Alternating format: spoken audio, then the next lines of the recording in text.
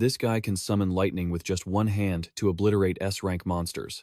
With a simple snap of his fingers, no matter how many monsters there are, he wipes them all out instantly. Even the legendary Hydra would end up as a dried snake snack if it ran into him. Yet, this legendary hunter is currently being scolded over the phone by a normal person, and all he can do is kneel without daring to talk back. It turns out, besides being a hero, he's also a web novelist, but his stories keep flopping hard, so his editor yells at him like he's nothing. To find some writing inspiration, he decided to hide his identity and join a B-rank hunters guild. You don't fear monsters, you fear your boss's deadlines. In a pitch-black room, Yion was typing away when his phone rang, shattering the silence. As soon as he picked up, he froze at the editor's sharp question. "Author, you hate me, don't you?" Seeing Yion bewildered, the person on the other end pressured him, threatening to switch editors if he wasn't happy with their contract. Yion panicked and denied it, insisting that everything from the terms to the editor was perfect, which made the other person chuckle in satisfaction. But then, the atmosphere suddenly shifted. The editor roared, "That's strange. So why do I have to keep repeating myself?"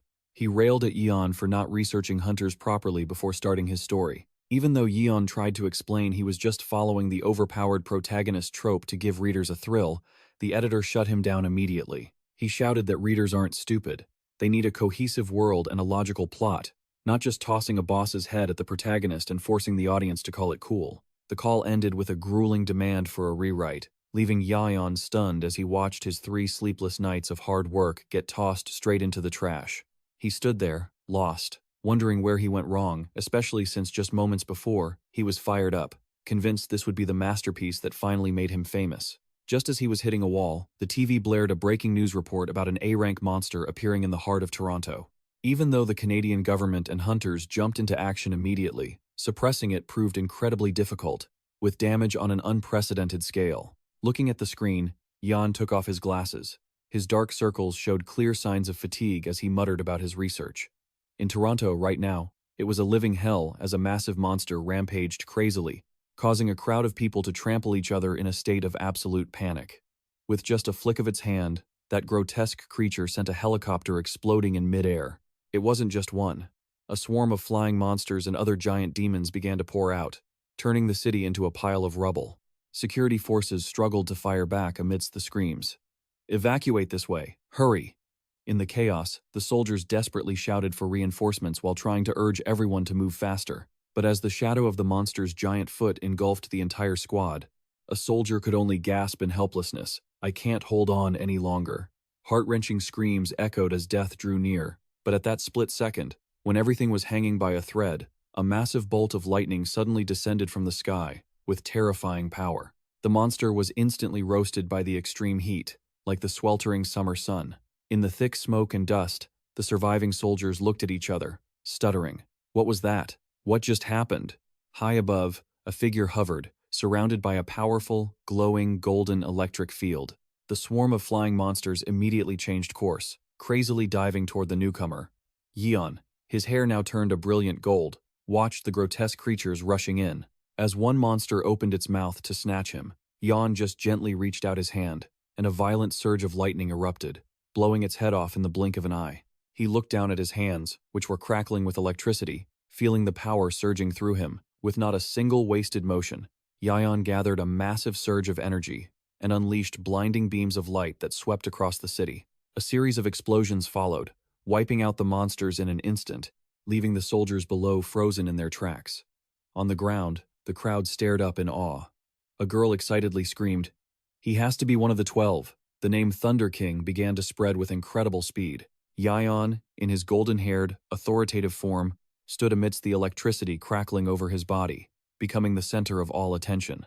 The people cheered endlessly for the savior who had just wiped out the monsters. Yet, amidst the praises, he stood silently on top of a high-rise building, looking down at the city still smoldering with smoke and fire. As soon as he landed on a quiet balcony, he immediately pulled out his phone to check his messages. It was a pushy text from his editor, "Goo, please, just write it realistically this time." Realistically, huh? Is the guy who just cleared the whole map still getting bullied by his editor over deadlines? With power that defies all comparison. A name that shook the entire world, and a legend among legends, yet Yion is here, suffering and overwhelmed. Looking down at the horrific scene with monster carcasses strewn across the streets that he himself had cleared, he bitterly told himself, I already did it. Despite possessing world-shaking power, he figured his readers probably wanted him to solo monsters using Excel to call it realistic. In reality, the true identity of this illustrious Thunder King is just a web novelist who specializes in writing about hunters. Returning to his ordinary look with black hair, he scratched his head and laughed at himself. Not everyone is cut out for creativity, huh? After all, he's just an ambitious writer, struggling to find recognition for his brainchildren. Everything started on that fateful day, when a spatial gate suddenly opened right in the middle of the bustling city. Before people could even adapt to this strange, unexpected phenomenon, grotesque monsters poured out from inside like a flash flood. The public thought it was a movie promotion event. An innocent little boy was still excitedly pointing at the strange creatures, unaware that death was closing in. Right behind him, a man rushed over in a panic. At the moment the monster was about to snatch its prey, the man only had time to hug the child tight, to shield him in absolute terror. At the same time, those with special abilities began to appear to push back the threat. They were the chosen ones, known as hunters. Thanks to the tireless work of these hunters, everyone thought the world had truly found the light of peace again. But the hope that had just sparked was soon extinguished when the world again facing a new challenge, one far more terrifying than anything before. It was a chaos gate, the worst disaster in human history, with a deadly, blazing red hue consuming the entire sky. The power of countless ordinary hunters wasn't enough to contain or suppress it. Facing such a massive threat, with humanity on the brink of extinction, only the 12 strongest awakened in the world, those possessing top-tier power, could shoulder the fate of the world. These legendary hunters stood together, fearlessly stepping toward the gate to confront the darkness. They were the heroes who defeated the Chaos Gate disaster to protect humanity, a legendary group of hunters known as the 12 Apostles. After a fierce battle that lasted exactly 79 minutes, 17 seconds, the final monster of destruction was completely taken down by their hands. Standing in the middle of the ruined battlefield, one exhausted hunter collapsed to the ground, complaining, I'm absolutely wiped out. If anyone tells me to stand up right now, I'm suing them. His teammates replied with a tone of relief. Good job, everyone. They believed it would likely take hundreds of years for such a disaster to happen again. Today was the final day the 12 apostles would fight side by side. Standing on the threshold of peace, one member asked about the group's future plans. While the silver-haired girl was excited about a vacation in Hawaii, other hunters were busy with lucrative equipment endorsement deals, or others wanted to focus on new inventions. At this moment, the elder turned to Yion. What about you? It seems you still haven't made up your mind, right? The old man slowly advised him that the power they possessed was immense, and not something anyone could wield lightly, because a single small mistake could lead to unimaginable consequences. Seeing Yion still silent, the elder reached out his hand, offering, if you're still feeling lost, let's go find the path of a true hunter together. The atmosphere immediately became incredibly touching, but Yion only smiled and gave a surprising answer. No, I'm actually planning to quit being a hunter. The elder smiled faintly, as if he had already foreseen everything. I knew you'd say that. But the remaining members of the 12 apostles couldn't keep their cool. What are you talking about? Faced with the shock of his teammates, Yion just casually replied, why is everyone's jaw on the floor? The elder thoughtfully asked a practical question. Suppose you quit being a hunter. What do you plan to do for a living? Yion's gaze became determined as he moved his lips. A writer. Despite everyone's confusion, Yion flashed a bright, enthusiastic smile and declared clearly, I'm going to become a web novel author. Wait, then who's going to save the world next? His inspiration came from James Peterson, a famous literary giant who always insisted that before writing, you should imagine you are telling a story to someone right in front of you, and ensure that person doesn't get bored. James Peterson emphasized a golden rule that Yion always kept engraved in his heart. The most important thing in a web novel is, first, to be interesting, second, to be interesting, and third, to be interesting. In other words, logic comes later. Hook them first. Imbued with that philosophy, many months after the Chaos Gate officially closed, the once renowned Thunder Emperor had returned with simple black hair and reading glasses, frantically taking notes with the determination to become a real author. Sitting in a coffee shop, Yion felt incredibly excited as ideas began to flow endlessly. I've already got countless ideas popping into my head. He smugly thought that perhaps he really did have the natural talent to become a writer. But just as he was about to get to work, a hand suddenly slammed down on the table. His seniors from school, eyes shining with excitement, rushed over and grabbed his arm. Don't even think about working alone. We finished our studies, so we have to go get a drink. Let's go, rookie. Yion could only pout helplessly, as the deadline for his manuscript was closing in. The deadline is tomorrow. After waving goodbye to his colleagues, you two get home safe. He secretly thought this was the aura of a masterpiece that James Peterson had mentioned. Just then, the sewer cover on the street suddenly shifted violently, and a bizarre purple creature began to crawl out. At the coffee shop, the waiter brought his drink. Customer number 18. Here is your latte, sir, Yion quickly requested. Oh, could you please leave it here? Then, not forgetting to ask them to clear the pile of empty glasses, which left the staff member sweating because of the sheer quantity. Taking a sip of his latte, Yion told himself, "Awesome, I'm fully recharged now." He remained determined to keep the momentum going and finish before the deadline. Instead of chasing bosses, this guy is chasing deadlines. Putting on his headphones and turning on a playlist of classical music, Yion was completely immersed in his creative world, typing and murmuring as he arranged the plot points. He had no idea that just behind the glass window, a giant monster with purple tentacles was looming into view. While the monster was violently attacking the people outside, Yion was still calmly resting his chin on his hand, pondering the next turn of events. Suddenly finding a great idea, he shouted in excitement. "That's it! This is perfect!" Ignoring the chaos and the shrill screams right outside the wall, Yion remained highly focused. Great. Almost done. Now just one last cool line of dialogue. His hands flew across the keyboard at a dizzying speed. The moment Yion pressed the final key and shouted, "Finished!" the giant scorpion tail of the monster outside suddenly whipped down. A massive impact occurred, shattering the entire glass wall into 1,000 shards. Yion turned back in shock to see the ruins, his headphones falling around his neck, while the latte on his table was knocked over, spilling everywhere. The purple tail swept across, crushing everything inside the coffee shop into a pile of rubble. Yion looked down, horrified, at his shattered laptop beneath his feet, trembling as he spoke. No, a surge of heartbreak rose as he realized his long-time hard work had vanished into thin air. He clutched his head and screamed in despair.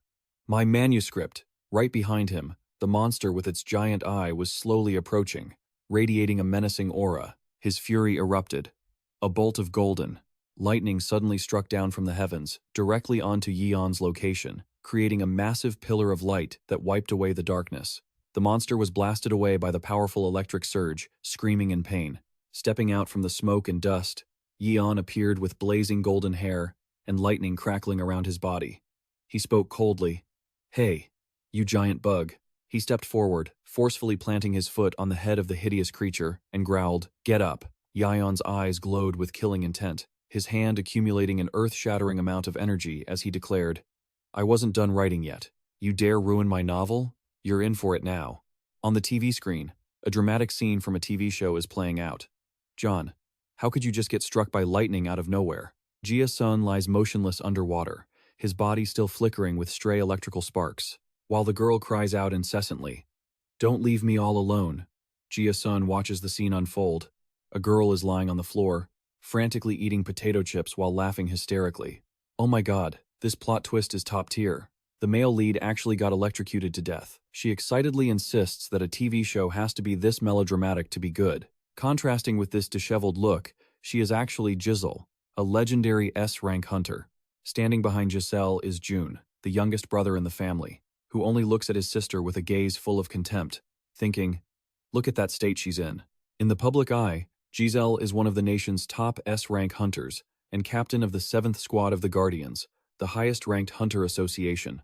Not only does she possess terrifying fire-type powers, but she is also a true superstar in the hunter world, famous everywhere for her elegant appearance and trend-setting fashion sense. Every time she appears in front of the camera, Giselle exudes a luxurious and powerful aura that makes everyone look up to her.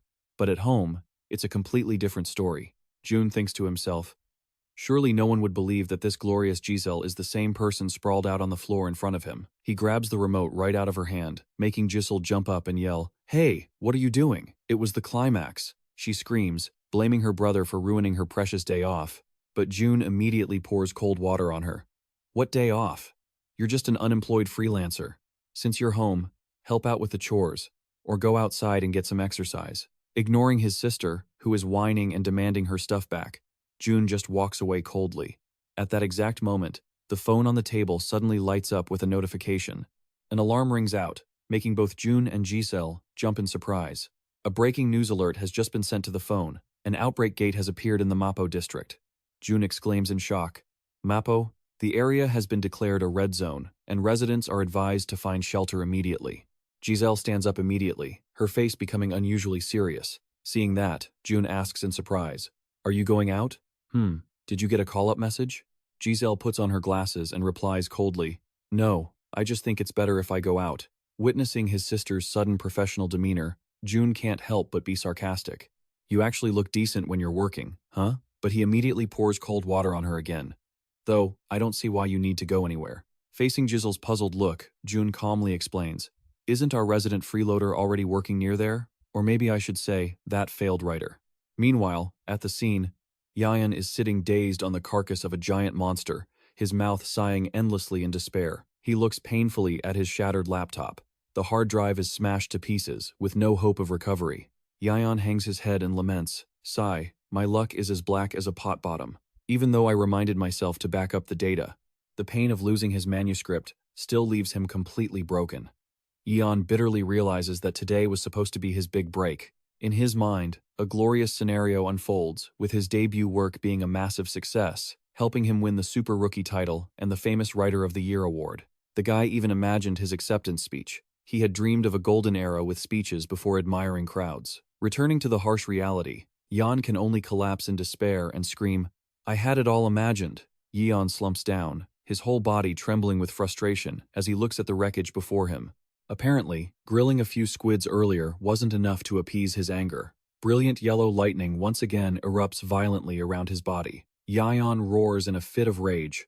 Grilling a few squids wasn't enough to vent. He is determined to get back the debt for his manuscript no matter what. His eyes flash with murderous intent as he looks toward the city center. "You guys messed with the wrong person." Looking at the deep purple dark energy rising furiously between the skyscrapers, he mutters, "Where is the boss?" "Oh, there?" Yion gathers immense energy and shouts, "Just you wait." On the other side of the city, helicopters are swarming the night sky. The hunters from Squad 1 quickly report the situation over the radio. Squad 1 has finished dealing with the monsters. The hunters at the scene confirm they have finished evacuating the residents and are continuing to eliminate the remaining monsters. While on the mission, they start chatting that this outbreak gate seems quite easy. They all agree that this convenience is due to the overwhelming power of the captain standing tall in front of them. That is Ma Seon-ho, an A-rank hunter and captain of the 4th Squad of the Guardians, still known as the Bulldozer, with his giant mace in hand. Seeing his subordinates starting to lose focus, Ma Seon-ho coldly reminds them, "Stop yapping, get ready to handle the boss.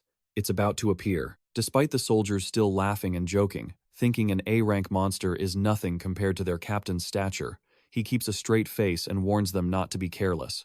Ma Seon-ho emphasizes that no one knows where the enemy will attack from. Right at that moment, the shadows of giant creatures silently imprint onto the glass of the building right behind them. A giant multi-headed serpent monster suddenly appears from behind the building. Its terrifying hiss makes the air thick with murderous intent. While the whole team hasn't even recovered from the presence of this giant creature, a large tail from above suddenly lashes down, making everyone gasp in astonishment.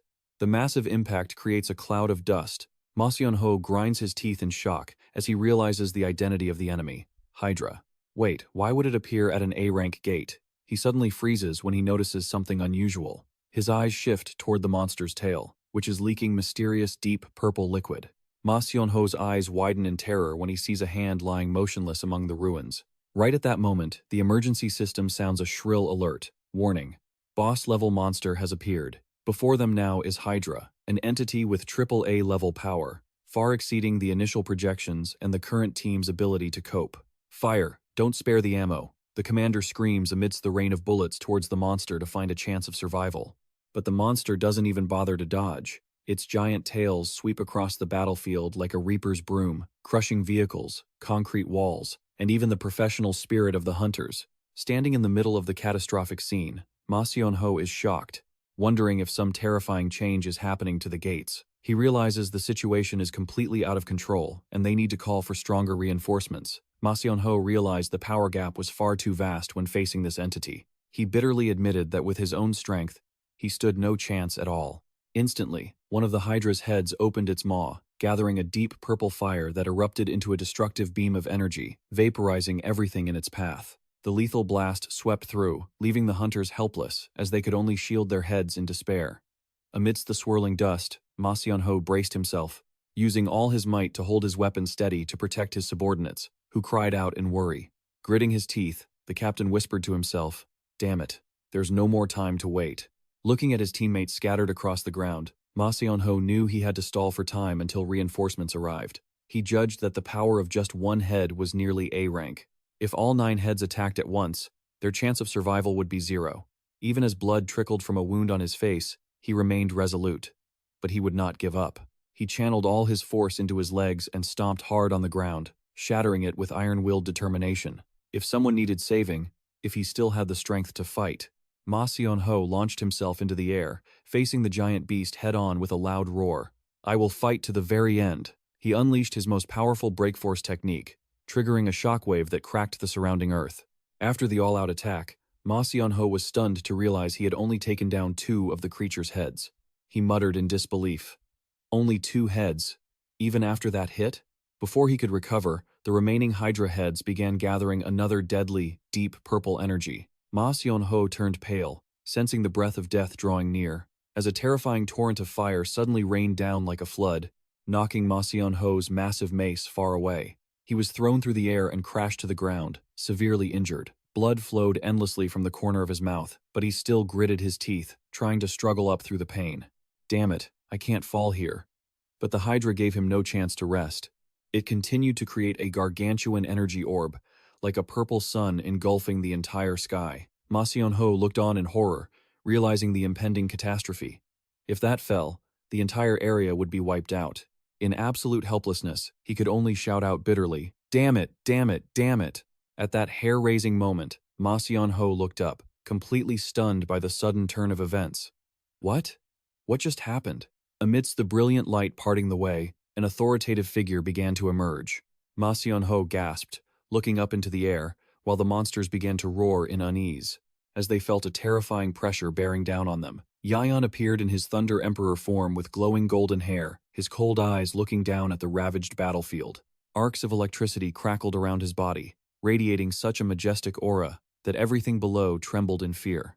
Standing before that overwhelming power and extraordinary presence, only one astonished question remained in Ma Xianho's mind. Is he a god? Yion looked both cool and absurdly powerful, his eyes glowing blue and his hair shining like high-powered LED lights. Electricity crackled around his hands as if he were overloading the entire district's power grid. Looking down at the roaring monster, Yion spoke coldly. "Found you, boss monster." He glared at the hideous creature and demanded, "Do you have any idea what you've done wrong? If you have a mouth, you'd better at least try to apologize." The Hydra frantically stretched its giant heads to surround him. Seeing the opponent still stubbornly attacking, Yion growled, "Oh, so that's how you want to play, huh? I guess you need a lesson." He raised his hand to gather a heaven-shaking surge of energy and roared in frustration, "My laptop." A massive bolt of lightning slammed straight down onto the monster's head, creating a terrifying explosion that swept across the area. Yion went berserk, venting his rage on the monster. He shouted in heartbreak, "My thesis! It was all deleted because of you. How do you intend to compensate me for this?" After venting his fury, he let his hands drop, saddened. "More than anything, I don't even have the strength to redo it anymore." But seeing the monsters still stubbornly encircling him, the resentment in Yon's heart flared up again. His eyes blazed, and a heart-wrenching scream echoed through the sky. "My debut!" Instantly, a colossal pillar of lightning with unimaginable power slammed down, crushing the monster and shaking the entire city. After wiping out the threat, Yion strode nonchalantly across the cracked road, his hair having returned to its normal black. He clicked his tongue in disgust, sighing, "Even roasting you doesn't make me feel any better." Thinking of his bleak future, he clutched his head and tugged at his hair like a student who lost their project on the final night.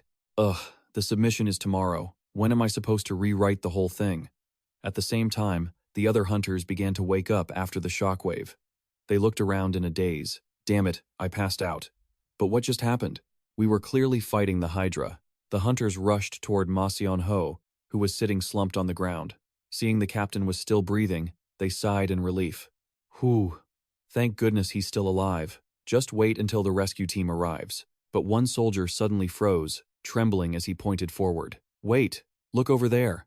Everyone went silent when they saw the motionless carcass of the AAA rank creature. They couldn't believe their eyes and gasped.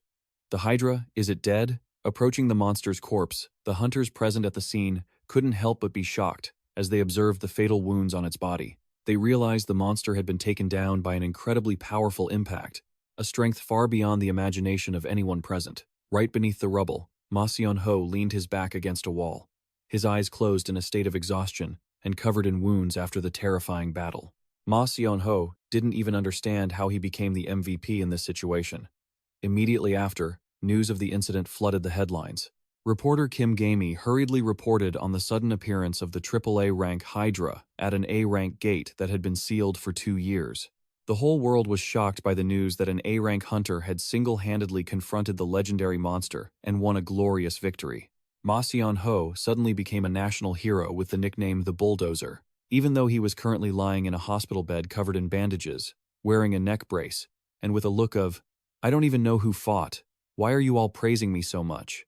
The video recording, the destruction of the Hydra, quickly reached over 100 million views on the summary YouTube in a short time, turning Ma Sion-ho into a global phenomenon for saving the people from the disaster. However, the price for the hero title was that he had to be hospitalized for 14 weeks with severe vocal cord injuries.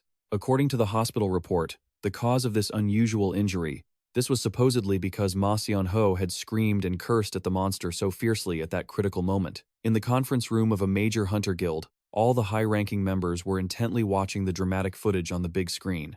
The guildmaster decisively ordered them to recruit Ma Sion-ho and the Suomon Guild immediately due to their achievement in taking down an A-rank monster. Although a few were still hesitant since he was only an A-rank hunter, most believed that sooner or later, he would surely jump to S-rank. It's just like when the whole school knows who the valedictorian is, even before the grades are officially posted. Yet, standing amidst the lively discussion, Giselle was gritting her teeth in fury, her eyes burning red with murderous intent. Looking at the bright golden lightning on the screen, she immediately recognized the true culprit and cursed silently in her heart. "Yion, you bastard, what the hell have you done?" Giselle gritted her teeth anxiously, silently blaming Yion for his lack of restraint after he caused such a massive commotion. She understood that if Guildmaster Do Hoang even began to suspect who really cleared this gate, things would become incredibly troublesome. Just then, a middle-aged man with slicked-back hair and a silver beard full of authority spoke up, shattering the atmosphere. "Do you people really believe an ordinary hunter could take that down?"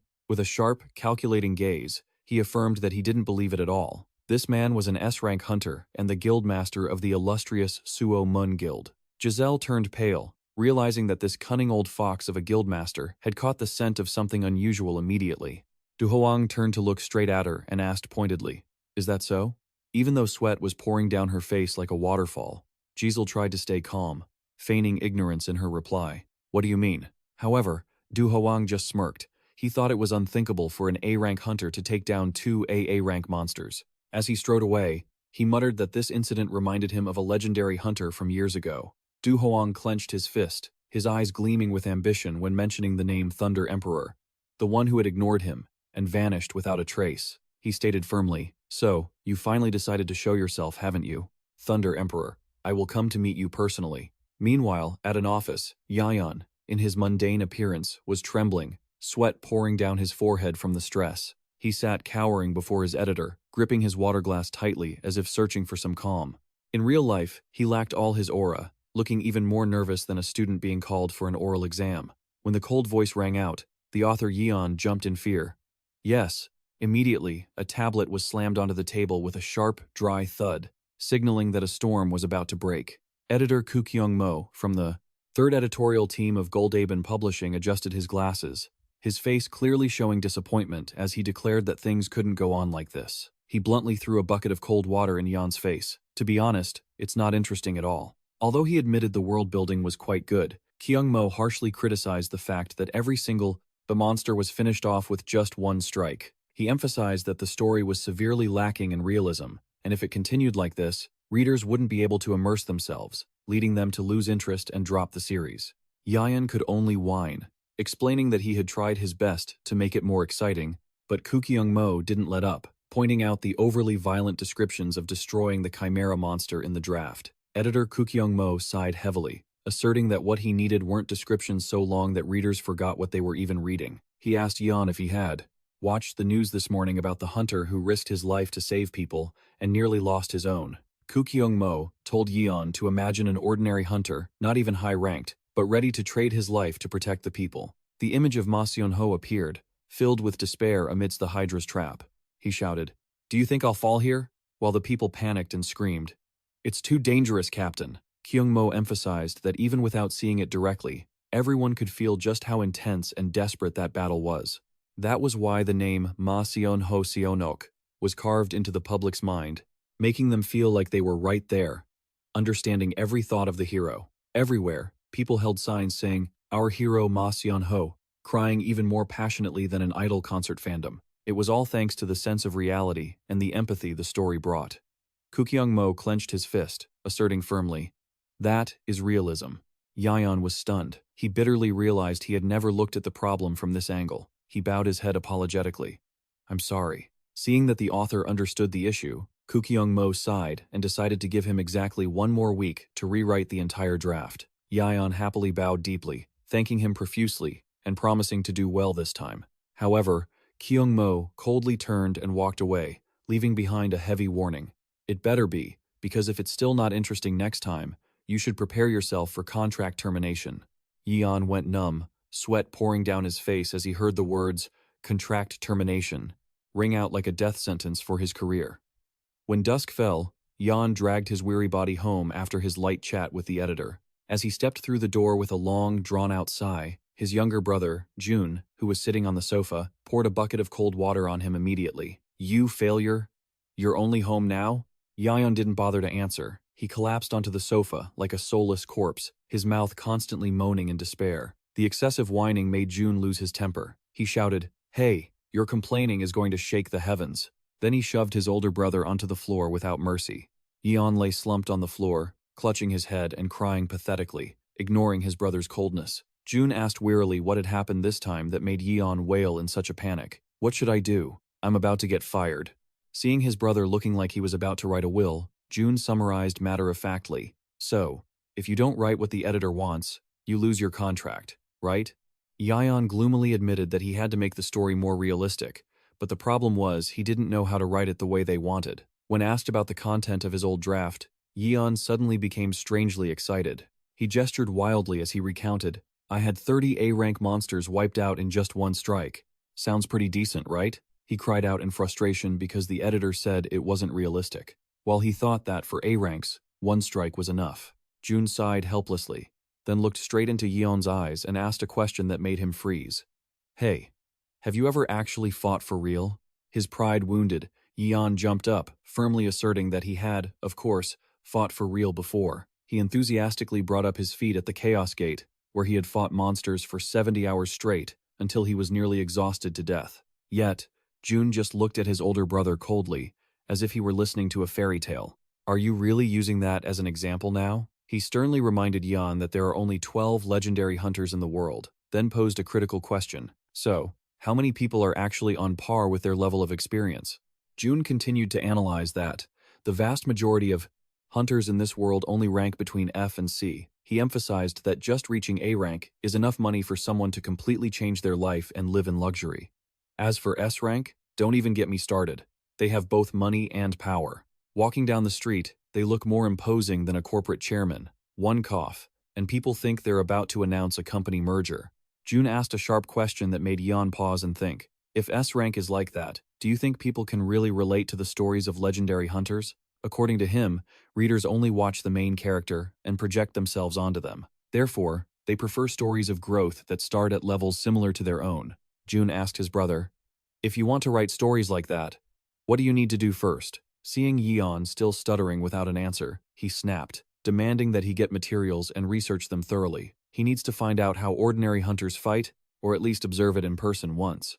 When Yeon nervously asked where he should look since he is no longer a hunter himself, Jun just clutched his forehead and sighed like an old soul burdened by life. "Ugh, how am I supposed to deal with a simpleton like you?" Immediately, Yeon lunged forward to hug his younger brother and pleaded, "Little brother, please, you have to help me." Jun suggested a viable option. "Why don't you go to the Korean Hunters Association?" He asserted that if Yeon just speaks up, the association chairman would surely have to accept, because he is the Thunder Emperor, the only legendary hunter from Korea to ever face the destruction-class monsters head-on. Hearing this, Yion finally snapped out of it and muttered, "Oh yeah, I am the Thunder Emperor, aren't I?" He immediately headed to the headquarters of the Korean Hunters Association, a skyscraper standing majestic and imposing right in the heart of the city. Inside the high-level office, Chairman Park Dae-han was slamming the table and shouting in a rage. How could this happen? He was incredibly resentful, recalling how the country had been downgraded to Tier 2 last year, despite their constant efforts to clear national gates and their proven track record in hunter training. Park Dae-han began his endless list of achievements, from sending aid to France when they were about to be wiped out, to enthusiastically sharing training secrets with Germany. He roared that he had helped everyone, but the results were not what he expected. Park Dae-han screamed in frustration at the video conference screen. How can the proposal for a tier upgrade be rejected? On the other side of the screen, the chairman of the Indian Hunters Association, Gunsan Grover, smirked and replied mockingly, "Hoon, isn't this obvious? It's because you don't have a legendary hunter." He intentionally emphasized every word as if afraid others wouldn't feel the sting. While 11 other countries have legendary hunters backing them, Korea now is no different from a high-ranking team without a star player to carry them. Grover continued to rub salt in the wound by mentioning how the Thunder Emperor suddenly retired, and he mocked the association's management for letting a national-level strategic asset disappear without a reason. When Park Dae-han tried to justify it with personal freedom, he coldly dismissed it. "Don't make excuses. It's already come to this, and you're still asking for a promotion." He reminded him of the cruel truth that Tier 1 national-level hunter status is reserved only for countries that possess legendary hunters. Even as Park Dae-han desperately begged to at least be adjusted to Tier 2, Grover still ruthlessly declared, "That's enough for today." The screen flickered off with a sarcastic goodbye, leaving Park Dae-han standing in silence in the vast meeting room. He slammed his hand on the table, his fury erupting. He screamed in frustration, "Damn it! These bastards were so eager when they needed help, and now they're turning their backs on me?" Just as Park Dae-han was venting his rage by throwing papers all over the table, Secretary Wu approached, trying to calm him down. "Chairman, please calm down. There is still another scheduled meeting." Park Dae-han exhaled heavily, wearily asking about the upcoming event. Secretary Wu reported that it was a meeting with the Scorpion Guild, one of the few parties that responded to the association's cooperation request.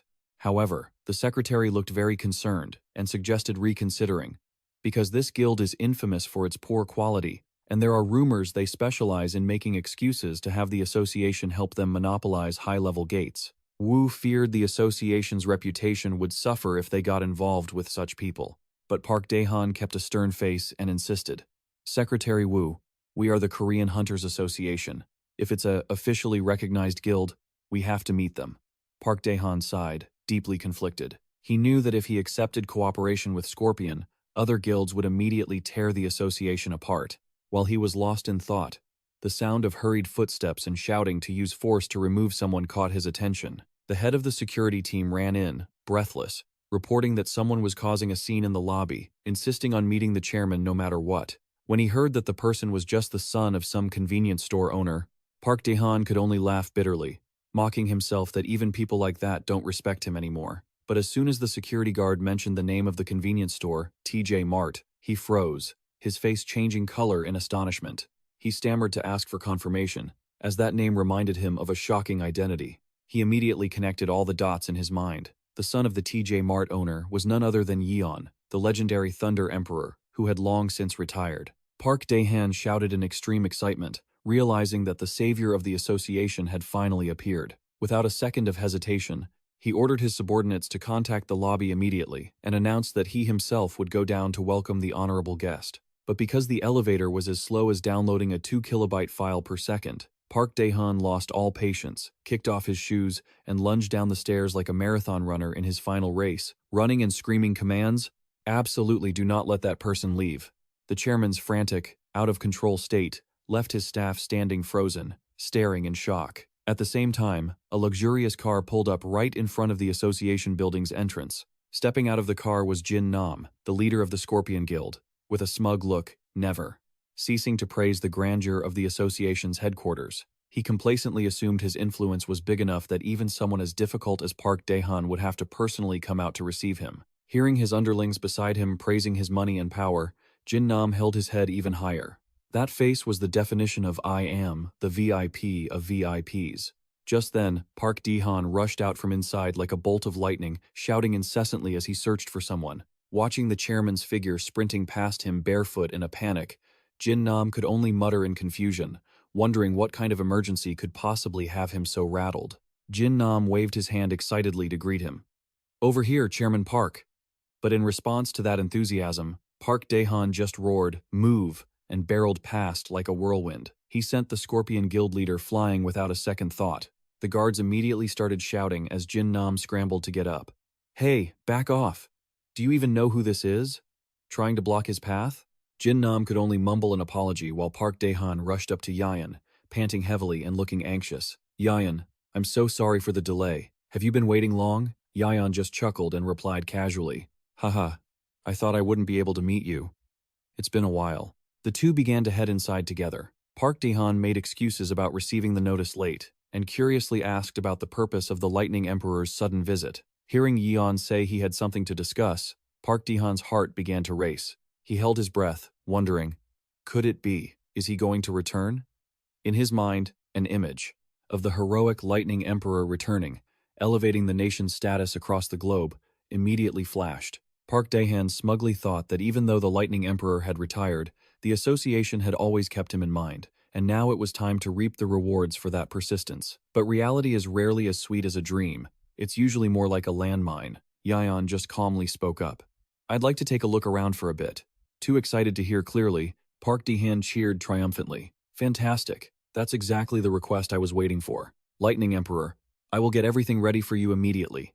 It took a few seconds for Park Dae-han to snap out of it and ask in confusion, "Wait, a tour?" Yeon nodded to confirm. "Yeah, a tour. I want to see how ordinary hunters fight." Yeon suddenly clenched his fist with determination and held it out, as if preparing to sign a national peace treaty. "And if you agree, I will help you with whatever you want." Park Dae-han began to finalize the last terms of the contract. So, in summary, the contract terms are that the association will provide maximum support for Yeon's writing research. In return, he must sincerely fulfill requests for support from the association once a month under the title of Lightning Emperor. However, Yeon has the complete right to refuse if those requests are inhumane, illegal, or interfere with his writing work. Yeon scratched his head, wondering, is there a way to observe well? Park Dae-han affirmed firmly. Of course there is." He slowly pulled out a card and slid it toward Yeon with a mysterious air, as if handing over the key to save the world. "I happen to have the perfect thing for you, Yeon." Deep down, Park Dae-han was calculating. He understood that if the Lightning Emperor returned, not only would the nation's ranking rise, but South Korea's global influence would spread, so he absolutely couldn't miss this opportunity. What he handed over was an ID card clearly stating, Yion, rank F, gate helper. Yion repeated, dumbfounded. A gate helper? This was the primary duty of F-rank hunters. Their job is to collect loot from cleared gates, assist residents in escaping during emergencies, and only join the fighting if absolutely necessary. In reality, most of the time, helpers don't have to jump into any battles. They mostly stand in the back, waiting for orders. Some even calmly sit and drink tea in the middle of a battlefield, as if they were on a weekend picnic. Park Dae-han looked mysterious. That's a perfect position to observe other ordinary hunters, right? Yeon's eyes lit up with interest. I didn't even know this position existed. I never would have thought of that. Park Dae-han thought to himself. Of course you wouldn't. Because hunters of national caliber would never be in a place where helpers work. Yeon excitedly held the card and cheered. Chairman, this is exactly what I wanted. Thank you. Seeing his overly enthusiastic reaction, Park Dae-han couldn't help but be stunned. Huh? Are you really okay with becoming a helper? Yeon smiled brightly and confirmed. Of course. Before leaving, he didn't forget to tell him to send the remaining details to the Taejae convenience store. Immediately after, Yeon zoomed away, creating such a powerful shockwave that the glass doors of the association building shattered. Watching the papers flying everywhere, the secretary trembling asked, Is the Lightning Emperor always like this? Park Dae-han adjusted his glasses and reminded his subordinate to be careful with their words. Even though his personality was a bit eccentric, Yeon remained South Korea's greatest hope at the moment. After leaving the building, Yeon returned to his appearance as a simple writer with glasses. He exclaimed excitedly as he stood before his target. Here it is. Yeon's destination was Gawa Mansion, a guild only ranked C, standing before a small office building. He clenched his fist with determination. All right, I'll learn about the real world of hunters here. This time, I'm going to write a story that is as realistic as possible. Pushing the door open, Yion bowed politely. Hello, I'm Yion, here as a gate helper. But the first thing that hit his eyes wasn't a professional guild atmosphere, but a room so messy it looked like it had just been attacked by a B-rank gate, with bags of trash piled up right at the entrance. A young man was busy playing on his phone and glanced up with indifference. On the other side, a chubby man who had been lying down reading a magazine jumped in surprise. Huh? What? Which gate is open? Need to correct that, kid? I mean, the gate helper is here. Only then did the man remember and hurriedly stand up. Oh, right. It's today. Sorry about that. It's been a bit busy around here lately. Looking at the chaotic scene, Jan couldn't help but be impressed. Oh, so a real guild is like this. The chubby man approached, wearing a radiant smile, and shook Jan's hand enthusiastically. Nice to meet you. I'm the guild leader of Gawa Mansion, Sion. Yion also replied happily. Nice to meet you. I'm Yion. As he led Yion inside, the guild leader shared honestly. You know, we're just a C-rank guild, and the current official members of the guild are just me and that guy sitting over there. Seeing the empty room, Yion asked, So, what about the others? The response he received was that he had been temporarily sent away, which left Yion astonished.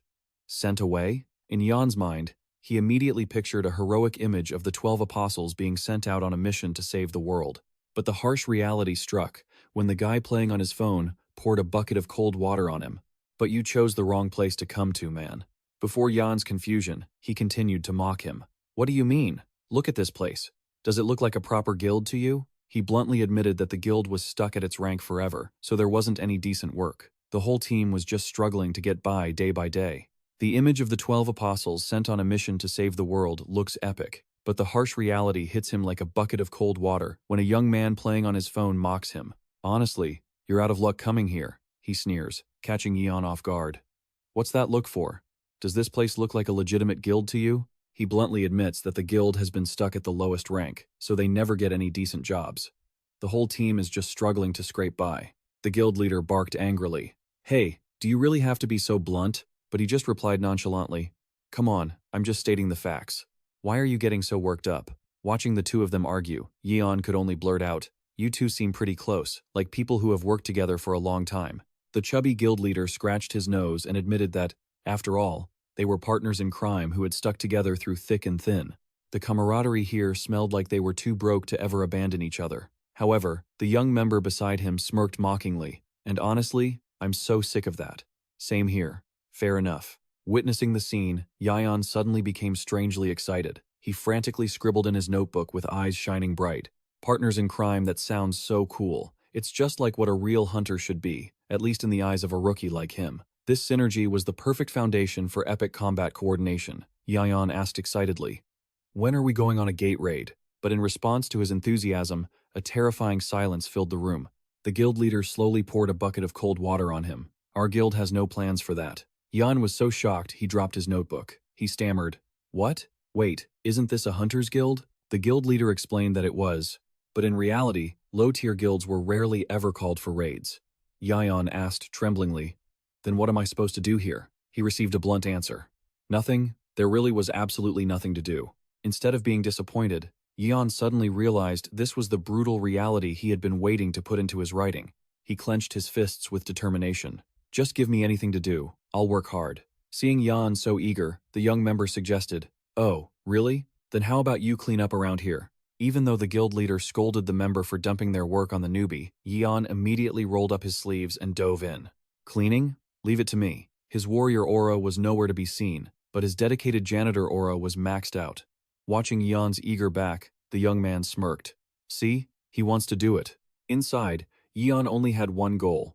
There was only 1 week left until his contract was terminated. During this time, I will find real inspiration and go back to finish my writing. He silently challenged his own creation. You just wait. Manuscript. A broke author, but his pride in meeting the deadline burned brighter than the sun. 6 days before the contract ended, Yion rushed into the office with a radiant spirit. Good morning. What should I do today? The guild leader hesitated and asked if he wanted to clean the hallway. And of course, Yion agreed immediately. 5 days before the deadline, he still showed up on time with a bright smile. Hello there.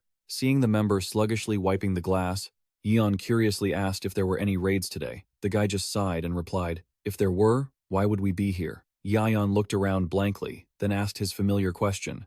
"So what am I supposed to do today?" His only answer was the squeaky sound of glass being cleaned in the tedious silence. With only 3 days left before the contract was terminated, he dragged himself into the office, looking haggard and exhausted. The whole room was filled with such a dull atmosphere that hearing a fly buzz would have been a highlight. Yion could only smile awkwardly, his face showing that he was losing his mind from the stalemate. When there were only 2 days left, he sat slumped on the floor amidst a pile of cleaning supplies, his eyes staring lifelessly into the void as he muttered in helplessness, "I give up." Looking at the Gawa mansion sign, Yion realized bitterly that he had been so wrong to think, "I thought it would be fine when I first got here." He had spent a precious week in this place, but instead of gathering actual combat material, all he did was clean and wipe bookshelves. A crisis erupted. Yion frantically pulled at his hair, screaming in despair, "I haven't even touched the manuscript yet." Fear consumed his mind as time waited for no one. The submission deadline is coming, and I haven't written a single word. Meanwhile, at the Goldab publishing building, the lights were still blazing in the quiet of the night. Inside the empty room, editor Koo Kyung-mo was still typing away, as if his soul had become one with the mechanical keyboard. A colleague walked up, set a cup of tea on the desk, and asked, "Senior, are you working late again? Is it because of that new recruit?" Koo Kyung-mo didn't look up, just replied warily, "Yeah, I'm writing a report." The colleague couldn't help but feel it was unfair to him. "Man, Koo Kyung-mo, what happened to the high-ranking marksman? Every series you manage is always at the top of the charts. Why hire a rookie if they only cause trouble?" He added that he heard the newbie couldn't write to save his life. Koo Kyung-mo leaned back in his chair, sighing heavily. "Yeah, I know. I don't even know why I did it." Sipping his hot tea, he mused that he was struggling internally because Yon's writing looked absolutely hopeless. Yet, amidst the messy pile of drafts, Koo Kyung-mo could still see a faint glimmer of hope, his gaze fixed on the incident report under the name Author Yion on his computer screen. "This is my last hope," he determined. Only 1 day left before the fateful deadline. Yion sat collapsed on his chair in the dark room, completely crushed by a single thought. "I'm finished." Someone harboring dreams of becoming a web novel author, currently observing at the C-Rank Jiahoa Guild, to find authenticity for his work. But reality was brutal, as the word count in his manuscript remained at a perfect 0, while the contract deadline had officially hit its final mark. Yion sat hugging his knees in the darkness, radiating the aura of an author about to be discarded by society, and let out a bitter laugh. "Haha, I'm done for, really done for." He feared the prospect of being fired, and painfully realized that for the past 10 years, he hadn't created anything decent. Just as Yion was drowning in despair, the guild leader walked in and announced, "Kid, get ready to head out. We're going to a B-rank gate this afternoon." Yion initially muttered that he would just clean as usual, but then he snapped out of it and exclaimed in amazement, "There's a gate mission?" Yion jumped up as if he had been resurrected, his eyes shining brighter than car headlights. Finally, he had a chance to see hunters actually fighting, instead of studying the art of advanced glass wiping. Yion clenched his fists, determined to finish his manuscript today. But contrary to Yion's excitement, the two colleagues looked incredibly gloomy. Finding it strange, he asked, "Why do you two look like that?" The guild member sighed and replied, "What else is there to say? This is a rank B gate." While Yion secretly thought a rank B was easy enough, for a rank C guild like theirs, clearing a rank B gate on their own was unthinkable. To play it safe, they decided to team up with 3 other guilds. Naive Yion thought this would reduce the danger, but their guild leader remained deep in anxious thought. And rightly so. But the real problem lay with the guilds joining them for this fight. At the Wolf Valley, part of the Dead Mountain, in Gango Province, a brilliant blue gate was radiating intense energy amidst the overlapping mountain ranges. Just after setting foot on the site, a member of the team started complaining. "Ah, my back hurts. It's been so long since I've been mountain climbing." The guild leader couldn't help but wonder why a gate would appear in such a remote area. Despite all the grumbling, the group comforted each other, saying that at least having work right now was a blessing, because for a rank C guild with a job, getting a contract was worth crying tears of joy over. Yion excitedly rushed over to touch and examine the rocks around the rank B gate, whispering in awe, "Whoa, so this is a rank B gate? The stones even feel different." He kept asking questions about weapons and skills, leaving his guild members to look on, exhausted, wondering what on earth this new guy was doing. Just then, a hulking giant with a muscular build and tattoos all over his arms appeared. Just looking at him, you could smell the street thug vibe hitting you right in the face. That was Richard Bear, the leader of the Polar Bear Rank C Guild. He wore a mocking grin as he noticed the presence of the Jack-of-all-trades guild. Richard Bear loudly ridiculed the Jack-of-all-trades guild, calling them the charity of the guild world because they specialized in raising rookies only to have them snatched away by other guilds. He laughed heartily, telling them to just consider it a donation, because surely there was no way that guild leader over there was actually training members just to send them off to other guilds. Witnessing such humiliation, Mansa Seon couldn't hold it in anymore. He stepped forward coldly and interrupted. "I've heard enough. And aren't your own people just rookies too? How dare you talk like that? Isn't it enough that you keep poaching our members?" Challenged by a lower-ranked person, Richard Bear's eyes bulged with murderous intent. This guy has some nerve, doesn't he? Adults are talking, and you dare to butt in? Just as the two sides were glaring at each other, an arrogant laugh suddenly rang out from behind. Cimmerian, the leader of the Praying Mantis Rank C Guild, strode over nonchalantly and called them all a bunch of rookies, wasting their energy on pointless squabbling.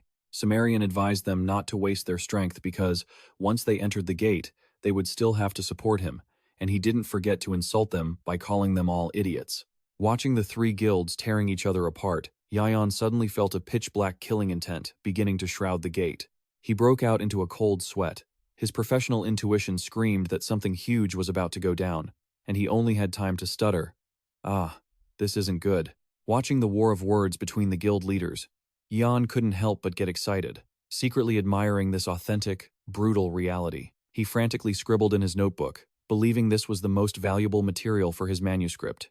But just as he was busy gathering literary material, an aggressive support player suddenly charged over, landed a hit on Yion's head, and shouted, "Hey kid, don't you know how to greet people? Are you a rookie?" He started rambling, criticizing the rookies these days for being so slow, while simultaneously throwing out selfish threats.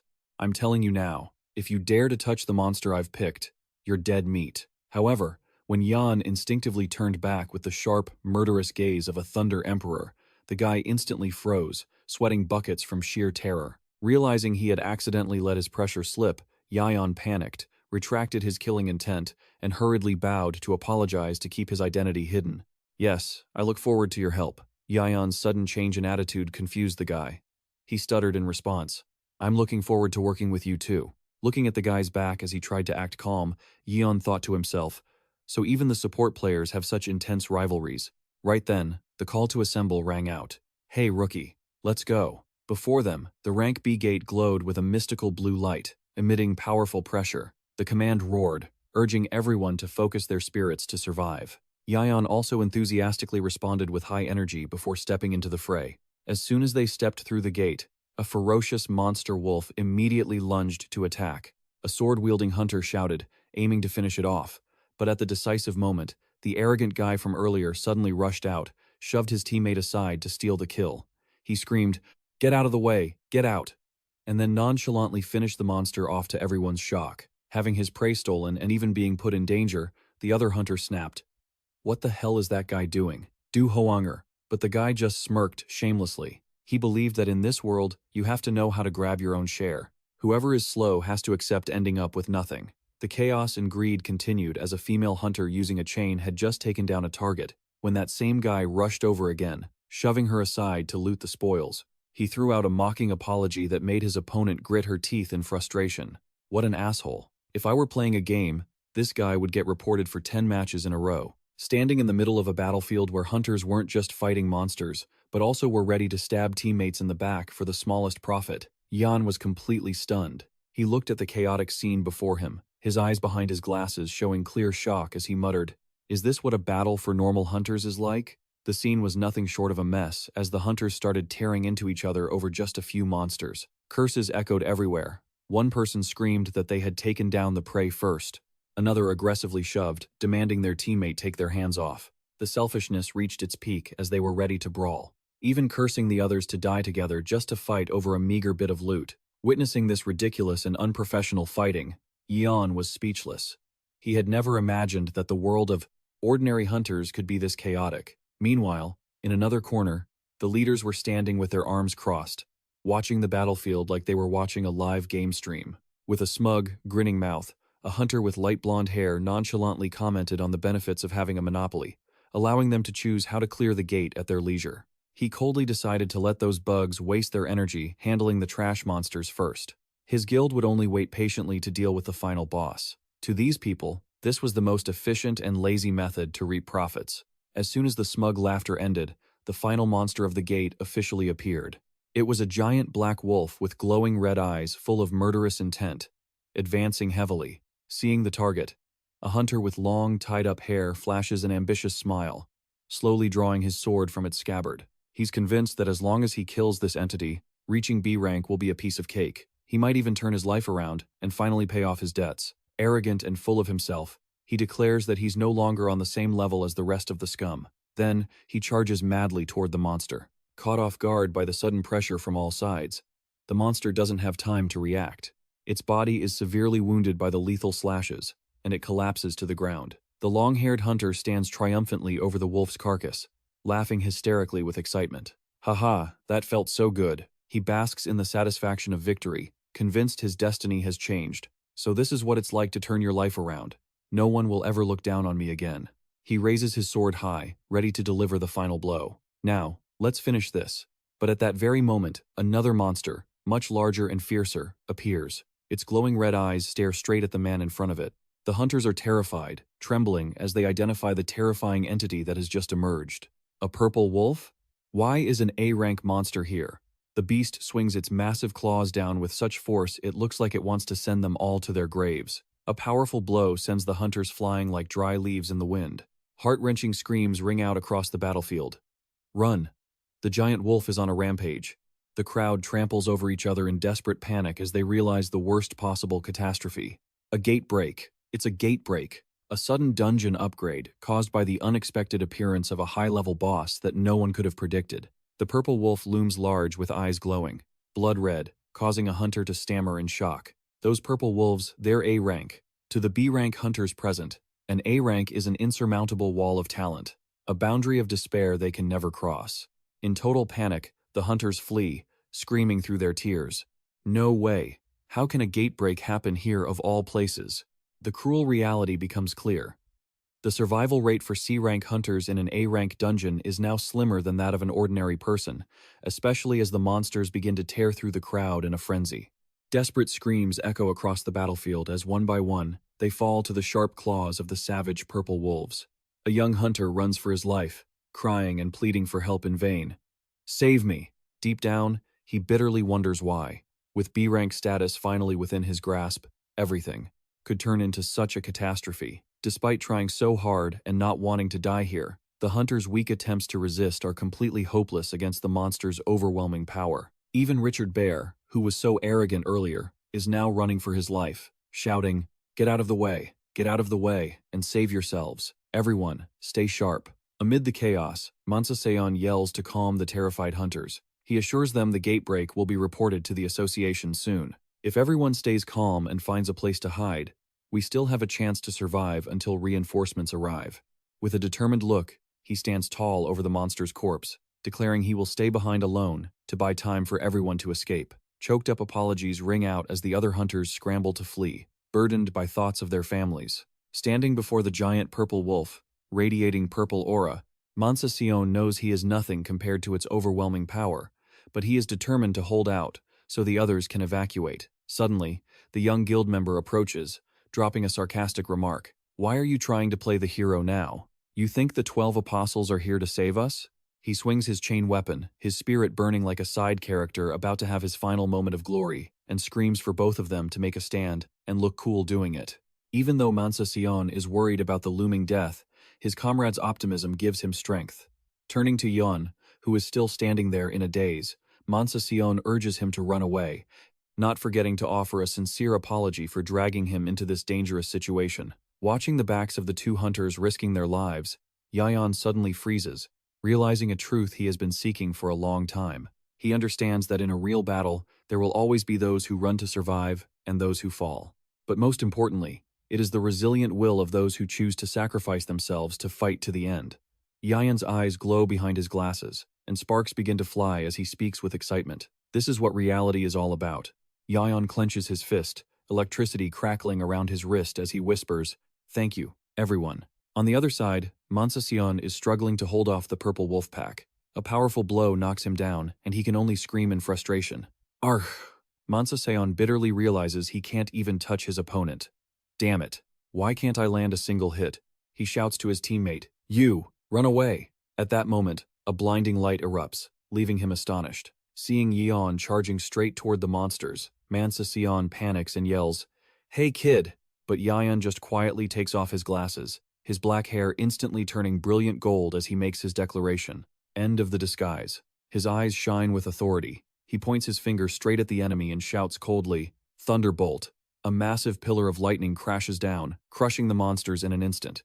With only 5% output, Yion creates a ground-shattering explosion, wiping out every obstacle in his path. Witnessing such divine power, Mansa and his teammates can only stand there, frozen. Stunned, they wonder, what the hell is going on? Amid the smoke and dust, Yion casually remarks, "Whoa," and gives a bright smile with a thumbs up, looking excited. This is so cool. This is how a hunter's story should be, right? When the giant purple wolf suddenly appears from behind, warning cries ring out. Instantly, a high-voltage surge turns the wolf into nothing but ashes. Yion sincerely offers his thanks. "I've learned a lot from you guys." Standing amidst the ruins, Mansa is shocked as he realizes the true identity of his savior. Is that kid the Thunder Emperor? Realizing he might have overdone it, Yion quickly puts his glasses back on, turning back into a weak writer as if nothing ever happened. "And goodbye, my apologies. But the deadline for my draft is coming up, so I have to get going," he says, dashing away, while still remembering to leave some parting words. "Remember to keep this a secret. Seriously. And get those wounds treated." Yion vanishes in a flash of blinding lightning, leaving his two teammates completely stunned. Mansa and his teammates stand frozen amidst the ruins, still in shock, wondering what on earth just happened. Shortly after, the rescue team arrived at the site of the Grade A gate break to begin search operations. The soldiers quickly confirmed 2 hunters were still conscious and ordered immediate priority treatment for the injured. News of the Grade A gate break that occurred that morning spread rapidly through the media. Fortunately, all hunters at the scene were rescued safely, which helped ease the public's anxiety to some extent. At the Goldab publishing office, the clock struck 11:59 p.m. With only 1 minute left before the contract with Yion expired, editor Kukyong Mo was incredibly stressed, unable to sit still from worry. Just then, his phone on the desk buzzed with a new message from Yion. "I'm sorry for the late submission." Kukyong Mo hurriedly grabbed his phone, his heart pounding when he saw the file for Chapter 1 had just been sent. He breathed a sigh of relief, not expecting Yion to actually finish and submit the work, with only 1 minute to spare. Kukyong Mo opened the manuscript to read, secretly hoping that this time, the content would be better after all the reports he had written to defend Yion. However, as soon as he glanced at the first few pages, his eyes widened in surprise. He kept his eyes glued to the phone screen, his expression growing more serious and stunned the more he read. Kukyong Mo couldn't hide his astonishment, his hand constantly scrolling through the compelling lines appearing on the screen. He was stunned, wondering what had happened to Yion's writing style, then silently admitted that this manuscript was truly captivating. A few days later, in the middle of a bustling street, a red-haired young man stretched and yawned loudly before shouting with excitement, "I'm back, guys." His noisy appearance made those around him uncomfortable. One father even had to cover his child's eyes, and told them not to look, fearing the child would pick up bad habits. However, this guy didn't care at all. On the contrary, he was extremely smug, thinking that if his seniors saw him now, they would surely be shocked and fall over in surprise. The reason for his confidence was that he had officially returned as a Grade C hunter. For 6 long months, he had ventured to his cousin's Grade B guild to train like crazy. Through countless days and nights of diligent practice, fighting non-stop against monsters and overcoming many hardships on the path to growth, he had finally pushed past the limits of a Grade D hunter to reach new heights. Now, Choi Young-shik could finally stand tall and declare that he was no longer a useless hunter, officially qualified to stand on the same level as his seniors in the guild. Standing in front of the office door, seeing the unusual silence, Choi Young-shik began to dream of a surprise party with cake and confetti that everyone had painstakingly prepared to welcome his glorious return. He told himself to just play along with that script to make everyone happy. Choi Young-shik eagerly pushed the door open and shouted, "Guys, I'm home." But instead of fireworks, he was greeted only by a room so quiet he could hear the fan spinning. There was a stranger sitting there, diligently typing on a computer. Seeing the newcomer, Yion just looked up coldly and asked, "And who might you be?" Drenched in cold water, Choi Young-shik blankly asked for the other's identity and received a nonchalant reply. "Ah, I'm Yion, the newly arrived gate support." Hearing that, Choi Young-shik's face suddenly changed. He stared blankly at Yion and realized the person sitting there was just a gate support, the lowest rank among all hunters. Right.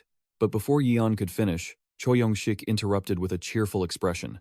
He flexed his biceps, his eyes glowing with arrogance. "Oh ho, what a coincidence. I just promoted to this level. A grade C hunter, you know.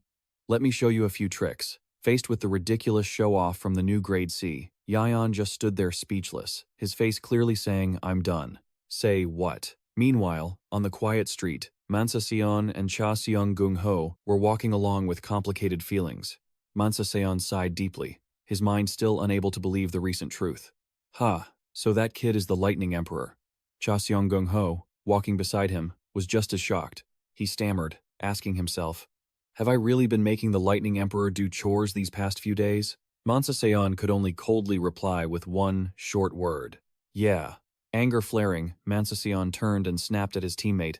"Goodbye. Good luck to you too," Cha Seong-gung-ho retorted immediately. "You handed him the broom too, didn't you?" Mansa Seon gritted his teeth and threatened, "If I'm going down, you aren't escaping either." After a moment of argument, Mansa Seon suddenly became thoughtful. "Oh, that's right. But why did the Lightning Emperor come to our guild?" Cha Seong-gung-ho clicked his tongue in regret. "If I had known, I wouldn't have ordered him to clean. It was exactly like hiring a part-timer who turned out to be the final boss." Mansa Seon sighed, reassuring himself that since Yion had revealed his identity and left, there was surely no chance of meeting him again. Cha Seong-gung-ho lamented that if one of the 12 apostles were in the guild, the whole guild would benefit. Dungeon clearing would be faster, and their ranking would skyrocket. But Mansa Seon immediately snapped at him. "That's not the point, you idiot!" He gritted his teeth and asked Cha Seong-gung-ho if he knew how dangerous this was. Even though Cha Seong-gung-ho replied nonchalantly that he knew because he almost died, Mansa Seon still shouted, "You know that, and you're still talking like that?" He began to analyze that the gate break happened because of the massive magical power of the hunters participating in the raid, and the recent disaster was definitely caused by that kid, Yion. Mansa Seon's face distorted with horror as he realized the cruel truth. "That means every time we enter a gate with the Lightning Emperor, our lives are in danger," he screamed in despair. "I'm not doing it. I have an elderly mother and young children at home. I absolutely oppose this." Cha Seong-gung-ho pushed Mansa Seon's crying face away. "Get your face out of here. Please. You sound like the Lightning Emperor is about to join our guild or something," Mansa Seon muttered resentfully. "I was just saying." The two stopped in front of the office door. Mansa Seon clicked his tongue, telling himself there was no way the Lightning Emperor would actually join this tiny guild. Inside the office, Choi Young-shik roared with contempt. In this harsh hunter world, an F grade isn't even a hunter. He patted his chest proudly, asserting that Yion meeting him was a stroke of luck, and promised to help him become a grade A hunter. To start that special training course, Choi Young-shik casually ordered the Lightning Emperor to go clean the office. At that very moment, Mansa Seon and Cha Seong-gung-ho rushed in, their faces pale with terror. Upon seeing their senior, Choi Young-shik happily raised his hand to greet them. "Ah, long time no see, guys." But before he could finish his sentence, both of them lunged at him, pinning him down and pummeling him. Mansa Seon gritted his teeth and roared, "Shut up!" ignoring Choi Young-shik's tragic wails as he didn't understand what he had done wrong. The two seniors continued to crazily grab his collar and shout, "Do you have any idea what you just did?"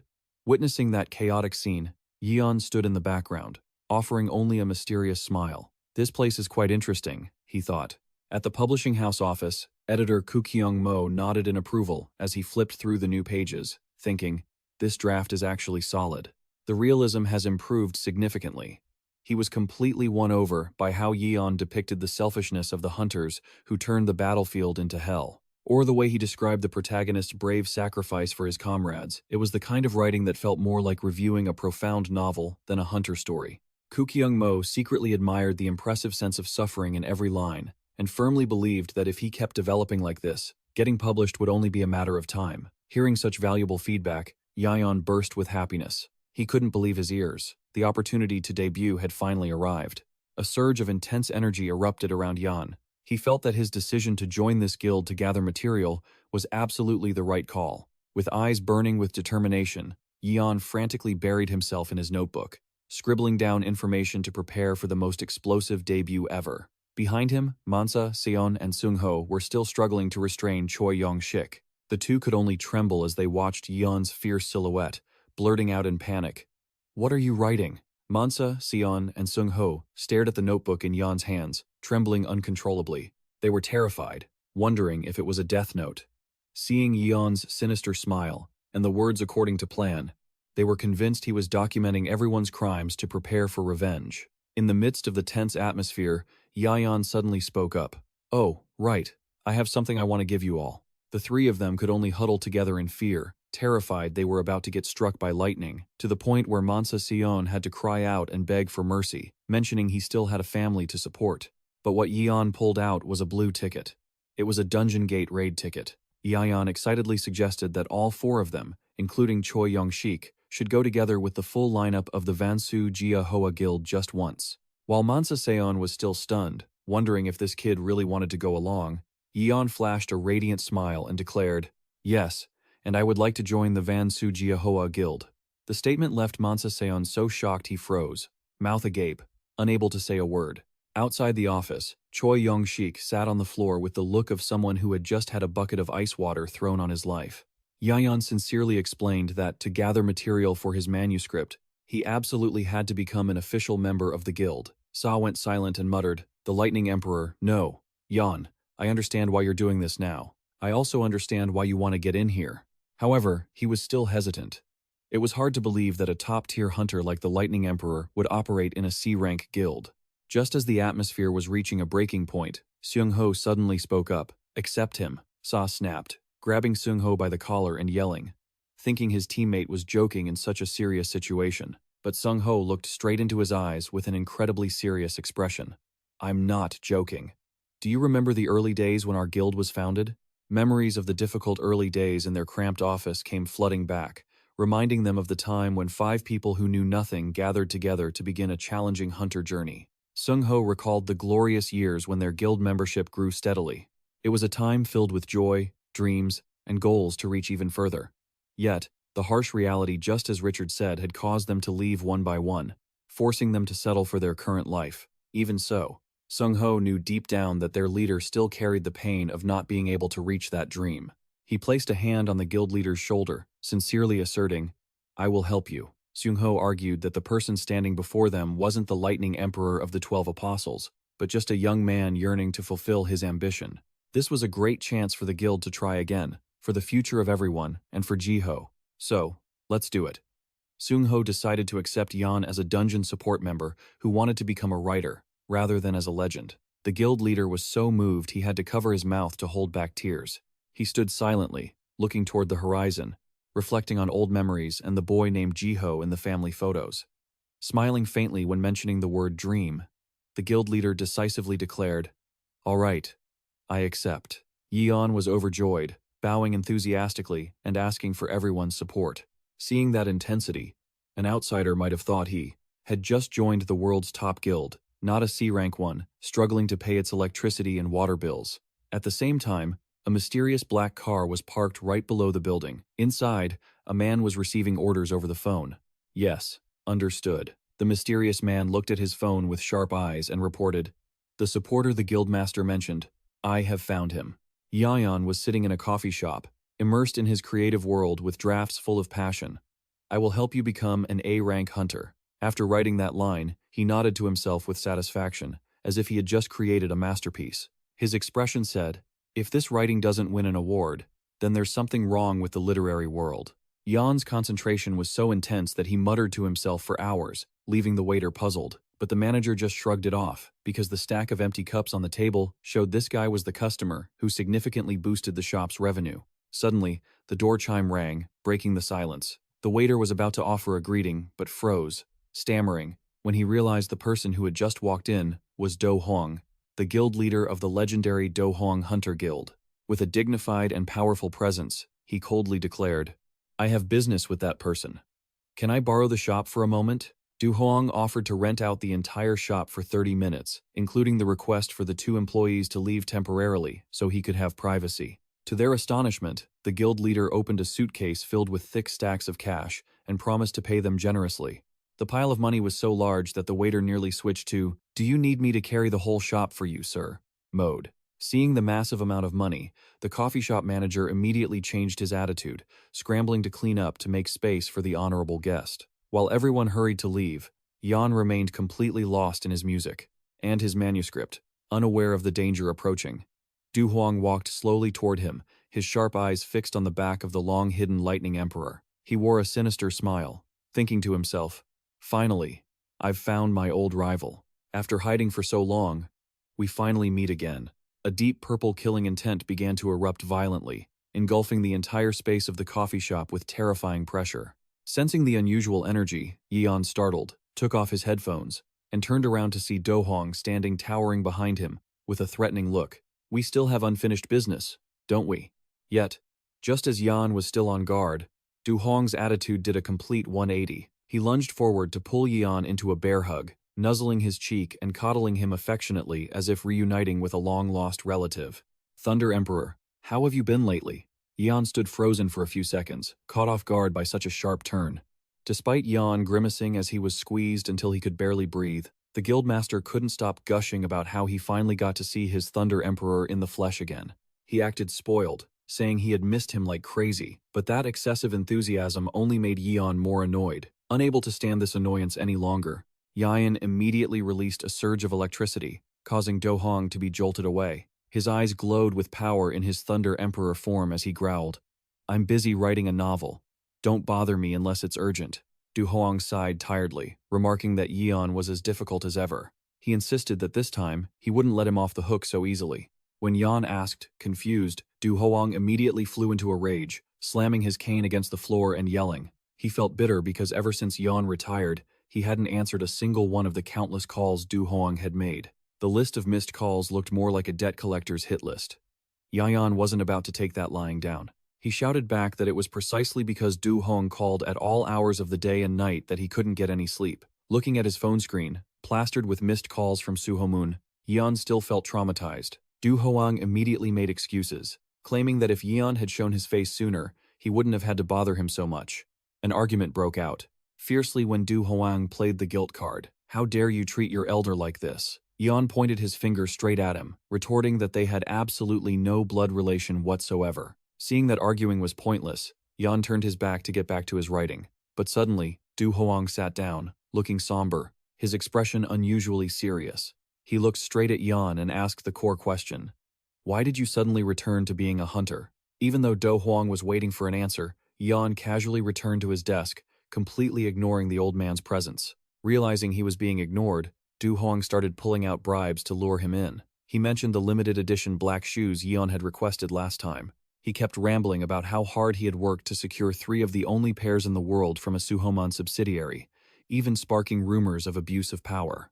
The annoyance reached a breaking point, and Yion couldn't take it anymore. He slammed his hand onto the computer and shouted for him to stop. Yion irritably explained that he needed a gate supporter status to gather research for his novel, which was why he accepted the deal to return with Park Daehan.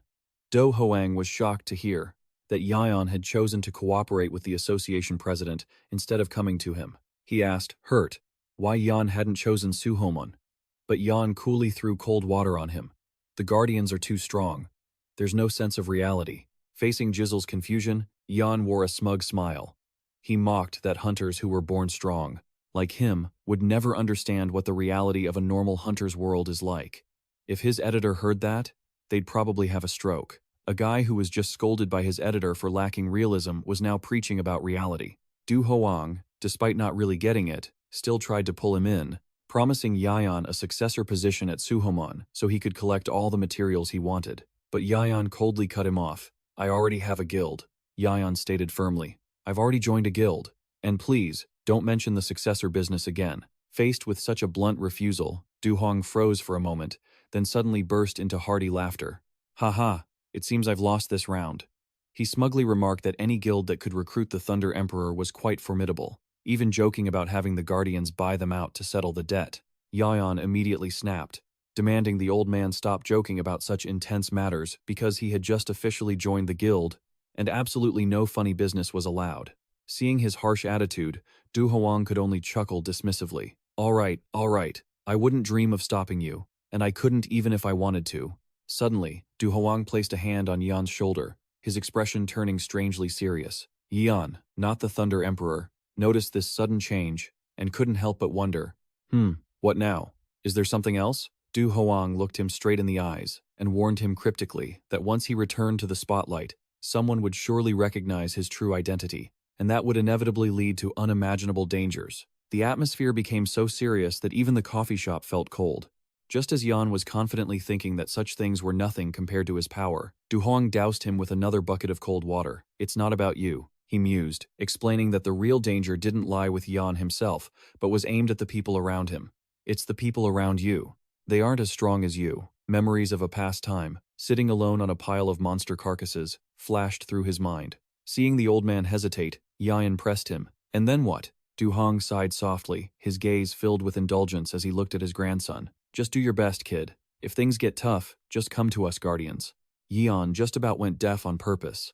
As soon as he finished speaking, the old man reached out to pat Yeon's head affectionately, making him lose his temper and swat the hand away. Hey, I told you I have a guild. Du Hoang just grinned, waving goodbye as he turned to leave.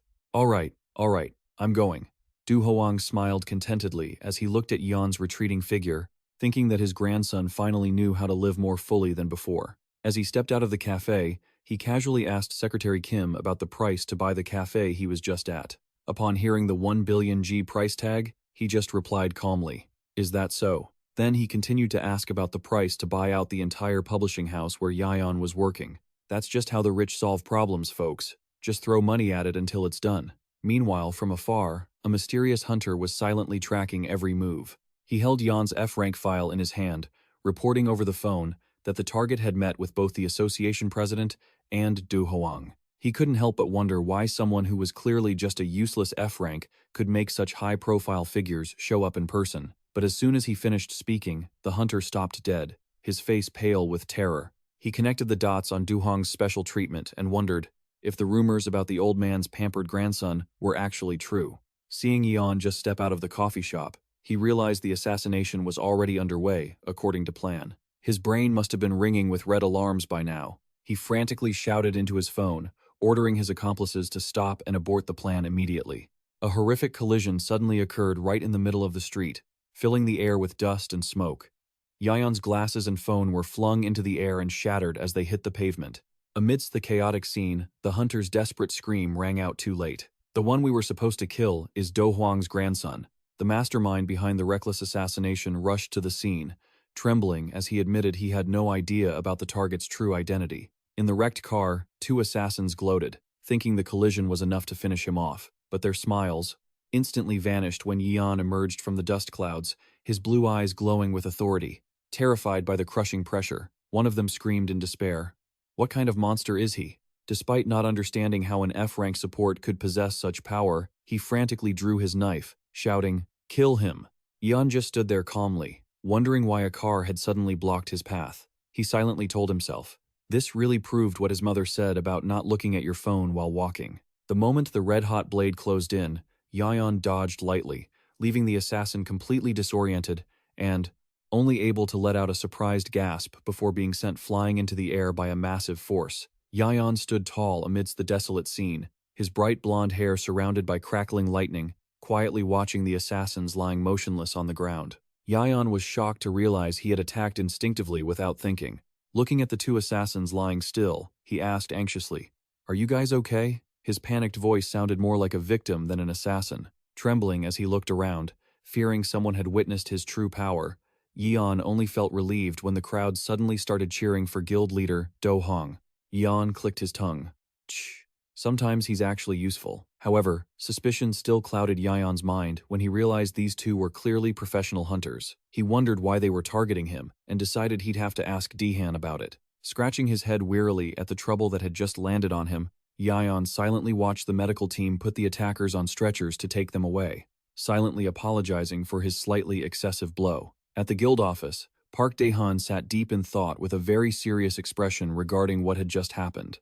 He admitted he knew those guys were reckless, but he never expected them to go this far. It had truly exceeded the guild's limit. Addressing Yeon's question, "Do you know them?" Daehan confirmed he knew all too well about those infamous for their despicable behavior. This kind of reputation was definitely not one anyone wanted to share. He revealed the culprit's identity. The one who attacked him was a member of the Scorpion team. Instantly, a chilling aura and bright blue electrical sparks erupted in Yion's eyes, showing that the Thunder Emperor's rage was beginning to awaken. Daehan continued to explain that the attackers certainly belonged to the Scorpion Guild, a dangerous organization that had been notorious for years. After Yion retired, the Korean Hunters Association faced severe financial problems, and this guild was one of the teams that stepped in to provide funding in exchange for rights. The boss is Jin Nam, a man infamous for using every dirty trick to get what he wants.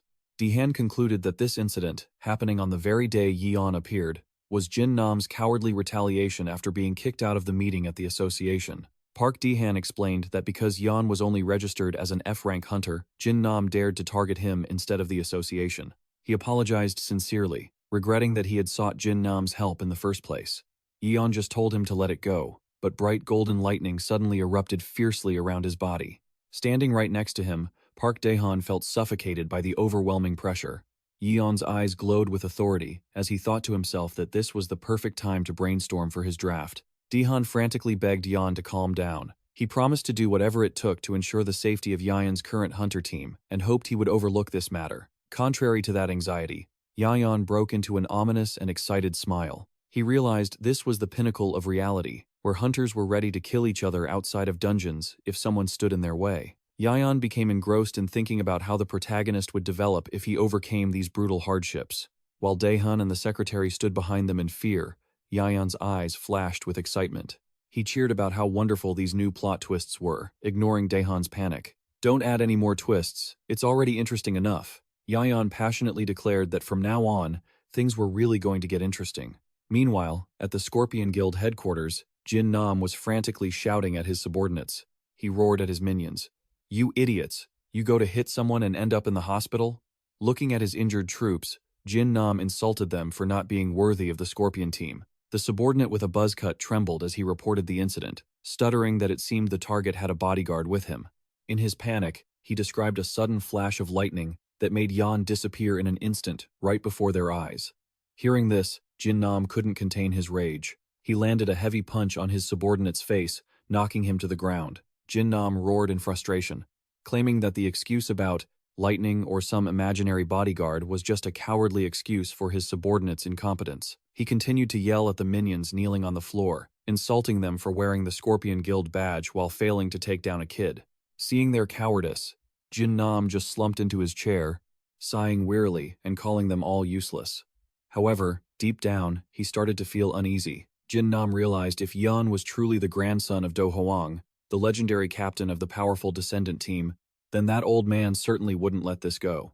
Looking at Yeon's file, Jin Nam realized bitterly that there was no turning back now. His eyes turned cold as he asked about the hunter team Yeon had joined. Upon learning it was a C-rank team called Harmony of all things, a malicious plan began to form in the guild leader's mind. He ordered his subordinates to buy out all the gates that the team planned to enter, while also applying pressure so that no team would dare hire Yeon. With a sinister and cruel smile, Jin Nam decided to go all the way by targeting each of Yeon's family members. Their first target was Giselle. In the quiet of the night, she was strolling home after buying ice cream at a convenience store. Giselle silently marveled at the convenience of the modern world, being able to buy snacks in the middle of the night, completely unaware that two Scorpion Guild assassins were silently following her from behind. At the moment she was engrossed in her phone, a black sack was suddenly thrown over her head from behind. 2 free tickets to the afterlife. The kidnappers cheered triumphantly, having nabbed their target with laughable ease. They quickly subdued her and dragged Giselle away, leaving her completely bewildered. In the blink of an eye, she was tightly bound and tossed into a waiting vehicle. Sitting in the back with a hood over her head, she still couldn't process what was happening. Her eyes behind her glasses were wide with shock. She frantically wondered if she was actually being kidnapped. The car sped off into the night, leaving Giselle sitting there with a blank expression, utterly baffled by the absurdity of the situation. She just stared blankly into space, speechless that she had become the victim of such a random kidnapping. Soon after, Giselle was taken to a deserted area on the outskirts of the city. She was tied tightly to a chair with her head covered, unable to see a thing. The gang leader, Jin Nam, wanting to exact revenge on Yeon, had ordered his lackeys to kidnap his older sister. This was the price for daring to offend his Scorpion gang. Jin Nam reached out and ripped the hood off Giselle's head. He wanted to see the fear on her face. She shouldn't have let her younger brother mess with the wrong people. As soon as the bag was lifted, Jizzle's face appeared, cold and calm. Suddenly, the whole gang started feeling like something was wrong. Hey guys, why does she look so familiar? The group started breaking into a cold sweat. This job was turning sour. As it turned out, besides being Yeon's sister, she had another identity. She was one of the 12 strongest heroes in South Korea, known as the Red Flame. They never expected to have snatched such a fierce beast. They were truly doomed. A moment later, Yion received a text message from his sister. In the photo, Giselle was smiling and posing for a selfie. Behind her, several guys were forced to kneel in repentance after being thoroughly beaten by her.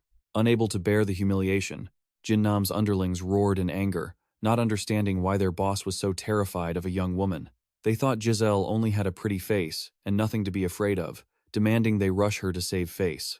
Jinnam immediately barked at them, calling his subordinates fools for failing to recognize the true identity of the Red Flame. He terrified them by reiterating the destructive power of this S-rank fire mage, the kind of person who, whenever she appeared, turned everything to ashes with heat so intense it could be felt outside the gates. Jinnam furiously scolded his idiots for daring to underestimate an S-rank hunter. While puffing on a cigarette, Jinnam fumed, wondering how things had gone so sideways. He never imagined that the Red Flame was actually the granddaughter of that powerful old man. Initially, Jinnam only intended to threaten that annoying portal supporter, but now he had to retreat, not forgetting to swear that he would come back to settle the score one day.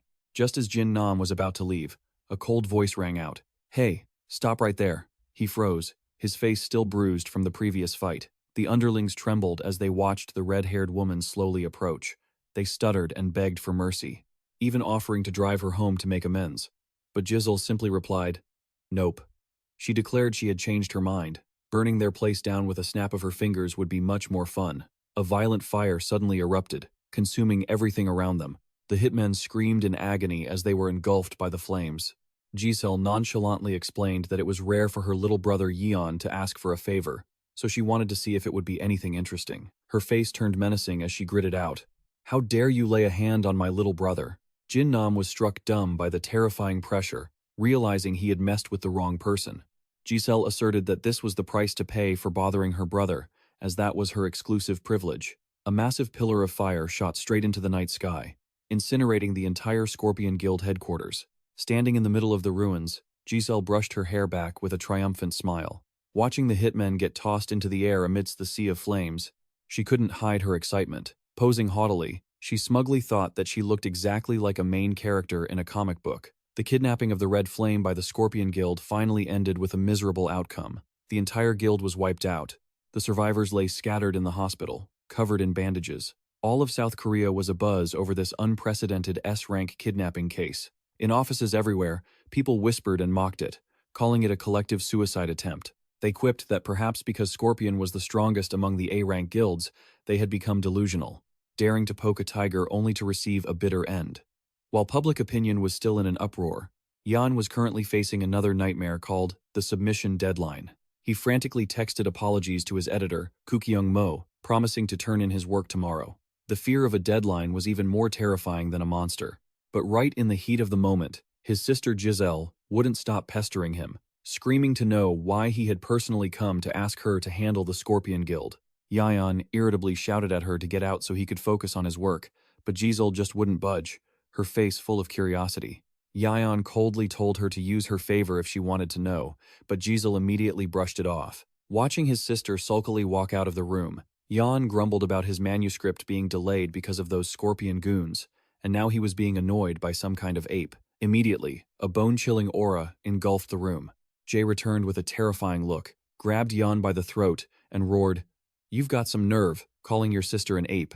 Fine, I'll let you die at the hands of an ape then." Yion's eyes bulged, his face turning blue from suffocation, only able to gasp for mercy in vain. Even as her brother struggled, Giselle had no intention of loosening her grip. In his moment of crisis, Yion mustered all his strength to blurt out the truth that the Scorpion Guild had been bullying his own guild. Hearing this, Giselle finally let go, leaving Yion to collapse onto the floor. Yion slumped on the floor, gasping for air and muttering, almost died before finishing the story. Jay was stunned. She couldn't believe her ears and stuttered, "Your own guild?" Yion, still shaking, held his neck and nodded in admission. Yeah, that's right. I don't like the noise, so I kept it a secret for now. But before he could finish, his sister's scream echoed through the house. That's awesome. Yion is in a guild. Yion could only grit his teeth and curse under his breath. Ah, this ape. Immediately, their parents scolding from downstairs cut off the argument. Yion, Giselle, be quiet and eat your dinner. S-rank or F-rank, everyone is scared of mom. The next morning, at the guild headquarters, Sung-ho looked surprised at the pile of items in Yeon's hands. Yion politely offered the gift bag. Ah, my parents asked me to give this to you. They said thanks for accepting their son into the guild. Sung-ho waved his hand in confusion. Oh, no need for that. We should be the ones thanking you.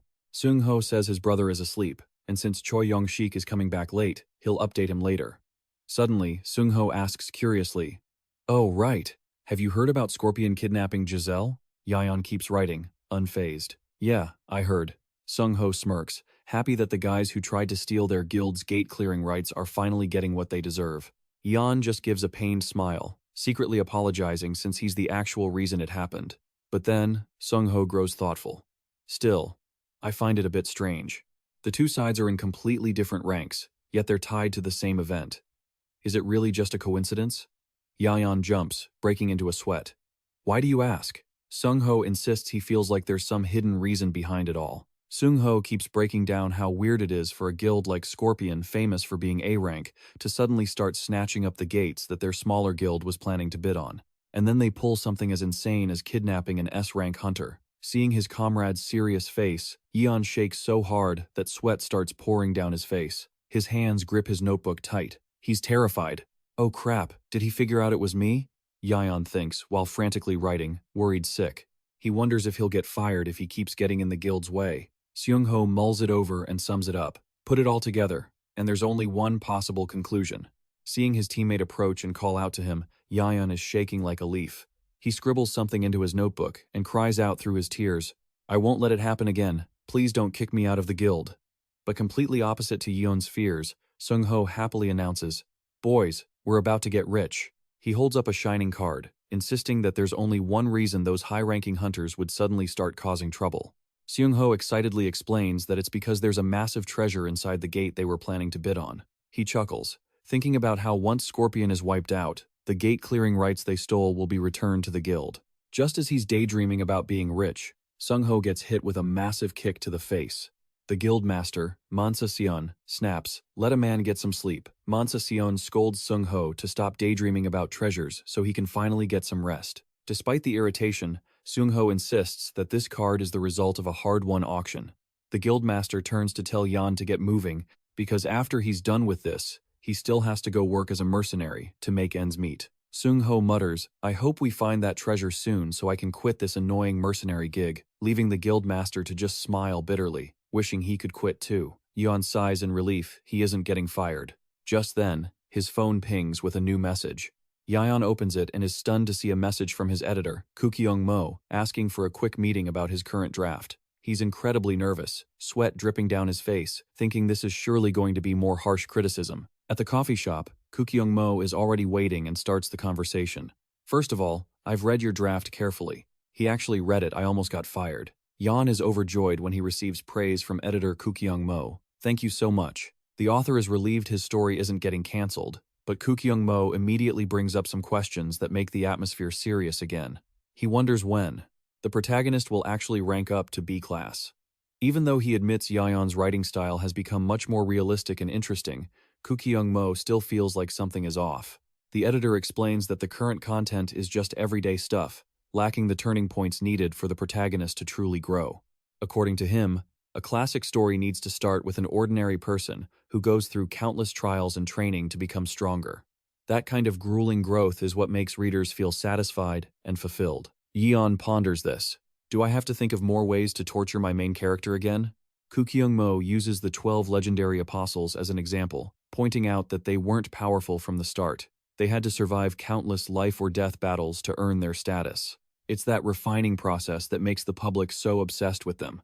He clicks his tongue, saying perhaps only the Thunder Emperor is the exception, because rumors say he was born with innate power. Hearing this, Yeon just breaks into a cold sweat and gives an awkward, forced smile. "Yeah, so I'm not really sure about that either." Kookyung-mo puts down his coffee, stating firmly that it's time for Yeon's protagonist to truly mature. He demands that in the next episode, Yion must add scenes of the protagonist overcoming challenges to become stronger.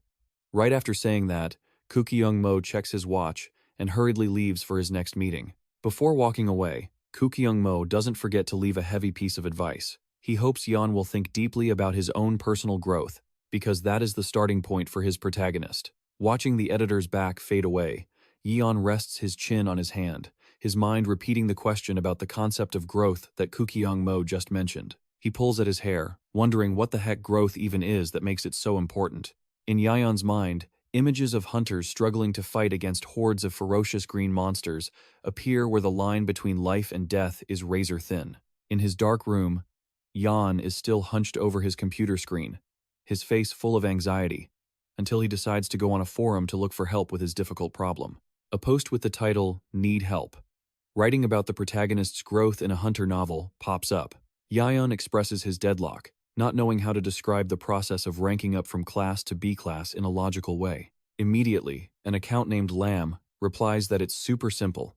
Just have the character get some powerful abilities or collect some overpowered items, and you're done. Yeon rests his chin on his hand, thinking, oh, so just having him hit the gym is enough? But another user named Hungry offers a conflicting view, arguing that if you only focus on external power, the story will lack depth. Yeon is struck by the realization that leveling up alone isn't enough. He also has to show the character's internal development. With his fingers flying across the keyboard, Yeon hurriedly asks for a definition of internal development.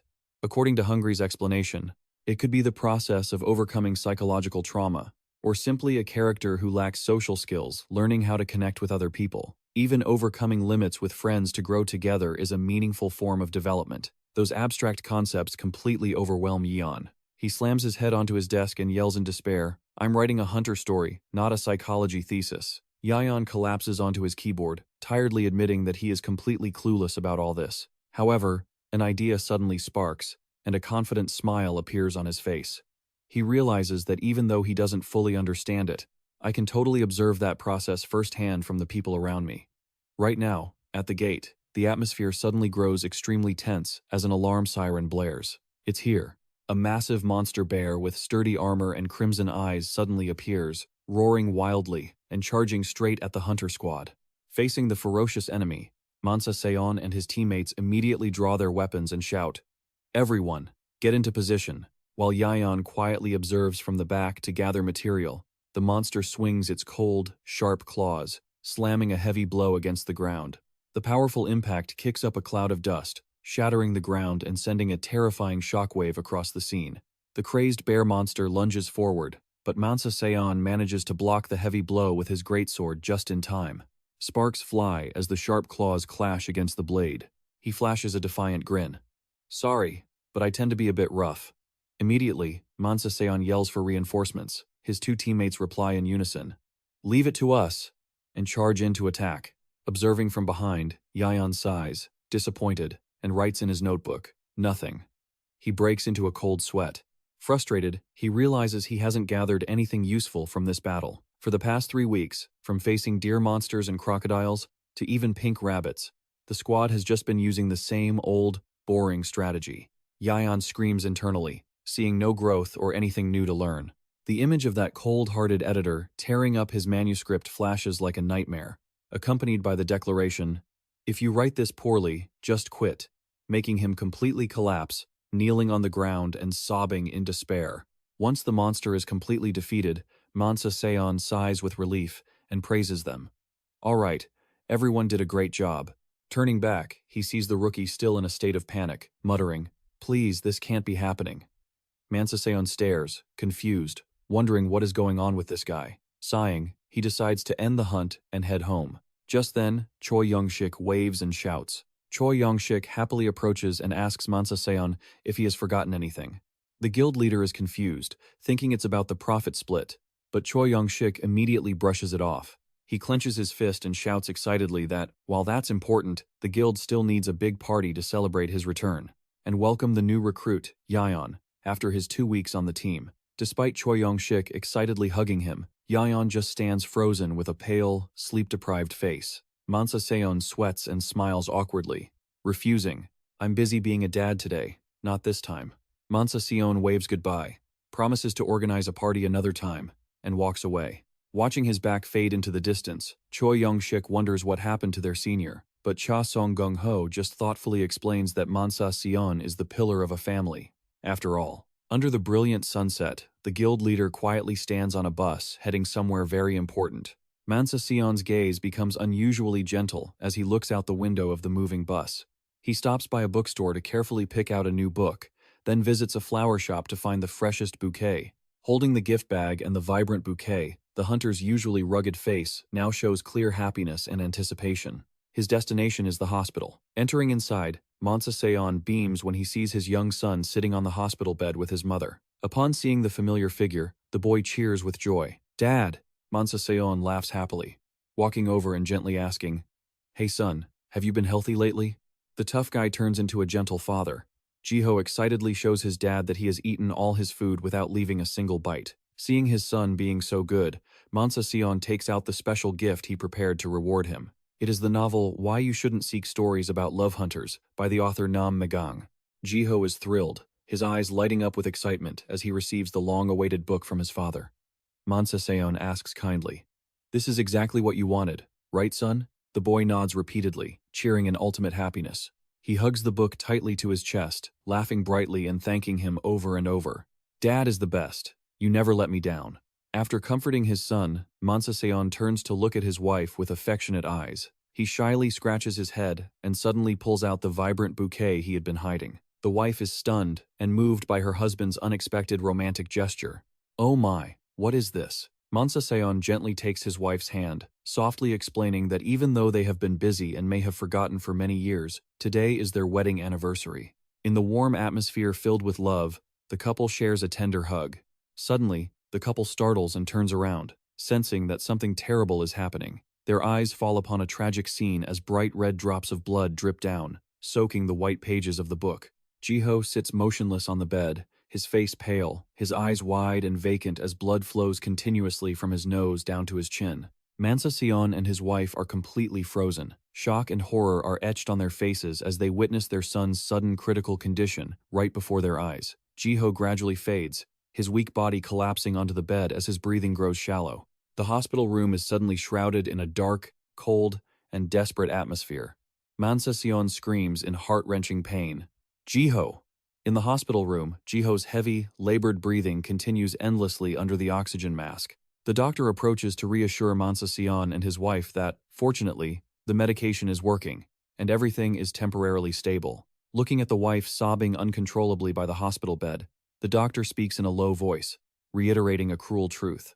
But as you know, the rare disease Jiho has worsens when he is exposed to too much mana. The doctor looks at Mansa Sion sympathetically and bluntly advises that, while he knows this is a difficult situation, Jiho needs to have surgery as soon as possible. Mansa Sion bows his head, his trembling hands clenching together in utter helplessness when he thinks of the massive cost. "I know that, but where will the money come from?" The doctor only sighs, promising to ensure everything is ready to perform the surgery at any time. As long as Mansa Sion is ready, he can go through with it. Mansa Sion grinds his teeth and clenches his fist until he trembles. He holds his head in his hands, wondering if he should borrow more money, or if he must accept taking on dangerous mercenary jobs to have enough to save his son. Seeing his wife still sobbing uncontrollably beside Jiho, Mansa Sion tries to suppress his pain and walks over to gently comfort her. "Why are you crying again? Don't worry, I'll find a way to make money." Facing his wife's anxiety, he forced a strained smile to be the pillar of strength for his family. "Don't you trust me? I'm Mansa Sion. The surgery costs are nothing." Suddenly, Jiho's weak voice called out, making them both rush over in a panic. "Jiho, are you okay?" Jiho opened his eyes weakly, looking at his parents, calling out to them in broken, shallow breaths. Mansa Sion's heart broke as he looked at his son, trying to keep the brightest face possible to ask if he felt even a little bit better. He kindly comforted him, saying the doctor had promised he wouldn't be in pain anymore before leaving, but Jiho suddenly burst into tears streaming down as he spoke a heartbreaking apology. "I'm sorry, if only I weren't sick." Mansa Sion choked back tears, telling him not to say such things, but Jiho kept sobbing, repeating his wish that he didn't have this cruel illness. Jiho whispered through his oxygen mask, "Mom and Dad wouldn't have to struggle so much." The boy was in pain, thinking that he was the burden making his parents suffer. Mansa Sion and his wife were completely devastated. His mother grabbed her son's small hand, sobbing uncontrollably. No, no, Jiho, why? Why are you apologizing? She could only bury her head in the hospital bed, choking out that they were the ones who should apologize for letting him suffer. Mansa Sion couldn't hold back the pain. He clutched his forehead, his face twisted by the desperate need to save his son.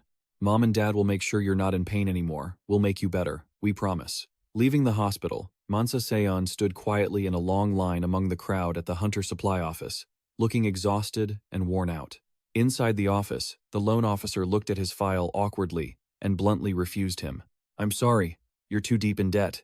No more loans. Mansa Sion walked away in despair, his eyes dazed as he realized every path to a loan had slammed shut before him. He bitterly told himself that his only remaining option was to work as a mercenary. Shortly after, Mansa Sion was at a forest. He swung his greatsword, finishing off a giant monster to earn every little bit of money. After the fierce battle, Mansa Sion sat down on a log, dripping with sweat and breathing heavily from exhaustion.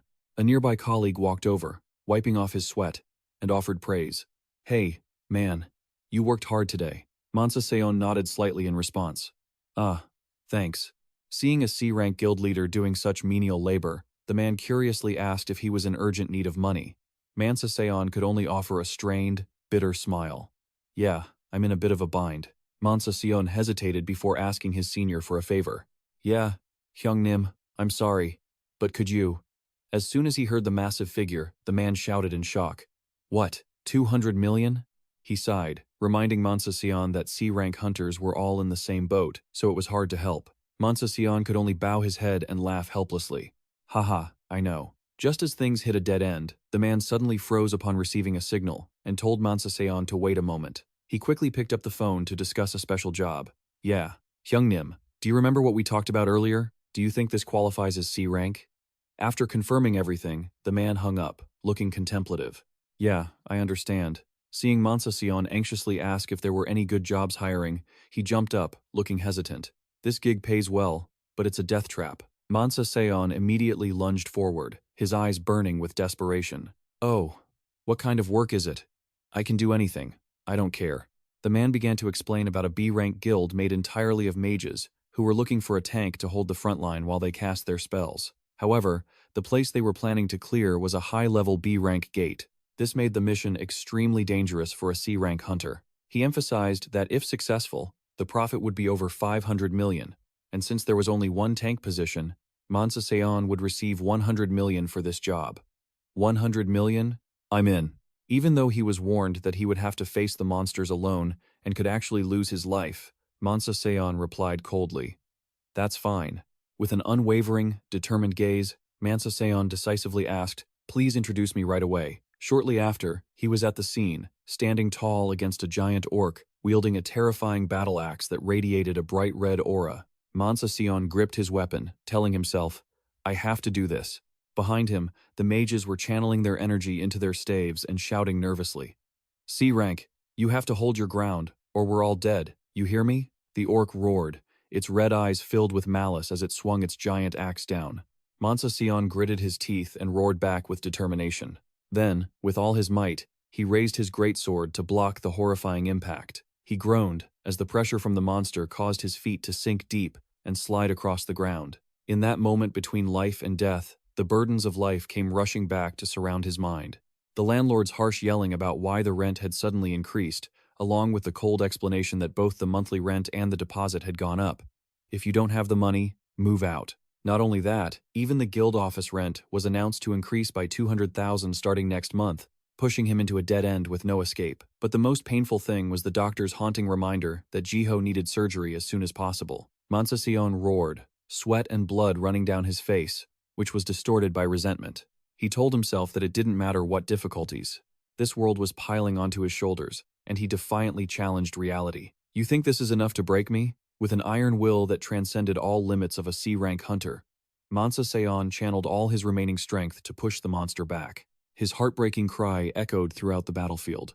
I am the pillar of my family. Mansa Sion braced himself against the 1,000-pound strike from the giant monster, but his greatsword couldn't withstand the pressure and shattered into 1,000 pieces. A deep, long wound across his chest caused Mansa to only gasp in pain before collapsing under the overwhelming difference in power. As Mansa lay motionless on the ground, his mage teammates were running away in a panic.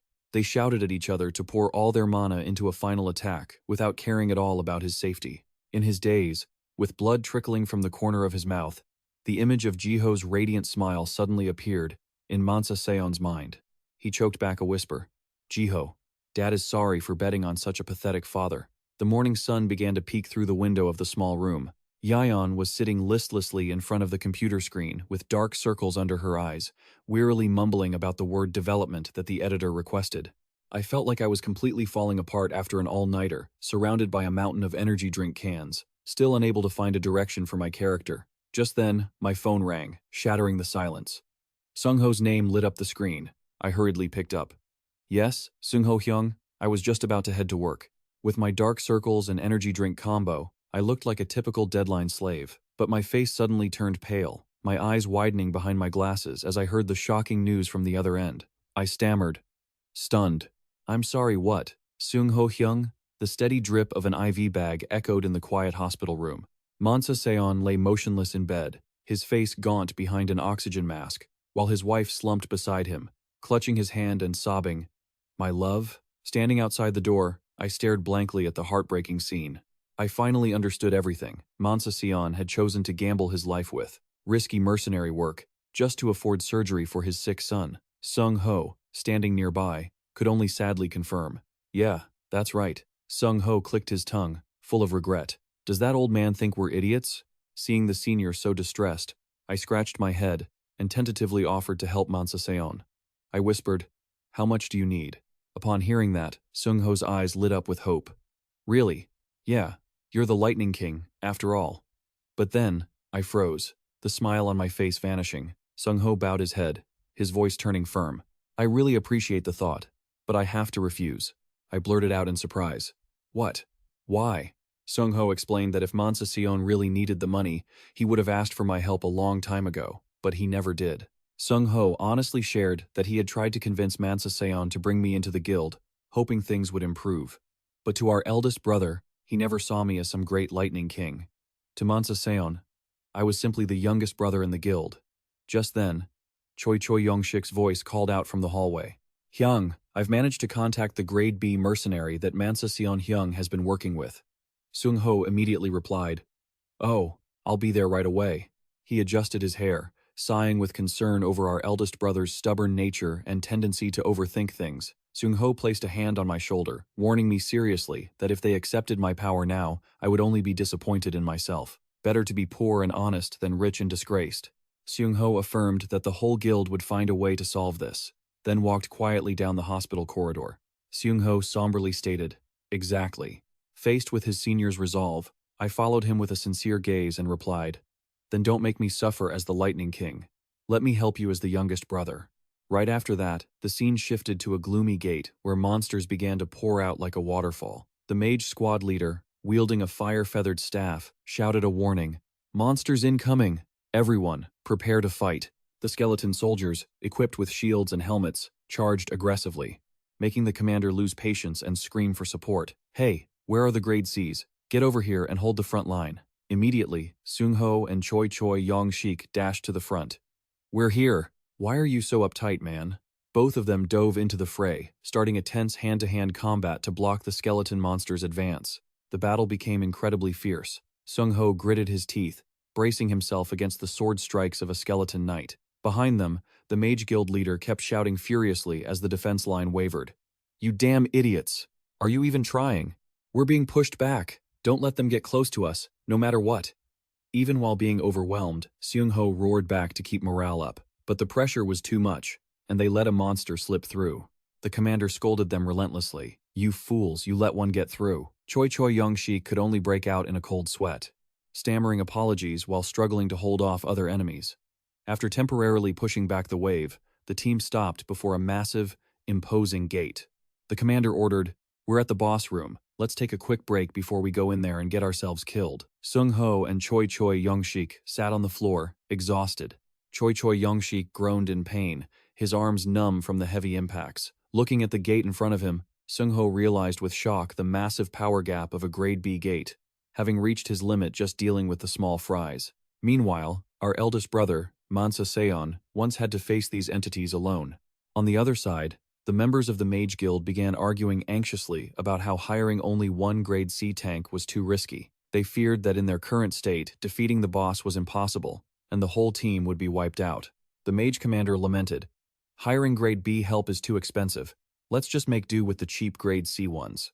He recalled how, last time, the team was lucky enough to handle things with just one grade C mercenary, even though that person gave up halfway through. Seung-ho listened silently. He understood they were worried because they only had 2 support personnel this time, but deep down, he was also questioning his own endurance. Clenching his fist in tension, Seung-ho feared the worst-case scenario, where both he and Choi Young-shik were severely injured. Right then, I appeared from behind, causing both of them to jump in surprise. With dark circles under my eyes and a ghostly pale face, I called out, "Seung-ho Hyung, Senior Choi Young-shik."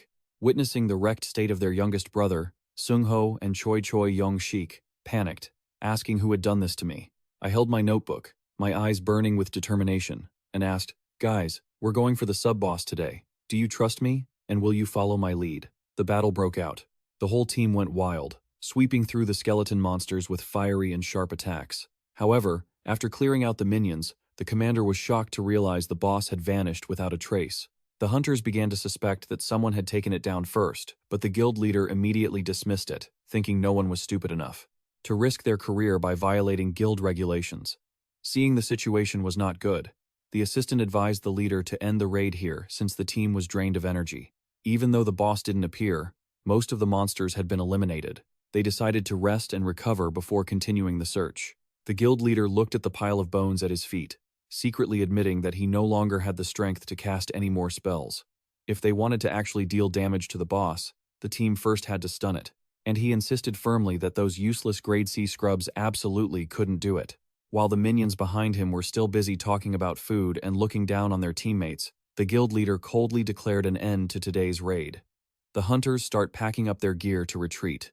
The guild leader regrets that they'll have to come back for a rematch another time since the boss refused to show itself. But just as he is about to leave, a nonchalant voice rings out from behind. "We've only just begun." The guild leader spins around, stunned. "What? What do you mean?" Before the other man can even process it, Yion lightly raises his hand. A massive pillar of light and blinding bolts of lightning shoot straight into the sky, knocking everything nearby, flying, and creating a terrifying tremor that leaves the mages gasping in utter disbelief. From within that violent surge of spiritual power, a gargantuan bony foot suddenly slams into the ground, signaling the arrival of a fearsome entity. It is the giant B-rank skeleton boss, with eyes burning like blue flames and a menacing aura. The hunters scream in terror. The guild leader grits his teeth, cursing this poorly timed appearance, but he quickly regains his composure to order his entire team to pour everything they have into one final strike. A barrage of grand magic is unleashed all at once.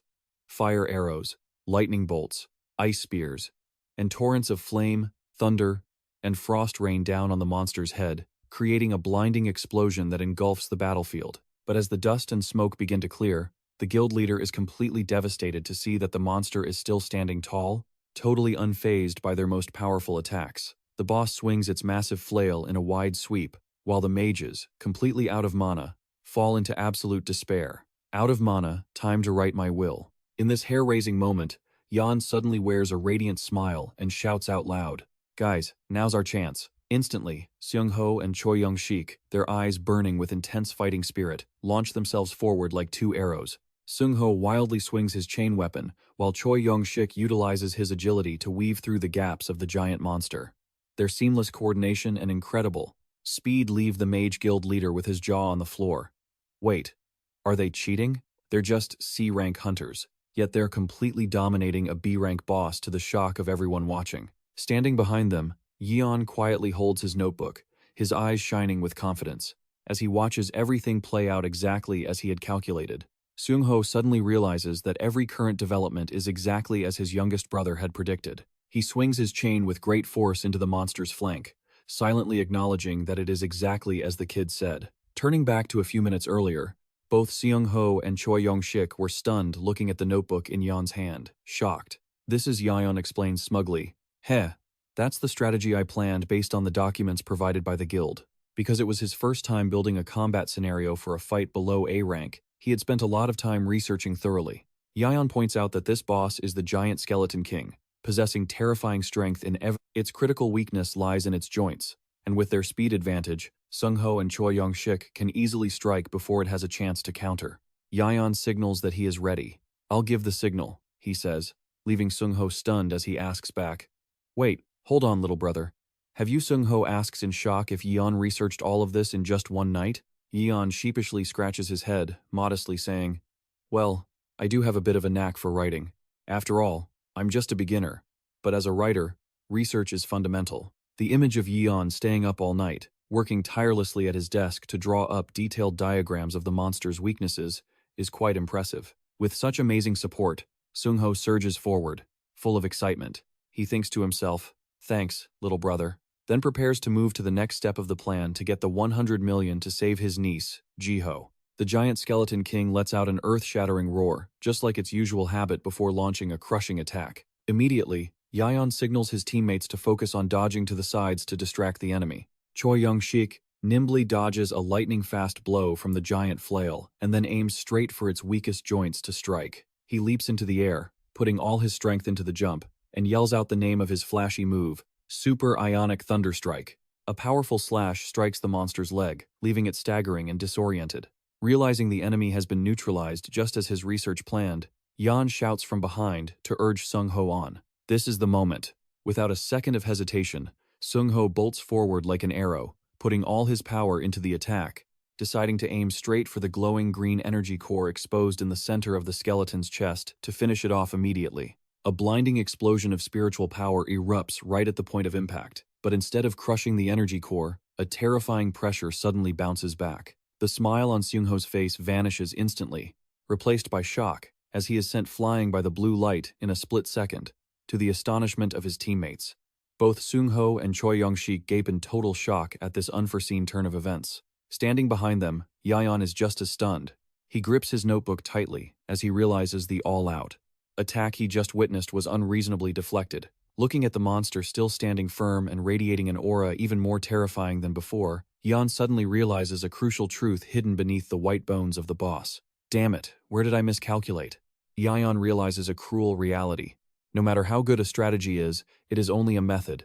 If they lack the fundamental strength, these C-rank hunters absolutely cannot defeat it. Looking at his teammates trembling in despair upon realizing this is an entity not meant for them, Yion grits his teeth. Golden sparks of electricity begin to flicker on his hands as he tells himself, there is no choice left but to act himself. But at that exact moment, Seung-ho suddenly yells out Choi Yong-shik's name, demanding that his brother remember the tactics the whole team practices every single day.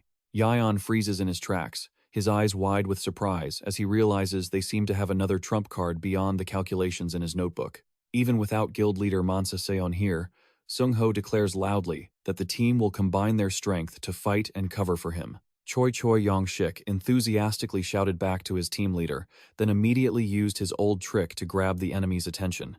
He charged in like a madman, hurling insults at the boss for being a sightless skull, and even unleashed a cocky taunting skill that sent the monster into a blind rage. That taunt was ruthless. Enraged, the giant skeleton king chased Choi Yong-shik wildly, while he kept yelling out signals to Chaseong Gung-ho.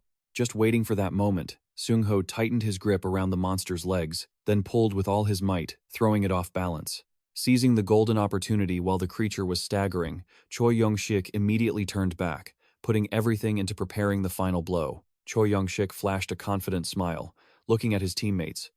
Are we really using Master Mansa Seon's ultimate move? Seung-ho immediately confirmed, that's right. Deep down, I know that if it were Guildmaster Mansa Seon, one strike would be enough to destroy the core. But the current situation forced him and Choi Yong-shik to combine all their strength into one decisive blow. A slash, carrying. A powerful surge of spiritual energy aimed straight at the glowing green energy orb in the center of the boss's chest. The monster's massive skull cracked wide open, and a brilliant green light erupted violently from inside the skeleton like a ticking time bomb. A shocking explosion of spiritual energy occurred, and the blinding green light engulfed the entire cavern. The Bone King roared in pain as its body began to disintegrate into debris. Its massive form collapsed, gradually turning into motes of spiritual dust. disappearing completely into thin air before the incredible combined power of the two C-rank hunters. The mages stared blankly at the ruined scene, a girl stuttering in bewilderment. "The boss, it's fading away." Upon realizing the danger had truly passed, everyone burst into overwhelming joy. "So, we're alive, we can get out safely. I almost thought I was going to be a corpse at a funeral today." Observing from afar, Yion silently lowered his notebook, his eyes behind his glasses showing clear admiration as he thought to himself, "Truly astonishing. It exceeded my strategy, even in a life-or-death situation. They never gave up." Seung-ho smiled and stepped forward, reaching out a hand to pull Choi Yong-shik, who was sitting on the ground, back up. Yion mused that they had come up with a new tactic based on their own strength. A satisfied smile appeared on the Thunder Emperor's lips as he realized this was true growth. He immediately ran toward his teammates, who were exhausted but filled with pride after their victory.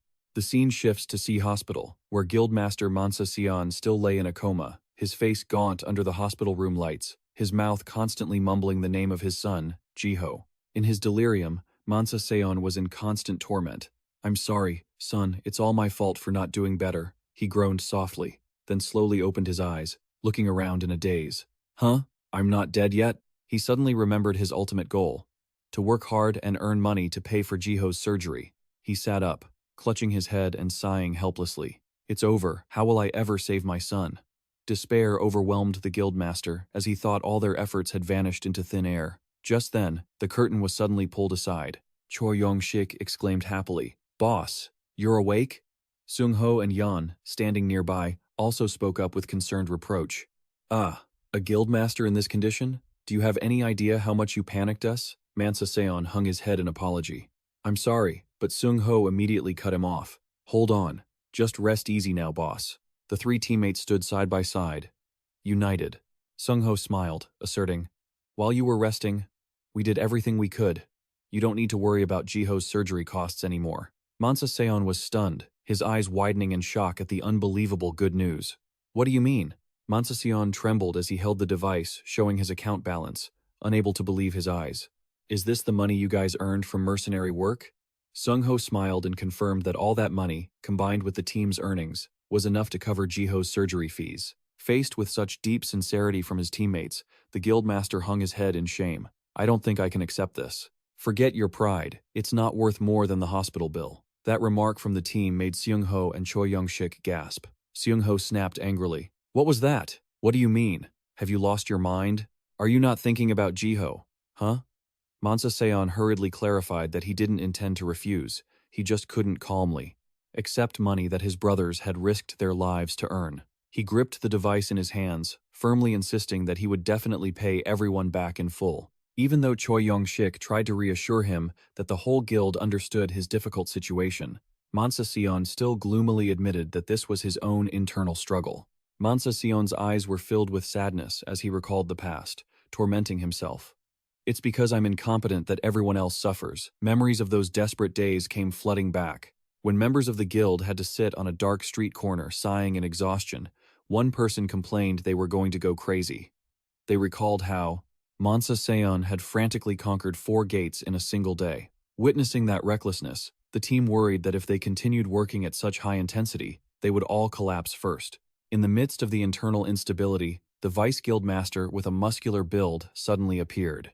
He began to stir up trouble, asking the subordinates how long they intended to be pawns for the guildmaster. With a look of utter contempt, he asserted that with the current management, the guild would never reach B rank. While Seung-ho still tried to defend the fact that everyone was making an effort to keep up with the guildmaster, the vice guildmaster coldly pointed out the brutal reality of each member being worked to the point of hospitalization. He wore a calculating smile and declared that this was exactly why he took such actions. Memories of that jerk, Richard, planting the idea of splitting the guild to pave his own way, came back bitterly to Mansa Seon's mind. He lowered his head in self-reproach.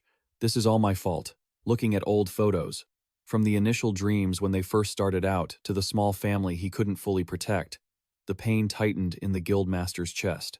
Mansa Seon choked back tears, admitting, "It's all because I forced that burden onto you all. And then you had to help me like this, throwing away your pride for a stack of cash." Seung-ho immediately brushed it off, snapping that all the blame belonged to that jerk, Richard, and not him. Choi Yong-shik agreed, not wanting to see his senior keep blaming himself like that. Amidst the somber atmosphere, Yion suddenly spoke up. I'm still here grinding on my deadlines, you know. Seeing Mansasion's confused look, Yion sincerely shared that he had recently received feedback that the main character in his novel wasn't growing at all. He admitted that at first, he didn't quite understand because, from a writer's perspective, the character was leveling up steadily, learning new skills, and becoming stronger. But thanks to what he had experienced with everyone, Yion realized that growth wasn't just about that. He looked straight at Mansa Seon and asserted that he didn't raid gates to level up like the protagonist of his novel, but to protect something precious. And everyone else went into the gates to help their guildmaster. Yion emphasized that such determination showed a courage that far surpassed each person's hunter rank. He revealed his decision that the core theme of his story would be that family matters most. Standing before the guild office, Yion wondered if he weren't. Here, where else could he experience this kind of character development? He firmly declared he would continue to accompany them for the protagonist's growth and the guild's future. Ma Xianho was stunned, completely moved by his youngest brother's empathetic words. He realized that for so long, he had been too selfish, worrying only about getting hurt while forgetting that everyone was striving for a common goal together. He chided himself for acting like a fool by only thinking of his own interests. The guildmaster's gaze suddenly became resolute. He looked at his loyal comrades and murmured, "All right, can I be a little selfish from now on? We've got a high-stakes play coming up." At their leader's sincere proposal, Sung Ho and Choi Yong-shik replied excitedly, asking, "How much are you looking for?" Mansa Sion was so moved he nearly cried, wiping his tears while laughing at his own sentimentality. Yet, the atmosphere suddenly turned chilling when Yion flashed a sinister smile. His eyes glowed behind his glasses, revealing dark intentions. "So, that means I can help out as much as I want, right?" That terrifying look made his two teammates shiver, wondering why it felt so ominous. Just then, in the city center, a series of horrific explosions suddenly occurred, turning high-rise buildings into burning ruins. Monsters were crazily pouring into the residential area. Hunter forces in white armor quickly deployed, wielding swords and spears to repel the threat. Standing in the middle of the intense battlefield, the head of the Hunter Association, Do Huang, with his dignified white hair, ordered, "Stay put and hold the line, no running." The hunters responded in unison, "Yes, sir," and bravely charged straight into the swarm of fierce purple demons. A monster opened its maw, gathering a massive fireball to incinerate everything. Immediately, the guardian hunter with his large steel shield rushed to block the front and roared, "Not on my watch!" A shocking explosion erupted as the fire collided with the sturdy shield, sending pillars of flame erupting violently. Amidst the smoky battlefield, S-rank hunter Deng Hongche, nicknamed Berserker Mountain, was straining to hold up a giant shield to protect the elder. He asked Han anxiously, "Old man, are you still breathing?" But Du Hong just replied with a weary, Elder Do Hoang realized that even though he had deployed his 1st and 2nd elite divisions, their forces were still being pushed back miserably. Right in front, an entity with black wings and glowing red eyes was looming forward, forcing Du Hoang to admit that this was indeed a genuine monster. That was Boss Diablo, a terrifying entity with SS-rank power. Realizing the critical situation, Du Hoang immediately ordered Heo Jun to quickly tend to the other members of the guild. S-rank hunter Heo Jun, known as White Rose, immediately channeled a brilliant blue aura to heal his severely wounded comrades. He said firmly, "Don't worry about this place. Go on ahead." Du Hoang gripped his staff, a fierce purple energy erupting around his body as he whispered to himself, "This time, I might have to risk my life." Across from him, the monster Diablo began opening its mouth to gather a colossal fireball, preparing to unleash a destructive attack. But just at that make-or-break moment, Du Hoang was stunned to see a strange phenomenon in the sky. A massive pillar of thunder, with heaven-shaking power, crashed down from the sky, engulfing the boss Diablo in a blinding light and continuous explosions. Witnessing that divine power, Du Hoang flashed a satisfied smile. "Haha. Living long enough does have its perks. I never thought I'd see a day like this." Stepping out from the dust, Yion appeared in his Thunder Monarch form, his golden hair glowing as sparks of electricity danced across his body. The elder looked at his grandson affectionately, thinking that even though Yion was sometimes rude, he always trusted him. "Did you come to save your grandpa?" Contrary to the old man's emotion, Yion coldly threw a bucket of cold water. "No, I just came to ask you to do one thing. Don't flatter yourself. Saving you is just secondary." The brutally realistic answer made Du Hoang's face fall in disappointment. "Can't you just say yes?" Ignoring his grandfather grumbling that he was a cheeky brat, Yion casually hovered in midair with an indifferent look. At the same time, at the international airport, a completely different, bustling atmosphere was unfolding, with a long line of fans wildly cheering and holding up signs for Kazuya. Amidst a forest of camera lenses and the excited screams of the crowd, a blond man with an elegant demeanor was leisurely pulling his suitcase. He gently took off his sunglasses. "It's been a while, hasn't it, Korea? I wonder how he's doing." That was Sato Kazuya, one of the 12 Apostles of God, with the title of the illustrious martial god, having officially set foot back on this land. At the association office, Park Dahan was shocked by Kazuya's sudden appearance. While sipping tea, the martial god casually apologized for the suddenness and handed over an urgent letter from the president of the Japan Hunter Association. Dahan received it anxiously, wondering to himself how important the contents were if one of the 12 apostles had to deliver it in person. As soon as he opened the letter, Park Dahan was so shocked his eyes widened, and he broke into a cold sweat. He couldn't believe the lines before his eyes. Wait, 2 top server accounts have been wiped out? Kazuya coldly confirmed that 2 members of the Heavenly 13 Stars had indeed been defeated. They were the group of 13 hunters at the top of the global rankings, possessing power near the legendary rank, and considered the strongest entities in the world today. In shock, Park Dahan asked who could possibly finish off hunters of that caliber. Kazuya somberly uttered the name Black Sphere. This truth left the South Korean Association president dead silent, as he understood all too well that they were the ones behind a series of riots, economic crises, and bloody civil wars occurring across the world recently. The Black Sphere was not merely a terrorist organization, but an extremist genocidal force with a crazy ideology. They believed that only superpowered individuals were the true new human race, while ordinary people were just subjects to be ruled. Kazuya stood up, solemnly extending his hand to propose an alliance between the 2 countries. He emphasized that after this tragedy, no one could take the threat from the Black Sphere lightly anymore, and hoped that the Korean side would not hesitate in cooperating to confront this dangerous organization together. Dahan and Kazuya officially confirmed the alliance with a trusting handshake. The martial god asserted that the Japanese side was always willing to cooperate and would hand over all detailed documents regarding this incident. However, Kazuya suddenly lowered his voice and remarked that his guildmaster seemed overly paranoid. Faced with Park Dahan's bewildered expression, Kazuya nonchalantly claimed those dark orbs stood no chance against him. He lightly touched his neck, flashing a confident and arrogant smile. Park Dahan could only manage a wry smile, thinking to himself that only those who possess absolute power could utter such wild words with such ease. Whistling, Kazuya left the office, already mentally calculating a plan to find the kid, Yion, right away. At the same time, in a hospital room, the atmosphere was incredibly lively and warm.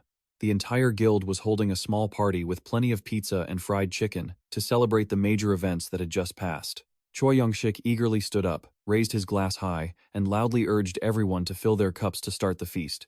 With a radiant face, he began his speech, congratulating himself on finishing his training to return to the guild, while also warmly welcoming their youngest member, Yion, to the Vansujia Hoa family. Finally, Choi Young-shik solemnly offered his wishes for peace and health to Guildmaster Sa and Little Joe. Everyone cheered in unison. "Guys, let's dig into the fried chicken," and toasted together in overwhelming joy. Choi Young-shik frantically stuffed chicken drumsticks into his mouth with such a satisfied expression that it left Sung-ho, sitting next to him, feeling thoroughly exasperated. Seeing that Joe also wanted to try some, the mother kindly advised the boy to try something lighter first. Watching Choi Young-shik eat so crudely, chewing with his cheeks puffed out and flinging food everywhere, the veins on Sung-ho's forehead began to bulge with rage. Unable to take it anymore, Sung-ho roared, demanding that he eat like a human being for once, then shoved Choi Young-shik off his chair, sending him tumbling down. Sung-ho didn't stop lecturing Choi Young-shik for his messy eating habits. Meanwhile, Yion had just put down his chopsticks and gasped, "Wow, I'm so full." But Choi Young-shik, with his round, full belly, still refused to stop. He shouted, "What are you saying? We still have ice cream." A crazed Sung-ho punched the gluttonous younger brother in the stomach. "Are you still not full, kid?"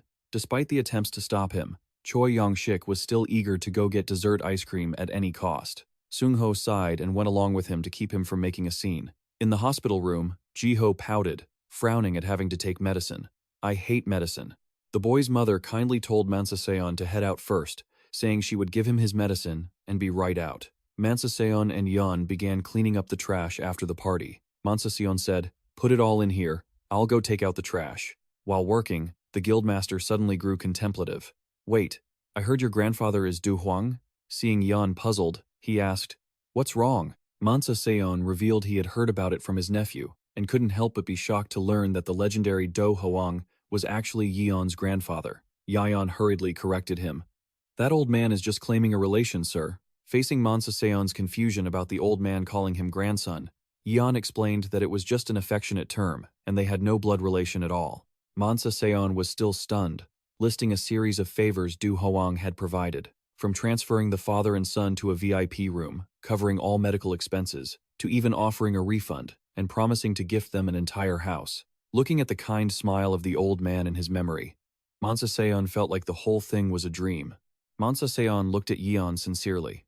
"Little brother, no, Yion. You said the way to repay you is to make Vansu Jia Hoa flourish, right?" He gave a thumbs up, determined to declare that right after Joe's surgery, the whole guild would start recruiting new members to rebuild their career as seriously as possible. "This time, let's start over in earnest." Yion also excitedly replied, "Yes, I will also try my best." Yion smiled excitedly, his mind already sparking with new ideas for his draft. What kind of story would come from recruiting new teammates this time? While stooped over, cleaning a stain on the floor, Yion suddenly froze when he felt an unusual aura. His eyes turned cold, shining sharply with vigilance behind his glasses. Without a second of hesitation, Yion turned and said, "I have urgent business, I'll be right back." Ignoring the guildmaster calling after him in confusion, he dashed into the empty forest, stopping to observe his surroundings with suspicion. "Hiding your aura, huh?" Yion told himself that he had clearly felt the presence of that person just now. Suddenly, an immense pressure descended from behind, forcing him to spin around and unleash a kick to neutralize the surprise attack. The ground crumbled under the terrifying pressure, creating deep cracks. Through the dust, a figure moved at unimaginable speed, continuously launching lethal attacks aimed at Yion. Yion coldly growled, "Get your filthy hands off me." The opponent smirked and let out a sarcastic remark. "Your skills are the same as ever, aren't they? I thought they would have rusted away by now." That person was the martial god, Sato Kazuya. He looked at Yion with an arrogant smile and asked, "How have you been lately?" Under the quiet crescent moon, Kazuya and Yion sat next to each other on a fallen tree, the atmosphere suddenly becoming subdued. Kazuya spoke up, breaking the silence. "So, to write an authentic novel, you've returned to this world to research material, huh?" Yion nonchalantly admitted, "Exactly. The world's top ranker working as a grunt because of a deadline." Seeing his friend's indifferent attitude, Kazuya sighed. "How many times do I have to say this? The hero of humanity suddenly disappeared, and then came back. How could I not be concerned?" Kazuya rested his chin on his hand, looking at Yion, his face thoughtful as he confided. "To be honest, I'm really surprised." The martial god shared honestly that he had once thought Yion would give up quickly, because in front of him, Yion always seemed to be complaining all day long. In Kazuya's memory, Yion always appeared with a troubled look, lacking motivation, and constantly overflowing with laziness. Yion shyly scratched his head, covering his embarrassment with a forced smile. "They chose me, it's not like I wanted it." However, his eyes suddenly became determined as he affirmed that even though it was hard, he felt very happy and truly wanted to write even better. Witnessing this positive change, Kazuya smiled faintly and thought to himself, "Looks like someone has changed, huh?" He stood up, preparing to leave, not forgetting to leave behind words of encouragement. Then, "Write hard, don't give up." Seeing Yion ask blankly, "You have to go already?" Kazuya waved goodbye, explaining that he was just passing by today and stopped to see him for a bit. Before completely disappearing into the night, the martial god looked back with an enigmatic smile. "What if you're also the Thunder Emperor? We'll have other chances to meet." Yion could only sit silently watching him go, his face full of question marks.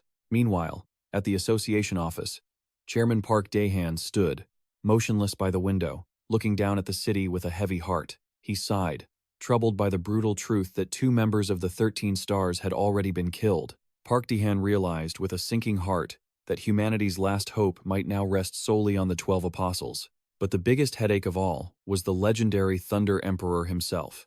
Yion was currently lounging with his chin propped up in his usual lazy manner, thinking to himself, "The Black Orb? Sounds like a total pain. But Kazuya should be enough, right?" He was even contemplating how to put off his responsibilities. "Oh right, this month's quota is done. Maybe I'll just do it next month." Witnessing that nonchalant attitude, Park Daehan could only tear up in despair, silently praying, "Will the Thunder Emperor actually help us, or not?" Actually, no, the worst-case scenario is Park Daehan was trapped in his own nightmare. imagining Yion casually declaring, "I'm done with my research, so I think I'll retire again." Terrified that the madman would actually do it, the association president screamed, "No!" he pleaded desperately. "Don't quit the game, man. Please, save me." Inside the office, Secretary Yu was too exhausted to walk in, after hearing the shrill screams echoing out. "Please, don't say that." Waiting until the boss calmed down and slumped onto the sofa, Yu finally dared to approach Han. Park Dae-han faked a cough to cover his embarrassment, claiming he was just practicing his vocal cords, then demanded the day's report. Secretary Yu announced that the Hunters had just released the ranking for promising rookies, and South Korea's Hunter had brilliantly taken the top spot.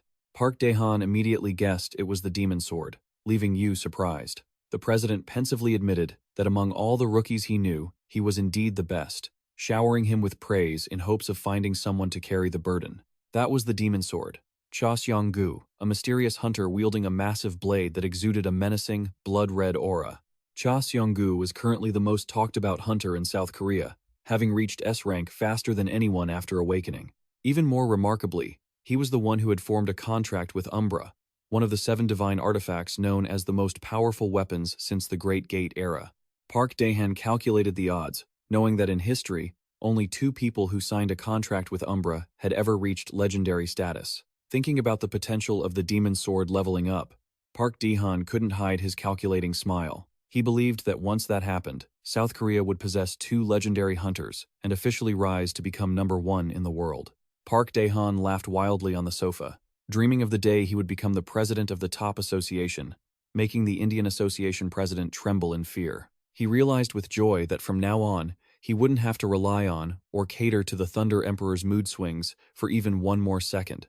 That jerk is always talking about retiring anyway. I'm finally free.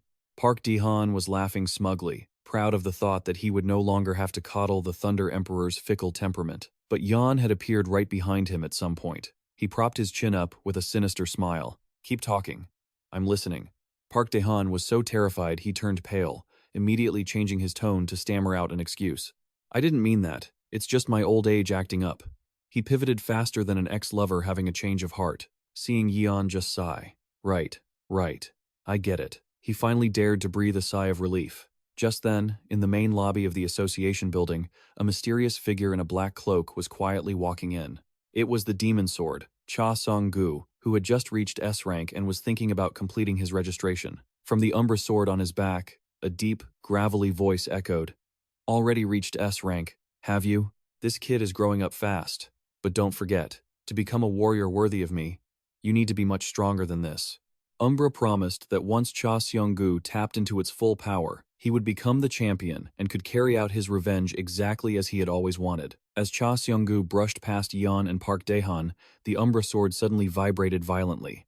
Cha Seong-gu stopped, his face showing clear astonishment. What's wrong?" He turned his head to look at the seemingly ordinary guy in glasses who had just walked by, wondering to himself, why does that guy in glasses seem so harmless? Meanwhile, Park Dae-han was still clinging to Yion, pleading, "Just trust me once. That guy is a monster, an absolute monster you must never cross." Cha Seong-gu stood frozen. He knew Umbra had never reacted so strangely before. A thought flashed through the Demon Sword's mind. If that guy really was a monster, he would definitely help him grow. Without a second thought, he turned around and headed straight for Yion. Seeing the opponent approach with a burst of killing intent, the Demon Sword hurriedly tried to intervene. "Calm down. I don't think this is a good idea. Hello." As soon as the greeting finished, Cha Seong-gu swung the Umbra sword. His eyes glowed with challenge as he made a sudden offer. "Want to spar a little?" The pitch-black tip of the Umbra sword pointed straight at Yon's face in a provocative manner. Cha Seong-gu coldly repeated his offer. "Let's have a fight." Faced with such suddenness, Yion didn't bother to show any respect. He casually swept the blade aside with his hand and replied bluntly, "Not interested." This action left Cha Seong-gu completely stunned. He was shocked, wondering how the opponent could so easily swat away Umbra, because even normal people would pass out just from the immense magical pressure exerted by the sword. A sinister smile appeared on Seong-gu's lips. He was sure the person in front of him was truly something else. Cha Seong-gu tried to reason. "I know it's a bit sudden, but I really want to." But Yion cut him off immediately with a mocking tone. "Ugh, I said I wasn't interested. Do I even know you? Why are you trying to start a fight?" Labeled as a weakling, Cha Seong-gu smirked with excitement, thinking Yion was genuinely looking down on him. He hurried to lower his voice to apologize for his haste, then took off his hood and flashed a confident smile to introduce himself. "Let me introduce myself. I'm the Demon Sword, Cha Seong-gu. I'm sure you've heard of me." But in response to the flashy introduction, Yion just asked indifferently, "So what?" Yion casually turned his back and walked away, leaving the Demon Sword frozen in utter confusion. "Demon this, demon that, just move out of my way so I can go home." Observing from afar, Park Dae-han finally collected himself and realized it really was the legendary Demon Sword, Cha Seong-gu, in the flesh. He wondered why an S-rank rookie would go out of his way to challenge the Thunder Emperor, but he quickly understood the issue. Based on his experience, usually, for a hunter to reach the next level, they always need a major turning point. Cha Seong-gu still wouldn't give up, calling out after him, "No, please listen to me first." Park Dae-han silently analyzed that, although everyone is different, the fastest way to grow is to fight a stronger opponent. Yion remained firm in his refusal. Seeing a once-in-a-lifetime opportunity to execute his plan, Park Dae-han believed that even a little bit of experience from this match would be enough for the Demon Sword to grow significantly. He rushed over to stop Yion and yelled, "Wait!" Stopped with a bright, calculated smile. The chairman reminded him of their old deal. "You still have your mission for this month, don't you?" Yion paused, turning his head with a suspicious look. "So what?" Park Dae-han emphasized that was exactly why he was at the association today, asking if Yion was trying to use that recent incident to dodge his duties. Seeing Yion look startled and confused, the chairman softened his tone, admitting he was also at fault for his earlier behavior, so he just wanted to make a simple request for help. Yion reluctantly accepted. "Huh? I get it. What is it?" Park Dae-han's eyes lit up as he made his offer. "Teach this kid a lesson for me," he said, pointing toward Cha Seong-gu, who was waiting nearby. The three of them moved to a special area, where Park Dae-han proudly introduced the association's best training facility. To ensure safety, he explained that the place was surrounded by dozens of reinforced barriers to prevent shockwaves from leaking out. Park Dae-han asserted confidently that not even an S-rank, or anyone higher, could break through, so they could both fight to their heart's content. Standing behind them, Cha Seong-gu realized the identity of their guide. No wonder he looked familiar. He was the association chairman. Cha Seong-gu couldn't help but wonder why a high-profile figure like Park Dae-han would lower himself to butter up Yion. Watching the chairman frantically pleading, "Don't be like that, just this once," it looked hilarious. Cha Seong-gu became even more suspicious of the real background of the man he was facing. When everything was ready, Park Dae-han ordered both of them to take their positions to begin. Cha Seong-gu stepped into the middle of the arena with his Umbra sword in hand, whispering to himself that the truth would be revealed soon enough. The two opponents stood facing each other under the chairman's supervision. The air grew thick with killing intent as Park Dae-han shouted, "All right, get ready." The moment the signal was given, Cha Seong-gu lunged forward like an arrow. He swung his Umbra sword, creating a powerful blade arc aimed straight at Yion, who stood motionless. Deep down, the arrogant magic swordsman thought a guy who looked this ordinary was only good enough to be a practice dummy for him. Yet, at the very moment he closed in to land the finishing blow, Cha Seong-gu swung his Umbra sword with extreme force, certain he would hit his mark, but Yion dodged it effortlessly. The magic swordsman was shocked to see his opponent defuse his attack so easily. Realizing the man in front of him wasn't simple, he decided to demand the magic sword go all out from the start. A surge of crimson mana began to erupt from the blade. The synchronization process between the hunter and the divine weapon officially began. The sync rate climbed from 12% to 34%, then hit 47%, causing Cha Seong-gu's speed and power to skyrocket. Jet black sword beams swept out repeatedly, but Yion calmly sidestepped through the narrowest gaps. Yion raised an eyebrow, noting that his opponent was a bit faster than before. The sync rate continued to hit 54%, turning Cha Seong-gu into a crimson phantom attacking madly. The pressure from the sword swings made the surrounding space feel like it was about to shatter.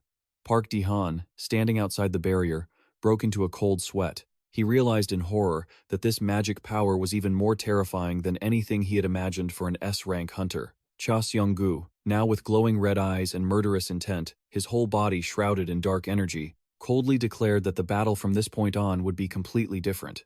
Park Dae-han watched from the sidelines, sweating bullets as he noticed the aura from Cha Seong-gu was constantly rising. He worried to himself that maybe even the Thunder Emperor wouldn't be able to stay relaxed this time. Inside the arena, Cha Seong-gu moved at a terrifying speed, creating trails of crimson light that encircled his opponent. Despite the barrage of attacks, Yion remained shockingly calm, On the contrary, Cha Seong-gu began to panic as he faced the cruel truth. How could he keep swinging and only hit thin air? Even after going all out, the magic swordsman couldn't land a single blow. He stood there panting in exhaustion, his face showing clear shock. Is the gap really this big? Seeing his opponent showing signs of fatigue, Yion casually adjusted his glasses and started provoking him. What's wrong, kid? Tired already? Stung in his pride, Cha Seong-gu gritted his teeth and ordered his sword. Umbra increased the synchronization. Instantly, the evil sword's voice echoed with a sarcastic tone. You know you've hit your limit, don't you? Breaking into a manic smile, Cha Seong-gu growled. Even if I lose my soul, I'm doing this. The Umbra replied coldly. Understood. But don't forget, if you lose consciousness during the synchronization, your soul will be devoured by my power. Disregarding the death warning, Cha Seong-gu roared in pain as a surge of crimson dark energy erupted violently. The sync rate shot up to 58%. His eyes flared with lethal intent as the evil power began to take over his body. Cha Seong-gu roared in agony as the evil sword's power exploded, pushing past every limit his body could endure. He slammed the Umbra sword into the ground, creating a crimson energy storm with devastating power that engulfed the entire arena. Witnessing this terrifying might, Park Ji-han backed away in terror, sweating profusely, unable to believe his eyes. With glowing red eyes and a sinister smile, Cha Seong-gu declared that this time, Yion wouldn't be able to escape. Violent waves of dark energy swept out continuously, turning the surrounding space into a wasteland. Standing at the center of the attack, Yion remained strangely calm. He raised an eyebrow and remarked, "Oh, not bad." Yion decided to show his opponent a bit of his true strength. Golden bolts of electricity began to spark and surround his body. Cha Seong-gu felt the presence of lightning and horror just before Yion unleashed his counterattack.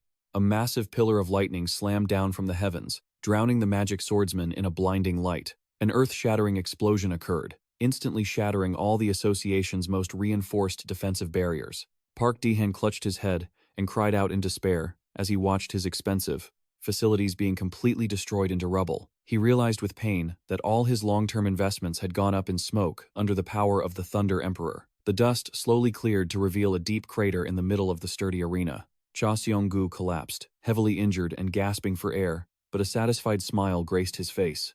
He looked up at Yion, who was slowly walking toward him, and whispered, "So you're the Thunder Emperor. No wonder you're so fierce." The next day, the guy bowed down earnestly, his voice full of desperation. "Please, sir, please take me on as your disciple." But responding to that sincerity, Yion stayed glued to his laptop screen, his hands typing away continuously, as he gave a cold answer. Not a chance. Ignoring the Thunder Emperor's dismissal, Cha Seong-gu stubbornly stood right by his side. He pleaded, "Please, I have a reason to get stronger." Cha Seong-gu began to recount the turbulent past of his family, who, despite their poverty, lived happily with his little sister. But tragedy struck the day his sister's immense potential as a hunter was discovered. She was nearly kidnapped by a malevolent organization. In that moment of utter desperation, the Umbra sword appeared, along with some cringy dialogue to seal a contract with him. Even after all the hardships, Cha Seong-gu managed to save his sister, but she was now left bedridden, as if her soul had departed from her body. With eyes burning with intensity, Cha Seong-gu asserted his resolve to destroy that organization, to take revenge, and find a way to save her. Yion casually cut him off. "So that's why you need to get stronger, right?" To Cha Seong-gu's surprise, Yion grumbled that he had been hearing this same story all week until he knew it by heart. Yion acted exactly like an NPC forced to listen to quest dialogue every single day. He stressed that Cha Seong-gu was already strong enough and just needed a few more years of experience to reach a higher level. Hearing the words "a few years," Cha Seong-gu slammed his hand onto the table and shouted, "Too long!" He explained that he had only been awakened for 2 years and already reached S-Rank, but, to progress further, he had to learn from someone stronger. Through their recent battle, Cha Seong-gu asserted that in this world, no one was stronger than Yion, and only the Thunder Emperor could help him.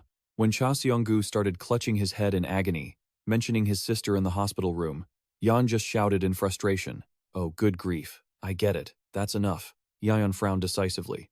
"I feel for your situation, but I'm busy with my main job now. I don't have time to mentor you." The demon sword asked blankly, "Main job? What do you mean?" Typing away while smiling smugly, Yion revealed that being a hunter was just a side gig, while in reality, he was a web novel author. This shocking revelation left Cha Seong-gu stunned.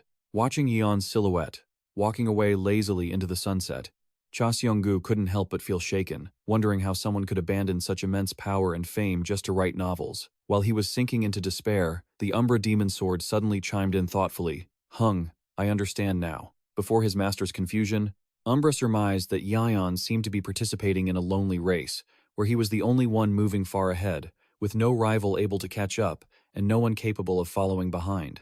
Umbra continued to analyze the emptiness of someone who kept sprinting down that path, only to look back one day and realize there was no one by their side. It wondered if that was the price of being the strongest. According to the demon sword's experience, there had been those who, because they were too exceptional, gradually lost their own purpose in life. Watching Yion walking slowly ahead, Cha Seong-gu suddenly called out to him. Hey! Yion realized he was being followed all the way to his front door. He turned to look at the demon swordsman looming behind him and asked, Are you following me all the way home? Seeing Cha Seong-gu looking clueless, Yion pointed to the convenience store in front. This is my place. Cha Seong-gu scratched his head, embarrassedly denying it. No, I'm not that shameless. But his stomach growled loudly at that exact moment, giving him away. Realizing the problem, Yion clicked his tongue and offered, Hungry? Come in and have a meal before you go. A lavish table spread with traditional dishes was set out, leaving Cha Seong-gu deeply moved. Thank you for the meal. This feast was enough to make any broke college student cry with emotion. As soon as he sat down, Yion looked around and asked about his sister. Giselle, where's that ape? June replied casually. She's working overtime.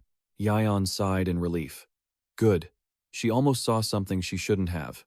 Immediately, Yion's mother walked out of the kitchen and scolded, Yion, why do you call your sister an ape? Just listen. Yion stubbornly retorted that she really was an ape, making his father just laugh it off.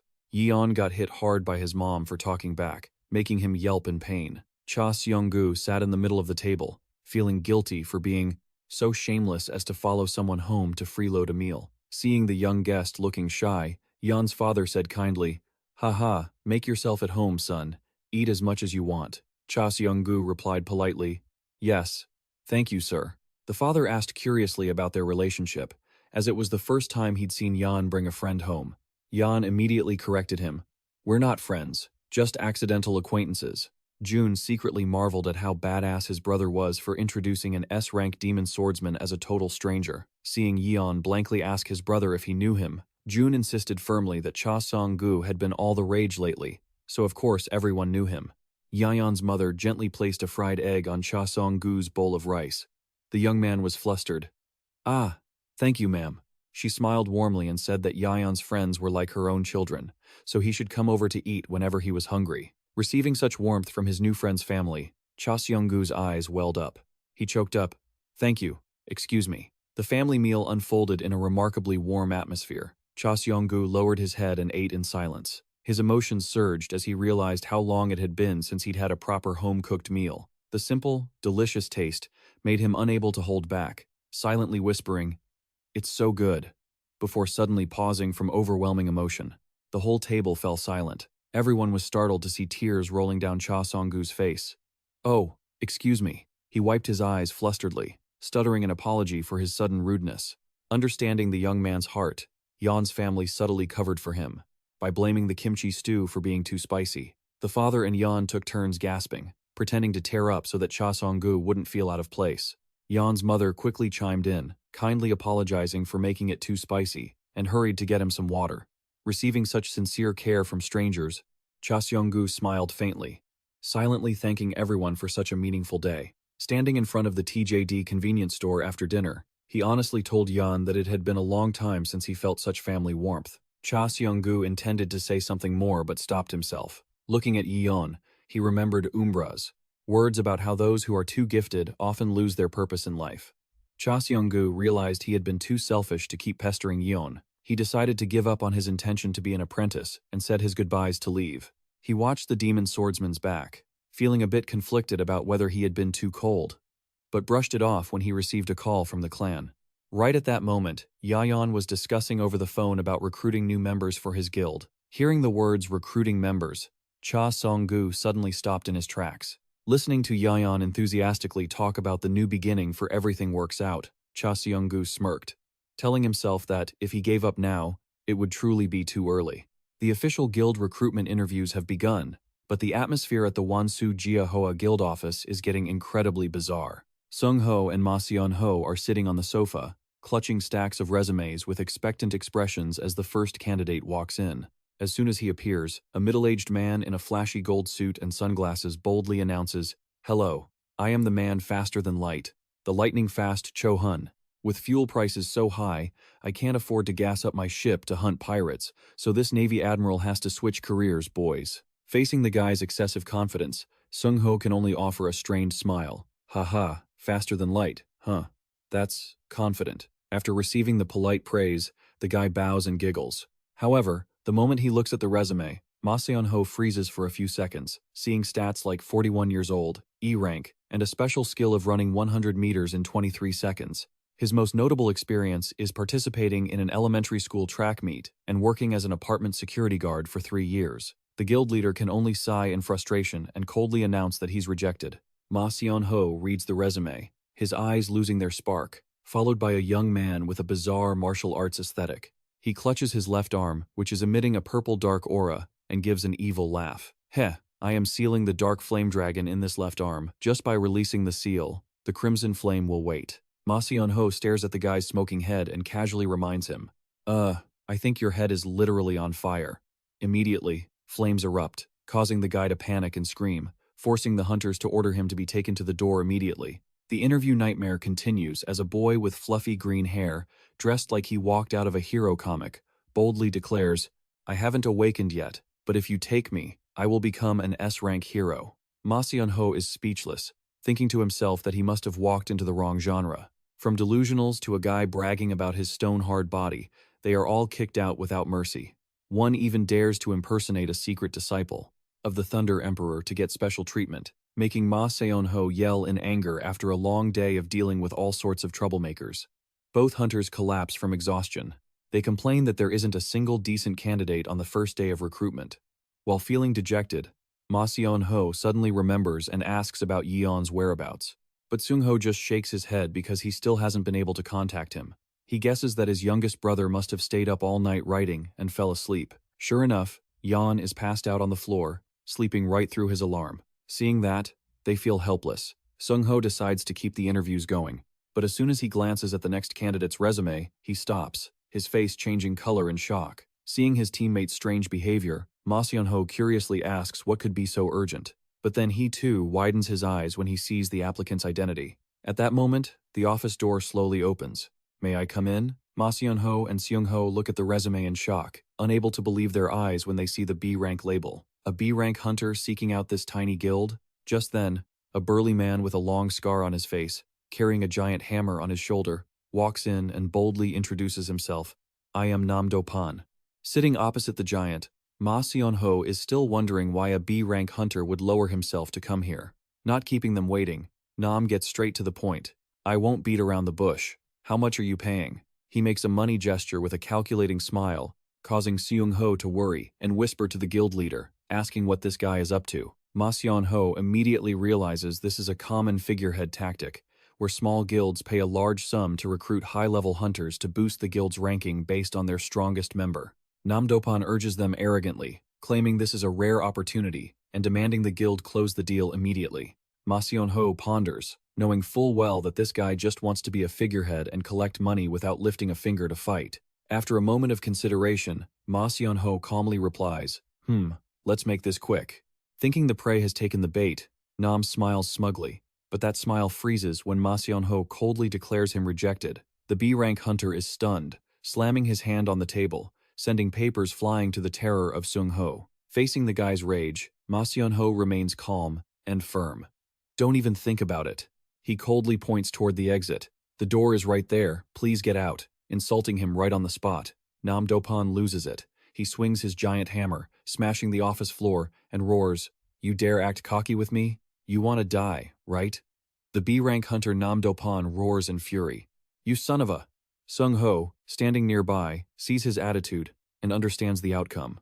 But just then, he jumps as a hand suddenly lands on his shoulder, causing him to gasp in surprise. Ma Seon-ho keeps his cold expression. He bluntly speaks up to end the matter. "If you don't understand, I'll be clear. Our guild doesn't need people like you, so get out that door." Humiliated on the spot, Nam Do-pan completely loses his mind. He swings his giant hammer, screaming in rage. Fine, I'll kill you all. But just at that hair-raising moment, a hand casually reaches out, blocking the B-ranker's 1,000-pound strike. Nam Do-pan freezes in shock, seeing his attack neutralized easily by a mysterious figure in a black cloak. That person coldly speaks. If you're rejected, just go home like a good boy. Ma Seon-ho and Seung-ho pale as they recognize the uninvited guest. The magic swordsman Cha Seong-gu slowly removes his hood. Both of them freeze, unable to believe their eyes that the famous S-rank rookie has appeared in this tiny office. Why is the magic swordsman here? In the face of everyone's astonishment, Cha simply replies, "Oh, I'm here for an interview." The three of them sit down on the sofa. Ma Seon-ho starts to piece together the reasoning. In short, to find a cure for your sick sister, you need to become stronger. But you hit a wall at S-rank, and you met Yion. So you decided to join this guild. Is that right? Cha bows and admits it. He is worried because his sister is still struggling alone in the hospital, and he doesn't have much time to wait. Ma Seon-ho is hesitant, forcing Seung-ho to frantically pull him into a corner and whisper in a panic. What are you hesitating for? Refuse him now. If a magic swordsman joins, our guild will become S-rank. Can you handle the pressure? Seung-ho is terrified that terrible troubles will storm the gates once they get involved with someone of that caliber. Ma Seon-ho is caught between responsibility and pressure. Despite the guildmaster's hesitation, Cha Seong-gu stubbornly bowed his head, pleading, "Please, accept me. I have to get stronger."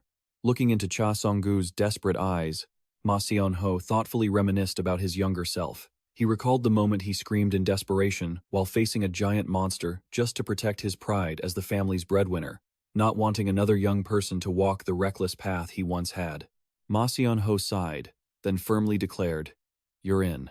Cha Seong-gung-ho rushed over, grabbed the guildmaster's shoulders and yelled, "Are you crazy?" Ma Seon-ho immediately reminded him that Cha Seong-gung-ho was the one who convinced him to let Yion join the guild earlier, affirming that the current situation wasn't much different. "Devil Sword, let's just call you Cha Seong-gu for simplicity." Ma Seon-ho reached out with a radiant smile. "Looking forward to working with you," Cha Seong-gu politely responded with a handshake full of trust. "I look forward to your help." Squeezing his new teammate's hand, Ma Seon-ho sincerely shared that since he also has a sick son, he deeply understands the desperation Cha Seong-gu is enduring. He kindly told him that if he ever needs help, just ask, leaving Cha Seong-gu deeply moved. "Yes, thank you." Just then, the office door suddenly burst open. Yion rushed in, shouting, "Sorry I'm late." Seeing the scene before him, the writer blankly asked, "Is it all over?" Ma Seon-ho pointed toward Cha Seong-gu and announced, "See that youngest one? Not anymore. Yion, we have a new recruit." Yion was shocked. "What?" He couldn't believe his ears. He stammered, "A new guy? Who is it?" Cha Seong-gu flashed a radiant smile, brushing his hair back with confidence. "I am Cha Seong-gu, looking forward to your help." Seeing the Devil Sword's familiar face, Yon's jaw dropped. He let out a piercing scream that startled the whole neighborhood. "Why are you here?" From that day on, the rank of the Everything Harmony Guild officially skyrocketed to S-rank, to the amazement of all its members. Contrary to the chaotic atmosphere of the guild, Cha Seong-gu looked forward with hope in his eyes. He told himself he would surely learn a lot from this Lightning Emperor. Only the Devil Sword was filled with expectations for the guild's future. Scene changed to a dense forest. Ma Seon-ho ran as the whole team frantically chased their target deep in the woods. The guildmaster urged them on. "It's time." Choi Yong-shik and the youngest brother immediately responded with enthusiasm. "Yes, boss." Yet, the terrifying target the whole team was exhausting themselves to catch was just a tiny pink rabbit with a horn on its head. Though Cha Seong-gung-ho clicked his tongue in regret for missing a creature so impossibly fast, the rabbit accidentally ran straight to the tip of Seong-gu's shoe. Hearing his teammates yell that it was coming that way, the little monster could only blankly squeak, pathetic in the face of the Devil Sword's cold, emotionless gaze. Witnessing his seniors struggling to play a child's game of tag with a rabbit, Seong-gu completely collapsed. What am I looking at? He couldn't understand how these people managed to defeat a B-rank boss, and why the Lightning Emperor would choose to stay in this bizarre C-rank guild. Curious, Cha Seong-gu found Yion to get to the bottom of it. But Yion just coolly stated that he only joined the guild to find inspiration for his writing, not to hunt bosses. Just then, his phone buzzed with an urgent notification from Park Di-han about an SSS-Rank gate that just appeared in Brazil, demanding he get there immediately. Yan packed his bag to head out. He told Cha Seong-gu to observe for himself to find the reason, while not forgetting to entrust him with an important task. Thanks for looking into the documents and watching over the guild for me. After hearing the mission, Cha Seong-gu felt like he had been forced into being a substitute manager. Back in the forest, Choi Yong-shik stared blankly at the sword in his trembling hands, stammering incoherently. Overcome with frustration, the C-rank hunter fell to his knees, burying his face in his hands and wailing. Ma Seon-ho, Jae, and Sha Seong-gung-ho could only stand and watch their brother crying next to the small rabbit with weary faces. Good grief, are you all right? Watching from behind, Cha Seong-gu was speechless. He sighed in disappointment. My expectations were wrong. Regardless, remembering Yion's instructions, Cha Seong-gu slowly walked over to comfort him. Choi Yong-shik, stop crying. He looked at his seniors and suddenly made a suggestion. Seniors, are you free later? Let's go do some upgrades. The whole team went together to an incredibly luxurious and magnificent Hunter Mall. Choi Yong-shik was so excited his eyes sparkled. Wow, I've only ever heard rumors about this Hunter Mall. While busy admiring the grandeur of the building, the boy suddenly stopped, pointing at the giant statue in the lobby and shouting, "Hey guys, look at that, it's the Lightning Emperor's statue." Standing before the majestic statue of the legendary hunter, Choi Yong-shik admired, "Man, so cool. My dream is to meet the Lightning Emperor one day." Witnessing his teammates' naivety, Cha Seong-gu could only freeze and wonder, do they really not know yet? Ma Seon-ho glanced over and clicked his tongue, thinking Choi Yong-shik was just too oblivious. The guildmaster turned to pat Seong-gu on the shoulder, sincerely thanking him because, thanks to him, the guild received an upgrade grant from the association.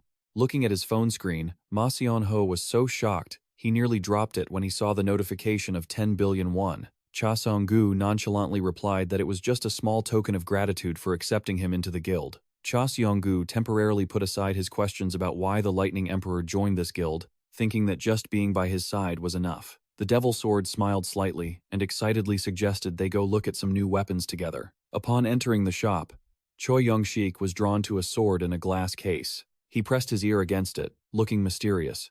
"Ah, it's ringing. A voice is calling me." Choi Yong-shik excitedly wondered if this was the rumored ego sword. Meanwhile, Cha Seong-gung-ho picked up a giant greatsword, thinking about switching to a devil sword style to look cool. Contrary to his junior's excitement, Guildmaster Ma Seon-ho only held up a crude axe and asked the clerk if it was the cheapest one. Ma Seon-ho happily told Cha Seong-gu to go pay since the team had finished choosing. Looking at the bizarre pile of weapons in his senior's hands, Cha Seong-gu could only hold his head and sigh. Put those all down, please."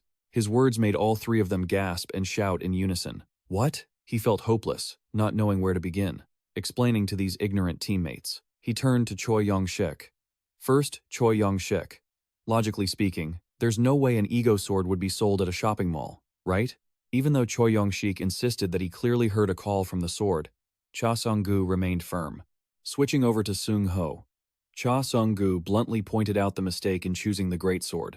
He wasn't sure why, but Seung-ho's greatest strength was his agility. That weapon is going to kill off all your strengths. He then looked over at the guild leader's axe and asked sarcastically, "And what about you, guild leader? Planning on heading out to chop some firewood?"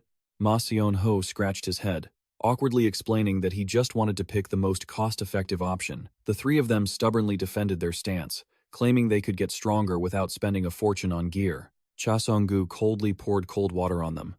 "I guarantee it. If you keep thinking like that, you'll be stuck at C-rank forever. A hunter's talent is important, yes, but your equipment has to match it." Seung-ho immediately countered, insisting he had thought long and hard before choosing this sword. He recalled the moment he nearly lost his life in a battle against a B-rank boss last time, simply because he lacked a finishing blow. Seung-ho emphasized, "That's why I chose this, to make up for that lack of power." Mentioning that old battle, Cha Seong-gu suddenly grew contemplative. He looked his seniors straight in the eye and asked a pointed question. "Speaking of that, how on earth did you guys manage to take down the boss?" Cha Seong-gu stated firmly that with the guild's current strength, defeating a B-rank boss should have been impossible. Seung-ho retorted sharply, looking defensive. "What are you getting at, kid?" Choi Yong-shik also jumped in to remind the newcomer that even if they looked ordinary, they were actually seasoned hunters with a reputation. Ma Seon-ho thoughtfully admitted that a C-rank guild taking down a B-rank boss was indeed hard to believe, and Choi Yong-shik nodded, admitting he was shocked himself at the time. Seung-ho sighed, honestly confessing that without Yeon's support, that victory would surely have been nothing more than a pipe dream. Hearing this, Cha Song-gu froze, his hand clenching tightly in irritation. In the demon sword's mind, only bitter disappointment remained, as he believed the whole guild had lied about their solo achievement, while in reality, they were just riding the coattails of the Lightning Emperor. Cha Seong-gu coldly looked at the backs of his teammates, silently wondering why a legend like Yion would choose to stay with such useless people. He dropped a cold remark, "Let me choose the proper weapons for each of you," and walked away with a look of utter contempt. The sudden change in Cha Seong-gu's attitude left the three of them staring at each other in confusion. Ma Seon-ho worriedly wondered if he had done something wrong to offend him, while Seung-ho and Choi Yong-shik were still arguing about whether Cha Seong-gu was just angry or truly looking down on the guild. A familiar figure suddenly loomed behind them. Well, who do we have here?" Richard Bear's arrogant laughter shattered the atmosphere. He shamelessly spewed insults, calling the whole group a bunch of pathetic beggars, wondering how they could afford to set foot in such a luxurious place. Seeing the leader of the Polar Bear Guild, all three hunters gasped. Not giving them a chance to react, Richard continued his disgusting sarcasm, asserting that low-class people like them were absolutely unworthy of appearing in a place of such status. He mockingly asked after their health, then wondered why Choi Yong-shik was alone without his old teammates. Responding with a cryptic smile, Choi Yong-shik quietly remarked that Richard used to be the coolest person he knew. But then, Choi Yong-shik's gaze suddenly turned icy and blazed with murderous intent. He gritted his teeth and asked why Richard had become such an irredeemable piece of trash. Choi Yong-shik sternly exposed the truth about that gate transition incident years ago, where Richard had heartlessly left all his guild members to die just so he could run away and survive alone. He furiously demanded to know how a traitor who betrayed his own followers could have the right to be a guild leader. Triggered, Richard lost his cool, his face twisted in rage as he swung a massive punch toward Choi Yong-shik. But suddenly, a sturdy hand blocked the attack right in front of him, to everyone's astonishment. The one who intervened was none other than guild leader Ma Seon-ho. With a face full of resolve and resentment, he said in a low voice that one of his greatest regrets in life was not getting rid of this scumbag sooner. With a single fluid motion, he executed a shoulder throw, sending Richard flying, leaving him only enough breath to let out a cry of pain before he collapsed to the ground. Richard scrambled to his feet, a sinister grin still on his face despite his pathetic state. He jeered that the C-rank hunters still didn't know their place, daring to touch someone with a new backer. Richard triumphantly declared that the thing they should regret most right now was messing with a member of the B-rank Cho Lima Guild. Just then, a pair of polished dress shoes appeared, accompanied by an overwhelming presence. It was Choi Dong-hun, the leader of the B-rank Cho Lima Guild. With an intellectual look behind his glasses, he radiated a cold, intimidating aura.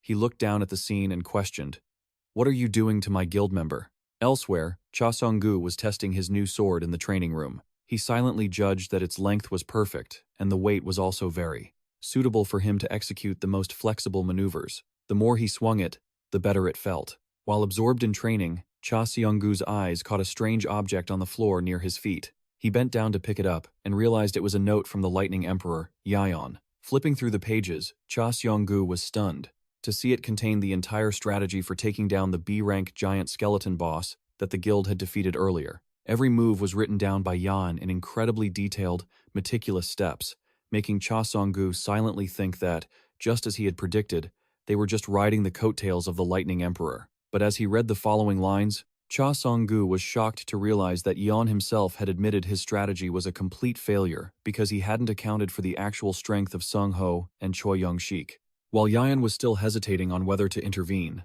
the seniors had taken the initiative to rethink a new plan of their own.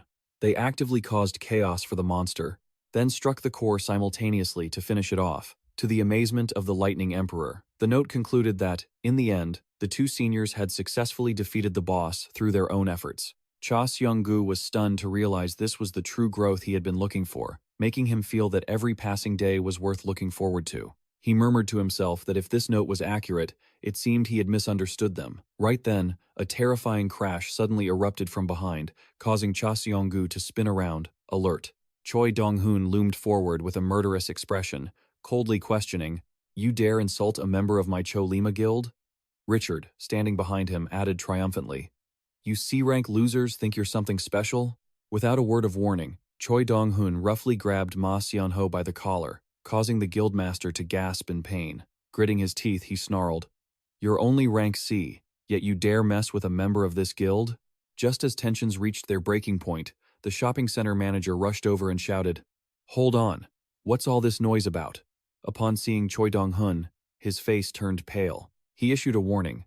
Even VIPs aren't allowed to cause trouble in a facility run by the Hunter Association, because if the higher-ups get involved, things will get incredibly complicated. Choi Dong-hun clicked his tongue and let go, offering a fake apology while immediately shifting all the blame onto Ma Seon-ho's group. But these guys started it. A bunch of pathetic rank Cs actually dared to insult a member of my guild. Meanwhile, Ma Seon-ho was still clutching his throat, gasping for air. "What are you talking about?" But Choi Dong-hun coldly placed a hand on the manager's shoulder, dropping a subtle threat about job performance reviews and how to treat VIP guests. He leaned close to the manager's ear with a sinister smile. "Between that trashy rank C group and a VIP like me, you know which guest is more important, right?"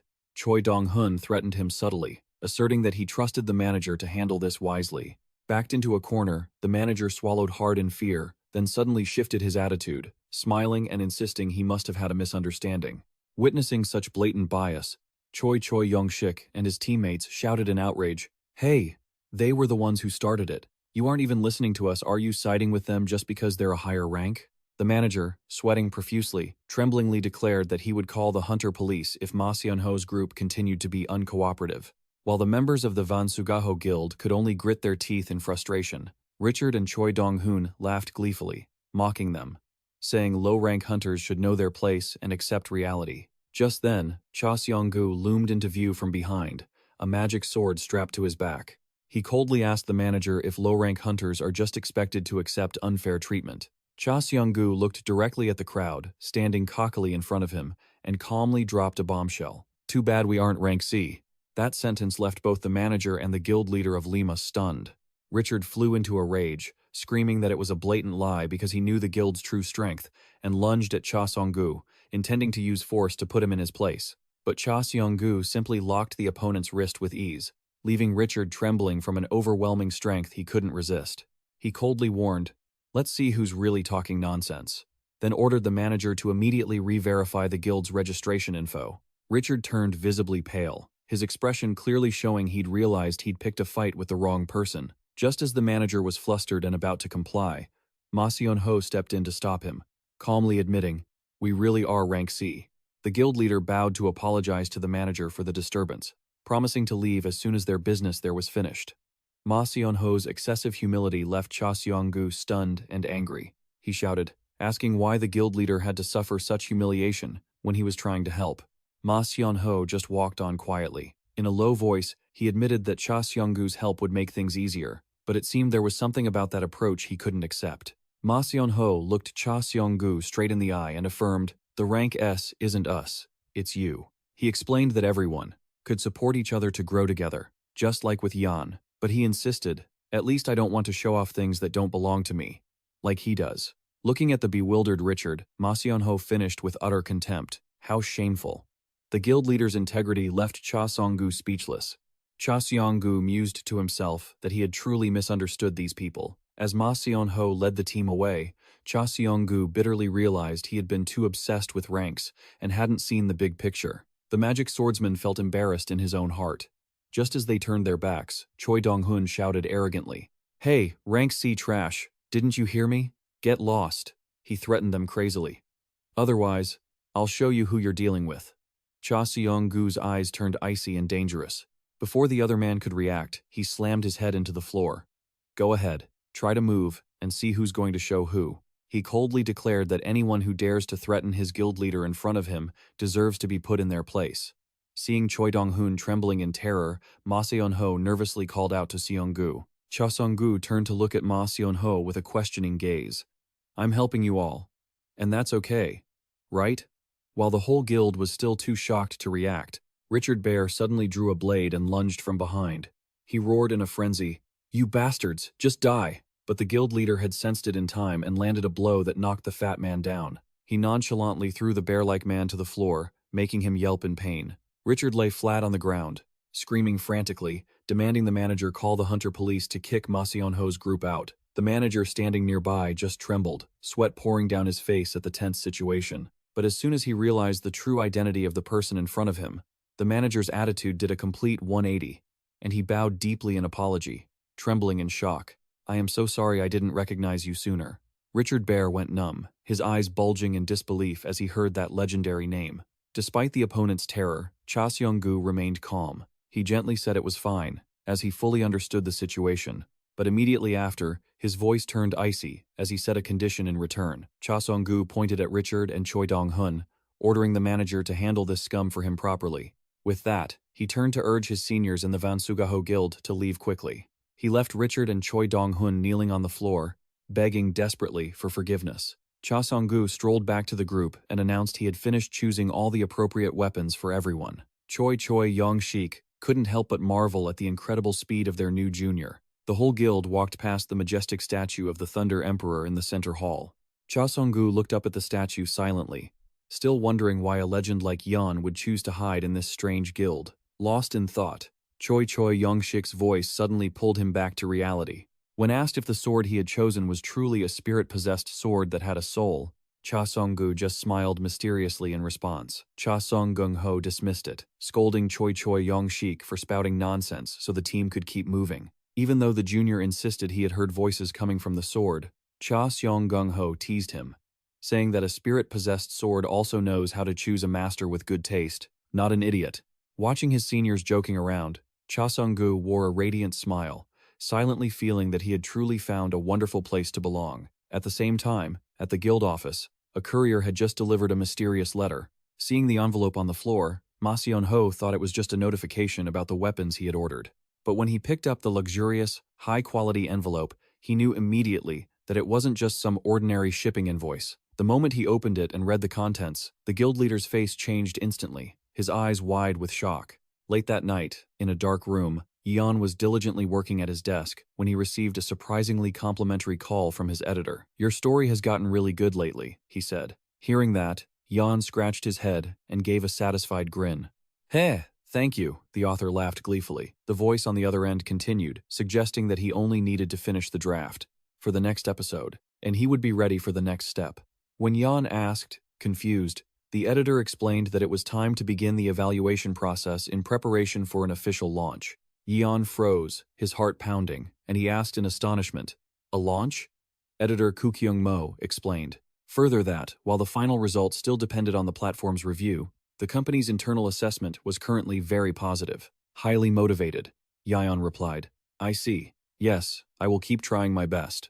After ending the call with words of encouragement from his editor, Yion gripped his phone tightly, his eyes shining with excitement as he cheered. All right. He couldn't hide his joy that his brainchild had finally met the requirements. Although it was only the evaluation stage, that alone was a huge deal for someone who used to be criticized. Yion typed away frantically, ready for an explosive debut. Amazing, amazing. But his joy was short-lived. A moment later, Yion collapsed onto his desk, exhausted. He smiled bitterly, realizing he was completely stuck, unable to squeeze out another word. He realized he had already used up all the recent events at the guild for his story, so he had no valuable material left for the next chapter. He looked out the window at the city night, silently wishing that something dramatic would happen right now so he could use it as reference. Meanwhile, at the association's headquarters, Chairman Park Dae-han was pulling his hair out in extreme stress. He slumped over his desk in exhaustion, endlessly grumbling about the troubles that were driving him insane. Park Dae-han gritted his teeth in tension, never expecting that ridiculous banquet to come around so quickly. It was the banquet for the top guilds of South Korea, a biennial event for the hunter community, where the major guilds gathered to network. But in reality, everyone had long forgotten the original purpose and was too busy fighting and holding each other back, turning the banquet into a fiery battlefield. Just thinking about having to step in and resolve these messes gave Park Dae-han a stomachache. He silently blamed the association for hosting such a troublesome event. He told himself that the center of the banquet had always revolved around the four great guilds. Even with the addition of the rookie, Gwangma's guild, it didn't seem enough to spark any real change. Park Dae-han flipped through a stack of documents, weary of the familiar names, faces, and rankings that had dominated the Korean hunter scene for decades. He wondered how he could possibly be interested when everything just repeated itself in such a boring way. But as soon as he scrolled past the list of the top 13 guilds, Park Dae-han's gaze suddenly stopped in surprise. A calculating and sinister smile gradually appeared on the chairman's lips. He smirked, thinking, perhaps this year will be more interesting. Park Ji-han stood up abruptly and ordered Secretary Yu to start preparing for the banquet immediately. Before his stunned subordinate could ask why his boss's attitude had changed so quickly, he firmly stated that this banquet seemed like it would be very different. Because right below the name of the Rookie Guild, sitting in 6th place on the prestigious guest list, was the Wanseo Guild. In another corner, a man with long green hair sat quietly by the window. He curled his lips in anticipation, thinking to himself, I was just wondering how they were living, and now this happens. On the other side, a high-ranking monk with small dots on his forehead sat calmly in front of a giant dragon painting, his hands continuously turning deep red prayer beads. The clicking of the beads echoed, steady in the peaceful space. But the monk's face showed clear disgust as he muttered, Time to look at those hideous faces again. Amidst the majestic mountains, a white-haired swordsman in wandering robes was slowly walking along a trail. He gently placed his hand on the hilt of his sword, praying silently in his mind that this year's banquet would feature someone to test this new sword on. Meanwhile, a black-haired female hunter stood amidst a pile of people lying unconscious on the ground. She irritably pulled out a cigarette, lit it, and muttered with boredom, Damn it, I really don't want to go. All of these powerful hunters were heading toward a major event. At the Wanseo Guild office, a luxurious invitation with the seal of the Hunter Association had arrived. The letter clearly stated an invitation to the leader of the Wanseo Guild, the guild currently ranked 6th in South Korea, to attend the South Korean top guild's banquet at the Royal Platinum Hotel. Cha Seong-gung-ho stuttered in disbelief. Are we really going to that famous banquet? Ma Seon-ho was completely shocked, his face distorting. Sweat poured down him as he stared at his guild's unbelievable ranking. Is this for real? Am I dreaming? Or are we really ranked 6th? Are we still in Korea? He held the invitation, trembling. How did it end up like this? I'm only a C-rank hunter. How can I go there? Cha Seong-gung-ho playfully teased Ma Seon-ho about sitting at the same table with famous S-rank guild leaders at the upcoming banquet. But instead of feeling honored, the guild leader was immersed in horror, imagining himself becoming the main course on the banquet table of these monsters. In his mind, the S-rank hunters with glowing red eyes were wielding forks, looking at him as someone who didn't know his place and would have to pay a heavy price for his appearance. Extreme fear caused Ma Seon-ho to foam at the mouth and collapse onto the floor, losing consciousness immediately. Choi Yong-shik and Cha Seong-gung-ho rushed over to shake their leader, who was lying flat on the ground, looking confused. Witnessing the familiar chaotic scene, Yion could only smile bitterly, admitting that there was never a peaceful day in this guild. But he was secretly pleased, thinking this was a good sign. After all, the upcoming banquet would be a treasure trove of inspiration for his story. Seeing that, Cha Seong-gu suddenly recalled an important detail and realized that the Lightning Emperor had actually attended this event a long time ago. Even though at that time, he hadn't officially joined any guild yet. Thinking back on the unpleasant memories from his last attendance, Yion suddenly did a complete 180. With a grimace of disgust and determination, he flatly declared, I'm not going. It all started with that last party. In a sleek white suit, Yion sat deep in thought amidst the praise for his feat of clearing 10 SSS-Rank gates. The crowd wouldn't stop calling him a hero, the strongest hunter in the world, even though he was still just a high schooler. They believed that it wouldn't be long before this teenager became humanity's greatest hunter. But amidst the flashy toasts, Yion just felt incredibly bored. The strongest hero.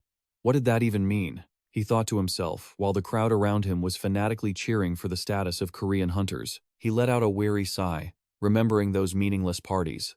To him, all that fame brought nothing but utter boredom. I'm not going, Yion firmly stated to Cha Seong-gu at the office. Oh, really? Then I'm not going either. But the moment they decided to give up, a terrifying dark aura suddenly rose from behind them. Both Yion and Cha Seong-gu turned pale, trembling with fear. When did you wake up? The guildmaster growled, holding them accountable. How do you think our guild reached S-rank? Thanks to whom does the Vansu Guild stand in 6th place on the Korean guild rankings, huh? Under the terrifying pressure from the guildmaster, Yion stammered that he had been a bit busy lately, but Ma Seon-ho roared in a fit of rage. Whether you want to or not, you are going to that party. Understood? With a face twisted in anger, he asked one last time, Are you going or not? Yion and Cha Seong-gu could only hug each other and cry. We'll go. Of course we'll go. Good. Wise choice. Witnessing the guildmaster's fury, Yion and Cha Seong-gu could only cling to each other, shaking with fear. After Ma Seon-ho left, Yion slumped wearily onto the sofa, his eyes dazed as he unconsciously recalled those unpleasant past events. He sighed to himself. Well, there's no other way. Since it's come to this, I'll just go find some material to write an article. The major guild's party officially kicked off at a luxurious hotel with a long red carpet. The sound of camera shutters echoed incessantly as reporters gathered in full force to hunt for high-profile figures. The media accelerated their work, each afraid of missing a hot moment. Association Chairman Park Dehan was busy shaking hands and mingling with officials, not forgetting to ask for their support this year. After finishing the reception for the A-rank guilds, he wiped the sweat from his brow, tiredly thinking that the real main characters were about to appear. The S-rank guilds were entering. The announcement echoed, making the atmosphere hotter than ever. Park Daehan held his breath, watching, thinking that they had arrived just as he mentioned them.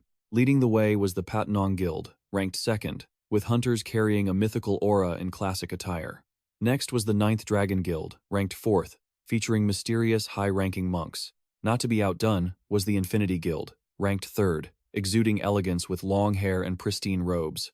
Finally, in this group was the Target Guild, ranked fifth. The hunters in extremely cool black suits carried a strong modern style. The crowd of reporters couldn't help but marvel at the different level of the four great guilds. They buzzed about how the Target Guild was solidifying its position, thanks to the reputation of the Mad Demon. But the true focal point of the party was only now officially appearing. Firm footsteps on the red carpet belonged to the members of the Guardian Guild in matching white suits full of authority. Leading this elite squad of hunters was none other than the elder, Do Hong, who possessed an aura that completely overwhelmed all the other guilds present. The guild ranking appeared, with the Guardian Guild sitting firmly in first place. The reporters couldn't help but marvel at the might of the king of the hunter world, possessing 4 S-rank hunters. Amidst the heating atmosphere, a luxury car pulled onto the red carpet, greeted by a barrage of lenses. But contrary to the flashy appearance outside, inside the car was a chaotic argument. Ma Seon-ho barked furiously. Choi Yong-shik, I told you to let me drive. Just because you just got your license, you wanted to try it once. He even added a very convincing reason. Besides, they say the main characters usually show up late. Seung-ho was speechless and sarcastically replied, well, thanks for making me the main character. The late arrival of the whole team quickly attracted the attention of all the hunters and reporters present at the scene. Feeling countless eyes focused on them, Seung-ho and Ma Seon-ho started to break into a cold sweat, anxiously wondering, we're being noticed. Are we that late? Seung-ho replied tremblingly, must be, while Choi Yong-shik innocently thought to himself, it's probably not because they're the main characters that they're being watched. The crowd began to murmur and gossip. It's been a long time since I've seen such an interesting scene. Is that the rising S-rank guild? Many couldn't help but wonder if this was an act of bravery or just the stupid recklessness of those who just got lucky. One should know that the Guardian Guild is a powerful force, always maintaining the #1 spot for the past 50 years, with immense pride. For the Vansu Guild to surpass the Guardian Guild and arrive last at this event, which is held every 2 years, was nothing short of an act of humiliation. Choi Yong-shik trembled, admitting, man, I'm scared, and Seung-ho could only nod in agreement. Me too. This action clearly sent a heavy challenge to the Guardian Guild's status, but contrary to everyone's expectations, the old man Du Hong suddenly wore a mysterious smile. The surrounding hunters were shocked, not believing their eyes. What? He's smiling. They concluded that even though he looked gentler than before, it was unbelievable that he would accept this. Suddenly, everyone realized that the person Du Hong was looking at was none other than the magic sword Cha Seong-gu. So that's how it is. The old man thought to himself that an S-rank hunter is an extremely valuable strategic asset, strong enough to completely change the landscape of an entire force, especially the magic swordsman Cha Seong-gu, a rare genius who only took 2 years to reach S-rank, making any guild crave him. Even though he always coldly rejected every invitation on the outside, if there really was a secret connection between these two that outsiders didn't know about, then the entire plan that had been laid out for so long could be completely ruined. Witnessing this unexpected presence, the old man couldn't help but be surprised to see Yion also appearing in such a formal place. In the distance, the white-haired swordsman was also quietly observing the magic swordsman. While he acknowledged Cha Seong-gu's talent, in his eyes, the boy was still just a genius who hadn't truly broken past his own limits. He was still too green to be worthy of crossing swords with him. Suddenly, the disciple beside him trembled, gripping his master's sleeve. Master, who is that? The swordsman calmly reassured him that while the demon sword was quite strong for someone his age, it wouldn't be long before the disciple reached that same level. But the boy pointed in terror toward Yion, standing next to Cha Seong-gu, and stammered, not him, the one next to him, that's the one. The disciple, pale with shock, insisted he could feel an overwhelming, terrifying surge of power, radiating from the ordinary-looking young man in glasses. A crushing pressure made him shudder, realizing that even if all the elite hunters present at this banquet joined forces, they absolutely couldn't defeat that unmatched power. Amidst the brilliant lights of the hall, the association representative spoke up, loudly opening the evening party and welcoming everyone. He emphasized that this banquet was held to honor the immense efforts and contributions of the 10 outstanding representatives' names that were the pride of all South Korea. Amidst the enthusiastic applause of the guests, the representative smiled and expressed his hope that today, everyone would set aside all their complex worries and enjoy a happy, joyful night. He didn't forget to remind everyone of the spirit of unity. Remember that we are all colleagues, here to have fun and strengthen our bonds during this evening. Thank you. Immediately after the speech, the MC signaled for the guild masters to move to the private dining area specially prepared for them, while the other members would remain in the main hall to enjoy the party. Hearing this, Ma Seon-ho started shaking, sweat pouring off him like rain from the tension. Seeing his senior, Tran Tru, Sung-ho whispered, "It's time for you to go." But the poor guildmaster was drowning in extreme fear. He wondered to himself, if I go, will I die? Or should I just hand the guildmaster title to Sung-ho and run away? Seeing that Choi Yong-shik reassured him, "Hey, don't worry so much. The food here is famous for being delicious. Once you eat something good, all your worries will just melt away." Even the demon sword, Cha Sung-gu, spoke up in a calm tone. "That's right, it's just a dinner. Just relax." Ma Seon-ho exhaled softly, trying to force a stiff smile to reassure himself. Yeah, it's just dinner, right? Nothing should happen. But his hope for a peaceful dinner suddenly vanished into thin air. The high priest of the Nine Dragons Guild slammed the table violently, sending food flying, and roared in anger. "Are you tired of living, you brat?" Facing him, a short-haired female hunter wasn't backing down either, radiating an overwhelming, deep red aura. She shouted defiantly, "Bring it on! Let's see who's afraid of who!" Ma Seon-ho stood in the middle of that miniature battlefield, his face contorted in horror as he realized his worst nightmare had actually come true.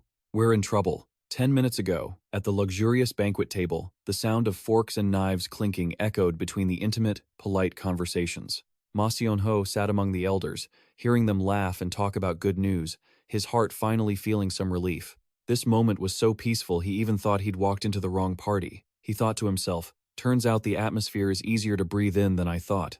Maybe I was worried for nothing. But that peace was just a thin shell over a suffocating, unbearable pressure. Watching the powerful guildmasters silently eating, Ma Seon-ho felt sweat start to pour down.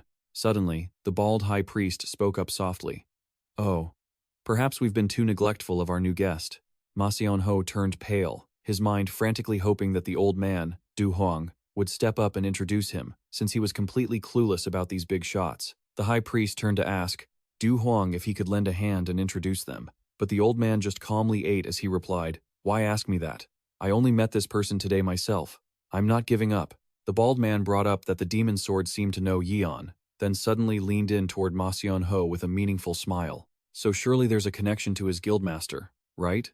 Du Huang coldly insisted that he had absolutely no connection to the demon sword or the guildmaster sitting there. Getting that answer, the high priest smirked. "My apologies. I misunderstood. I see now." Ma Seon-ho was so terrified he froze, his throat tight, unable to utter a single word. Seeing his pathetic state, the bald man pushed even further with a challenging demand. "Then, could you bother to introduce yourself?" Park De-han quietly watched the confrontation, secretly smug. "Oh, so this is a battle of wits against Ma Seon-ho? This is truly interesting." Even the elder, Du Hong, couldn't help but be impressed by Ma Seon-ho's spirit, thinking, "It seems he's showing displeasure because he's guessing about my relationship with the guild member. This guy has some guts." Meanwhile, the high priest of the Nine Dragons Guild was grinding his teeth in rage, veins popping on his forehead as he barked, "Hey, what are you planning to do?" Ma Seon-ho could only sit motionless. In truth, he was just choking on his food and couldn't speak. A black-haired female hunter burst out laughing. "Ha ha ha, this uncle is actually pretty funny. Thanks to you, I got to see a good show." She continued with biting sarcasm. "I told you to fix that weird temper of yours. I swear, every time I look at your face, I just want to kill you." The monk's rage exploded. The high priest channeled a brilliant blue spiritual energy, crushing the glass in his hand, and growled, "Are you tired of living, you wench? his eyes blazing with killing intent behind his dark sunglasses. He didn't waver. The female hunter jumped up, a raging red aura engulfing her body as she shouted in defiance. "Bring it on! See who's scared!" The two of them had turned the air into a battlefield the moment they opened their mouths.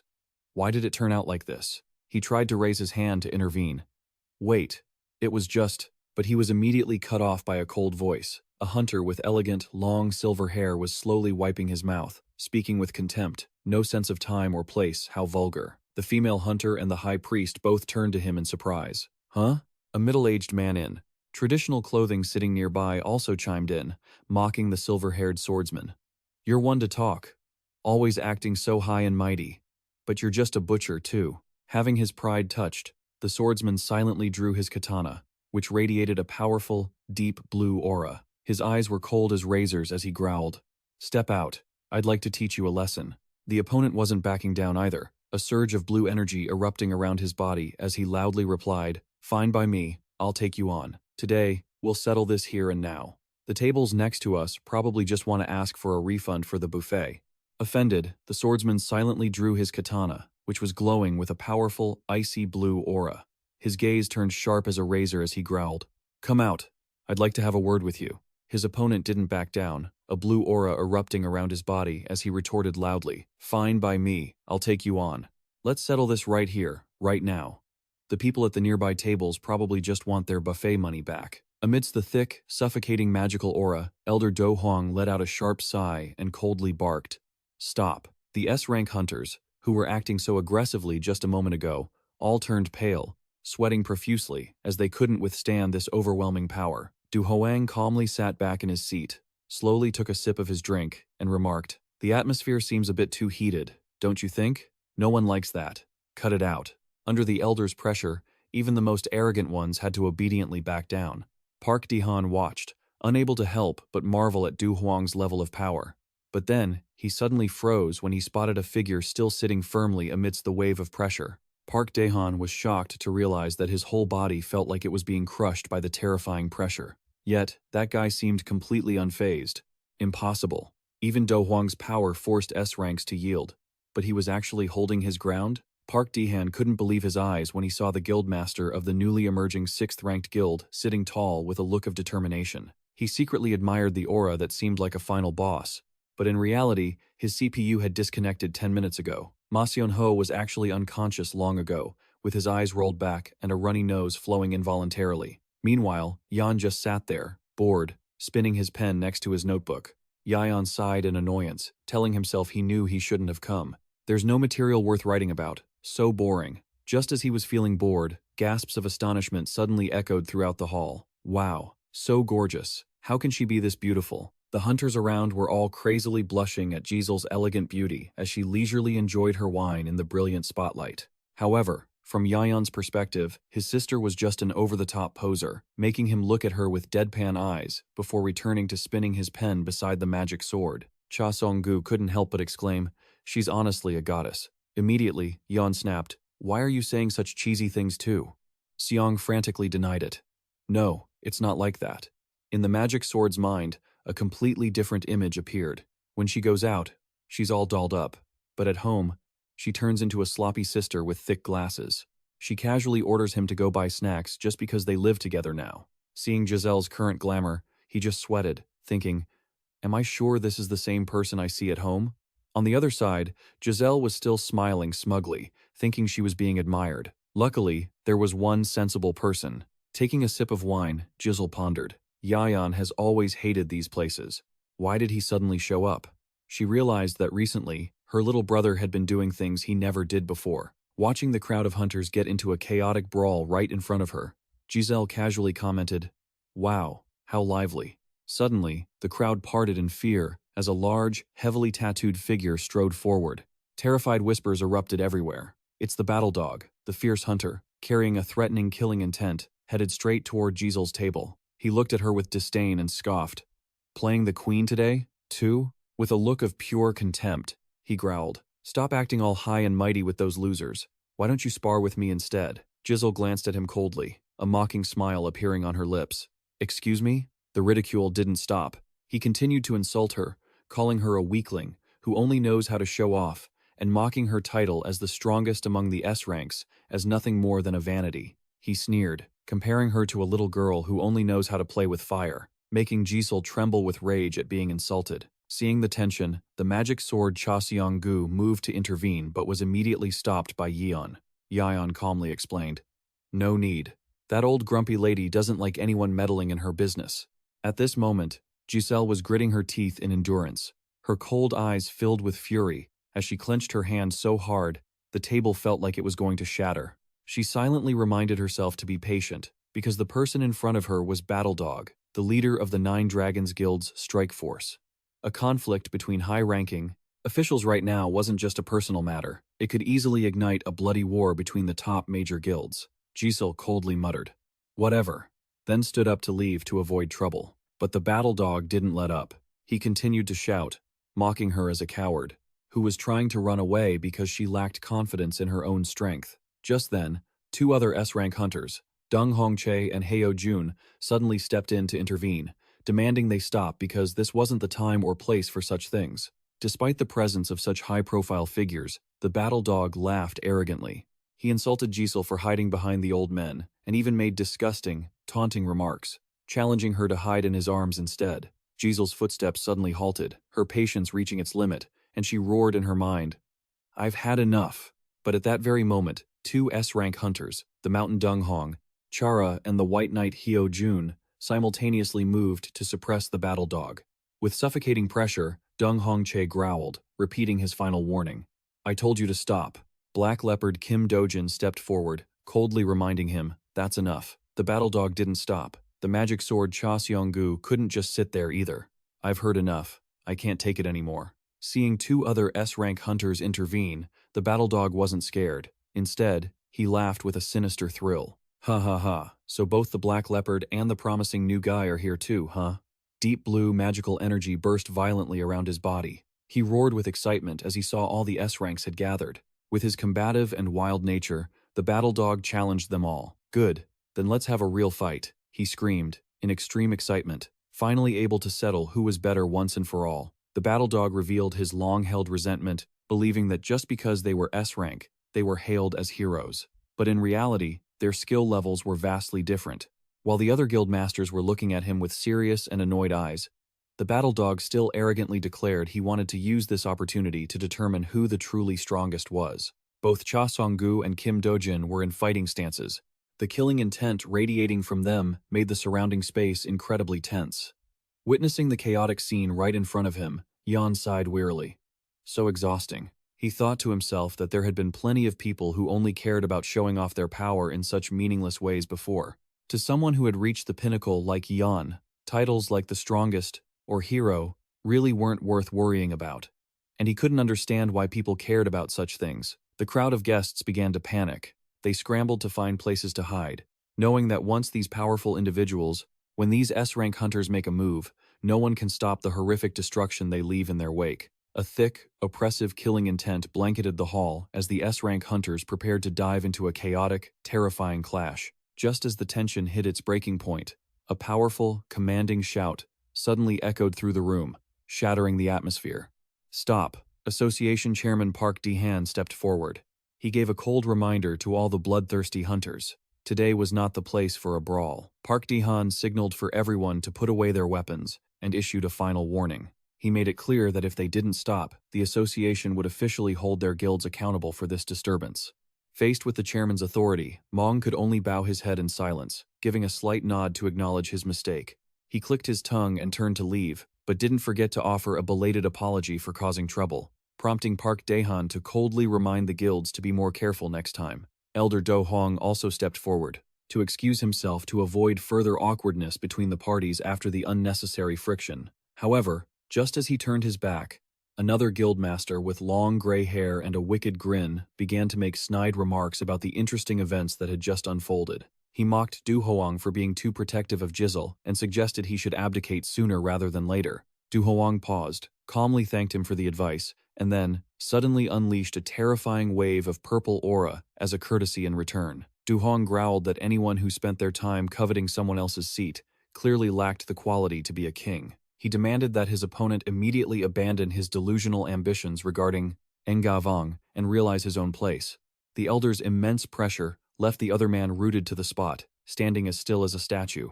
Du Hoang walked away coldly, leaving behind a sharp warning that made his opponent grit his teeth in powerless fury. He realized with dread that his faction's plans seemed to have been seen through, but Mansa Seon, who was walking beside him, seemed quite calm, having already anticipated this. Even though the situation looked unfavorable, the gray-haired man gritted his teeth maniacally, insisting there was no turning back now. He decided that their sinister plan would proceed exactly as originally scheduled. The old man, Mansa Seon, and his hulking disciples left with sour expressions. He cursed under his breath, "Humph, that damn old man, if he doesn't plan to step down from the throne, we'll have to drag him off it ourselves." On the other side, Elder Do Hong continued walking with his usual poised demeanor, but his keen eyes had already seen through everything. He mused to himself that they seemed to be harboring some foolish ideas, not sure if they were just trapped in their own egos, unable to see reality, or if they were just pretending to be oblivious. Amidst the tense atmosphere of political intrigue, the Vansu Jia Hoa Guild was facing a tragicomic situation. Guildmaster Ma Xian Ho was still unconscious from the psychological shock, leaving Sung Ho to frantically shake him. "Boss, are you all right?" Du Hong glanced past Yion, a cryptic thought crossing his mind about the hierarchy of the hunter world, that even above these powerful kings, there existed supreme gods. Realizing he couldn't linger any longer, Sung Ho gave an urgent order. "Choi Yong-shik, start the car. We have to get him out of here right now." Choi Yong-shik quickly replied, "Yes." And together they helped the guildmaster out of the hall. While everyone else was worried about their leader, Yan was spiraling into a completely different kind of crisis. A looming deadline was far more terrifying than an S-rank hunter throwing a tantrum. He clutched his head in despair, realizing this trip hadn't yielded a single piece of decent material for his draft. "It's over. I didn't get anything. And the deadline is almost here. What am I going to tell the editor-in-chief?" As he was busy lamenting, a slow set of footsteps approached. "Hey, you." Yion turned around, startled, to see the graceful, otherworldly, white-haired swordsman. Cha Song-gu felt someone approaching and asked guardedly, "Excuse me, is there something you need?" He thought the man was targeting him, but the white-haired hunter immediately corrected him. "Ah, forgive me. Not you." He gestured toward Yion. "It's the person next to you. I have something I need to discuss with him." Yion froze. "Me?" In the quiet stillness of the traditional estate, Heavenly Sword softly thanked Yion for leaving the lively party to follow him out. Yion replied nonchalantly that he was planning to head out anyway, then got straight to the point, asking what was so important. Heavenly Sword didn't beat around the bush. He immediately introduced his disciple, Sao Yun, who was standing right behind him. The elder revealed that Sao Yun possessed a secret ability called Demon Eye that no one else knew about. The boy's eyes glowed with a brilliant blue spiritual power, capable of grasping complete information, stats, and even the fatal weaknesses of an opponent in a single glance. The clearest proof was the detailed parameter board of the magic sword Cha Seong-gu, which appeared in full detail from his skills down to the vulnerabilities easily exploited when using his greatsword. Heavenly Sword emphasized that seeing through an opponent before a battle was an immense advantage, enough to shatter the balance of the four great guilds if the information gathered at tonight's party were used for malicious purposes. However, he asserted that he didn't care about those political schemes at all. After years of honing his blade on the line between life and death, the only thing he craved now was to find someone strong enough to receive his swordsmanship. Thanks to So Yun's demon eye, Heavenly Sword had sensed the terrifying power hidden within Yan. With an incredibly respectful attitude, the legendary hunter bowed and requested a sparring match to be instructed. Yion secretly breathed a sigh of relief, realizing that the man only saw his strength but hadn't actually figured out his identity as the Thunder Emperor. He thought to himself, if he were somehow discovered, perhaps he would have to ask this Heavenly Sword to keep his secret. Yion mused that if this demon eye were in a novel, it would definitely be extremely interesting. The disciple, So Yun, called out to his master in worry as he sensed the atmosphere shifting. Yion closed his eyes for a moment and smiled, accepting the challenge. Sure, but he immediately added a condition. In exchange, you have to do me a favor. Both men stood facing each other in the vast garden of the estate, preparing for a high-level duel between two generations of hunters. Yion casually put his hands in his pockets, his face full of confidence, as he looked at his opponent. You can start whenever you like. Heavenly Sword frowned, astonished by the other man's strangely relaxed attitude. The elder remarked in a low voice. Looking at that calm posture, hands in your pockets, that confident. Are you? He closed his eyes to focus his spiritual energy, gripped his sword hilt, and declared, Then I won't hold back. A blue aura suddenly erupted violently from the sword as it was drawn from its scabbard. Heavenly Sword coldly announced, "Let's begin." Instantly, he lunged forward with terrifying speed. A sudden, fierce blue light exploded from the sword as it cleared the scabbard. "Let's begin," Heavenly Sword stated coldly. He instantly lunged forward at a terrifying speed. Heavenly Sword closed the distance with Yion in an instant. Yion silently mused that the Elder's speed was indeed far superior to Cha Songgu's. Heavenly Sword unleashed a relentless flurry of unpredictable attacks, catching Yion off guard as he blurted out, "Whoa, that actually startled me." Realizing his opponent had already anticipated his retreat, Yion decided it was time to take his hands out of his pockets and get serious. Seeing Yion's cavalier attitude, Heavenly Sword gritted his teeth and muttered a remark full of disdain. "Ridiculous." Heavenly Sword lunged forward like a cyclone, executing a masterfully precise double-strike technique, intent on seizing total control of the fight. He was confident that this move would not only secure his advantage but also grant him complete command over his opponent's every action. Heavenly Sword was certain that Yion would be forced to move exactly where he led him, making it impossible to dodge the second strike. Yet, Yion left the Elder stunned as he glided gracefully between the razor-sharp blade paths. He landed nonchalantly and whispered, "Interesting." He quietly observed his opponent, inwardly acknowledging that the title Heavenly Sword was well earned. Those strikes were both lightning fast and carried truly impressive power. Witnessing the high-level clash, Yion couldn't help but marvel, noting that her master's swordsmanship seemed to have reached a supreme realm. Even the Shadow Moon Blade chimed in, warning that while their styles differed, these movements were worth studying, and urged her to memorize every technique. Heavenly Sword poured all his azure spiritual energy into massive slashes that engulfed the entire arena, creating suffocating pressure aimed directly at Yion. The sword beams moved freely and shifted unpredictably, creating the sensation of being barraged from all sides with no room to retreat. Yet, amidst the dense spiritual pressure, Yion remained calm, observing that no matter how perfect an attack might seem, a flaw always exists. He gently shifted his body, dodging a lethal strike by a hair's breadth, then smiled with excitement. "Whoa, it's been a long time since I've seen a sword this fast. Couldn't dodge that completely, huh?" Yion froze, feeling the overwhelming pressure from his opponent. In less than a minute of combat, the illustrious Heavenly Sword bitterly reached a conclusion after assessing his rival's strength. "I cannot win."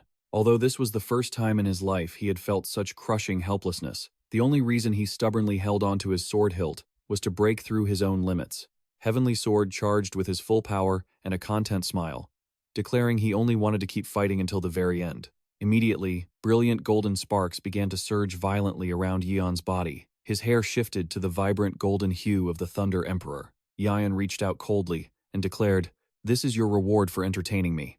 A massive surge of lightning energy exploded from his hand, manifesting as a giant electric bird that illuminated the night sky. The Thunderbird technique descended with divine force, creating destructive pillars of light that shook the entire region. Heavenly Sword collapsed to the ground, staring vacantly at the dazzling radiance, and whispered a confession that he had forgotten one crucial fact. He should have realized that even if the great hunters dominate the world of hunters, there are still gods standing above them. Inside a quiet, traditional room, Yion was enjoying a lavish meal with Heavenly Sword and Cha Seong-gu. After yesterday's earth-shattering combat, today they'd shifted gears to a friendly meal. Seeing Yion eating heartily, the elder asked considerately, "Is the food to your liking?"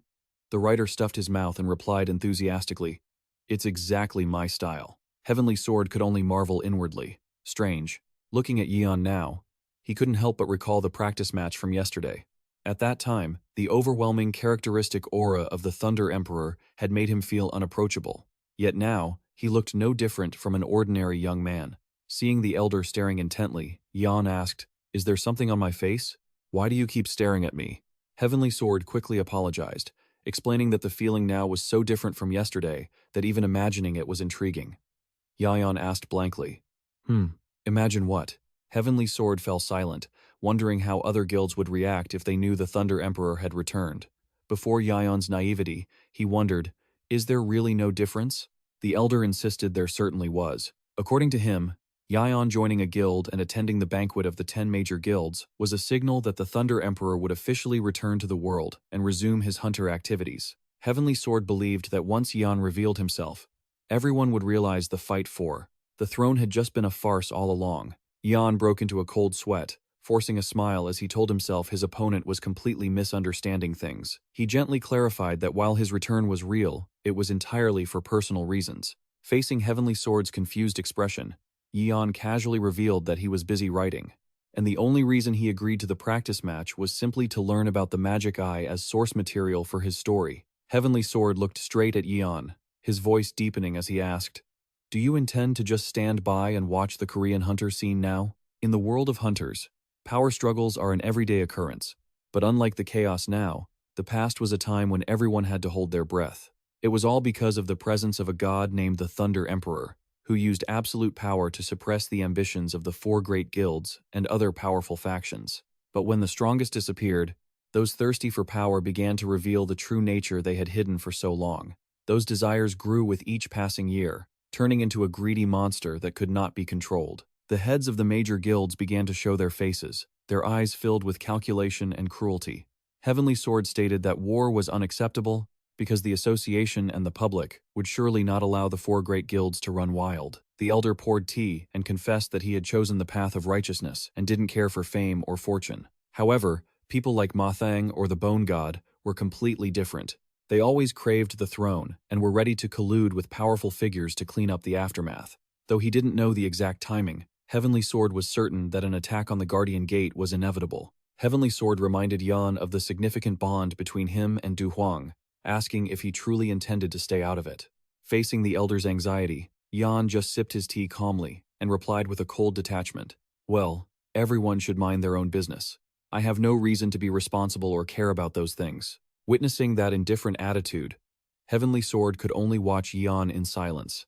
He silently assessed that behind that divine power, there was still a strangely immature side to him. He decided to change the subject. "Fine. How about I ask you a different question? Why did you decide to retire, and what made you start writing? I want to hear your story." Yion looked momentarily startled, then repeated the question with a look of doubt. "My story?" The Heavenly Sword suggested that talking to someone might help Yion sort out some of the thoughts that were overwhelming him. Yion sighed softly, took a sip of tea, and began to tell his tale. "It's not really an interesting story. Ever since I was born, my memories have been filled with the sounds of crying in a hospital room. When I was little, I couldn't control my lightning powers, so my parents always had to wear thick rubber gloves whenever they cared for me or held me, just to avoid being electrocuted. By the time I started to get a grip on my power, my older sister suddenly awakened fire abilities. One of us was spewing fire, the other shooting lightning. Yet our parents still always taught us both to grow up normally and warned us not to use our powers recklessly. But we were never really well-behaved kids. In the middle of a ruined street, the charred carcass of a giant wild boar monster lay in the corner, the result of the two siblings taking care of business. Little Yeon urged his sister, "Let's head home, sis. I'm hungry." This left Giselle, still fired up, feeling regretful. "Already?" I still wanted to play more. Just then, a survivor trembling with fear approached, and suddenly grabbed Yeon's tiny hands. The man sobbed uncontrollably, overwhelmed with emotion. "You too, thank you so much. I thought I was going to die, for sure." Behind him, other people were also bowing in gratitude to their young savior. The man choked up, insisting that thanks to the two siblings, everyone here was safe. He truly didn't know how he could ever repay such a great favor. "You are everyone's heroes."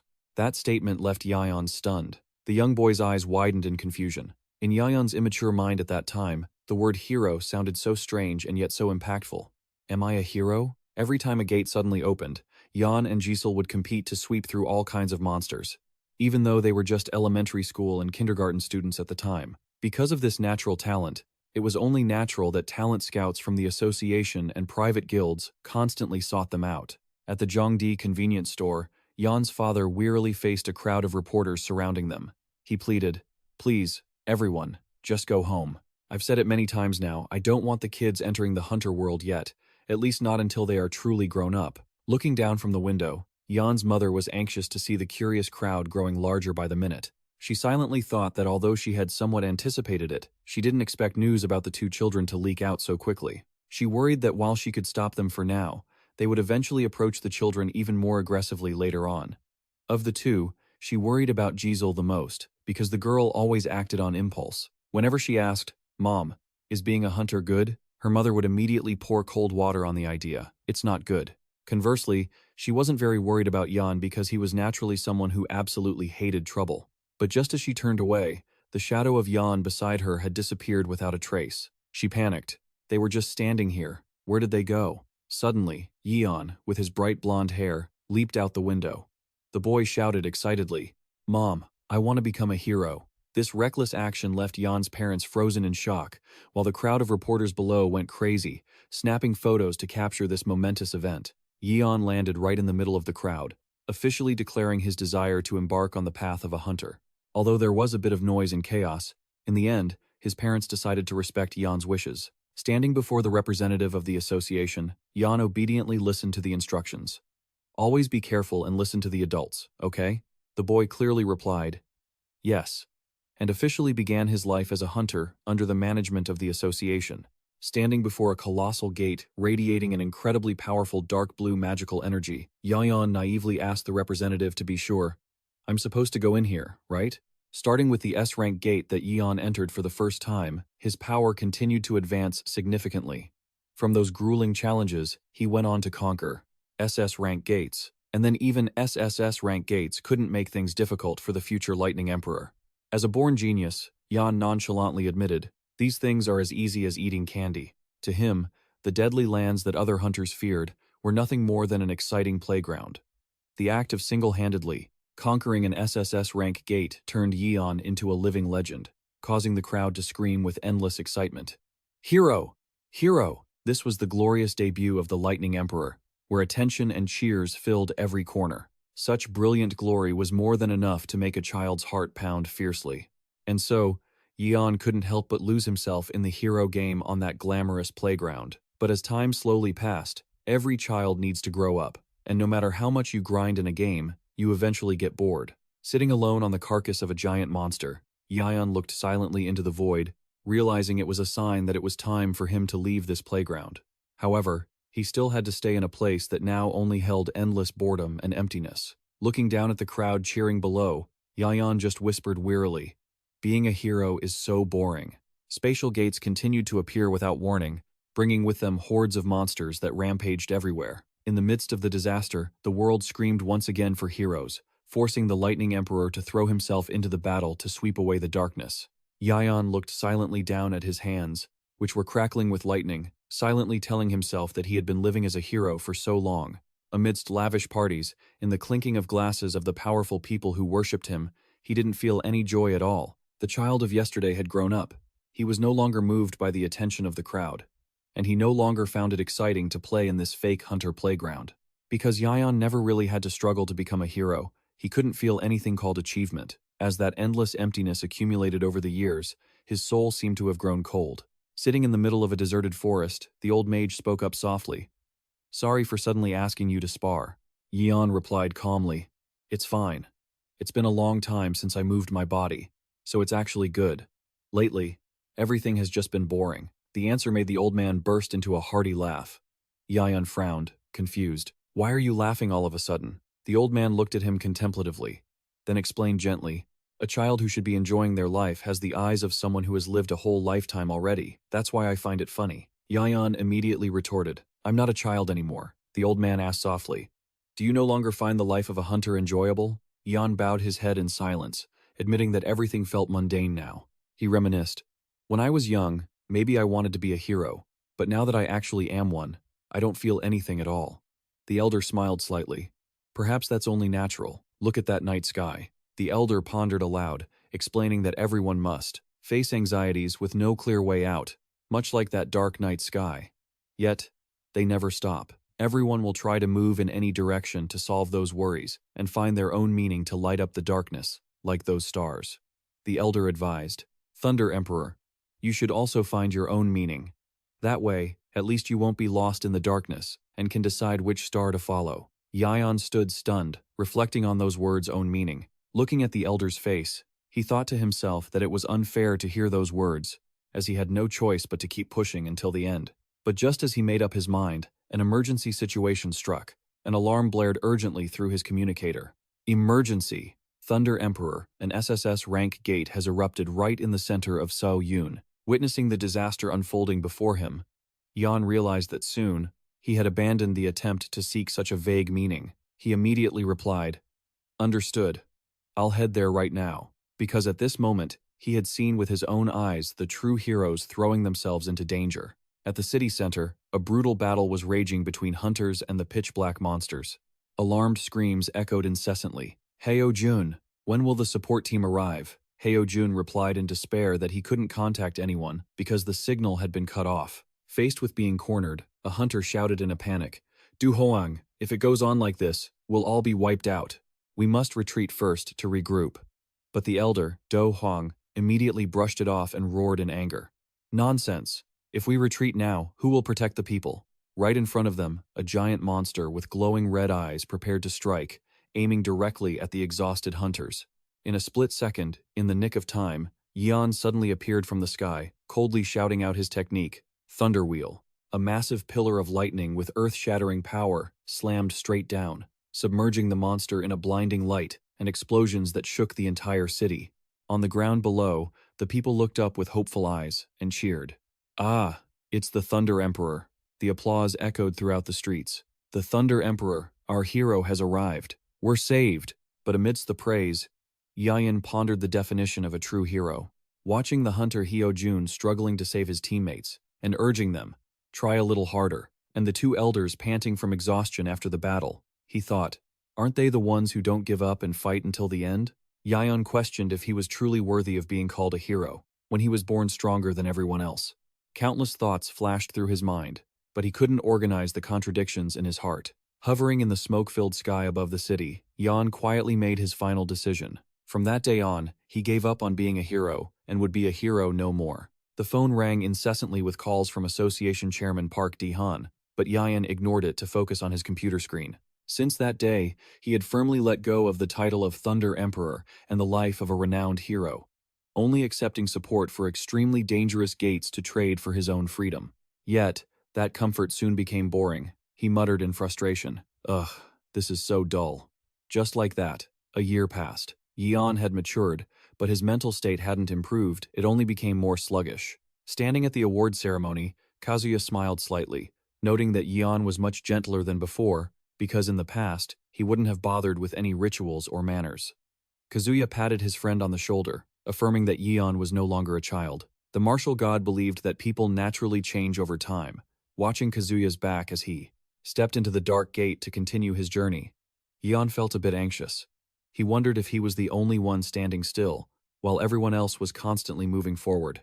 However, Yion quickly pushed those complex thoughts out of his head because he hated anything that gave him a headache. He returned to his normal routine as always. Just then, his sister Giselle, who was lying nearby, suddenly exclaimed excitedly while looking at her phone, "Oh my, this is really interesting." Yion, curious, lifted his head, not forgetting to ask for the link to watch together. He took the phone, completely unaware that a major turning point was about to strike his life. Yion stared at it with skepticism. "A web novel?" I started scrolling, and had to admit, it's better than I thought. It wasn't that Yion was too impressed with the genre, he just felt like he had found a new pastime to fill those boring days. But just as he was most engrossed, the chapter ended, leaving him frustrated and shouting, "Wait, it cuts off at the best part? How am I supposed to wait until tomorrow? There's nothing left to read." Yion decided to switch to YouTube. Sigh, I'll just watch YouTube today. His eyes were met with a series of tutorial videos with enticing titles like "Anyone Can Become a Writer" or "Writing a Web Novel is as Easy as Pie." Yion looked at the computer screen, lost in thought, and asked himself, anyone can do it. With the same simple curiosity and excitement he had as a child, Yion decided, maybe I should try writing too. The sound of frantic typing echoed through the dark room. He just wrote whatever he wanted, without any knowledge of writing techniques. But Yion still felt like this was actually pretty fun. Just the act of writing down the thoughts in his head was enough to make him feel incredibly satisfied. He decided to post his debut work titled, "I Am Not a Hero," under the pen name, "The Convenience Store Owner's Son." Naturally, with such an impromptu piece, the views and comments stayed at a perfect 0. Yion clicked his tongue and mocked himself. Well, who would want to read this? He kept typing until a surprising notification appeared on the screen. It was the first comment from a user named Guest, one with a short message. "Great stuff." Yion froze, his eyes wide with astonishment. "Oh, A strange emotion ran down his spine. Yion suddenly felt a surge of energy and began typing furiously, wondering if he should write a little more. The moment the dungeon raid successfully concluded, Yion stood among his comrades and started to ponder his future. With the world no longer on the brink of destruction, he realized he had no reason left to continue this exhausting life as a hunter.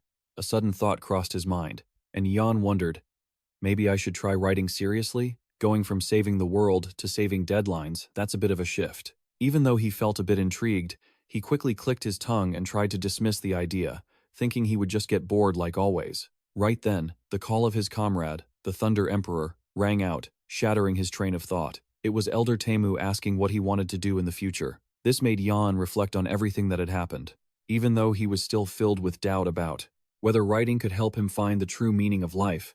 Yion told himself that he should at least try to give it a go. With determined eyes, he clearly stated his biggest goal: I'm going to become a web novelist. Yion silently promised himself that this time, he had to see the chosen path through to the end instead of giving up halfway. Returning to reality, Yion shyly handed his laptop containing the draft to Heavenly Sword and asked nervously, what do you think? Since he wasn't good with words, he had decided to pour all his thoughts into the writing, and he awkwardly told his companion, if you don't think it's good, you can just skim through it. After reading it carefully, Heavenly Sword sighed softly. He realized that even the most terrifying disasters to humanity were just a playground in the eyes of someone born with overwhelming power like Yion. He understood that the image of the Thunder Emperor in everyone's eyes and how Yion truly felt were worlds apart. It was that disconnect that had always left him feeling confused and lost. Heavenly Sword smiled gently. I see. I think I understand your heart now. He sat down at the computer, his fingers gliding over the keys, thinking that, if you read something good, you have to leave a comment. The elder typed out words of deep empathy, expressing his understanding of Yion's reasons for writing, and the restlessness he felt. Heavenly Sword sent his absolute support, wishing for Yion to be able to walk the path he chose to the end, unbound by any chains or responsibilities. He sincerely advised him that if he bravely faced his inner turmoil and untangled those complex knots, one day he would be able to accept his true self. He affirmed that Yion was doing very well, and urged him to see his chosen path through to the end. The long conversation finally came to an end. Heavenly Sword stood up to leave, and didn't forget to tell Yion to ask So-Yoon more about the demon eye. Before leaving, the elder gave a hopeful smile. Oh, and next time, I want to read more of your work. The talk with Heavenly Sword ended without anything actually changing, as Yion understood well that this wasn't a problem anyone could solve overnight. Yet, knowing that someone had truly read and valued his writing made him feel a lot lighter. Meanwhile, in a luxurious office, the atmosphere was incredibly tense. A young hunter asked the guildmaster, who was sitting in deep thought, "Are you really going through with this?" The reply was nothing but a sarcastic question. "What? Are you scared?" Although he confirmed that his superior's will was his own, the hunter still wondered if this was the only way. The gray-haired guildmaster smirked wickedly, saying it was already too late for second thoughts. He revealed that he had just received word that they had officially arrived. At that very moment, a private jet landed on the runway, carrying dangerous individuals. It was the Beast, one of the world's 3 largest mercenary groups. Stepping off the jet were men with overwhelming presences, dressed in stylish gear. Leading the mercenary group was a man with long silver hair, wearing an iron mask that covered half his face, his glowing red cybernetic eye looking quite threatening. He looked around the scene, flashed a cruel smile, and asked casually, "Is this the new business location?" The meeting took place in a heavy silence. A suitcase packed with stacks of high-denomination bills was opened right on the table, emitting the tempting scent of money. "Is the amount correct?" He took a drag from his cigarette and replied briefly, "Yeah, close enough." The visitor continued, promising that if things went smoothly, the rest of the payment and the promised items would be delivered on time, emphasizing that everything depended on the brutality of these mercenaries. Taking another indifferent drag of his cigarette, the silver-haired man began flipping through the file to learn about his prey. He muttered, "Who's the target?" As soon as he saw the target's identity in the document, his red eyes narrowed in shock, mixed with excitement. The Heavenly 13 Stars. Huh? He admitted that he had only heard the target had a few S-Rank members, and had no idea he was going to be dealing with entities of this global caliber. Realizing the danger of the mission had increased significantly, the leader didn't hesitate to ask for a price hike. This is probably going to need double the pay. But before the silver-haired man could bargain further, the gray-haired guildmaster nonchalantly offered an even better deal. "No. Triple is fine. This unexpected generosity made the beast leader pause for a second. Then he let out an arrogant laugh. He admitted that it had been a long time since he had met a client this interesting and willing to spend, making this assassination mission more attractive than ever. The silver-haired man stood up, ready to leave, promising to be in touch as soon as he got to work. But then he suddenly froze and turned to look straight at the client and asked, with a meaningful tone, whether everyone present here was part of the same crew. The client just smirked enigmatically, asserting that whoever they were, this was their business, and the client could do whatever they wanted.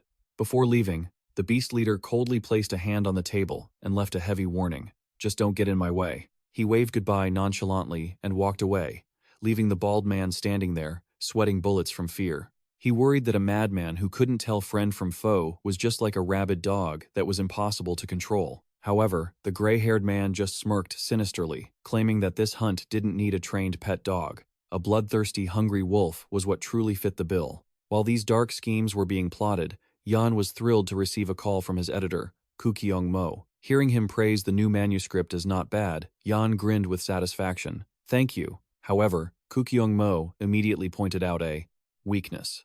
The newly introduced magic eye ability was too overpowered, making every conflict resolve way too easily. Yion panicked and wanted to delete that detail immediately, but the editor stopped him, finding it an interesting element. Watching Yion's excited expression while on the phone, Cha Seong-gu couldn't help but feel suspicious. He silently wondered if the guy laughing like an idiot in front of him was truly the world's strongest supreme ruler. The image of a top-tier boss was completely gone because of that call. At that moment, Kukyong Mo suggested that Yion should depict the process of obtaining the magic eye more dramatically through a classic trope. That is, having a powerful enemy appear and cause a comrade's sacrifice, thereby forcing the protagonist to awaken his power in a fit of rage to fight back. Yion blankly repeated the editor's suggestion. So I have to kill off the protagonist's comrade? Kyung Mo noticed his hesitation and quickly reassured him. You don't seem to like this idea, do you? You don't have to write it that way. I'm just throwing out an idea. Take it as a reference. Yion replied softly. Yes, I'll think about it. Thank you. He hung up with a weary sigh, agonizing over the plot of killing off a comrade. Even though he knew novels needed such twists, he still felt incredibly conflicted. Yion pondered deeply. Until now, he had always written based on experience, but he had never gone through something like that, nor did he want to imagine it. Looking at familiar faces like Ma Seon-hojae and Giselle, he felt stuck, unable to bear the thought of them meeting a grim fate on the page. But if he cut it, it would be such a waste of the magic eye's potential. Seeing his senior slumped over the desk, lacking ideas, Cha Seong-gu suggested, "Why don't you take a walk? Maybe you'll come up with a good idea." Yion wearily accepted. "Yeah, okay." Just as Yion stood up to leave his desk, he accidentally knocked his laptop onto the floor, as if signaling that something terrible was about to happen. Meanwhile, at the headquarters of the Guardian Group, a meeting of high-level hunters was coming to an end. Elder Do Hong stood up and announced, "All right, that's enough for today's meeting." Du Hoang excitedly suggested, "Oh right, it's rare that we finish early. Why don't we go get something to eat?" But Giselle walked away without a moment's hesitation. "I'm busy, excuse me." The old man could only sigh at his granddaughter's coldness, while the other teammates laughed at his excessive nagging. When Du Hong tried to invite the remaining three to eat, the hunter in traditional robes poured a bucket of cold water on him, reminding him of his business trip to Jadong that very day. The elder could only groan about being at this age and still not being able to retire because of all the busy work.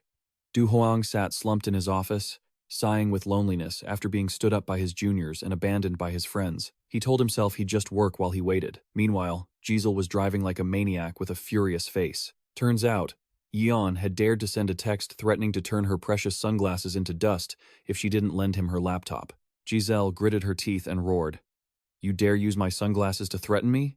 Just you wait." Her rage made her want to teach that brat a lesson immediately, not noticing that across the road, a car was speeding toward her. The red car was smashed to pieces, and smoke covered the scene. Giselle struggled to crawl out of the wreckage, groaning in pain while clutching her head. At that moment, the fight dog loomed over her with a sarcastic smile. "Oh my, Hong Yom, you look so pathetic." He looked down at her with contempt, mocking her for not having those old men around to protect her like at the party. Elsewhere, Giselle's two teammates were also being targeted. A hunter with long blue hair and armor appeared, coldly declaring he had no grudge against them. It was just his older brother's wish. At the office, Du Hoang remained calm as he reviewed documents, even though he knew there were uninvited guests. He thought to himself, "They're probably not here to invite me to lunch." He realized the enemy had finally decided to strike. Aggressive mercenaries swarmed into the room, confronting the elder head-on. Facing the life-or-death situation, Jun, Giselle, and Ma Sionho's faces clearly showed shock and worry. In the dim space, the gray-haired guild leader, with a cruel and smug smile, declared that the day would come when the elder would be forced out of that position. A horrific explosion suddenly occurred right inside the Guardian Group headquarters, sending smoke and fire billowing in the heart of the city. From above, crazed figures dived into the ruins, signaling the start of a bloody raid. Elder Do Hoang was immediately swarmed by the enemy. He swung his staff to parry the sharp sword strikes from the mercenary leader, who was charging at terrifying speeds. Even in this precarious situation, with his breath coming in quick gasps, his eyes still glowed with determination, tracking every move of the enemy hovering in midair. Looking at the face of his opponent, Du Hoang mused, "Beasts, huh?" The silver-haired man smirked arrogantly. "Oh, you know us, old man?" The elder calmly listed the identities of the most notorious mercenary organizations, Blue Lion, Heavenly Mile, and Beast. "How could I not know one of the world's 3 great mercenary groups?" Hearing this, the assassin laughed sinisterly, smugly thinking it was a great honor to be known by Do Huang. However, Du Huang coldly exposed their true nature as people who only cared about money, willing to commit every cruel assassination imaginable. Du Huang looked straight at the crowd surrounding him and concluded, "I just didn't expect you to be foolish enough to call the whole lot of them here." With the frost spear in hand, he appeared instantly. He coolly challenged his opponent to leave any last words, as the Guardian Gate would be gone by today anyway. Elsewhere, Jay stood amidst the smoke and dust, her fiery red hair fluttering beside the burning car. She stared straight at the tattooed hunter and asked, her voice tight. She knew it was crazy. But was he really going this far? Jay asked if he was trying to start a full-scale war, but Battledog just laughed arrogantly. "Ha ha ha, don't get it wrong, Red Flame." He smirked sinisterly and stated firmly, "This isn't a battle. This is a hunt." Jay's eyes flared with murderous intent. She realized something was off about this madman's actions. Giselle analyzed that if he dared to make a move, he must have been authorized by the Nine Dragons Guild, and most likely, they were colluding with the Patong Guild to target the Guardian Gate. Forget it. Thinking about it just gives me a headache. Giselle decided to brush aside all complex thoughts. She focused her spiritual power, and a fierce flame erupted violently, engulfing her arm as she told herself she would do things her own way. Without a second of hesitation, Jay lunged like a flaming arrow straight at her enemy, but the moment she closed in, Giselle realized with horror that something was wrong. The flames on her hands suddenly flickered and vanished completely. Where did my fire go? Seizing the opportunity, Battledog moved at unimaginable speed, closing in and delivering a brutal knee strike to Jay's stomach, sending her flying in pain.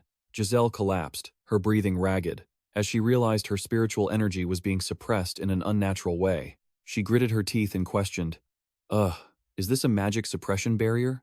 Battledog smirked sinisterly and replied, "Close, but wrong."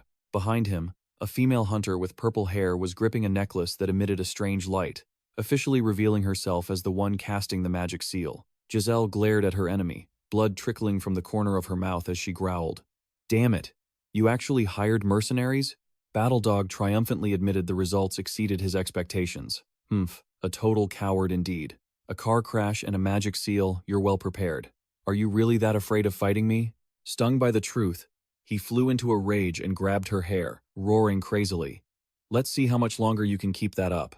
Meanwhile, on another street, Yion was looking at his phone, frustrated as it kept saying the subscriber was unreachable when he called his sister. He muttered in annoyance, as Giselle had promised to be there in 10 minutes, but she was nowhere to be found. Standing in front of the guild office, Yion even considered taking a picture of himself, pretending to cause damage to get back at her for being late. He had no idea that 2 strangers on top of a high-rise building were silently watching his every move through binoculars. A bald man grumbled with contempt. "That support guy has been loitering around and it's really annoying. I don't see the magic sword anywhere, just these useless people." His accomplice reminded him to stop complaining, because their mission was to monitor the magic sword and this guild. He analyzed that if the magic sword was connected to the Guardian Gate, he might intervene with full force, so the team had to watch carefully until everything was over.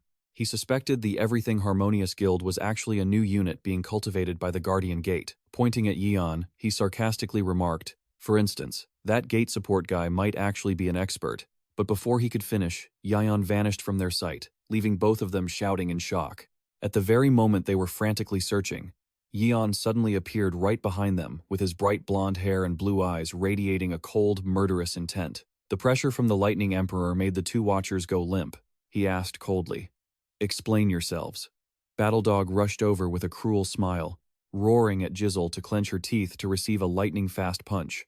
A direct hit sent Jizzle flying, blood dripping from her mouth as she struggled to defend herself while under the magic seal. She scrambled up beside the red car, trying to raise her hands to block, but could not stop the relentless attacks from the savage hunter. Giselle clutched her wounds in pain, her breathing hitching, yet Battledog had no intention of stopping. He laughed sinisterly, asserting that it wasn't over yet. A powerful punch landed straight on Jay, the immense force sending her flying, and she slammed into the car with a jarring crash. Battledog sauntered toward his prey, who lay motionless, and made a condescending remark. He smugly suggested that everyone should have seen this pathetic state, so they would realize that the title of Red Flame was actually worth nothing. Though exhausted, Giselle gritted her teeth and called him a coward, saying he only brought his lackeys because he was afraid of losing in a one-on-one fight. Hit right in the nerve, Battledog's face twisted with rage. He frantically kicked Giselle and screamed in fury, "You crazy BH! I'll take this chance to make sure your mouth never speaks again." Watching from afar, the brown-haired female hunter could only sigh in annoyance at her teammates' meaningless stalling, instead of finishing it quickly to regroup with the main force. She stood by indifferently, believing that whatever happened, the captain would resolve it. Just as Battledog prepared to deliver the final blow, Yion suddenly appeared, blocked his arm, and asked coldly, "What do you think you're doing?" Yion stood tall in the middle of the battlefield, his blue eyes glowing coldly behind his glasses. He repeated the question in a deep voice with suffocating pressure. I asked, "What do you think you're doing?" The sudden appearance of the Lightning Emperor made the atmosphere turn heavy, causing everyone present to shudder in terror. Giselle struggled up, clicking her tongue in self-mockery of her own pathetic appearance. Humph, how embarrassing. Meanwhile, Battledog was completely frozen, sweat pouring down as he realized he hadn't sensed a shred of the opponent's aura until he appeared right before his eyes. The brown-haired female hunter behind him was also stunned. Every nerve in her body was screaming that the person before them was a completely different existence, an entity whose power far surpassed human understanding. Seeing the group still silent, Yion asked impatiently, "Didn't you hear the question? I asked what you're doing." The pressure from him made the brown-haired hunter flinch in fear. He walked slowly toward her, causing the hunter to panic and gather purple spiritual energy into her hands as she screamed, "Stay back." But Yion moved at an unimaginable speed, slipping past her attack in the blink of an eye. The female hunter collapsed. She couldn't believe the magic suppression barrier she had worked so hard to cast was completely useless before this young man. The bald guy trembled as he, asking himself how his opponent could use their power so nonchalantly. But he realized that didn't really matter anymore. Yion slowly approached, his hand glowing with spiritual energy as he reached toward the Battledog, his blue eyes filled with murderous intent. Coldly, Yion placed his lightning-charged hand onto the Battledog's head. He growled in a threatening tone, "All right, now it's your turn to answer me." Witnessing such overwhelming power, the once ferocious hunter now trembled in despair.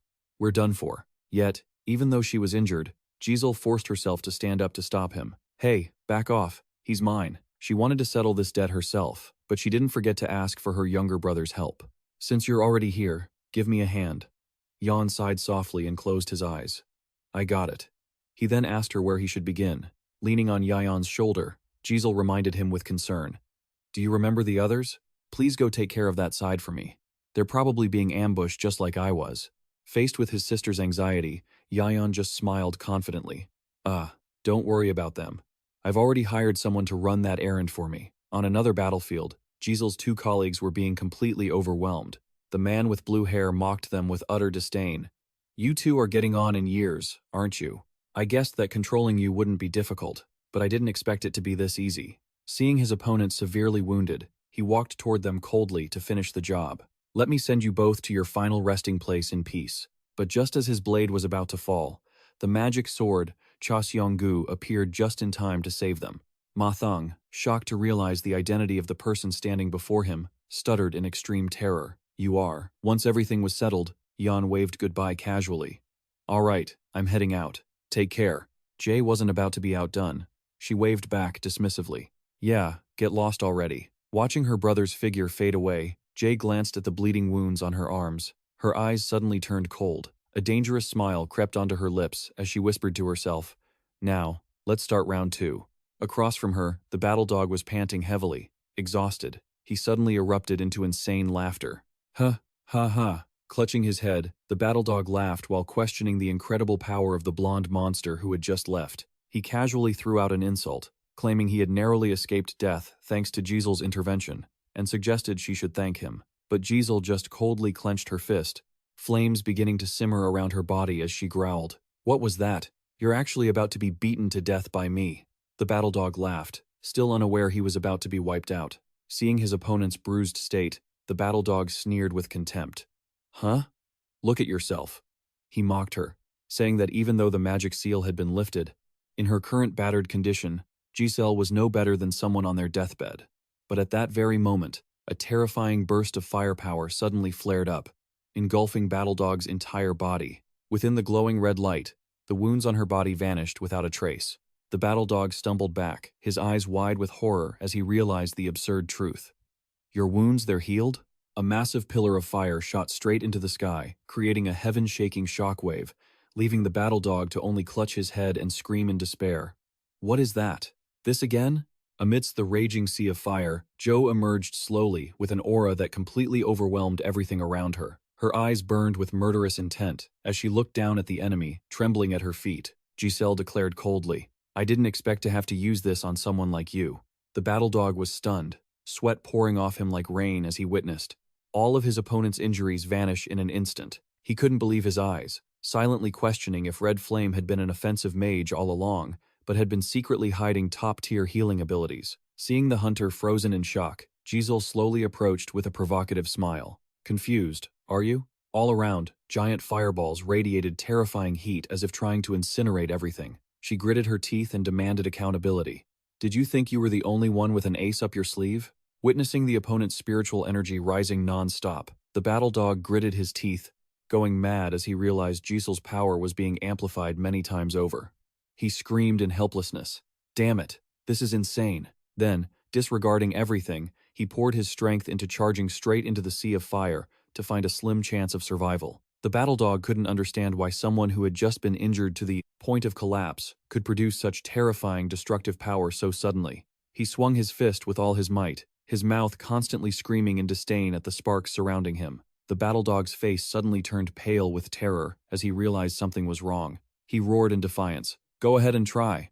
Red Flame then plunged into a fiery explosion that shook the entire neighborhood, causing the road to shatter under the immense pressure. Standing amidst the brilliant light, Jay slightly curled her lips, wearing a sinister and confident smile. Driven into a corner, the battle dog screamed wildly, asserting that he would never accept ending up in such a pathetic way. He poured all his remaining spiritual energy into his arm, unleashing a desperate punch with the intention of turning the tables at the last second. Jay coldly blocked the battle dog's punch right in the middle of the blazing fire. He roared with disdain, claiming her little tricks were nothing but a light scratch to him. He thought his thick armor made him immune to magic damage. The battle dog frantically unleashed his spiritual energy, the tattoos on his body glowing as he loudly declared his identity. "I am the battle dog of the 9 dragons." Giselle silently noted that even though he was a lunatic, the strength of his power was undeniable, given he dared to charge straight into her fire. She quickly backflipped, landing lightly on the roof of a red car to put some distance between them. Seeing his opponent retreat, the battle dog laughed, mocking her for acting cool while eventually having to run away. But Giselle just responded coldly that she had no intention of running. She stood tall on the roof of the car, lifting one hand high to gather a massive, blinding fireball that covered the sky like a sun. Jay smirked sarcastically. "I just wanted to show you something better." The bald-headed guy, feeling the terrifying pressure from above, was not to be outdone as he summoned a massive, ferocious blue snake spirit that wrapped around his body. "That's good. Now it's getting interesting. Let's end this right here." Giselle decisively waved her hand, raining the entire giant fireball down below. The battle dog also poured all his strength into the snake spirit and charged upward. The clash between the burning fire and the dark blue spiritual energy reached a peak of intensity. The battle dog gritted his teeth, desperately struggling to hold on. He shrieked in a frenzy, refusing to accept defeat at the hands of someone he had always looked down upon. A deep blue surge of power erupted as he proudly declared his identity. "I am the 9 dragons." But against Hongyom's terrifying pillar of fire, all his resistance became meaningless and was completely swallowed up. Jay walked nonchalantly through the sea of flames, coldly taunting him. The Nine Dragons' talk has been so noisy. However, just as the enemy was subdued, she suddenly froze, her breathing becoming ragged. Damn it. Giselle realized with exhaustion that she had spent too much spirit energy on that last attack. That was definitely pushing it. She staggered and collapsed onto the dusty ground. Meanwhile, on another front, the magic sword user, Cha Seong-gu, was also engaged in a heated confrontation. His opponent couldn't help but be amazed by the young man's prowess. I've heard of the magic sword for a long time, but your talent is even more terrifying than the rumors. He secretly admired that despite his young age, Cha Seong-gu could already achieve this much. The duel continued fiercely with unpredictable techniques. The long-haired hunter sighed softly, filled with regret. What a waste of talent. It's a shame to have to break this bud with my own hands. He coldly warned of the collapse of an empire happening today. This magic sword guardian gate will disappear today. He scoffed that Cha Seong-gu was wasting his energy fighting in vain. Fighting like this means you won't have a guild to return to. The enemy suddenly made an enticing offer. Why not come to Patong and let your talent bloom? Facing that offer, Cha Seong-gu curled his lips into a sarcastic smile. He coldly replied, I already told you. I'm just here to run errands. I have nothing to do with the guardian gate. Dark energy from the Umbra sword began to erupt violently. Cha Seong-gu's eyes blazed with killing intent as he clearly declared his true identity. And since I'm at it, let me make it clear. I am a member of the Everything Harmony Guild.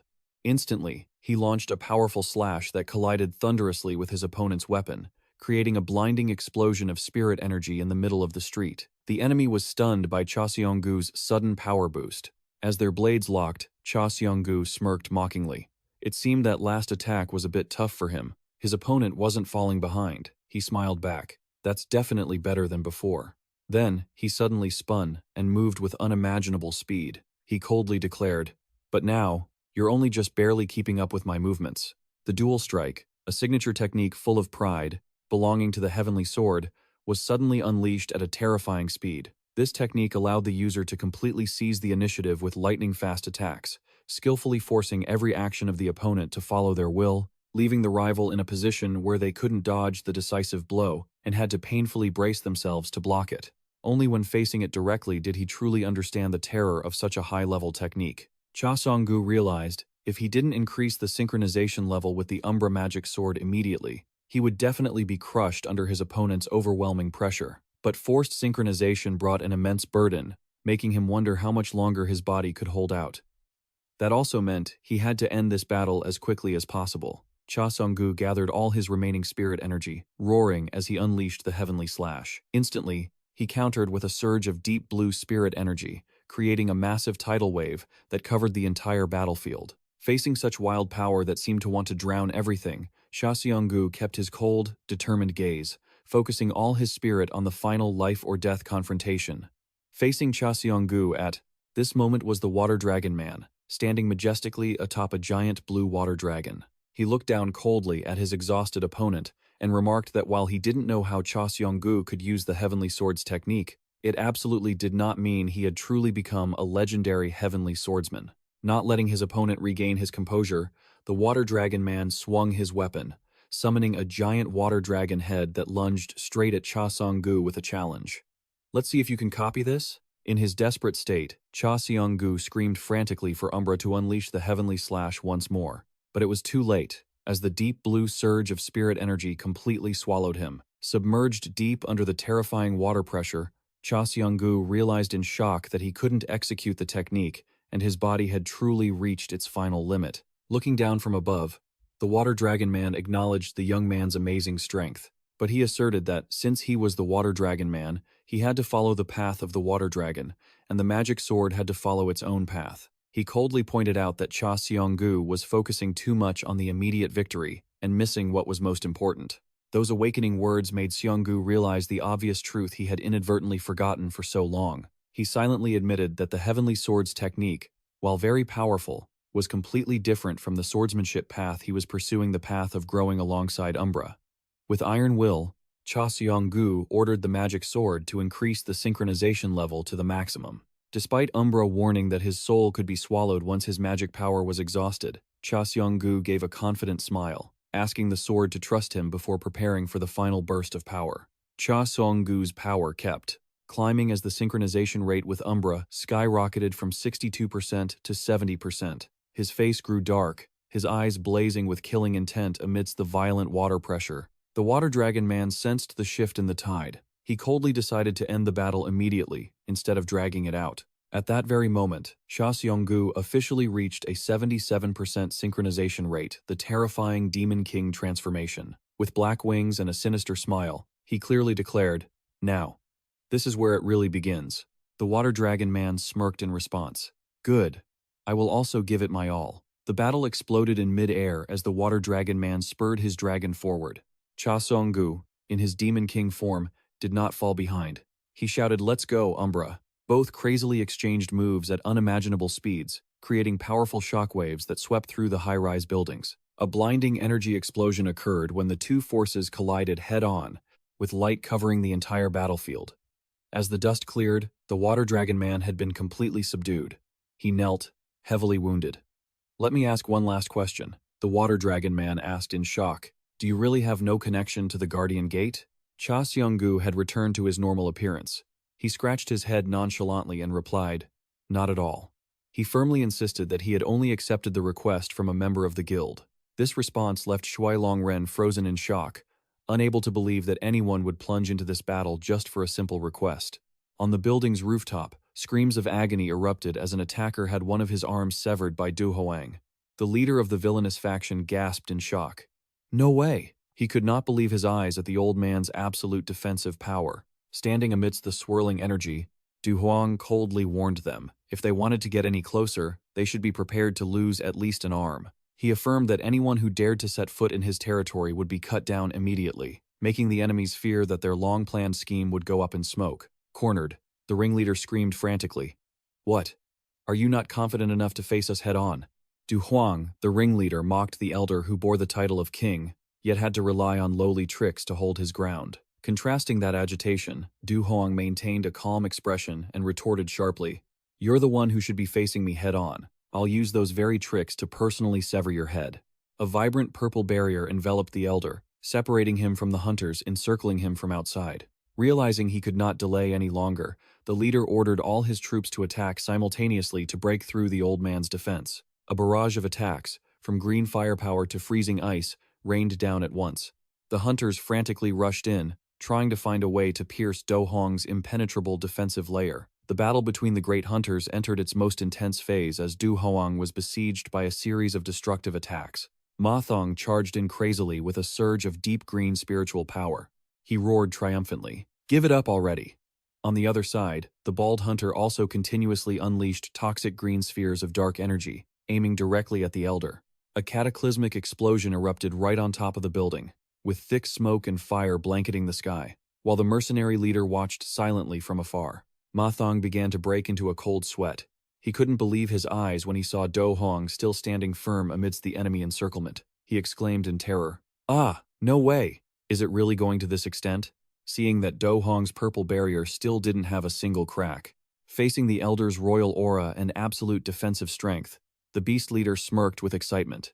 As expected, of Du Hoang.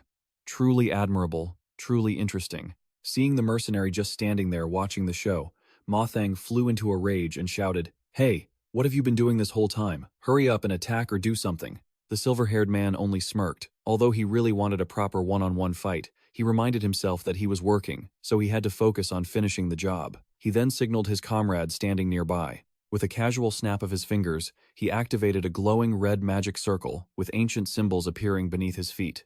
A fiery red beam of light shot up from the ground into the air, piercing the clouds through a giant magic vortex shaped like a death clock that engulfed the entire city. In the sky, a massive fireball burning like a meteorite was hurtling madly toward the city center, leaving the crowd below in total shock. Standing on the rooftop, the elder Du Hoang gritted his teeth in fury as he witnessed the enemy's madness. "You lunatics." Meanwhile, even the co-conspirators couldn't help but be horrified by the scale of the disaster. They stammered and trembled because this was completely outside the original plan. Yet, the beast leader only smirked coldly.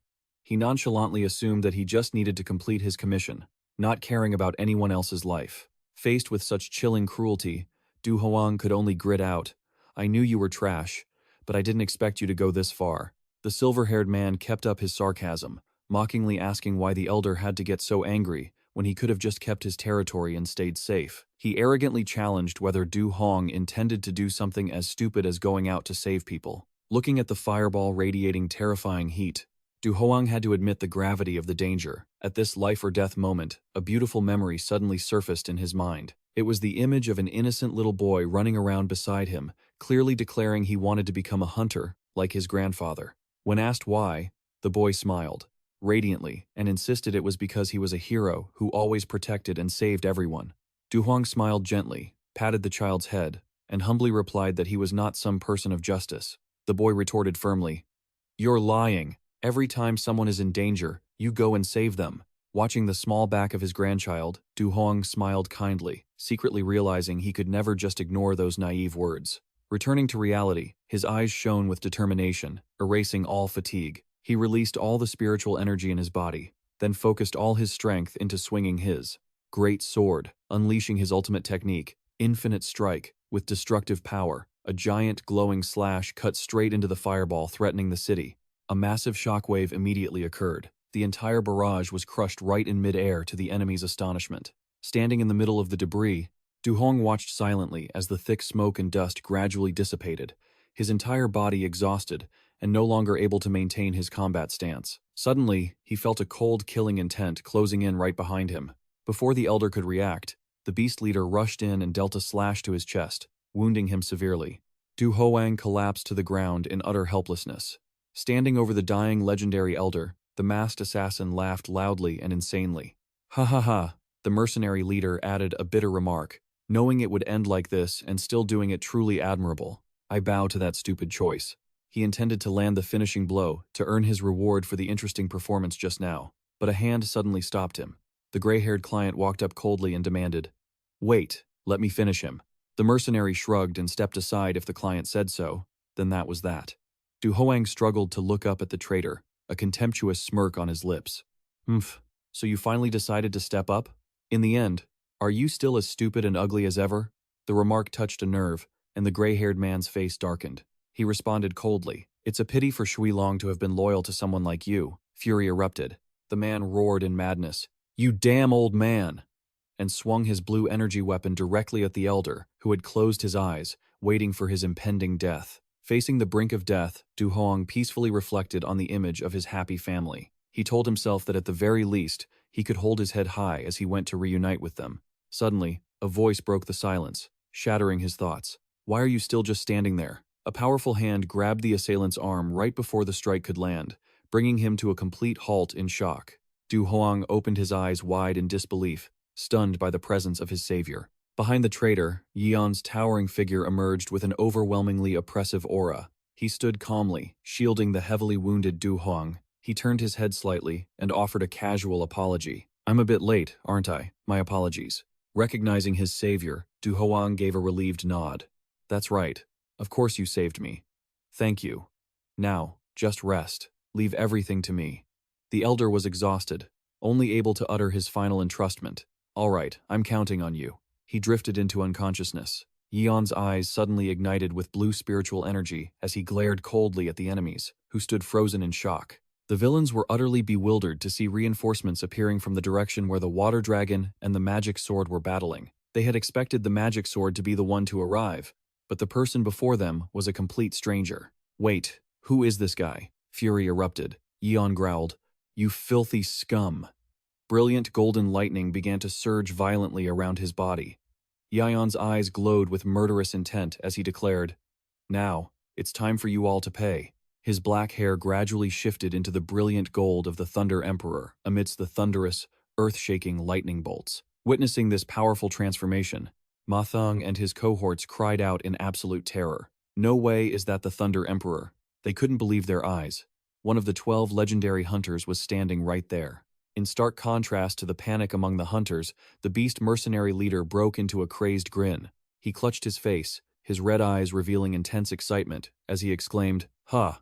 I never expected to meet one of the 12 apostles here." The scene flashed back to the past when he had just lost his left eye. Clutching his blood-drenched face, his eyes wide with pain and resentment, he had screamed in his mind, "Venom Emperor, I will kill you. Even if it's just you." I will definitely kill you. Yet, facing that pathetic rage, the long-haired man with red eyes only looked down coldly and spat out a bitter insult. Know your place, you piece of trash. Returning to the beast leader, he chuckled mockingly while facing the Thunder Emperor. He remarked that the two apostles were really just the same kind of trash, and he couldn't help but laugh. He remembered that look forever, the eyes that always looked down on others as if they were inferior creatures, not worth his concern. Because of that humiliation, he had craved the power just to gouge those eyes out, and now he claimed he finally possessed it. The assassin gripped his weapon tightly, declaring this was the power he had longed for. He lunged forward frantically, swinging his death scythe in a barrage of attacks. Yion nimbly dodged, then suddenly unleashed a powerful kick, deflecting his opponent's attack. Blown back, the masked man laughed smugly. He taunted Yion, "Don't think I'll go down as easily as the others." He roared, "Don't be too shocked, this is just the beginning." A surge of crimson dark energy erupted as he swung the scythe, creating a massive wave of energy that crushed the ground. Yion quickly leaped into the air to dodge the lethal finishing blow. Ma Thong stared at the monstrous weapon that had just appeared, his eyes bulging in terror. No way. That is, he realized in shock that it was the gluttonous great scythe, bearing a hideous form, with sharp teeth and a red eye staring right at him. The scythe of gluttony, Grizz? The beast leader curled his lip in triumph. Are you realizing what it is right away? I bet this is your first time seeing it in the flesh, right? He offered a cruel smile. So, do you know this? The assassin leisurely introduced one of the mythical grade weapons, which possessed many special abilities, but the most terrifying part was only just beginning to show. He coldly revealed that Grizz had the ability to absorb the total power of anything it slashed. Because it had accumulated so much energy from countless previous victims, the weight of the great scythe had become absolutely horrifying, crushing the very ground beneath it. To wield such a vicious weapon, the mercenary leader's muscles began to bulge violently, tearing his clothes and radiating a suffocating pressure. In his giant, muscular form, the mercenary carried the great scythe glowing with red spiritual energy on his shoulder. With eyes burning with bloodlust, he put all his strength into swinging the weapon, determined to aim straight at the Thunder Emperor, forcing Yion to defend repeatedly amidst blinding explosions of spiritual energy. Yion stepped back slightly. He looked in surprise at the small, bleeding wound on his arm, but the blood was suddenly sucked backward toward the great scythe in a bizarre fashion. Watching the red eye on the scythe blinking with satisfaction as it absorbed his spiritual energy, Yion thought, so that's it, is that how it absorbs power? It was truly a type of ability he had never seen before.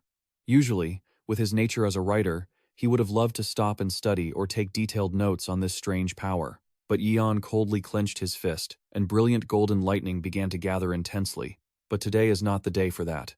Instantly, Yion unleashed the Heavenly Thunder Descent technique. A massive pillar of lightning descended from above with destructive force. However, the mercenary leader wasn't afraid. He wore a sinister grin and shouted, "Grease." He swung the great scythe to receive the lightning strike head-on, frantically absorbing the entire golden energy, causing the eye on the weapon to glow intensely. Yion exclaimed in shock. "What?" The assassin curled his lip in arrogance. "It would be a pity if you thought it ended here. I won't give you a moment to react." He released all the energy he had just absorbed, creating a counterattack named Rebellious Heavenly Thunder. A violent explosion occurred right on top of the high-rise building, and thick dust covered the entire area. Amidst the ruins, the beast leader chuckled triumphantly. Heh heh. He looked toward Yion, who stood amidst the smoke, and coldly declared, "This is the true power of Grizz." Below the building, Sha Xianggu sat leaning against a power pole, deep in thought about Grizz. Crescent Moon spoke up, confirming it was a mythical-grade weapon just like herself, and that it was currently radiating an incredibly powerful aura. Facing his master's indifference, the mythical sword warned that, even with all his mythical weapons, he might not be a match for that guy. But Yion's true strength was on an entirely different level. However, Umbra also cautioned that if Grizz's special ability came into play, the outcome of the battle remained a mystery. That cursed weapon had the power to absorb an opponent's kingza, skills, and counterattack with multiplied force. Because of this, as Yion faced his own lightning, the situation became incredibly unpredictable. This battle was truly not easy for the Thunder Emperor.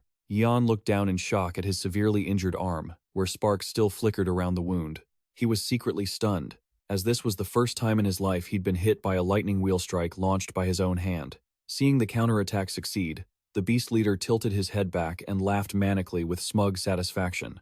He roared in sheer excitement, realizing that the power of Grizz was actually effective even against the legendary hunters of the 12 Apostles. With eyes burning with bloodlust, he threatened that after finishing off the Thunder Emperor, it would be Do Hong's turn to pay. He declared he would hunt down all the remaining apostles one by one to rule this world as a supreme god. Yion stood there looking at the mercenary with a look of utter boredom. "What have you been muttering about this whole time?" Before his opponent could react, he reached out his hand, and brilliant golden sparks began to surge intensely at his fingertips. Yion coldly unleashed a lightning cannon. Seeing the attack, the beast leader just laughed mockingly. "Haha, still don't realize it's useless?" He swung the great scythe Grizz, using the demon eye on the blade to absorb every bit of that massive spirit energy, absorbing mana faster than a vacuum cleaner. He swung the weapon wildly, reflecting the entire attack back at Yion and screaming, "No matter how strong your skill is, I just have to send it right back." Facing the counterattack, Yion's expression remained strangely calm. He curled his lips slightly and continued to gather an even larger orb of energy at his fingertips. Yion coldly declared, 10 times. A pillar of lightning with terrifying power crashed down once more, leaving the assassin still laughing wildly in excitement. The great scythe Grizz swallowed the massive energy again. The mercenary smugly taunted, "Keep trying, feel free." But Yion didn't seem to want to stop there. Brilliant golden lightning flared violently, engulfing his entire body. Yion poured all his spirit energy into the decisive strike.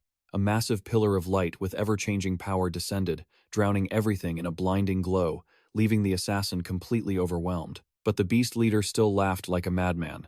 He was certain that the stronger Yion's skill was, the more the great scythe Grizz would absorb and become stronger than ever. Yet, at that very moment, he was horrified to see cracks beginning to appear on the mythical weapon. The demon eye on the scythe bled as if it had begun to exceed its limit under the immense pressure. Seeing even a legendary-grade weapon unable to withstand this horrific power, the assassin couldn't help but be amazed, wondering if this was the true power of the Thunder Emperor among the 12 Apostles. However, he figured that after going all out for that last attack, Yion must have reached his limit too. He roared crazily. "The end of this hunt is almost here," he screamed. "This is the fireworks celebrating my victory." And the attack created a massive burst of spirit energy that lit up the city's night sky. Ivan Berlin crazily insisted that this was the signal he was sending to the whole world about the rise of a new order. Amidst the blinding energy explosion, he roared his name arrogantly. Ivan Berlin, starting from today, will become the god of this world." Faced with such arrogance, Yion maintained a cold, expressionless face. He gently raised a finger, aimed it straight at the enemy, and declared decisively, 1,000 times. A massive pillar of lightning with ever-changing power descended straight from the heavens, completely crushing the defensive layer and blasting Ivan Berlin away in a terrifying wave of destructive light. Ivan Berlin roared in madness. He believed that if it ended this easily, he wouldn't be the Thunder Emperor. He ordered the great scythe Grizz to eat up that massive spirit energy to become even stronger. The demon eye on the scythe glowed as it frantically absorbed the energy, but immediately after, Ivan was shocked to realize something was wrong. He realized Grizz seemed unable to absorb anymore, but he tried to stay calm, believing Yion had also reached his final limit. But Yion just quietly raised his finger and declared an unthinkable number, 100,000 times. A massive source of energy, far exceeding all limits, began to gather, radiating a blinding light that covered the entire sky. Ivan could only gasp, "What?" in sheer astonishment before being completely swallowed by the destructive light. A heaven-shaking explosion occurred, rocking the entire city and forcing the people below to fearfully cover their eyes from the dazzling halo. Everything around was flattened by the divine power of the Thunder Emperor. In his arms was the elder Do Hong, who was severely injured. He felt a sense of relief that there was no harm to the civilians, realizing the old man was the one who risked his life to stop that massive fireball. Looking at the deep wound on the old man's chest, Yion silently admitted that true heroes are people like him, not someone like himself. Yion realized that there were still many people in this world who, regardless of their strength, deserved the title of hero more than he did. Although still doubting himself, after witnessing today's sacrifices, he decided he would not let such tragedies happen ever again. He told himself to just keep things simple and continue walking the path ahead. Yion believed that one day he would find his own answer. Down in the city, the people were still in shock, whispering about the strange light and the meteorite that had just vanished right before impact. Amidst the bustling crowd, a young girl looked up at the sunny sky, silently calling out the name of the silent savior, the Thunder Emperor. At a tense press conference, Association Chairman Park Dae-han declared loudly in front of a battery of reporters. Over the past year, an unprecedented war between guilds has broken out. He publicly criticized Patong and Nine Dragons for being the ones who caused this war. He asserted that they not only caused damage to the nation and the people for personal gain, but also dared to mobilize foreign mercenaries. A dangerous third force interfering in our internal affairs, letting in foreign powers, is no different from treason, is it? Park Dae-han firmly stated that dragging in foreign powers for personal gain was a serious violation of national hunter laws. Therefore, the association had decided to proceed with procedures dissolve and completely expel both guilds from the Hunter Association. As the tension in the room rose, a reporter suddenly raised their hand to ask about the rumors surrounding the Thunder Emperor. They wondered if the legendary hero had intervened because the situation had become too critical, and if the association had received any private notice from him regarding this incident. Sporting a cryptic smile, Park Dae-han admitted it was a good question and revealed that the Thunder Emperor had just sent him a letter to be made public. He slowly read the contents of the letter addressed to all South Korean hunters. Because of the greed of fools, I have decided not to remain silent anymore.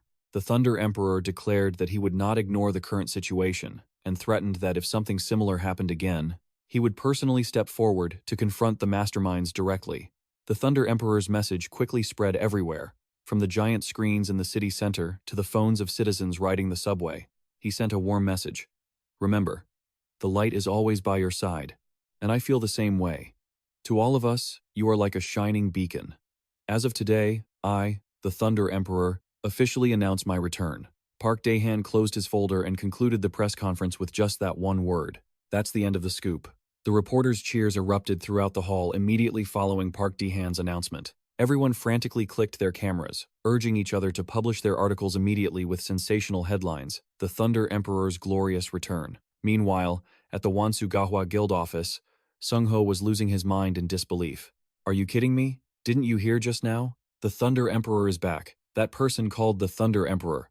Mansa Seon wearily raised his head and replied, Why are you being so loud? That guy called the Thunder Emperor is literally in our guild right now, you lunatic. Why are you acting like the house is on fire? Ma Seon-ho was deep in thought, worrying about Yion since the young man had called in to say he couldn't make it to work today. He thought to himself that Yion had always been close to Do Hoang, so he must be feeling heartbroken over the recent attack. Contrary to his concern, Sung-ho excitedly suggested, Hyung, let's take this chance to get the Thunder Emperor's autograph. His temper flaring, Ma Seon-ho lunged over to put his foolish younger brother in a headlock. What's wrong with you? What do you mean, ask for one? Do you want a beating for being so clueless? Back at the press conference, a female reporter asked a very practical question about the instability caused by the collapse of the major guilds. The four great guilds had always acted as guardian deities. I think the dissolution of the Patong and Kowloon guilds could cause great anxiety for the public. Are there any countermeasures in place for this? Park Dae-han calmly adjusted his glasses, confirming that the association was fully aware of the situation, and stated clearly, That is why, Park Dae-han declared loudly, the Korea Hunter Association officially announces the new four great guilds. This shocking news sent the room of reporters into a frenzy. Everyone hurried to take notes, knowing, for sure, that this would be the hottest news of the day. First, the target guild is officially promoted from 5th to 3rd place. Park Dae-han explained that due to the dissolution of the two guilds previously ranked 3rd and 4th, this guild would automatically take the 3rd spot. Dae-han affirmed that, with the impressive combat power of the target guild master, they were absolutely worthy of standing among the new four great guilds. But the last position was the true mystery that had everyone holding their breath in anticipation. Park Dae-han pressed the remote control, and the screen behind him displayed the shocking text, Rank 4, Wonsu-gahwa. At that very moment, at Ma Seon-ho's office, Sung-ho and Choi Cho-young-shik were glued to their phone screens. Seeing their guild's name announced, Mansa Seon was so shocked his eyes rolled back in his head. Park Dae-han continued to explain that Wonsu-gahwa had made a great contribution by supporting the gate defense, helping to end the battle quickly. The association highly praised the fact that they began fighting immediately, upon realizing the danger, showing actions that all other hunters should emulate. In particular, the fact that the magic sword Cha Seong-gu belonged to this guild was also a key factor in their selection, as one of the new four great guilds.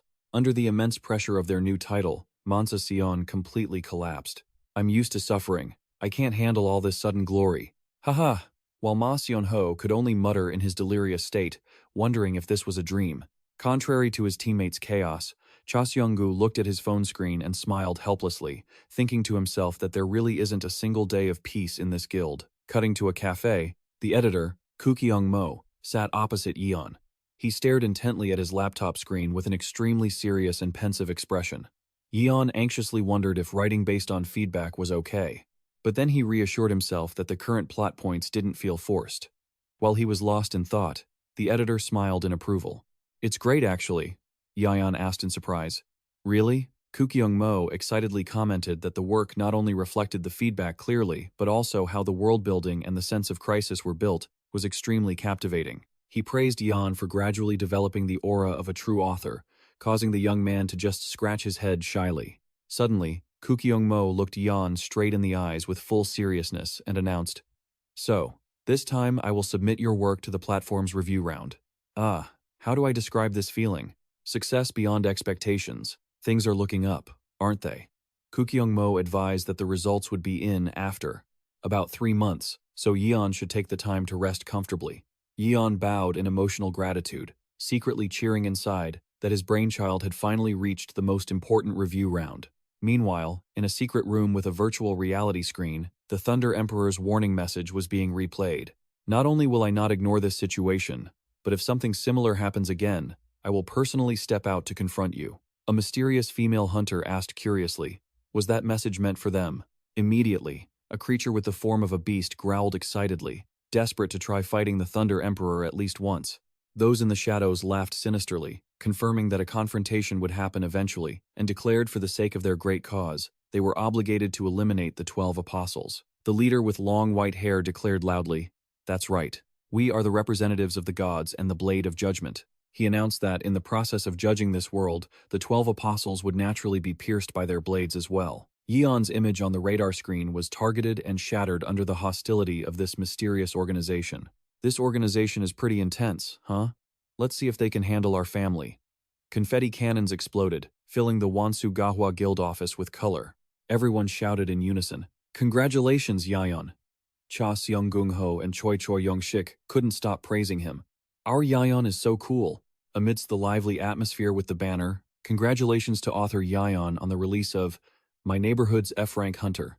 The writer blushed and scratched his head, responding emotionally, "Thank you all so much. It's all thanks to you guys." Ma Seon-ho, holding a beer, firmly denied it. "Thanks to us? No way. You achieved this entirely because of your own hard work." The guildmaster reminisced. "It feels like just yesterday you joined the guild to do research. And now you've officially debuted." Cha Song-gu looked at his senior and gently reminded him, "But now that you're working as a hunter, you'll be quite busy with your deadlines every day." Yion was still full of confidence, asserting, "I'm used to carrying the weight of both, it's fine. Plus, no matter what happens, I'll just resolve it quickly and come back." Yion excitedly shared more. "Actually, maybe it's because of the release, but lately I feel much stronger, so doing both jobs doesn't feel tiring at all. Mental strength is no joke. It's like drinking an energy drink." Cha Seong-gu heard this and could only click his tongue in amazement. "That's only possible because you're the Thunder Emperor." While the mood was happy, Choi Choi-young-shik suddenly became pensive. He looked into the distance and confessed, "Little brother, the world might be a little more peaceful from now on, with the Thunder Emperor back. But we must not forget our duty," Choi Choi-young-shik declared loudly. "We are the proud hunters of the Harmony Guild." But in the heat of the moment, he accidentally spilled his beer everywhere. "Oops, my bad." Cha Seong-gung-ho laughed, brushing it off. "Come on. Enough with the stiff formal speeches already. Bottoms up." Mansa Sion jumped up, raising his beer glass high and shouting, "We have to celebrate on a day like this. Cheers to our little brother's successful debut." The whole group gathered around a table full of pizza and fried chicken, enjoying a moment of pure happiness. Cheers. The booming roar marked a thrilling celebration for the Harmony Guild. Let loose and have fun. It's not every day we get an occasion like this. However, amidst the lively atmosphere, a camera lens from above was quietly recording every move. In a dark room filled with rows of surveillance monitors, a mysterious figure watched Yion's group closely through the electronic screen. He smirked, uttering a dangerous mocking remark. "Having a good time, aren't we?" With cold, sharp eyes hidden behind long hair covering his face, the mysterious hunter coldly declared, "Let's get started." The next morning, the bright morning sun covered the peaceful convenience store. Yion was currently immersed in pure joy, his face flushed with excitement. He couldn't believe his eyes, seeing his novel officially on the platform and receiving a flood of comments from readers. A feeling of pure bliss filled his entire body. Seeing lines of praise like, "A pretty decent story, thanks, author, I love it," or "How interesting." Yion was so thrilled he rolled around on his bed, laughing hysterically in satisfaction. He secretly wondered in his overwhelming happiness, is this what true happiness feels like? Yion's smug giggling drove his older sister Jizel in the next room crazy. Without a word of warning, she kicked the door open and roared in a fit of rage. "Hey, you little amateur, can't you be quiet for a second? What are you giggling about?" Faced with his sister's fury, Yion kept his beaming expression, made a victory sign with his hand, and loudly corrected her. "No, no, amateur. You should call me Master Author from now on."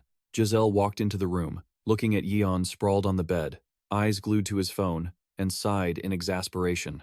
"Oh my god, look at him. He just debuted and he's already lost his mind?" She didn't forget to mock her younger brother's novel title. What was it called again? The F-Rank Hunter in My Neighborhood? Giselle laughed wildly, secretly mocking Yon's terrible taste in naming and claiming that nobody would bother reading something with a title like that. She laughed loudly, asserting that her brother's naming sense was truly F-Rank. Meanwhile, Yion desperately defended himself, claiming it was the current trend. "People are just chasing trends, sis. You're just too old-fashioned." The battle between the siblings ended with Yion taking a painful hit. He frantically begged for mercy. "Ah, I surrender, I surrender." His phone fell onto the bed, still displaying the novel's cover, and a series of positive comments from readers.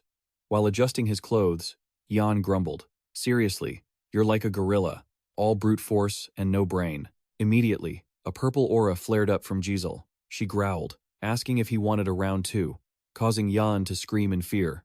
"Stop." Just then, Yion's phone suddenly blared an alarm.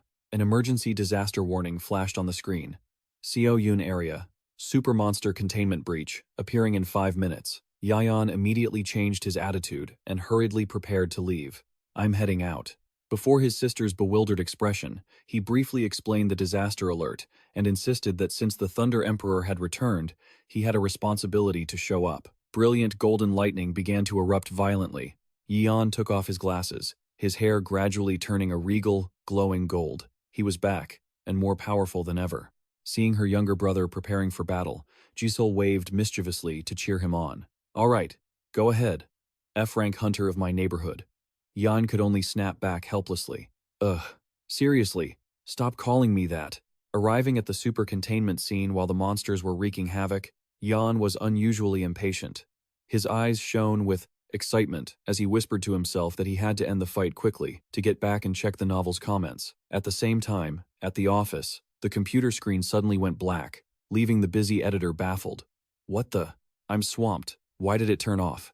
He kept tapping the screen to check it when a female colleague behind him whispered, Senior, the team leader is looking for you." When asked why, she revealed that it seemed to be related to the new novel he had just launched. The man was extremely puzzled because he had already submitted his full report early in the morning, but she replied vaguely, "From what I heard, the comment section is falling apart right now." "What? It was doing great just a moment ago." Back at the disaster scene, a giant dragon monster was emitting a threatening, deep purple aura, making the citizens cry out in despair. In the nick of time, Yion, in his glowing Thunder Emperor form, darted in like a bolt of lightning. The monster hadn't even had time to react before it took a full-force, thunder-imbued punch straight to the face, leaving it completely stunned. Yion brutally grabbed the monster, his eyes blazing with fury as he roared, "Don't you dare bother my potential readers! Get lost!" A terrifying thunder explosion erupted, sweeping away every obstacle in the path of the enraged Thunder Emperor. Not stopping there, Yion immediately turned to his next target and screamed, "You too! Go die! I've got things to do!" Yion stared in horror at his phone screen, his hands trembling uncontrollably as his eyes locked onto a flood of malicious comments attacking him. His debut joy didn't last a heartbeat, turned into a nightmare, when readers started accusing him all at once. "Isn't this just straight-up plagiarism? How shameless do you have to be to debut with a stolen work? Man, that is some thick skin." Yion felt like he'd been struck by lightning. He stammered in total shock. "What is this?" My novel every line was like a blade stabbing into his heart, leaving Yion completely shattered. He stared blankly, agonizing over it. "They're calling it plagiarism?" Suddenly, Yion rushed to meet his editor at a cafe to clear things up. "It's not plagiarism," Yion pleaded. desperate for trust from the only person who knew his entire writing process. Editor, you've seen it all, right? You know how hard I worked on this? He sighed and admitted, yeah, I know. The problem is, only we know. Hey, did you not register the copyright when you debuted, Yion? Seeing Yion's distraught expression, the editor sensed something very strange was going on. Because not a single person could point out exactly which work Yion had plagiarized, or where this public outcry even started.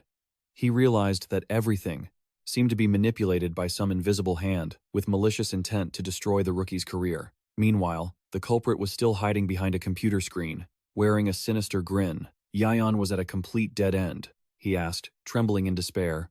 So, what am I supposed to do? Kukyung-mo regained his professional composure.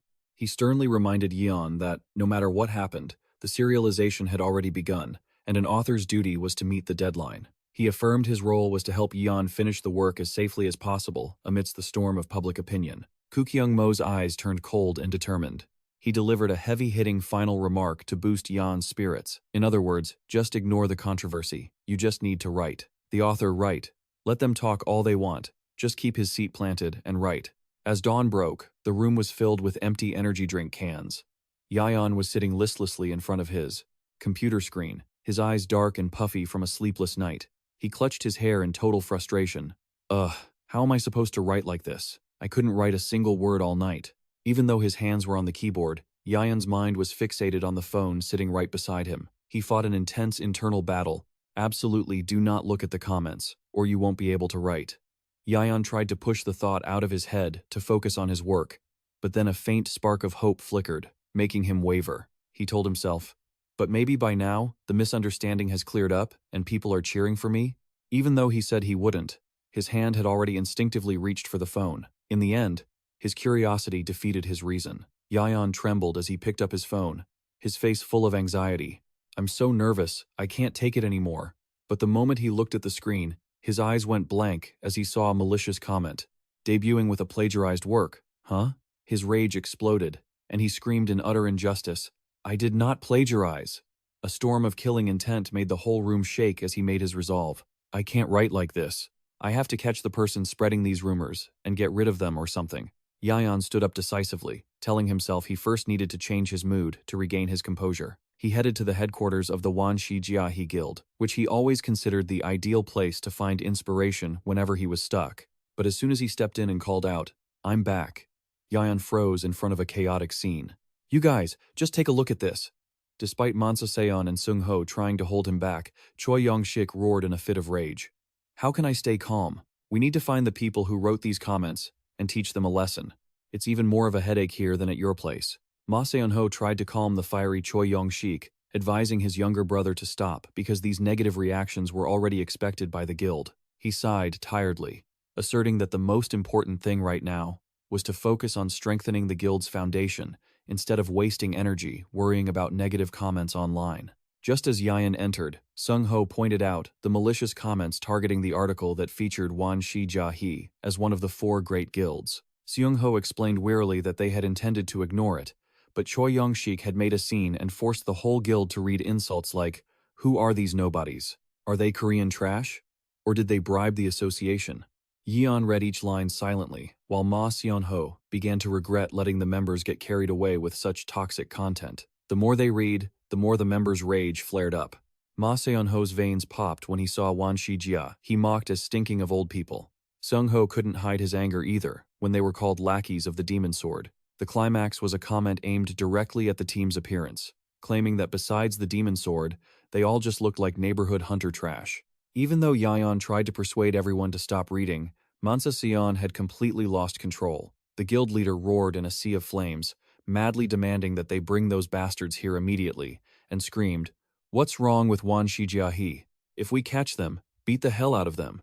No holding back anymore. Choi Yong-shik triumphantly waved his phone, claiming he had a way to find and punish everyone who wrote those malicious comments. He excitedly bragged that he had stepped up to reveal his true identity, like a gentleman to confront them head-on. On his phone screen was a fiery exchange where Choi Yong-shik publicly posted his name and demanded the insulter provide an address so he could go there and settle the score. Choi Yong-shik was convinced that there would soon be a response so the team could hunt them down. But this naive action just left Mansa Seon and Seung-ho speechless. Seung-ho sarcastically asked if Choi Yong-shik really thought they would actually give him their address, or if he was going to threaten to climb into the phone and catch them himself.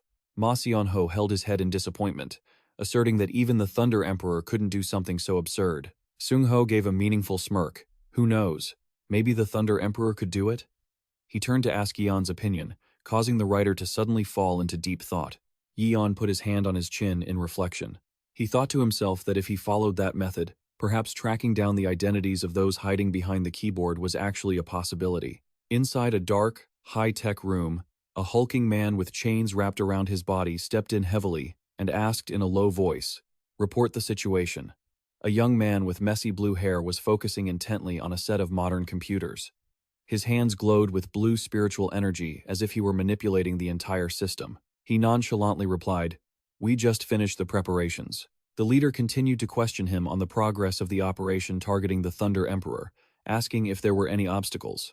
Myung smirked with cold confidence, telling the boss not to worry because he had already distracted Yeon with rumors of plagiarism, forcing the world's strongest hunter to focus on such trivial nonsense. Deep down, Myung couldn't help but feel disdain that a legend could be so easily ensnared by the noise surrounding a worthless novel. He curiously asked why their leader cared so much about Yeon, but he paid the price for his curiosity immediately. "None of your business, dear," the leader snapped, violently grabbing Myung by the throat and lifting him into the air. He growled with murderous intent. "That is not something a lowlife like you is permitted to discuss." He coldly affirmed that Myung was merely a tool to locate the divine artifact and warned him not to get cocky just because of his pathetic ability. Facing such terrifying threats, Myung could only choke out an apology in pain. "Ugh, I'm sorry." The leader threw Myung hard onto the floor and issued a final warning. "If you fail to locate the Enyo artifact, remember this. Your life ends right there." After receiving a promise of compliance from the trembling subordinate, the leader coldly turned his back, walked away, and ordered him to proceed exactly as planned. Myung knelt on the floor, his eyes blazing with hatred after being insulted for his pathetic ability. He gritted his teeth and roared in anger. "Pathetic ability, you say? This time, I'll show him." A deep blue spiritual aura erupted violently around his body. Myung was driven mad, desperate to prove to the leader just how extraordinary his power really was. He took control of the entire satellite system in Earth's orbit. From outer space, a massive satellite suddenly locked onto its target and unleashed a cataclysmic surge of energy. A beam of brilliant blue light plummeted from the upper atmosphere toward the ground at terrifying speed. The impact triggered a massive shockwave, crushing towering cliffs and making the ocean roar in fury. Dust and debris filled the sky. In a quiet, remote stretch of sea, a fishing bobber floated gently on the water. On a small fishing boat in the quiet night, a man in a yellow hat excitedly showed off the spot to his friend. "See? Isn't this place beautiful?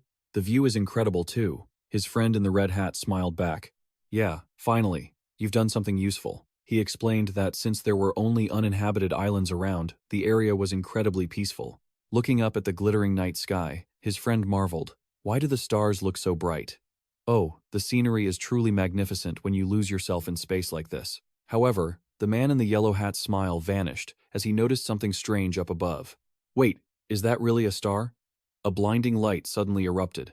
A massive beam of energy from the satellite descended like a wave of destruction right next to the boat. The man only had time to look up in sheer terror before the entire area was engulfed in blue light, accompanied by desperate screams. The horrific impact created a massive shockwave.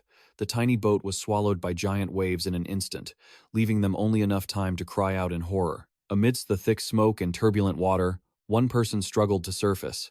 "That star nearly sent me straight to the afterlife." Regaining his composure, he anxiously asked his friend, "Are you okay?" After getting a confirmation, they both stared forward in shock. They stared, trembling at the devastated scene, unable to comprehend what hellish event had just occurred. This shocking incident was immediately reported to the Japanese Military Command Center. Standing before the satellite monitor capturing the blast site, the official anxiously asked about the estimated damage. The subordinate quickly reported that since the impact area was an uninhabited island, there were no expected human casualties. But fearing a tsunami from the blast, they proactively issued an emergency evacuation order for residents in nearby coastal areas. Upon hearing of the evacuation, the Prime Minister of Japan flew into a rage. He roared in anger, fearing that the media would sniff out the real reason behind the blast. They're like bloodhounds. It's hard to cover up. He frantically ordered them to control the information immediately, absolutely forbidding any details from leaking out. Faced with his superior's fury, the assistant could only bow his head in apology and promise to report it as a top-secret military test to fool the public. The Prime Minister gritted his teeth in resentment, cursing the nameless person, who had suddenly appeared and caused this horrible mess. A loud explosion echoed, causing the Prime Minister to jump in fear. Huh? What was that? Steady, heavy footsteps approached, emitting a suffocating pressure that made him tremble as he realized the person barging in was the martial god, Kazuya. Kazuya coldly questioned whether it was true that the satellite weapon had been hijacked, but he was met only with stammering. Instead of his rage subsiding, he roared fiercely. "How are you people running this operation?" Just then, Masuhida, the chairman of the Japan Hunter Association, stepped in to intervene, demanding Kazuya stay calm, because handling the situation was the top priority. The Prime Minister hurriedly tried to explain that it wasn't his fault, but was immediately shut down by Masuhida. "Spare me the excuses, Prime Minister." He pressed on, asking if they had found the people behind the attack. The answer they received was a group called Black Mansa Seonet, a name that made it clear how innocent they were. A mysterious video was just sent, causing the central screen to glitch violently with a bizarre symbol. The anonymous attackers made a simple demand: hand over the M. Johia. The Prime Minister of Japan gasped in horror, unable to believe they knew about the existence of this divine artifact. The final threat was delivered cruelly. If the M. Johia is not brought to the destroyed island within 24 hours, they declared that the next target wouldn't be a deserted island, but all of Tokyo. Kazuya exclaimed in shock, "Wait, what?" He couldn't believe his ears when he heard mention of the M. Johia divine artifact, and demanded to know if the Japanese government was secretly holding that legendary weapon. The Prime Minister of Japan was sweating profusely, wiping his forehead as he awkwardly admitted, "Well, we found it about half a year ago, but we've been so busy lately, we haven't reported it to the association yet." His irresponsible attitude made Kazuya explode in anger. This guy is absolutely unbelievable. You had a divine artifact and dared to keep it quiet? Chairman Masuhida immediately intervened to de-escalate the situation. He insisted that they would hold the Prime Minister accountable later, but for now, they had to focus on the main issue. Kazuya turned to the assistant to ask about the possibility of regaining control of the satellite, but was met with a pessimistic answer. "Are all available personnel already on it? But we can't guarantee anything."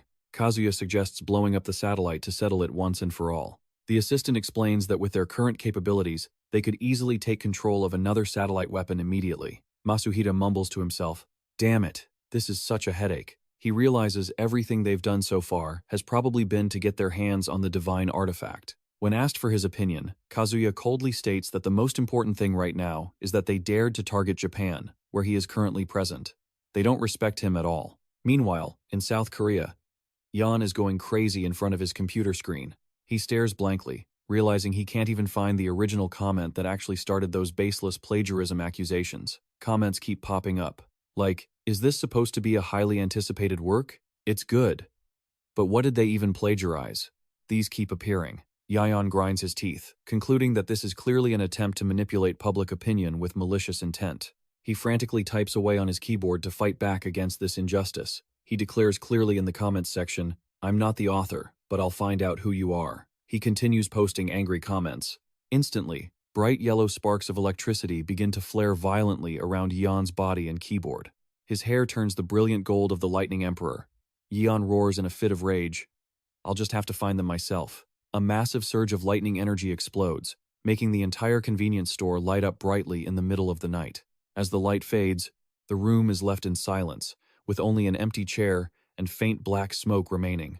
Where on earth did he disappear to? Meanwhile, infiltrating the digital space, Yion is stunned as he stands before a massive network of microchips glowing with brilliant blue light. He realizes this is the server, the source of all the trouble. But amidst this endless maze of data, Yion can't help but feel confused about what to do next. Suddenly, he notices streams of energy flowing ceaselessly along the pathways. Yion wonders if these are the running data streams, then silently observes the flow of information surging toward the distance. With a determined look in his eyes, he decides to venture deep inside to find the truth. Meanwhile, at the association office, Park Dae-han is having a secret discussion via a virtual reality screen with Masuhida. Upon receiving the urgent request for help from Japan, the chairman calmly replies, "I understand, Park Dae-han promises to pass the information to the Lightning Emperor right away so the other party can rest easy. How incompetent do you have to be to beg another country for help? After receiving a promise of a favor in return from Masuhita, the screen goes dark. Left alone, Park Dae-han exhales softly and lets out a knowing smile about the conversation that just took place. Park Dae-han can't help but laugh heartily. He slams his desk repeatedly, remembering the plea from the notoriously rigid Chairman Masuhita. It's unbelievable that someone like him had to humble himself and ask for a favor. But Park Dae-han quickly regains his serious demeanor. He tells himself this matter is truly grave, so he must contact Yion immediately. As he picks up the phone, he smiles smugly, secretly feeling lucky that the Lightning Emperor decided to return at this exact moment. But 2 hours pass, and Park Dae-han is now kneeling on his office floor, completely exhausted and desperate. He cries out Yeon's name miserably. He can't understand where the kid disappeared to in the middle of such a crisis. At this point, he'd probably crawl through hell if it meant finding the Lightning Emperor. Meanwhile, in a completely different space, Yion is lurking behind a tree in the digital maze with a cautious look on his face. He watches the massive stream of data flowing toward one direction and silently concludes that it seems all the information is funneling that way. Suddenly, a hideous spider-like machine monster with glowing red eyes appears. Its sharp legs are clutching a glowing blue data cube. Yion is shocked, wondering what on earth that bizarre creature is as he watches it frantically processing the information inside the cube. Immediately after, Yion approaches and picks up a data cube to inspect it. He wonders if this is also a form of data. But as soon as a virtual screen suddenly appears before his eyes, Yion freezes in astonishment. He is shocked to realize that the entire content displayed is the comment section of the web novel he just released. The one spreading the rumors is definitely here. Plagiarist. Get lost. He is stunned to see the content of the comments changing abnormally right before his eyes. While he is still reeling, a massive spider machine with glowing red eyes emerges from the shadows. Yion intends to observe it more closely to investigate, but it suddenly swings a sharp leg to attack, causing him to barely dodge in time. He gasps, wondering when it got so close. Yion quickly retreats into a defensive stance, silently blaming himself for being too careless and not noticing the enemy right behind him. He notices that in this digital space, his ability stats seem to be displayed much lower than they actually are. Before he can find the cause, from the electronic treetops, a series of other spider machines begin to descend on silk threads, surrounding him from every side. Looking at the nest of spiders getting thicker around him, Yion smirks. Oh, so this is their nest, huh? I've walked right into their trap.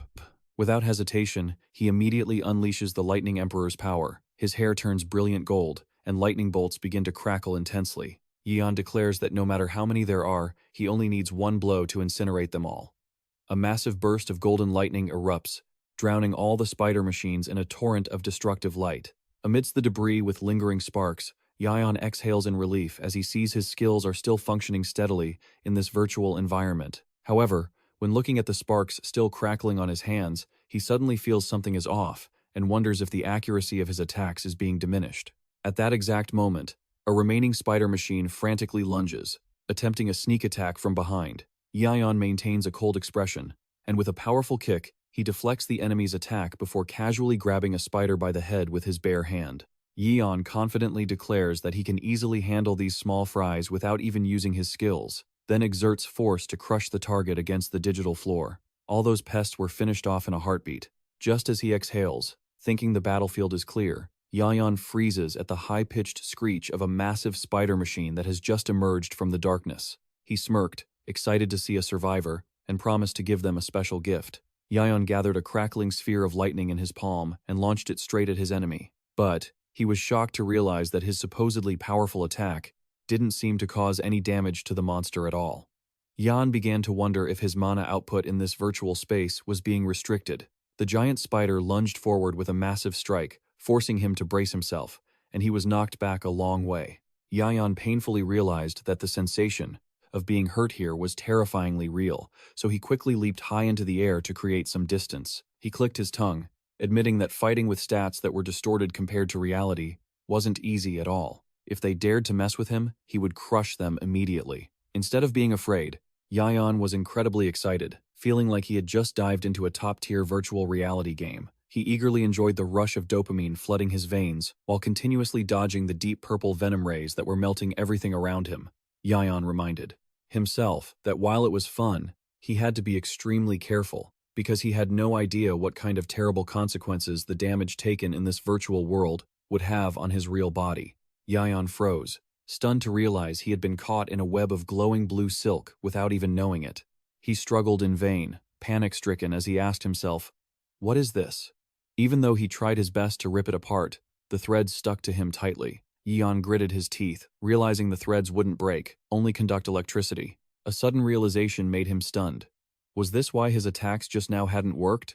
From the shadows, the giant mechanical spider with glowing red eyes slowly lowered itself, locking onto the prey suspended in the center of its massive web. Standing before the hideous entity baring its fangs and claws as it closed in, Yion suddenly smiled calmly. "Haha, looking at this, it's actually kind of scary, huh?"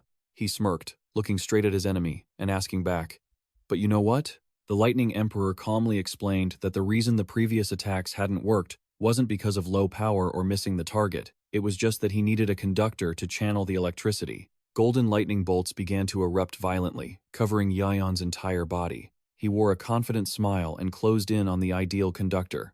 "Right now, it's your spider silk." Immediately, a heaven-shattering surge of lightning erupted from his body, engulfing the mechanical monster in a brilliant golden light. The spider had just met its end by the very trap it had set.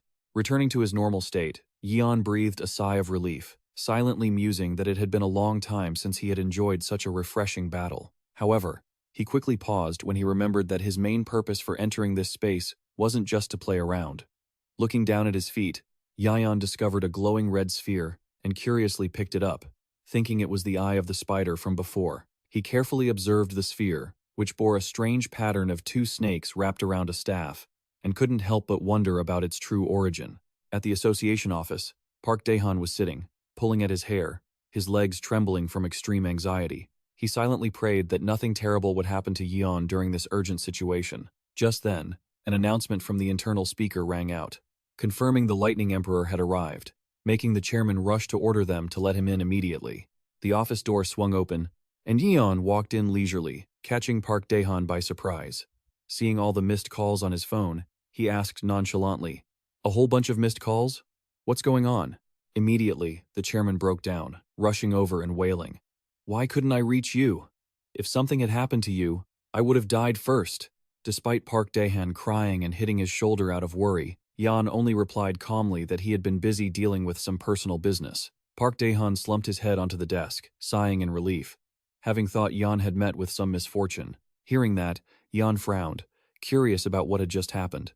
Realizing the situation was critical, Park Dae-han immediately became serious and announced, "Damn, this isn't the time to talk about that. This is an emergency. Yion, you need to go to Japan right now." He looked straight into his eyes and revealed shocking information. "Japan has had its satellite weapon stolen." Yion gasped. "Huh? A satellite weapon?"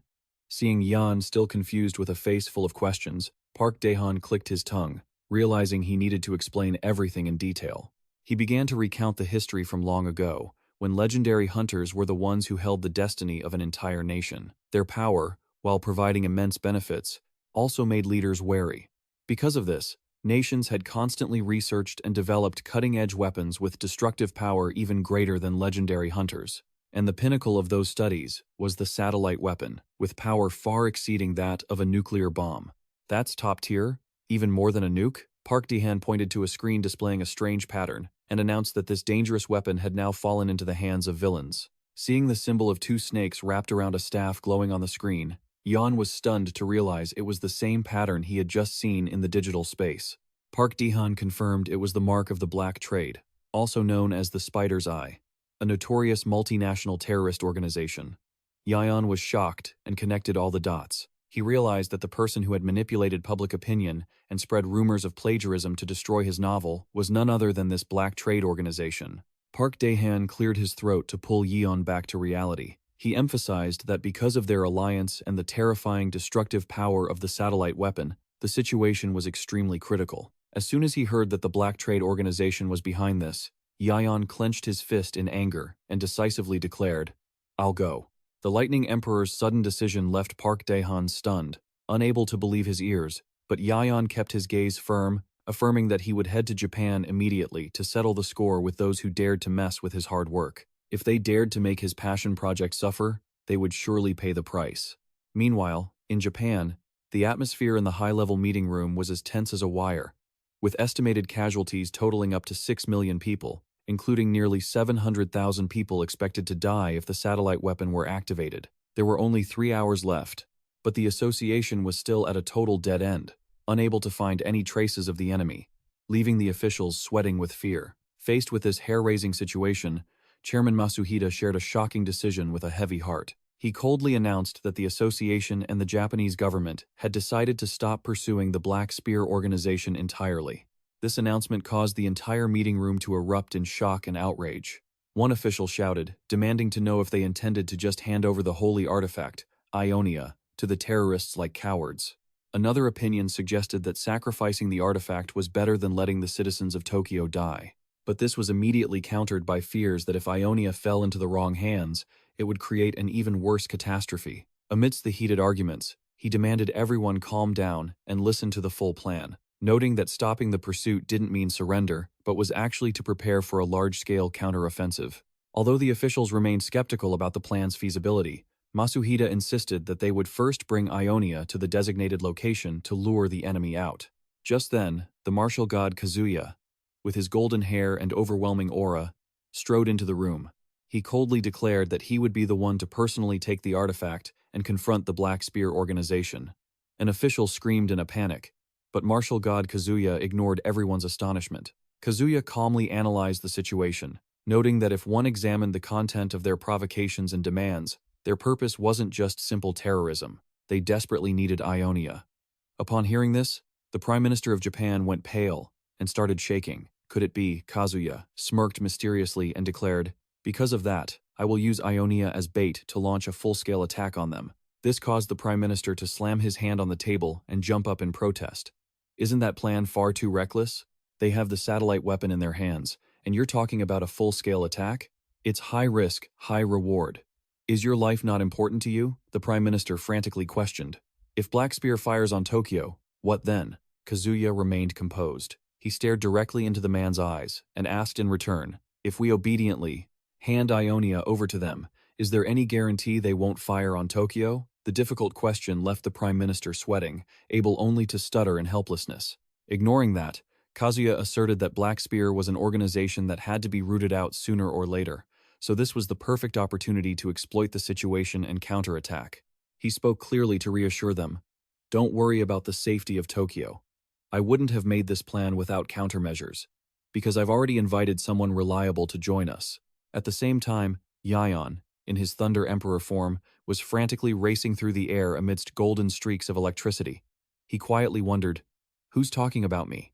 Despite this, the Prime Minister didn't stop nagging as he followed Kazuya and Masuhida down the high-tech corridor. But was it really necessary to bring the real Ionia? Right? You know it too. How important is this thing to national security?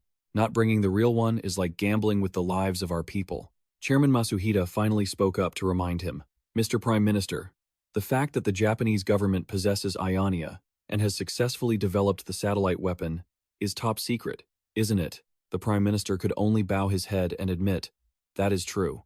Masuhida continued to pressure him with a sharp gaze. How do you think Black Spear found out about these national secrets to cause all this trouble?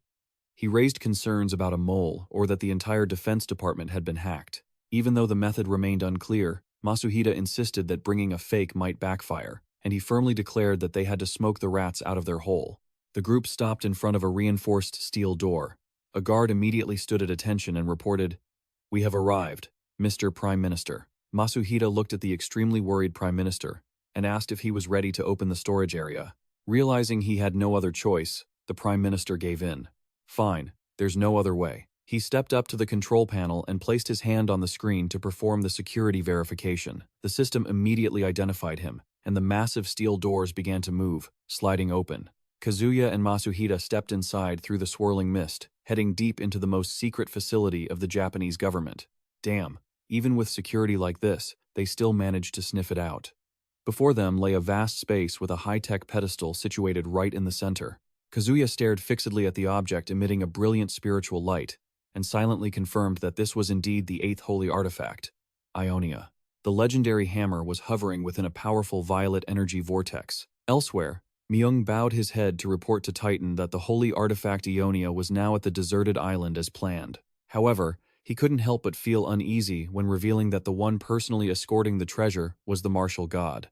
Contrary to his subordinate's caution, Titan suddenly burst into crazy, arrogant laughter. He disdainfully wondered if the government intended to struggle until the very last minute, and excitedly claimed that he was also itching for a fight for this operation. Myung suggested activating the satellite weapon as a precaution, and advised Titan to send other members to the rendezvous point. However, the giant leader flatly refused. Titan tightened the chains on his body and coldly declared that he would personally handle this. At the same time, in the middle of the vast ocean, a ship was frantically cutting through the waves, heading toward the mysterious island. On board were two reporters working on a story. The long-haired young man nervously asked his senior if it was too risky to trust only information from fishermen. The senior reporter calmly explained that the martial god suddenly canceling all his major schedules without any portal breaking was an extremely rare event. He insisted that the government was definitely hiding a huge secret, and that this island was the place holding a one-of-a-kind scoop. Ugh. These reporters have a better nose than a hunting dog. On the deserted island, amidst a ruined scene with deep craters, martial god Kazuya stood silently beside the briefcase containing the holy artifact, Ionia. Suddenly, the communication device in his ear blared a rapid alert about an unidentified flying object that had just appeared in the sky. Kazuya flicked his eyes upward and coldly confirmed the target had revealed itself. Sensing a strange object plummeting down with wind-tearing speed, he asked himself, "A missile?" No, this energy signature isn't a missile. A heaven-shaking explosion echoed out. Dust and dirt flew into the air when a giant with bulging muscles and chains wrapped around his body landed right in front of him. Kazuya said in a deep voice, "Who are you?" The stranger smirked with a cruel smile. He stared at his opponent and asked, "The martial god, aren't you?" Facing the suffocating pressure, Kazuya silently assessed, "Where did this monster come from? Not only does he have a massive body, but the energy he's radiating is truly formidable." Even so, he maintained his composed demeanor and affirmed, "I am the martial god. I change neither my family name nor my given name, it is I." Kazuya stood beside the suitcase containing the divine artifact and demanded firmly, "I have brought the Johia you've been craving. What on earth do you intend to do with this thing?" So, all those terrorist attacks were just to get their hands on a divine artifact. Before he could finish his sentence, the giant coldly cut him off, saying, "You talk too much." He looked at the martial god with contempt and scoffed. The martial god shows his face just to ask such trivial questions? To him, all the principles in this world meant nothing compared to absolute power. He roared arrogantly, "If there is something you want, isn't it the way of the world to just take it by force?" Having said that, the giant stomped the ground, shattering the stone tiles. He poured all his strength into a massive punch and lunged forward with a flurry of attacks. But Kazuya nimbly dodged them at the last second. He smirked, "Faster than you look, aren't you? I thought you'd be clumsy and sluggish given your size." Before his opponent could recover, the martial god moved with incredible speed. Kazuya closed the distance and landed a powerful punch straight into the giant's stomach. But Kazuya was stunned to realize his attack hadn't budged the giant at all. The titan coldly raised his guardian arm and sneered, "With that level of strength, you won't get what you want." A heavy punch slammed down, shattering the ground, but he had already managed to dodge in time. Instantly, Kazuya unleashed a lightning-fast kick aimed right at his opponent's face, yet the giant stood as firm as a mountain. The martial god frenziedly unleashed a barrage of punches and rapid kicks, trying to find a weak spot in the titan's guardian body. Is this any different from me just practicing on a punching bag? Even as he aimed for the face, the titan casually grabbed Kazuya's leg in midair. He gritted his teeth, looking at the restrained martial god, and mocked him without mercy. The titan swung his arm violently, slamming Kazuya's body into the ground with terrifying force. The impact left Kazuya severely injured. The titan brutally dragged Kazuya's exhausted body across the rocky ground. He looked down at his gasping prey and sighed in disappointment. Is this all the martial god amounts to? Finding the battle utterly boring, the giant turned to walk away, lumbering toward the suitcase with the Johia inside, which lay abandoned in the distance. The titan suddenly froze in shock, sensing an immense wave of pressure from behind. Instantly, a figure dove down at breakneck speed, throwing a heavy punch straight at the giant's head. The terrifying collision caused the earth to tremble, forcing the titan to brace himself and slide backward, his feet carving through the stone to maintain balance against the martial god's surprise counterattack. Whoa, are you finally showing your real skill? Or is this just a final burst of energy? The titan gritted his teeth, admitting that his opponent's speed and power had increased significantly, enough to force even an arrogant guy like him to retreat. He looked at Kazuya, who was wiping blood from the corner of his mouth, and offered a compliment. "I admit it, your durability is impressive." In response, Kazuya smirked. "I don't usually get this excited." He reached out to touch his ring, triggering a brilliant golden spiritual energy that began to surge violently. He coldly warned, "From now on, get your mind ready for the real thing." In his shining golden armor and flaming gauntlets, the martial god's aura had reached its peak, ready for a life-or-death confrontation. At the same time, at the Ministry of Defense server room, a spherical technological entity hovered amidst the mysterious digital space. Mumyong was frantically manipulating spiritual silk threads to hijack the entire data system. Mumyong focused intently as the energy level reached 97%. He wondered why, even though the firing sequence was nearly complete, he still hadn't received any word from the Titan. Since he hadn't finished the fight yet, he couldn't reply. While wondering if that brute was actually struggling in the battle, he couldn't believe that light could penetrate such a deep place. Until the figure of the Lightning Emperor Yion appeared brilliantly within the electrical waves, right before his eyes. He gritted his teeth and blurted out, "So, you were the one who edited the reader's comments?" Going back a few minutes earlier, at the command center, the atmosphere was suffocatingly tense. Looking out through the window at Earth, the Prime Minister could only mutter in despair, "It can't be." Just then, a technician screamed in panic, "Sir, we have a major problem. They have actually started the firing sequence." The nightmare was becoming reality as the energy loading reached 30%. The Prime Minister trembled in fear, sweat pouring down as he thought of Tokyo being wiped off the map. He whirled around and roared furiously at the association chairman Masuhida. "Hey, chairman, what on earth is that person you said was reliable doing?" Meanwhile, the system continuously alerted them that the energy level had soared to 40%. At this rate, the Prime Minister might just have a stroke. Contrary to the Prime Minister's panic, Masuhida remained strangely calm. He smirked and replied, "Didn't I tell you not to worry? That person is likely in the skies above Tokyo right now." But a voice suddenly rang out from the door. "Am I too late?" Masuhida turned around in shock, his eyes bulging as he saw Yion casually walking in. He stammered, unable to believe his eyes. "Lightning Emperor, why are you here? Didn't you receive the combat plan?" Yion replied calmly, that he had received both the plan and the current situation. The Prime Minister looked at Yion with suspicion, unable to believe that a kid who looked so ordinary could be the legendary Lightning Emperor. He demanded to know why Yion was appearing here, instead of being in Tokyo to stop the disaster.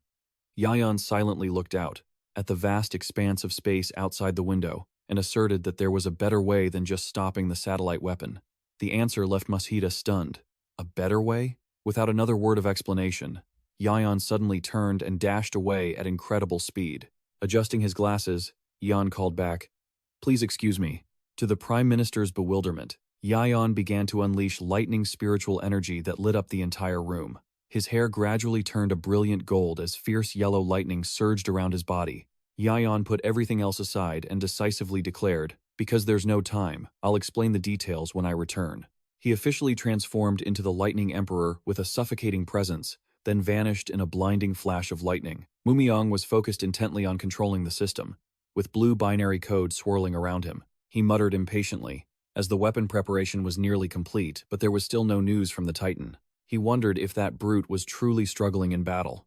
Suddenly, he couldn't believe light could actually shine into this deep, dark place. Then, the brilliant silhouette of the Thunder Emperor, Yion, appeared right before his eyes. Yion stared coldly at his enemy and uttered, "So, it was you?" "That's right. Surprised, are you?" Mumyong trembled, unable to believe his eyes. He stammered, wondering how on earth the Thunder Emperor could have infiltrated this place. Yion clearly demanded an explanation for this mess from the man who was both his anti-fan and the one hacking his satellite weapon. In response, Mumyong suddenly burst into frantic laughter. He screamed that he was the one who wanted to ask why someone possessing power as great as the Thunder Emperor kept clinging to such trashy novels. To Yeon's surprise, Mumyong frantically unleashed a deep blue spiritual energy that engulfed his entire body. He declared that even though he didn't know how Yion got in here, he would use this opportunity to kill him and prove the true value of his own power. Mumyong roared, activating his spawn skill, creating a deep blue domain that covered the entire digital space. Yion was stunned as he was swept into the swirling current of spiritual energy. He silently thought, "Is this a domain expansion?" Sensing the instability of the surrounding environment, Yion told himself he had to get out of there as soon as possible. He immediately focused lightning into his hands, preparing to unleash a powerful counterattack. This time, I'll show you the power of the right-hand rule, Yion shouted. Thunder cannon, firing a brilliant golden beam of light with terrifying force directly at his enemy. Yet, Mumion just stood there with a sinister smile, showing no intention of dodging. With just a light flick of his finger, he caused the massive bolt of lightning to bend and vanish completely into the dust and smoke. Witnessing his hard-fought attack being so easily deflected, Yion stood frozen in shock. He gasped, "The thunder cannon, it disappeared." Mumion looked up at the sky, laughing manically in triumph. "Ha ha ha, how's that?" He loudly declared that this was the stage where all his desires were realized, and in this domain, the Thunder Emperor's authority meant nothing. With a twisted, cruel face, Mumion roared, "The god of this place is me! Die, Thunder Emperor!" Then he unleashed a massive, deep blue surge of spiritual energy that poured down like a flash flood. Yion took the attack head-on. He painfully spat out blood and was sent crashing miserably to the ground. Watching his opponent struggle to get up, Mumion laughed mockingly. "Ha ha, how is it?" He looked down arrogantly at the heavily injured Thunder Emperor and affirmed that even someone called a god would end up looking pathetic in his world. Mumion frantically declared that the power Yion was wasting should be used this way, and this was the true power he had always craved to possess. Yion stood there quietly, with blood at the corner of his mouth, but his eyes radiated a majesty that made his opponent shudder. Mumion recoiled in panic. He couldn't stand that gaze and screamed, "Erg, what is that? If you're already weak, don't look at me like that." In his madness, Mumion unleashed another massive surge of blue spiritual energy, descending like a destructive flood. The beam of energy crushed the digital ground into countless fragments. Mumion stood amidst the rubble, breathing heavily, but his face clearly showed triumph. "Did I take him down?" "As expected. Only in this place am I the strongest. I've caught the Thunder Emperor." He smugly declared that from now on, no one would be able to look down on him ever again. But a voice suddenly rang out from right behind him, making Mumion startle. Yion was perfectly fine. He asked coldly, "What is this nonsense you keep rambling about, true power?" Yion looked straight into his enemy's eyes and solemnly stated, "That is not what true power is." He recalled the image of his comrades like Ma Xianho or the elder Do Hoang, who had fought tenaciously between life and death. Yion clearly declared, "True power is not being defeated by any crisis, and protecting your own convictions until the end." Bright golden lightning began to erupt fiercely from Yion's eyes. Instantly, a heaven-shaking, thunderous explosion occurred, drowning the entire space in a dazzling halo of light. He screamed in pain, in a state of frenzied denial. "Convictions? That kind of thing is useless!" Mumion shrieked in his madness. "Stop struggling in vain! Kneel before me!" The Thunder Emperor continued to frantically release blue currents of spiritual energy to suppress his opponent, but Yion stood firm amidst the energy circle with a calm composure. Mumion completely lost control, his face distorted by envy and resentment. "Shut up, I have to be the strongest. Keep dreaming, buddy." Responding to that arrogance, Yion just curled his lips slightly. Instantly, a fierce golden lightning explosion erupted, crushing all of his enemy's illusions. Watching Mumion slowly dissolve into nothingness, Yion coldly remarked, "True power is not something that needs to be flaunted." In his dying moments, Mumion still stubbornly muttered, I am the strongest." Sensing the digital space beginning to crack and collapse piece by piece, Yion realized the situation was extremely urgent. He told himself he had to get out before the entire server collapsed. At the command center, the alarm sirens blared as a red R appeared on the satellite screen. The Prime Minister breathed a sigh of relief. The satellite has stopped functioning. It looks like the Thunder Emperor succeeded. Yion suddenly appeared amidst golden electrical sparks, making Masuhida exclaim with gratitude. "You worked hard, Thunder Emperor. Thanks to you, I can finally set down this burden." Masuhida asked anxiously about the other front. "What's the situation on Kazuya's side?" Immediately, an operative ran in, reporting in a panic, "We have a major problem." Marshal God Muhida and the Prime Minister stood frozen before the surveillance monitor, unable to believe the brutal scene unfolding before their eyes. The image of Kazuya lying collapsed among the rubble, covered in wounds, made the atmosphere in the command room thick with despair. But the whole thing had actually started 10 minutes earlier. During the earth-shattering battle on the deserted island, Titan frantically braced himself against the relentless attacks from Kazuya, feeling terrified in his heart, wondering why. He was shocked to realize an absurd truth. The more his opponent threw his fists, the more his speed and power increased, becoming exponentially more terrifying. It's insane how he just keeps getting better the more he fights. Each punch, wrapped in Kazuya's golden spiritual energy, forced Titan to struggle and step back, his breathing becoming labored. The giant gritted his teeth, thinking, he's getting faster and heavier than this. He knew clearly that if he didn't give it his all immediately, he would certainly be crushed under this suffocating pressure. Titan's eyes glowed with madness. He let out a roar that shook the sky to regain his morale. "Come here, martial god." Answering the challenge, Kazuya rushed forward like a god of war, his gauntlets blazing. Two massive fists collided head-on, creating a blinding energy explosion that shook the entire island. Kazuya focused all his martial prowess into a finishing move, pushing his power to the absolute limit to crush any resistance from his enemy. Kazuya stepped forward boldly toward the collapsing giant. He declared clearly, "I am the smith's blade. The more I am forged, the stronger I become." Witnessing the terrifying pressure radiating from the martial god, the Titan trembled in despair. He silently realized the situation had truly reached a stalemate, and the only way out was to seize Johia at any cost. The Titan frantically searched for an opening to turn the tide. Just then, a camera suddenly fell right in front of him, causing the giant to look up toward the top of the cliff in surprise. Kazuya was also shocked to realize there were two civilians secretly filming from above. The young hunter panicked because he dropped the camera when the ground shook. Realizing this was a once-in-a-lifetime opportunity, the Titan flashed a cruel smile. Without a moment's hesitation, he swung his heavy fist, smashing the base of the cliff and causing the entire massive rock formation to collapse. The two civilians could only let out desperate screams as they fell into the ruins. Honestly, are those people so obsessed with money that they don't even know when they're in mortal danger? Kazuya gritted his teeth and dashed away at an incredible speed, managing to fly up and catch both of them in midair before landing safely on the ground. Correction. Kazuya gritted his teeth and dashed away at an incredible speed. He managed to fly up and catch both of them in midair before landing safely on the ground. As soon as he set them down, the martial god snapped anxiously, "How on earth did you people even get in here? Evacuate to a safe place immediately." The two uninvited guests could only bow their heads, apologizing to the martial god and whispering their thanks in utter terror. Kazuya scanned his surroundings vigilantly, gritting his teeth in worry. Damn it, where did he go? Just then, the Titan emerged from the smoke and dust with a manic grin. In his hand, the divine weapon Johia was emitting powerful purple lightning. He laughed arrogantly. "Haha, what energy.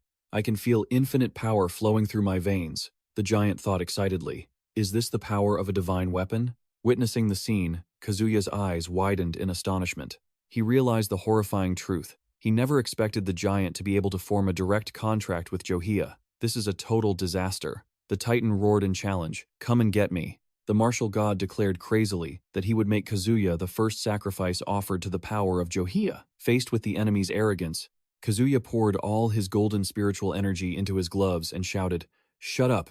Drop that thing right now, or I won't hold back." The Titan swung his massive hammer directly at the martial god, bellowing, "Try to stop this hit." But at the very moment his opponent swung the hammer, Kazuya suddenly realized something was wrong. He was horrified to realize the true target wasn't him. The giant curled his lips into a cruel, twisted smile. Instead of aiming at the martial god, the Titan suddenly turned and used all his strength to swing Johia down toward the two civilians hiding behind the rock. To protect their innocent lives, Kazuya didn't hesitate to throw himself in the way, taking the destructive attack head-on with his own body. The Titan stood watching from above, casually mocking him with utter contempt. "I knew it. How pathetic." The martial god was completely exhausted by now, collapsing amidst the rubble with blood seeping from wounds all over his body. It's all because of those two guilty fools that everything is ruined. The Titan stepped forward, mocking Kazuya for being such an idiot to turn and block Johia's attack directly just for those hiding cowards. He looked down disdainfully, thinking the martial god had wasted too much energy protecting the lives of worthless beings who weren't worth a dime. To the Titan, those who hadn't awakened were merely subjects for the strong to rule over. And he asserted that it was precisely because he couldn't grasp that simple truth that Kazuya had ended up in such a miserable state. Even while gasping for air, Kazuya still tried to reach out a trembling hand to stop him, wheezing, "You cannot pass." Faced with that stubbornness, the Titan only looked down coldly, completely emotionless. The Titan raised the hammer, Jeria, laughing that even if he were the smith's blade, if he kept taking hits blindly, he would eventually shatter. But just at that make-or-break moment, radiant golden lightning suddenly erupted, blocking the attack. Just because you got your hands on a hammer, you think you're the center of the universe? Seeing his heartfelt attack easily neutralized, the giant panicked and screamed in terror. A cold voice rang out from above.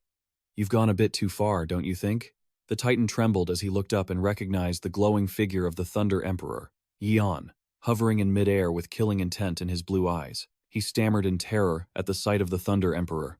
Sweat poured off the Titan like rain. He couldn't understand why the Thunder Emperor would be here at this moment. He silently cursed his accomplice for failing to distract the opponent, which had thrown the whole plan into chaos. Suddenly, a fiery giant bird with burning red eyes appeared. Yion frowned slightly, sensing that there was still someone else hiding nearby. Taking advantage of the moment, the Titan leaped up and grabbed the firebird's talons to escape. Seeing the Titan trying to flee the scene, Yion immediately roared, "Where do you think you're going?"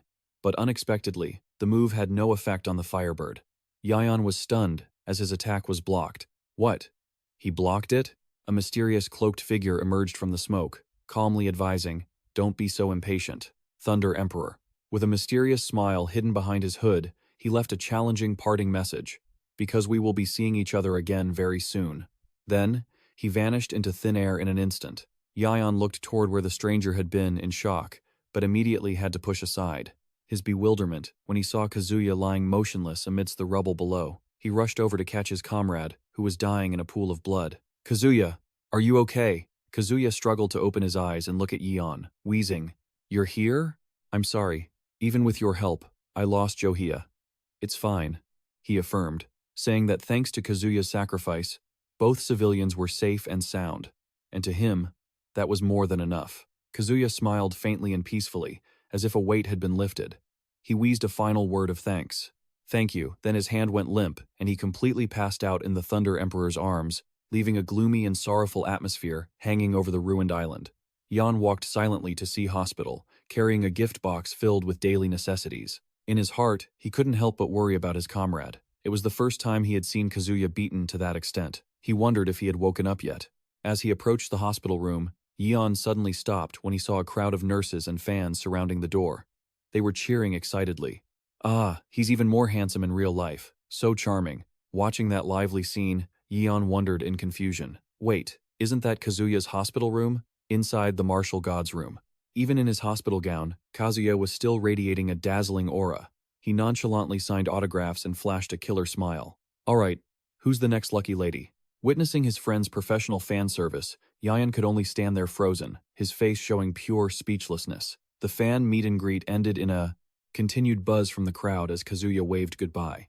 "That's it for today, everyone. We'll see you all again at this time tomorrow." Seeing Kazuya's excited face, Yion let out a weary sigh, thinking to himself that he'd wasted so much energy worrying about this guy. The man was fit as a fiddle, busy signing autographs for beauties, while he was just over here worrying for nothing. Yion brushed it off with a laugh and commented, "Seeing you doing that fan service thing again, I guess you've fully recovered, huh?" Kazuya confidently claimed that when it came to health, he was the best in the world. When asked about his future plans, Yion explained that since the requested mission was done and the plagiarism rumors had been cleared, with things finally settled, he had to get back to writing the novel that had been piling up. Kazuya looked at Yion with a sincere gaze. He expressed his deepest gratitude, knowing that because of him, Tokyo was finally safe. Seeing Kazuya suddenly turn serious, Yion couldn't help but ask in surprise, "What's up? Why are you being so dramatic all of a sudden?"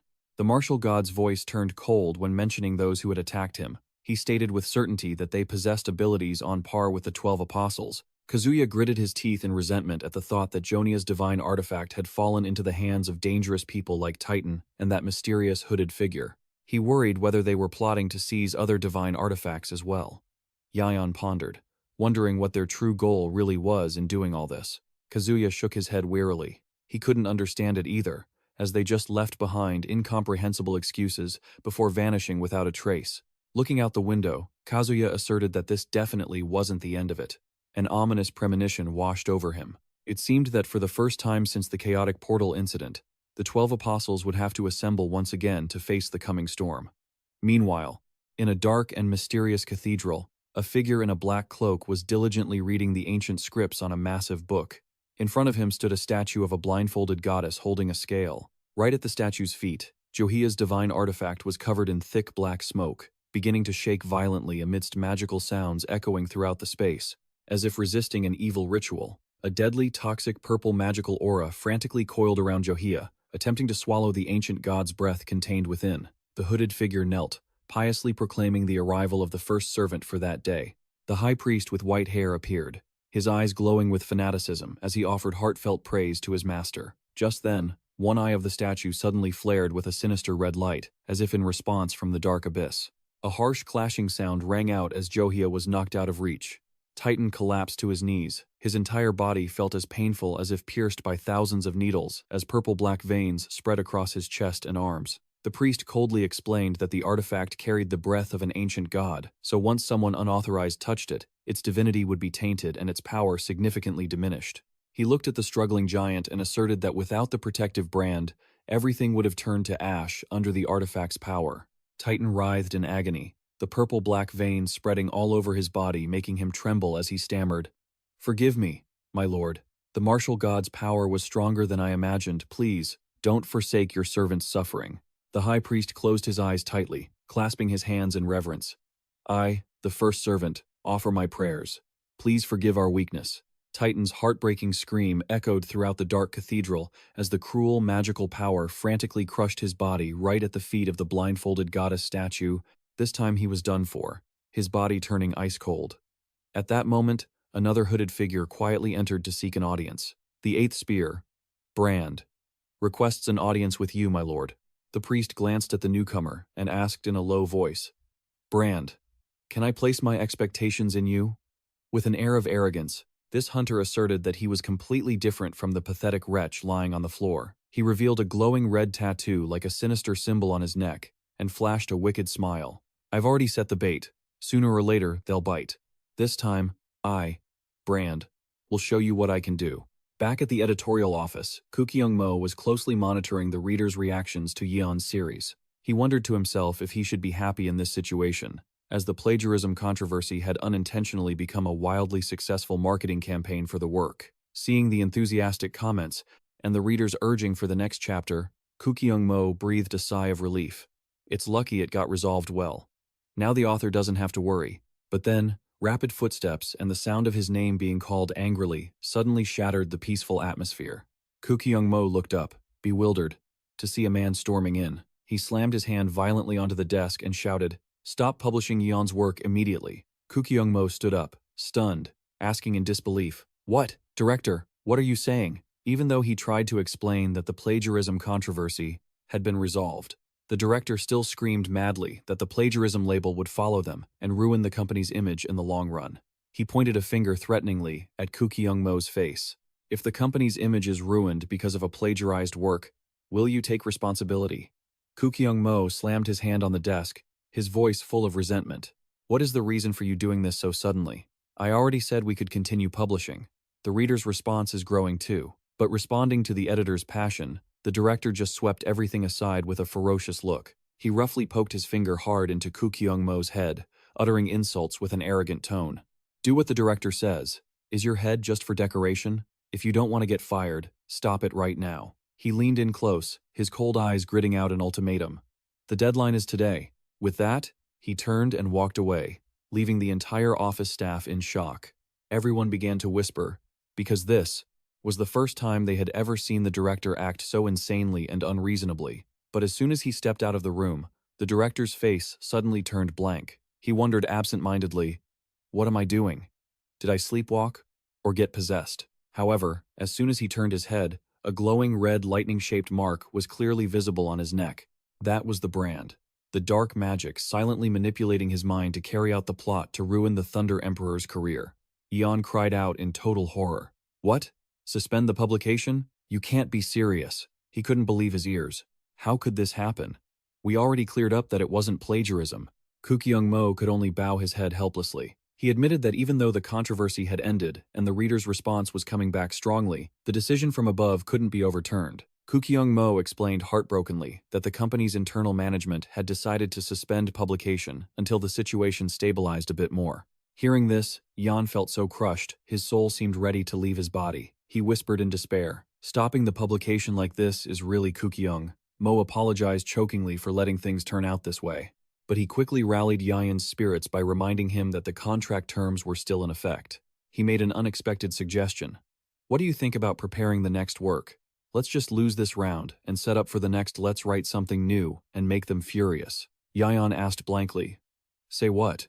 Kyungmo clearly stated he would take responsibility and help with Yeon's next work. He frankly admitted that Yeon's debut work was restricted by the company's directives. So this time, he wanted Yeon to write the story he truly wanted to tell. That statement left Yeon deep in thought. A lingering, restless question about the story he really wanted to tell echoed in his heart. Meanwhile, at the headquarters of the All Things Harmony Guild, a girl with white hair and shimmering blue earrings was strolling toward the entrance. Looking at the familiar sign, she smiled to herself and thought, so, that guy is in this place? Inside the office, the team was waiting for the Thunder Emperor to come back with food. When the doorbell rang, Ma Seon-ho looked up with an expectant face. Fried chicken? Wait, no, is that Yion? But the person walking into the office wasn't the writer with a bag of chicken. It was a little girl with white hair and shimmering blue earrings. Ma Seon-ho was stunned. A kid? The girl looked around quietly and pulled a piece of paper with an address on it from her bag. The address was definitely right. Number 3, Hangter Street, Ma-u District, Co Yoon City. Maybe this place wasn't what the girl had expected. To the member's surprise, she spoke up clearly. Where is the Thunder Emperor? Her question left Ma Seon-ho, Cha Seong-gung-ho, and Cha Seong-gu completely frozen. They silently judged that any child who barged in and demanded to see the Thunder Emperor was definitely not just some ordinary kid. She even looked. Just as the atmosphere turned tense, Choi Yong-shik carelessly walked up to pat her head and teased, Hey, kid, why are you here? Where's your mom? Disliking the touch, the girl coldly ordered, Hey, get your hand off me. Choi Yong-shik still hadn't realized the danger. Just as he was about to argue back, Cha Seong-gu lunged forward, covered his mouth, and dragged him away. Brother, please, just sit still for a second. Ma Seon-ho also rushed to bow in apology. I'm sorry, the kid in our guild is a bit of a dimwit. Please allow me to apologize on his behalf. Even so, the girl still looked extremely annoyed. She warned herself that she would only hold back this once because she saw that as soon as he broke free from Seong-gu, Choi Yong-shik shouted angrily, Hey, does that brat want to get scolded? How dare she use that rude tone with an adult? Oh no, I'm pretty sure he won't get a second chance to call her a brat, right? Heh heh.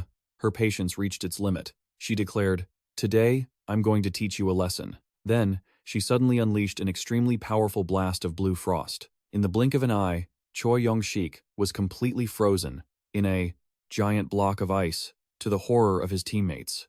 The girl coldly stated that her patience had its limits. Looking around the office with an icy gaze, she nonchalantly wondered if she should just freeze everyone here since the Thunder Emperor still hadn't appeared. Witnessing this terrifying ice magic, Cha Seong-gu could only stand frozen in shock. Ah, I remember now. Cha Seong-gu realized in horror that if someone used ice magic this strong but had the appearance of a young girl not matching her true age, then she was undoubtedly one of the 12 legendary apostles. Just as the atmosphere reached peak tension, Yion pushed the door open, strolling in with a bag of fried chicken. Hey everyone, the chicken's here. But the smile on his face instantly froze when he saw Choi Yong-shik trapped in ice and the mysterious girl standing in the middle of the office. Yion stuttered in surprise. Wait, Lena? Why are you here? While Choi Yong-shik was still screaming for help inside the ice block, Lena casually sat down at the table and ripped open the box of fried chicken. She closed her eyes, savoring the aroma with satisfaction. I've missed the smell of this fried chicken so much. Did I run away? No. I came on a trip to South Korea just to eat this.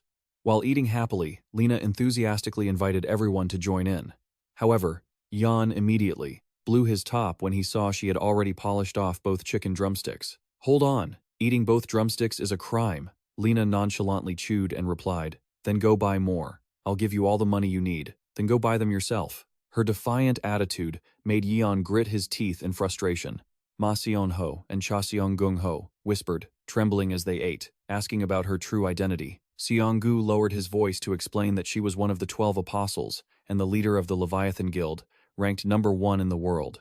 This shocking revelation left the members of the All Things Harmony Guild gulping in fear.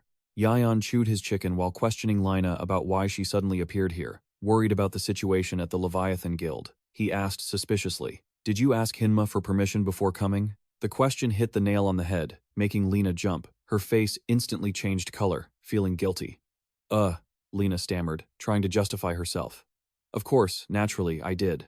Seeing her flustered demeanor, Yion smirked triumphantly. She didn't ask. She definitely didn't ask. Pushed to the edge, the girl shouted defiantly, "It counts as having permission anyway. If you're so great, try calling her. I'll freeze you along with her." While the two were busy arguing, inside a luxurious first-class cabin on a private jet, Leviathan Guild Vice Master Hiranma was leisurely sipping wine. She coldly asked her subordinate about the estimated time of arrival in South Korea.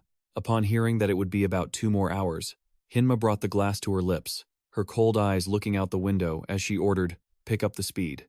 "That's it. That kid won't be able to escape even if she runs to the district." Hinma stared fixedly at the note Lena had left on the table.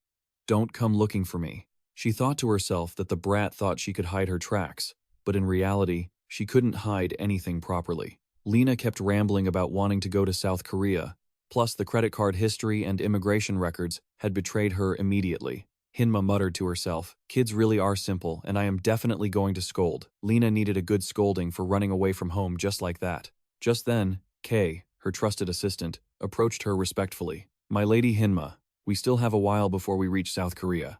May I offer you another glass to rest for a moment?" Hinma gave a soft, appreciative smile and instructed Kay, "Tell everyone to rest comfortably until the plane lands." But just behind Kay's ear, a glowing red sigil suddenly appeared, sinister and strange. Sipping her wine, Hinma secretly thought, perhaps Lena needed a break too, and she wanted to take the chance to vacation in South Korea. Suddenly, a wave of dizziness hit her, causing her vision to blur. Hinma realized in horror that something was wrong. "Kay, what did you do to the wine?" She collapsed to the floor, her glass shattering as it slipped from her hand. At the same time, in South Korea, Lena suddenly jolted, as if sensing something ominous. Her sixth sense was sharp, wasn't it? Her eyes flared with light as she realized this was a distress signal. In the sky, the private jet belonging to the Levia Guild was facing a critical emergency. Inside the cockpit, the red alarm system blared repeatedly, throwing the pilots into a panic. They had no idea what was happening in the passenger cabin where Hinma was, but suddenly, a terrifying sight ahead caused the captain to freeze in horror. A giant raven with burning red eyes and an aura of dark purple.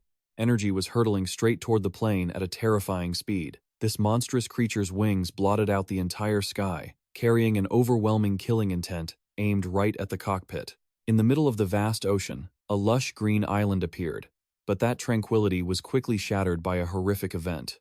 A massive sphere of water energy slammed down from the sky like a meteorite, creating an explosion that shook the entire forest.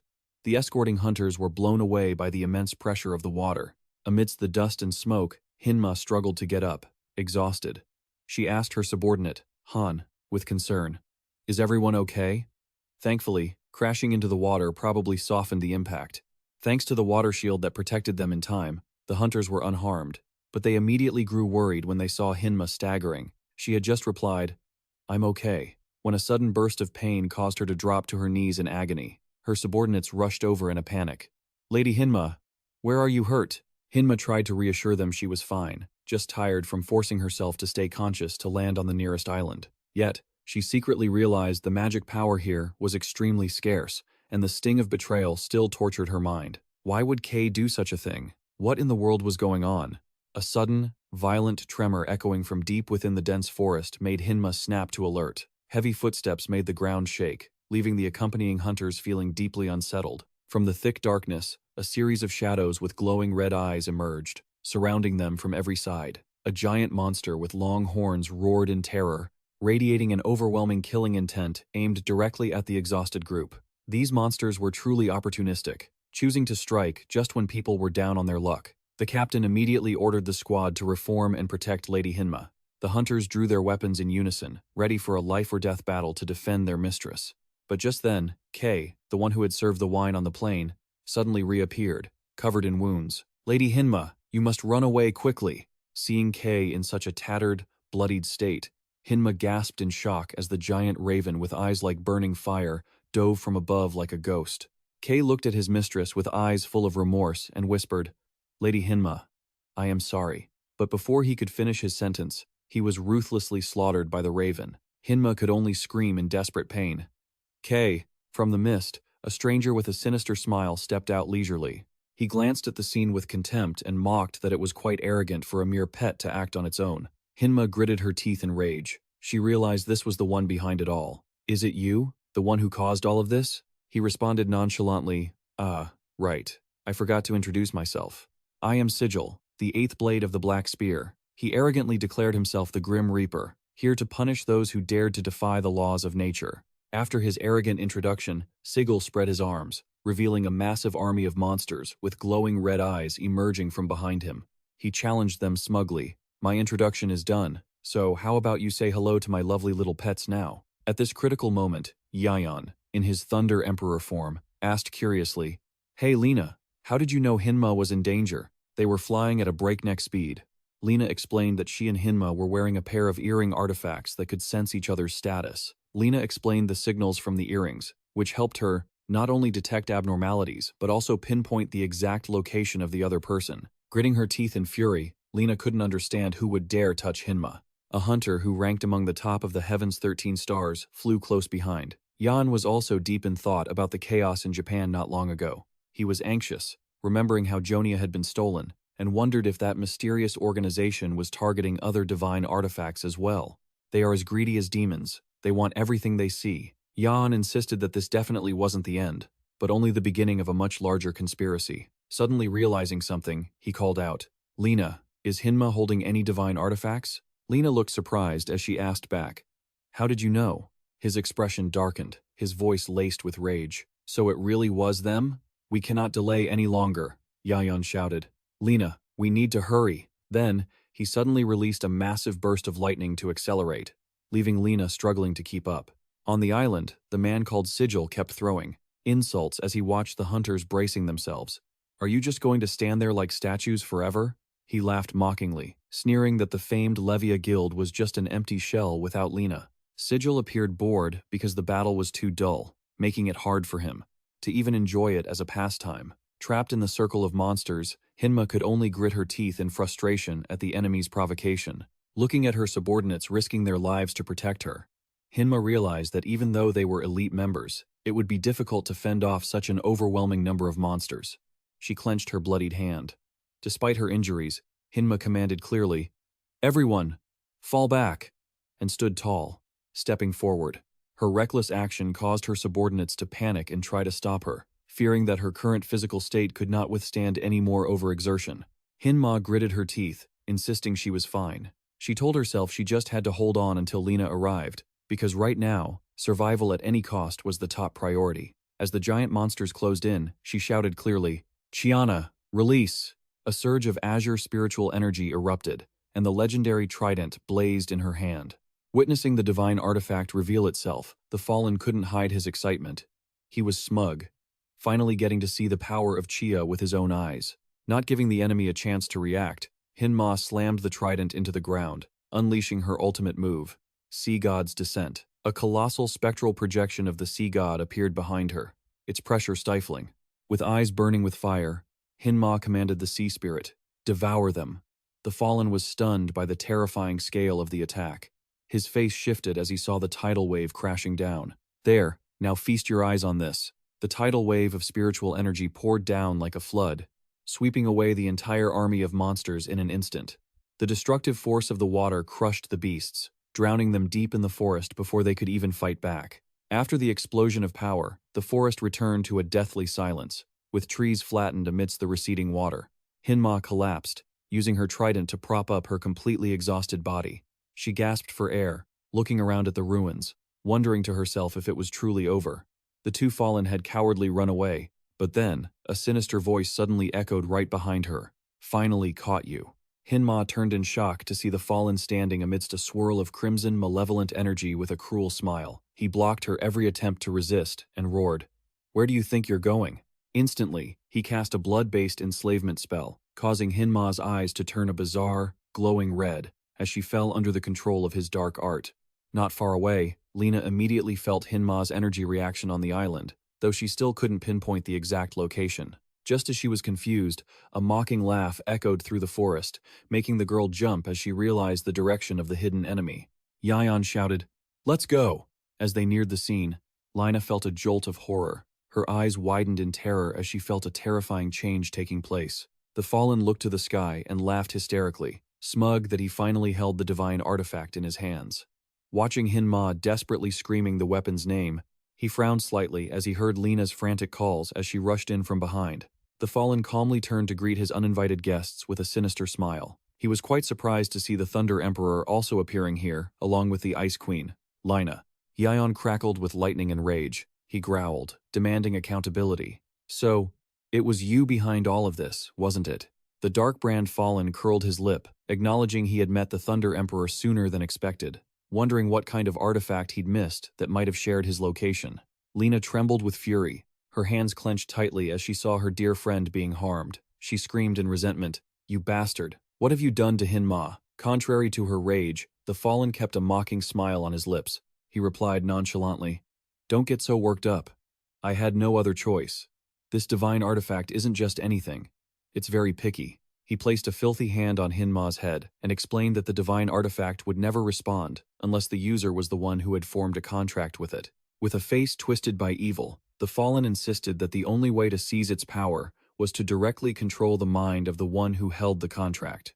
Witnessing Hinma with her soulless eyes being controlled like a puppet, Lina screamed madly, "Take that filthy hand off her." Lina immediately unleashed her ice needle technique, creating giant ice arrows aimed straight at the enemy. But the Fallen only coldly commanded, "Hinma, block it." Instantly, Hinma swung the trident of Chia, creating a terrifying vortex of water energy to completely neutralize Lina's attack. "This guy plays dirty, using our own people against us." Seeing her dear friend now turning a weapon against her, Lina gasped in pain. Hinma. She realized the situation was becoming extremely dire as Hinma's eyes were completely stained red by the dark art. Damn it, Hinma is being completely controlled. Just as Lina was about to rush forward again, Yion intervened in time. He placed a hand on her shoulder and said in a low voice, "Lina, I understand how you feel, but calm down. This island is being covered by a barrier blocking magic power." Yion warned that if she kept unleashing large-scale attacks, Lina's own magic would soon be completely drained. Lina realized with horror that the magic in her body was indeed leaking out uncontrollably. The Fallen smirked, praising the Thunder Emperor for realizing the truth about the barrier so quickly, while revealing that the entire island had been covered by a crimson trap designed to seize the divine artifact of Chia. Inside this barrier, no mage could use their power, which made Lina furious at the enemy's reckless, self-destructive actions. Standing in the middle of the magic circle, the Fallen calmly announced that even though the plan had veered slightly off course, since he had obtained what he needed, he would take his leave. His body gradually faded into the void with a sinister smile. Before disappearing completely, he left a vicious message, telling Yion and Lina to take their time reminiscing about old times with their friend Hinma, who was currently being manipulated. Seeing the enemy trying to escape, Yion roared in a fit of rage. "Who gave you permission to leave?" The Thunder Emperor immediately unleashed his power, firing a massive bolt of lightning straight at the Fallen's position to block his escape. Suddenly, a giant black crow called the Dark Bird, with glowing red eyes, emerged from the purple dark energy to intercept the attack. The two energies, the golden lightning and the black-purple dark aura, collided head-on, creating an earth-shattering explosion that shook the entire island. Yion clicked his tongue in frustration, realizing the giant crow was still standing there. Damn it, this thing again? He couldn't believe it was unharmed after taking such a terrifying blast. That was the second time it had blocked his attack. While Yion was still stunned, a surge of azure magic began to accumulate powerfully on the hand of the manipulated opponent. Hinma, with soulless red eyes, coldly swung her hand, casting a technique right beneath the shadow of the Dark Bird. Seeing the situation turn for the worse, Lina hurriedly called out, "Yion." She clearly stated that, with the magic blocking barrier covering the island, the Fallen definitely couldn't have gone far. Lina decided to stay behind to hold off her controlled friend, urging him, "Leave this place to me. You go after him." Understanding the situation, Yion immediately unleashes a brilliant golden bolt of lightning. "Got it. I'm heading out." The lush green island has now turned into a deadly trap under the shroud of evil magic. Deep in the dense forest, the red magic circles of the Fallen One begin to crackle and pop. The Fallen One is kneeling, suffering from severe wounds. He grits his teeth in rage, realizing he spent far more mana than he initially planned, leaving his body seriously damaged and unable to recover instantly. With a face twisted in resentment, he curses the unexpected appearance of the Thunder Emperor, which forced him to push himself to the brink of collapse. Watching the drops of blood trickling down to his feet, the Fallen One realizes that in his current state, he doesn't even have the strength to move to the airship to escape. The Fallen One clutches his wound and staggers through the deep forest. He grits his teeth, telling himself he must find that thing quickly. Meanwhile, Lena is struggling to hold off attacks from her sister. She screams in desperation, "Wake up! Hinma, fighting against our own side like this, I don't know what to do." Lena realized in horror that the situation was dire. The magical barrier was draining Hinma's mana rapidly. Looking at her sister's bloodied, vacant face, the little girl was overcome with worry. If things kept going like this, Hinma would be in serious danger, but she couldn't bring herself to attack her. Caught in an internal struggle, Lena shouted, "What am I supposed to do?" Just as she lost focus, the blackbird suddenly dove from above, but at the critical moment, the Leviathan Guild hunters rushed in and blocked the sneak attack with their shields. A female hunter shouted to snap her teammates out of it. "Are you all just going to stand there like idiots?" Seeing the hunters arrive, Lena was moved. Her subordinates gathered around to protect her, apologizing in unison. "We're sorry. Lady Lena, we should have stepped in sooner. We thought you'd all turned into stone statues." They affirmed their absolute loyalty. "Even if today is our last day, we won't regret it." Hearing such gloomy words, Lena snapped, "Stop talking nonsense. Who gave you permission to say, this is the end?" Lena squinted, noticing the enemy's attacks had suddenly ceased. She guessed that the direct clashes with the giant raven which was spreading its wings to blot out the sky. She shouted a provocation to grab its attention. "Hey, you old bird." The blackbird's red eyes glowed with madness as it frantically flapped its wings. Lena roared in fury. "How dare you bully my people?" She poured all her brilliant blue spirit energy into her staff and unleashed her ultimate ice technique. The blackbird shrieked in pain as cold ice spread rapidly, freezing its wings mid-air. "Now you're just a flightless bird," she scoffed. Lena looked down on the struggling enemy with contempt. "Do you even know who I am? You're not even worth my time." The raven was completely frozen, plummeting into the deep forest and creating a massive shockwave of dust and rock upon impact. However, Lena frowned, noticing the attack didn't have the impact she expected. She thought, is my power lacking because of the barrier?" She realized the very magic suppressing the island's mana was significantly stifling her strength. Standing amidst the dark, lightning-filled sky, Lena resolved to finish the battle with one fatal blow. She quickly calculated a new strategy. If her magic was weakened by the barrier, she just needed to hit it with something massive and powerful. Lena raised her glowing staff, wildly accumulating a vast amount of spirit energy, far beyond her limits, to unleash a devastating punishment. Instantly, a massive block of ice fell from the sky like a meteorite. The blackbird barely had time to scream in terror before being completely crushed into the ground, triggering a massive explosion of dust and debris. Looking at the enemy crushed under the rubble, Lena mocked, "Humph. A bird brain daring to act out?" She was annoyed, realizing she'd wasted too much time on something so worthless. Lena's eyes turned toward the distance with concern. She thought, if this keeps up, Hinma will collapse. I have to get back and find a way to fix this immediately. At the front line, the female hunter was bracing behind her shield, thinking that Hinma had surely run out of mana. She hoped the enemy would stop attacking, but suddenly, Hinma pressed her hand to the ground, activating a powerful, glowing blue magic circle. The hunters were shocked as a massive whirlpool erupted, surrounding them from all sides. A hunter gasped, "I can't believe she can still unleash an attack with this much power." The team couldn't believe their eyes, thinking Hinma had already exhausted all her mana earlier. The raging tide left the hunters completely helpless. They realized the attack was unavoidable. In their moment of despair, one of them looked up in shock at an unexpected turn of events. Just as the hunters were about to be swallowed by the water, massive blocks of ice appeared, surrounding and shielding them. Realizing this was a defensive ice barrier, everyone cheered with relief, knowing their savior, Lena, had truly returned.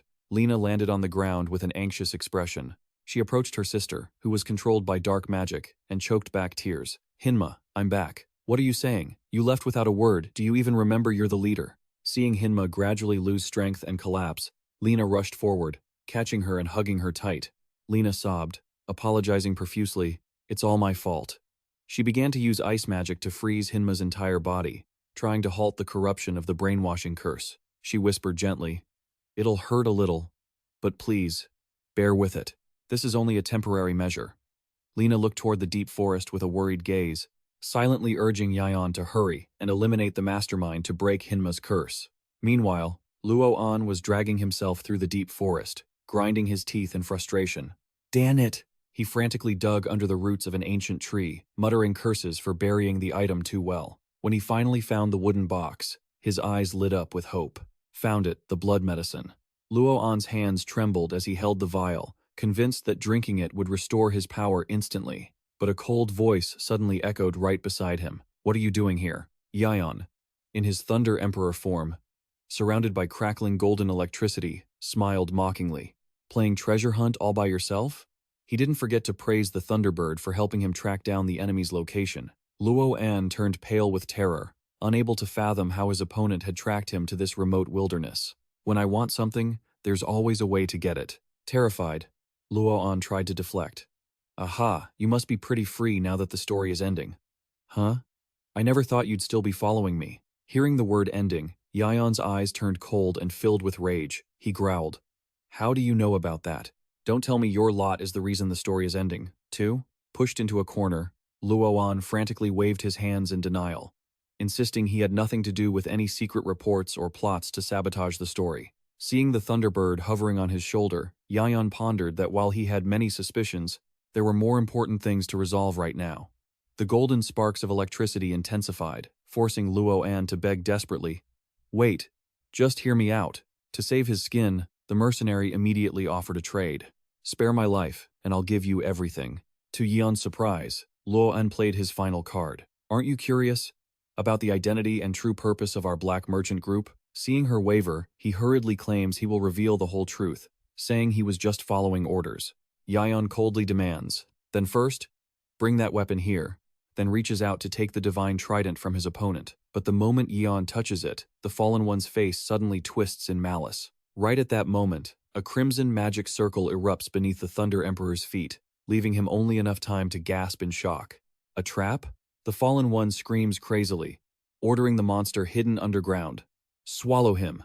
A giant mechanical worm with razor-sharp teeth suddenly emerges. It swallows Yion, much to the villain's triumph. The fallen one laughs arrogantly.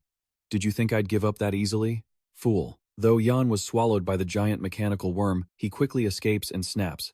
"Tisk, that bastard keeps using such annoying tricks." As the fallen one runs into the forest, he triumphantly throws the divine artifact away. "Here is the artifact you wanted." Seeing the monster madly attacking the magic circle, Yion realizes his enemy's true intention in a flash.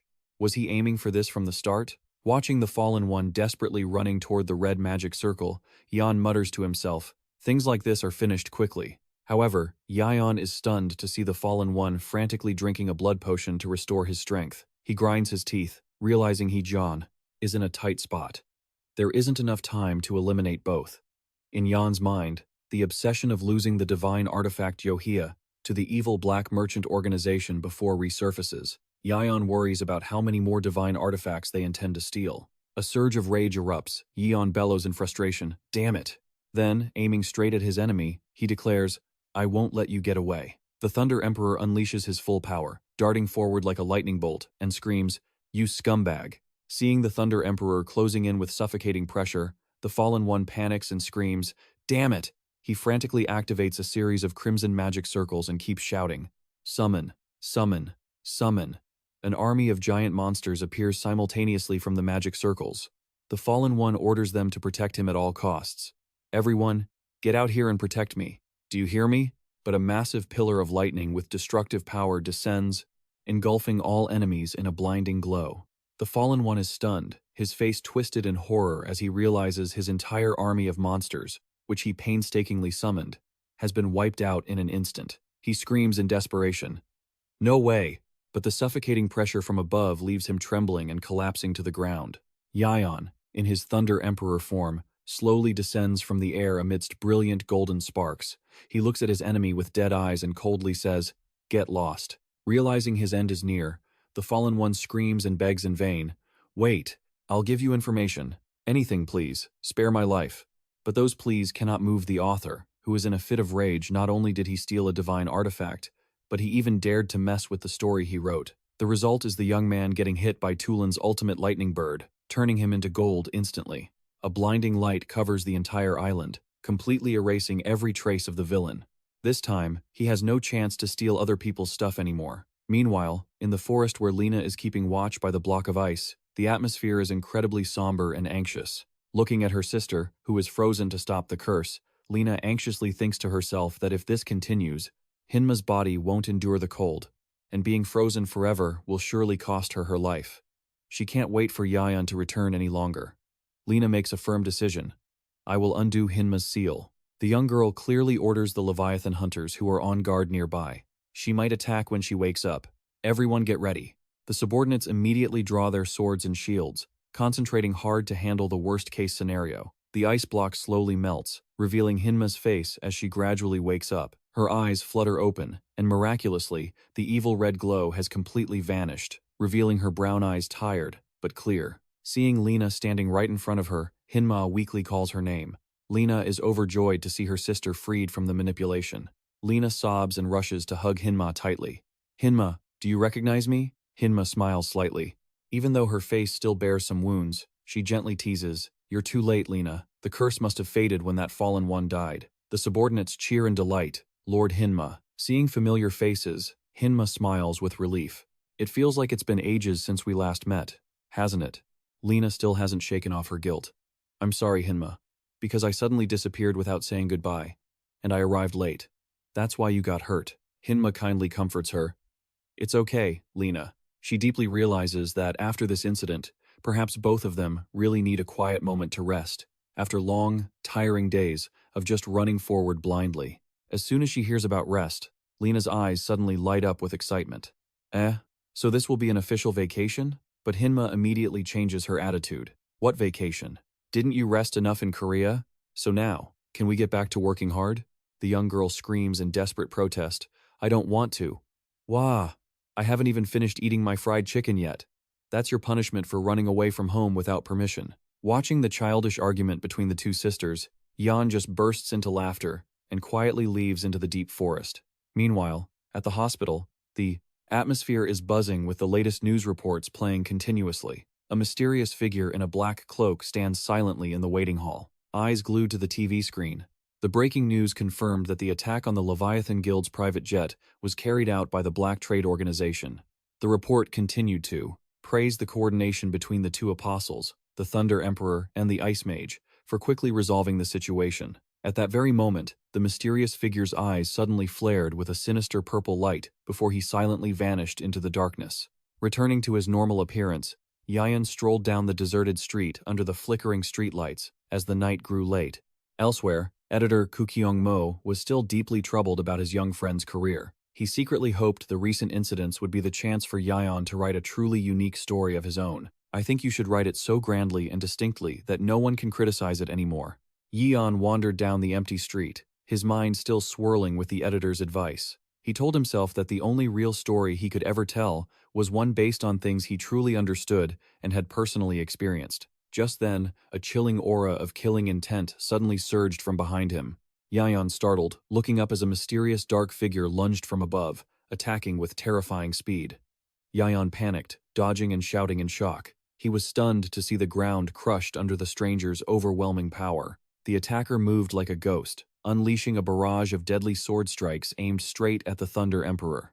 Yet, in the blink of an eye, Yion managed to block the razor-sharp blade with just a single finger. To him, it was as simple as a walk in the park. Yion snapped in frustration. Why are you just swinging your sword like that? Who are you? He squinted at the weapon and was shocked to recognize something terrifyingly familiar. Yeah. Wait, where have I seen this sword before? Opposite him, the attacker was trembling in terror as his finishing move was neutralized by just one finger. Beneath the hood, eyes glowing with evil red light appeared, making Yion gasp as he realized the identity of his opponent. Yion cried out his comrade's name in utter disbelief. He asked urgently, Are you being controlled, too? However, Cha Seong-gu coldly insisted that this was all his own will, and then firmly demanded they fight seriously. Confronted with this sudden challenge, Yion could only scratch his head in confusion. You want to fight me? Right now? Why on earth? Before he could even finish, Cha Seong-gu gritted his teeth and roared in a frenzy. I have to get stronger. Even though he didn't understand why Cha Seong-gu was in such a hurry, Yion calmly sidestepped a lethal sword strike and decisively accepted. All right, if that's what you want, then let's have a real match.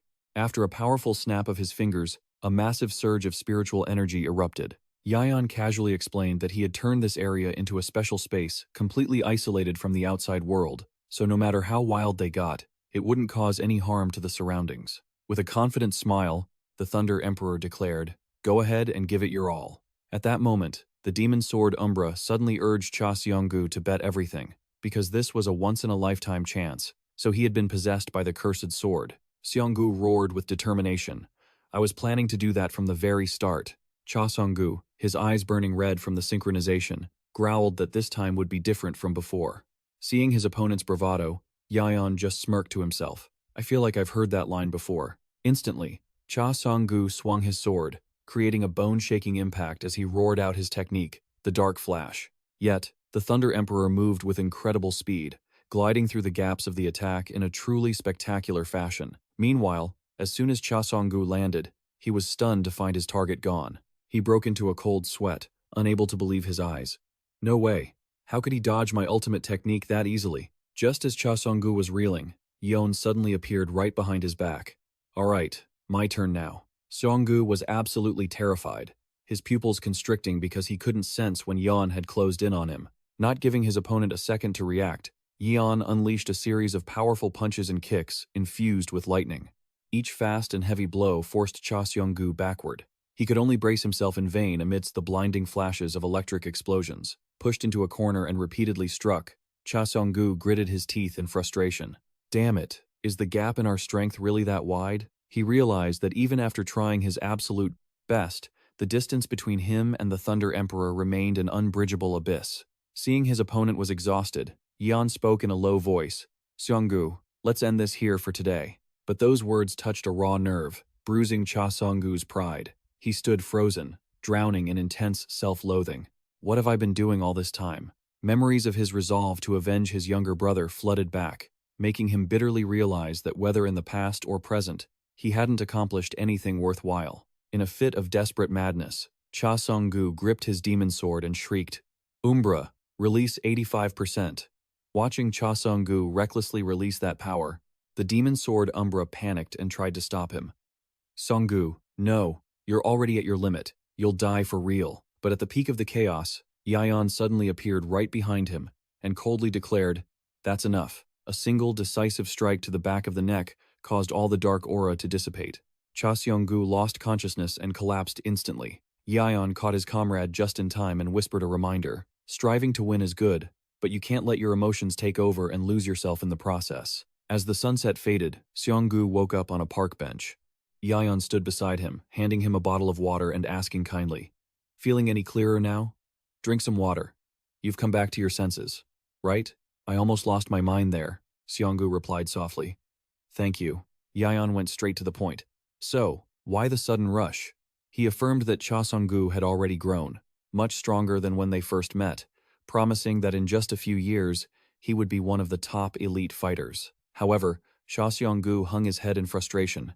If I don't become stronger right now, it's no use. He asked Yion if he remembered the organization he needed to take revenge on. Yion calmly replied, Of course I do. You're the one who came to me asking to be my disciple. Remember? He revealed that the organization that kidnapped his younger brother was Black Trade. According to the story, they took selected children and subjected them to countless cruel experiments to turn them into human weapons as part of a plan called Project Grell. Standing by the hospital bed looking at his unconscious brother, Cha Seonggu painfully confessed that his poor brother still hadn't woken up after undergoing all sorts of experiments there. An emergency announcement echoed throughout the hospital corridor. If there is any family member of patient Seonggu in the hospital, please report to the ward immediately. Seonu's car sped off in desperation. Inside, the doctors were frantically trying to save his younger brother once again. Defibrillator to 200. Watching the scene unfold, Seonu could only stand there, frozen, and pray. It's no use. The desperate screams still haunted Seonu's mind to this day. The doctor shook his head helplessly and announced that further treatment would be extremely difficult, advising the family to prepare for the worst. Seonu clenched his trembling fists, tears streaming down his cheeks. My brother doesn't have much time left. I can't delay my revenge any longer. Seeing his comrade's absolute agony, Yion pondered for a moment before suddenly speaking up. Actually, there is a way to shorten the time. What? Why didn't you say so sooner? Seonu was stunned. He lunged forward, grabbing Yion by the shoulders and questioning him urgently. What is it? Are you serious? Yion looked straight into his eyes and issued a cold warning. In exchange, you might die. But death didn't make Seonu flinch. With eyes burning with determination, he stated firmly, "That's fine. My life effectively ended the day my brother was kidnapped." Seon-woo bowed his head, pleading earnestly. "Please." Seon-woo choked back tears. "I'm begging you, Yeon." Faced with such resolve, Yeon sighed and pulled out his phone. "All right, wait a second." He immediately contacted a friend. "I need a favor." On the other end of the line, the person was startled by the sudden request. "What's so urgent? Is something wrong? Distort space-time?" Yeon stated clearly. "Yes, we have to open it again." Cha Seong-gu curiously asked about the true nature of the space-time distortion Yeon had just mentioned. Yeon calmly explained that it was a prerequisite gate that had to be cleared when conquering the Chaos Gate.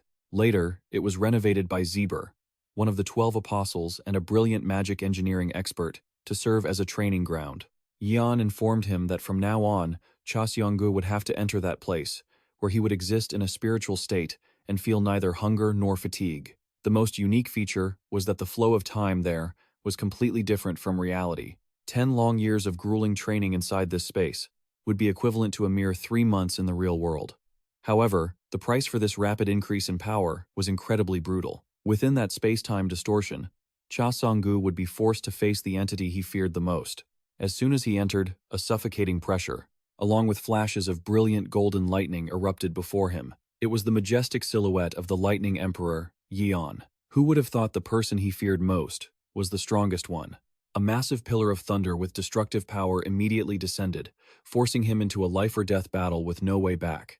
Yion coldly asserted that the gate would never be conquered until Cha Seong-gu truly defeated that opponent. In other words, this would be an endless war, where Cha Seong-gu had to constantly push his limits on the fine line between life and death. Back in reality, on a park bench, Cha Seong-gu was still, shaken by the existence of such a terrifying place. He trembled as he realized why Yeon had warned that he might lose his life. But thinking of his unavenged grudge and his brother lying there waiting for death, Cha Seong-gu gritted his teeth and made up his mind. He jumped up and declared clearly to Yeon, "Yeon, even if I have to bet my life, I will definitely do it." Seeing his comrade's iron will, Yeon smiled faintly with satisfaction. With that kind of determination, there was no need to worry anymore, but whether he can actually beat the Lightning Emperor is a big problem. At a luxurious villa hidden deep in the mountains, the cleaning lady was still calmly starting her new workday in a very high-spirited mood. But as soon as she stepped into the living room, the smile on her face suddenly vanished. Witnessing the scene of trash scattered everywhere along with debris on the floor, she could only scream in frustration. She truly couldn't stand it. "You've trashed the house like a battlefield again." Furious at the mess, she trudged toward the private room. Her anger flared, and the cleaner pushed the door open, rushing in with the determination to have a real confrontation. "I really can't take it anymore. Today we are going to settle this." But the bucket in her hand suddenly fell to the floor, her whole body trembling in extreme terror as a gruesome scene met her eyes. In the middle of the dark room, the hunter Logan was lying motionless in a pool of blood, his breathing completely silenced. It was unbelievable. A legendary master had met such a tragic end. This shocking news was immediately brought up for discussion in an online meeting between heads of state. With a face full of sorrow, Colin, president of the Canadian Hunter Association, spoke in a low voice to announce that Logan, an S-rank hunter and one of the 13 celestial stars, was dead. The atmosphere in the meeting room grew, heavy with tension, when he revealed even more terrifying information. And the artifact he possessed, Gungnir, has disappeared. Hearing this, Nikolai, president of the Russian Hunter Association, frowned slightly. He questioned who was behind the incident. "Is this also the work of the black merchants?" The president of the Italian Hunter Association, Lenzo, nodded slightly, admitting, You could say that." This announcement left the other representatives agitated and worried about the chain of disasters raining down. They were stunned to realize that after Zhou and Chia, now even Gungnir had fallen into the hands of the enemy. Questions full of anxiety echoed throughout the meeting room about the true purpose of their collecting such top-tier artifacts. Responding to the panic, Colin could only sigh helplessly. "If we knew that, we wouldn't be getting attacked so helplessly like this." Faced with the deadlock of international organizations, Nikolai coldly declared that Russia would no longer put its faith in the 12 apostles, but would instead proactively mobilize all national-level hunters to directly confront this dark force, determined to bring them into the light, not let them hide like rats in a hole. Nikolai couldn't hide his ambition, believing that if Russia could deal with the black merchants on its own, this would be a once-in-a-millennium opportunity for a nation that didn't have legendary hunters like them to rise up powerfully. But this crazy idea was immediately met with fierce opposition from the other heads of state. Park Daehan barked, full of disbelief. Even the 12 apostles aren't their match. So how could ordinary hunters ever pull it off? Even though some theorized about gathering S-rank hunters to create a miracle, the Japanese representative just sat there, sighing wearily in front of the screen. He argued that there was no way they could confront them with just S-rank hunters, and believed that because they didn't know the true strength of the enemy, the association presidents were only putting forward foolish dialogues. Just as the atmosphere was in chaos, a deep voice suddenly rang out. That's enough. The new association president just keeps spouting absolute nonsense. Just as the atmosphere turned chaotic, a deep, heavy voice suddenly cut through the air. Enough of this. Everyone froze in shock when they saw the majestic figure of an elder holding a staff appear on the live broadcast. The legendary Grand Mage of the 12 Apostles, Temuris Mon, revealed himself with a cold, overbearing gaze. He asserted that the enemy posed such a terrifying threat that international cooperation was now absolutely vital. Temu bluntly criticized the Russian Association president for his lack of trust in the 12 Apostles. Seeing Nikolai stammering and trying to make excuses, the Grand Mage coldly cut him off, admitting that perhaps those words were just spoken out of excessive concern for the global situation. But immediately after, Temu exuded a suffocating killing intent and asked with biting sarcasm, "Are you really planning to use this global crisis as an opportunity to profit?" The sharp question made Nikolai tremble. He was so arrogant before, but now he's so scared by Temu he's about to wet himself. How pathetic is that? As the only Grand Mage of this era and a core member of the 12 Apostles, Temuris Mon clearly delivered a historic proposal. Starting today, I am calling for the complete reconvening of the 12 Apostles. This shocking message was like a wake-up call to the entire world. Meanwhile, at the headquarters of the Vansu Jiahua Guild, after hearing Cha Seong-gu's wish, Ma Seon-ho nodded in agreement. He affirmed that, once it was Cha Seong-gu's decision, he would support him with all his might. Cha Seong-gu bowed in gratitude. "Thank you, Guildmaster." However, Seung-ho couldn't help but worry as he asked, "But is 3 months really enough?" Choi Yong-shik just laughed heartily and explained that one has to struggle for 10 years in there to become truly strong. Yion, while eating, casually remarked that Cha Seong-gu needed self-enlightenment more than pure training, so he wouldn't need that much time. Hearing the youngest member speak so boldly, Choi Yong-shik could only hold his head in frustration, thinking Yion was severely underestimating the hunter world. Ma Seon-ho laughed and chimed in, "If our Lightning Emperor has said so, then it's okay, kid." The Guildmaster's joke made Choi Yong-shik laugh so hard he spat out his drink. He clutched his stomach, laughing hysterically, mocking that if Yion were truly the Lightning Emperor, even a stray dog wouldn't believe such nonsense. Everyone was speechless. Did this idiot really not know anything about his own guildmate?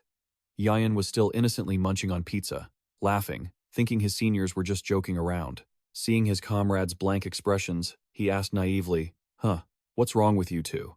After hearing the seniors explain everything, Choi Yong-shik looked like he had been struck by lightning. He jumped up and shouted, his voice cracking, You mean Yion is actually the Lightning Emperor?" Ma Seon-ho finally realized and pieced together all the irrational events that had happened recently. From a high-ranking S-class hunter like the Magic Swordsman, accepting an invitation to join this mediocre C-class guild, to the Vansu Jiahoa Guild, suddenly jumping into the list of the 4 largest guilds in the country. Even the sudden appearance of the Ice Queen, Lina, not long ago, all those scattered pieces now had one single explanation. Everything was because Yion was the legendary Lightning Emperor.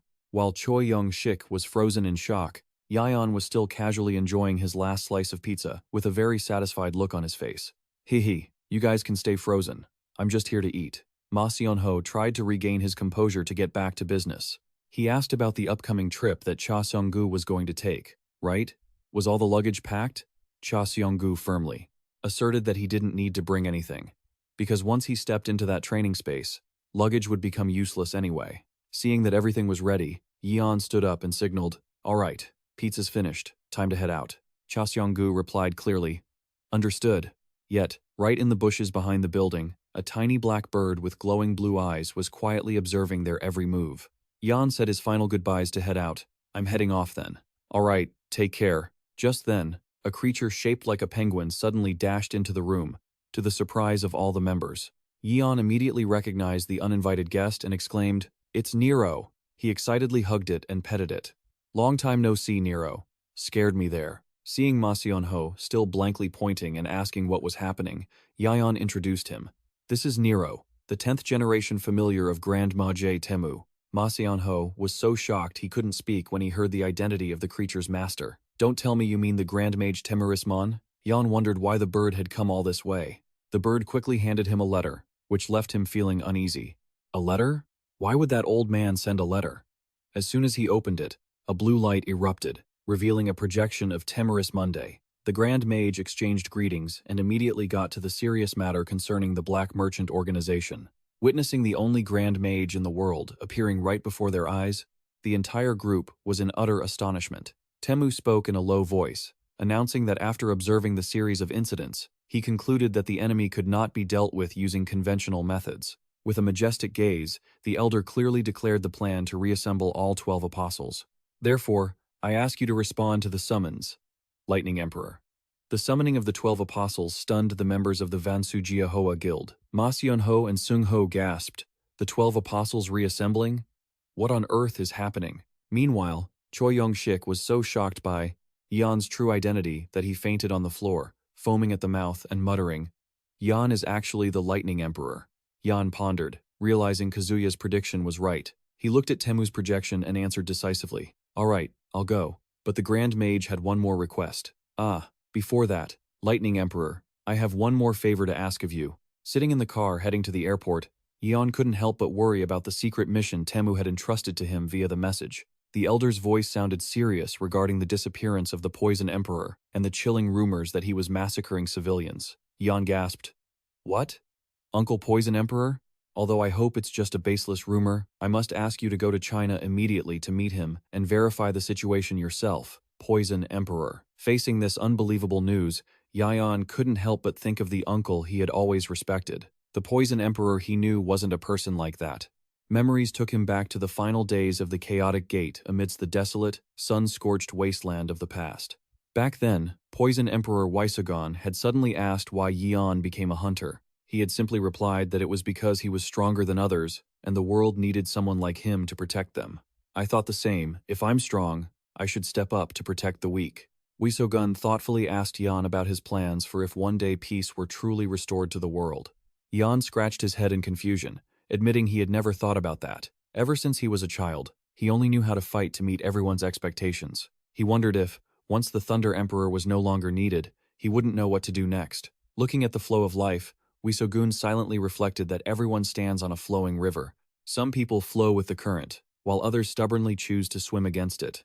Waisogun thoughtfully advised Yion that no choice is wrong, as long as one doesn't end up with regrets. He affirmed that the current Yion chooses will become his own life. From now on, you must find that answer yourself, because it is an answer that only you can decide. Returning to reality, Yion was at a skyscraper in China to attend a top-secret meeting. As soon as they met, the man in a luxurious suit proactively shook his hand and pleaded, We have a precious guest, but the situation is urgent. It's all a lie, isn't it? Answer me. But the scene that met her eyes now was unbelievable. Please forgive us for receiving you in this meeting room. The man introduced himself as Du Hoang, the president of China.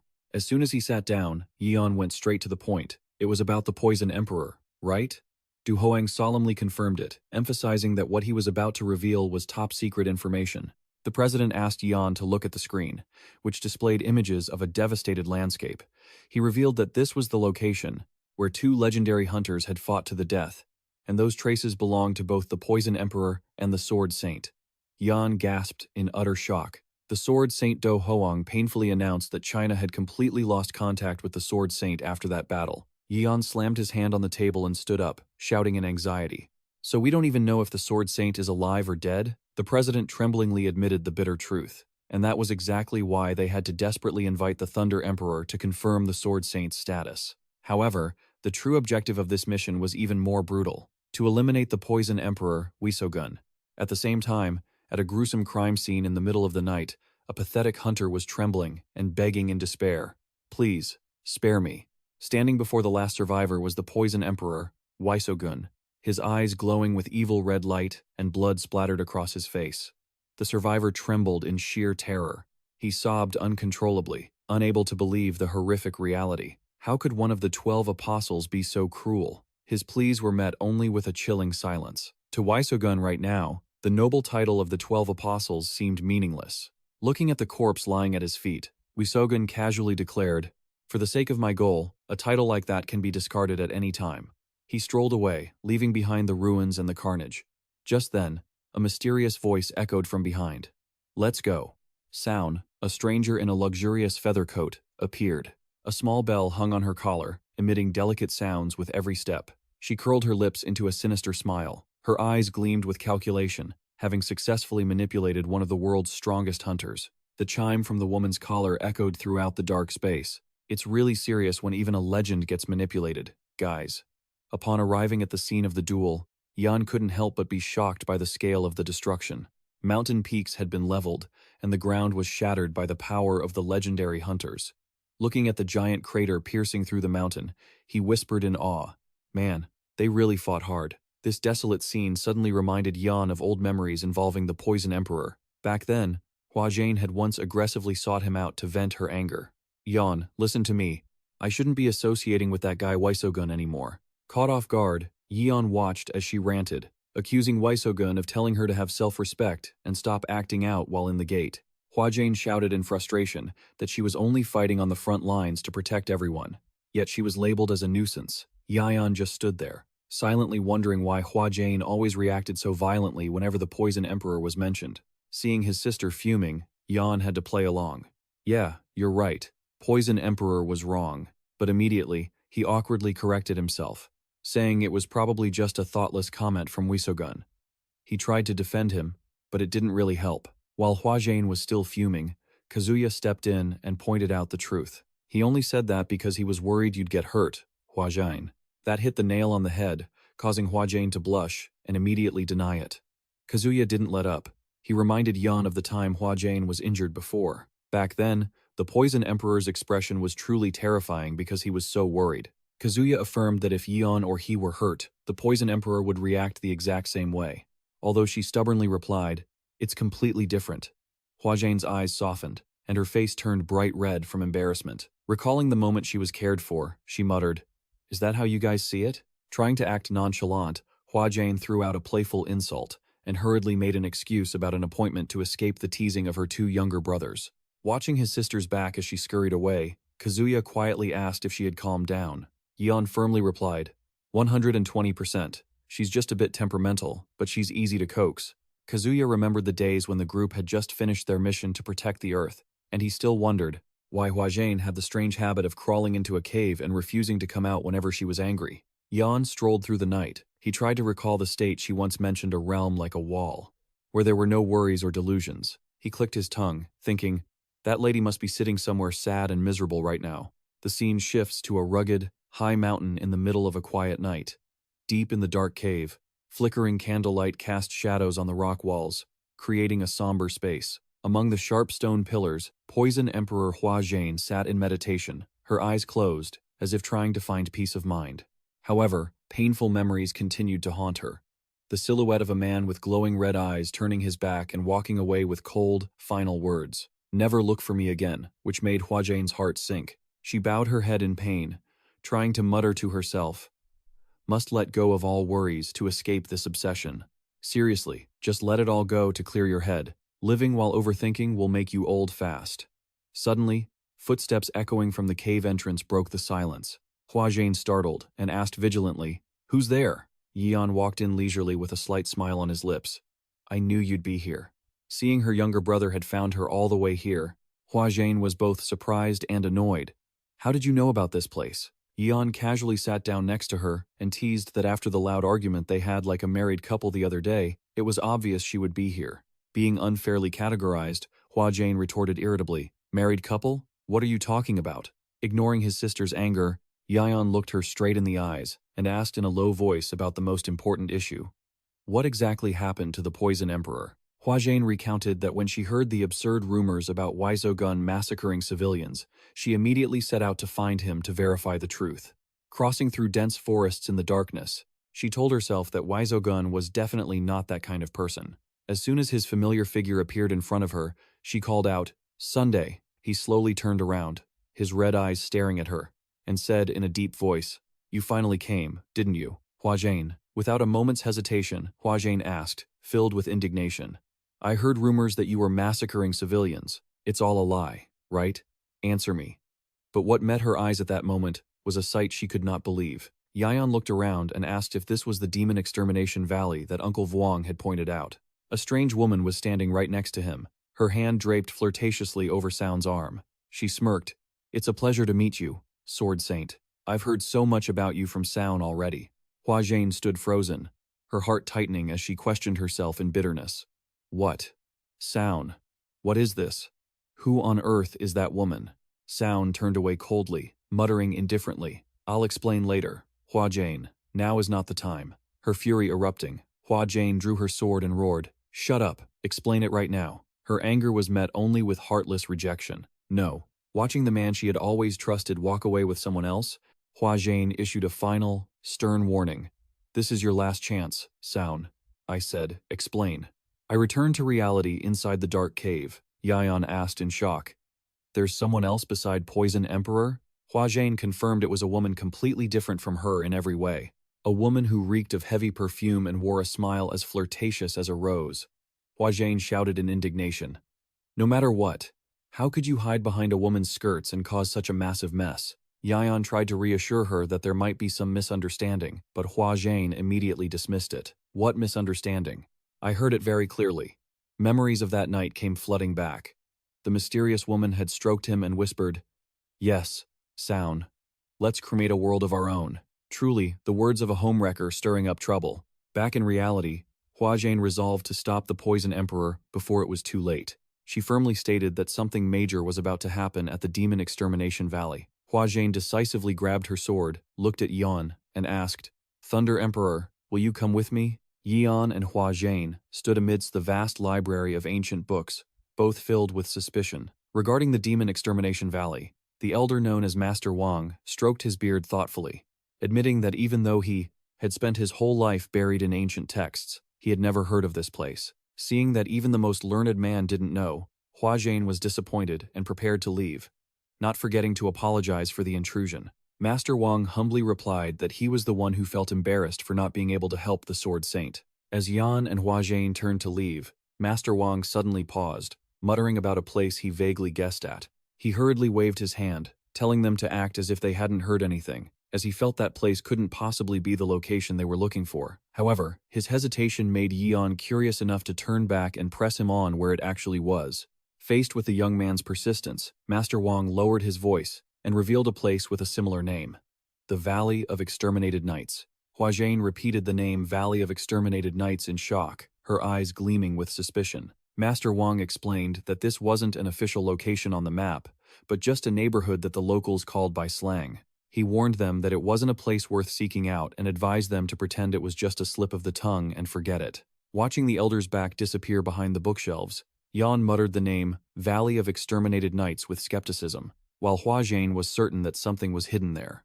Memories suddenly flashed back many years ago to a peaceful ancient village in the middle of a bustling market. A mother was struggling to pull a cart loaded with goods. Sound, Mom is tired, get down now. The innocent boy replied that because Sound was helping pull, Mom wouldn't feel tired at all. While diligently pulling the cart through the busy street, the young boy, Somi Yan, suddenly cheered with excitement when he saw a candy stall. Candied hawthorn. Mom, buy me some candy. Seeing his younger brother pestering their mother, Sound frowned and scolded. Somi Yan, really, stop pestering her. Do you want me to scold you? But the mother gently defended him. It's all right, Sound. Do you want to eat candy? Yes, I love candy. Leaving the two brothers by the cart, the mother instructed Sound. Watch your brother for a moment, okay? I'll be right back. So, Mian playfully teased, I love Mom the most. You're such a fool, brother. Watching his mother's back, Sound couldn't stop grumbling. So Mian, if you keep being so whiny, Mom will get tired.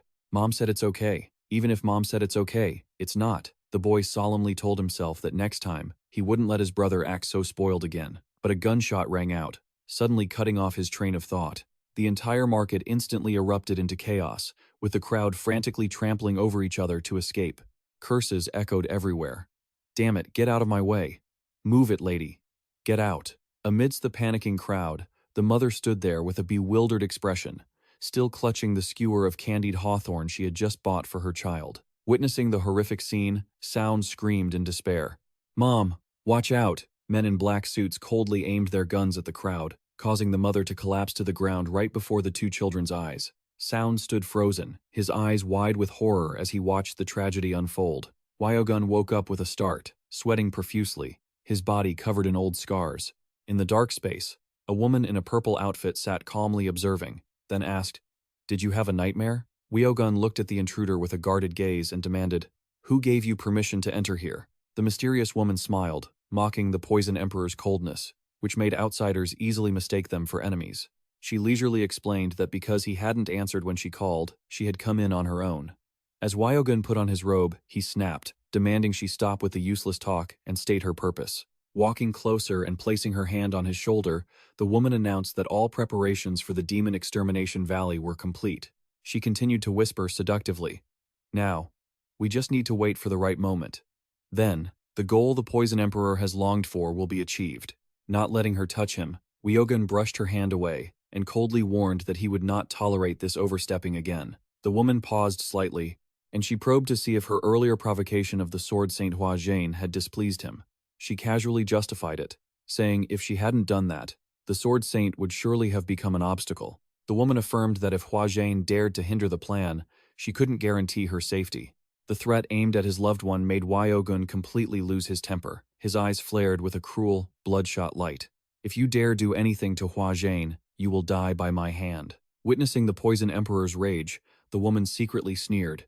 He is a blindly infatuated man. However, on the surface, she still acted submissive, bowing her head to apologize and promising to remember the warning. The mysterious woman silently left the room, her eyes glinting with malice. "Just you wait, Poison Emperor." Inside, Wyogun stood silently by the window, the silver moonlight casting a look of torment upon his face. Looking toward the distant horizon, he whispered to himself, "Don't forgive me." The space suddenly shifted to a bustling street filled with red lanterns and china. Here, Yion and Warren were walking among the crowded streets. Warren nodded slightly, judging that it seemed to be the place, a spot reeking of alcohol. In front of them, a hulking man was screaming wildly at those around him. "Yeah, I've got money too. Who are you calling a beggar? Is there not enough, you bunch of drunks?" Yion silently thought that instead of searching himself, they should start by asking the local people here. Yion approached the angry man and spoke up. Excuse me, I'd like to ask for directions. Do you know a place called the Demon Extermination Valley?" Hearing that name, the man suddenly froze, then burst into mocking laughter. "What? Demon Extermination Valley? Like, exterminating ghosts or something? Ha ha ha." Behind a corner, a young boy stealthily observed all their actions with calculating eyes. The man grabbed the stack of money and laughed gleefully. "I'll be taking this cash." He turned his back, calling out with contempt, "But you'll have to ask someone else. None of them will know what a Demon Extermination Valley is." Watching him leave, Warren sighed, noting that even Uncle Vuong didn't know, so searching definitely wouldn't be easy. Suddenly, a small hand stealthily reached into Yeon's pocket. Instantly, Warren grabbed the thief's wrist and roared, "Trying to pickpocket? A thief? Starting your career so young? Are you a prodigy?" Yeon was startled to realize the person was just a child. Oh, a child. Warren's eyes suddenly turned icy cold. She growled, teaching the kid a lesson. "Just because you're small doesn't mean you can get away with doing wrong, right?" Warren grabbed the boy by the collar and firmly said, "We're going straight to the police station." Hearing the words police station, the boy panicked and shouted, "Wait, hold on, not the police station." In a desperate attempt to escape, the boy yelled, "I know it." Yion and Warren were both stunned and asked, "Know what?" "The location of the Demon Extermination Valley. I can show you." A while later, the boy, So-myung, hurriedly ran home, calling out incessantly. As his mother stepped through the door, he excitedly announced, "I brought a doctor." A middle-aged doctor wearing glasses entered the shabby room. "Allow me to take a look." Seong and his little sister stood anxiously by the bed, watching their mother lying unconscious with a haggard face. The doctor placed his hand on the woman's forehead to check her condition, while she kept her eyes tightly shut, breathing heavily. At that moment, footsteps from the door startled the little girl, who looked out in bewilderment. Yion and Hua Zhane strolled into the house. Hua Zhane held up a fragrant paper bag, smiling brightly as she greeted them. "Hello, is anyone hungry?" Seeing strangers bringing food, the little girl's eyes widened with surprise and hope.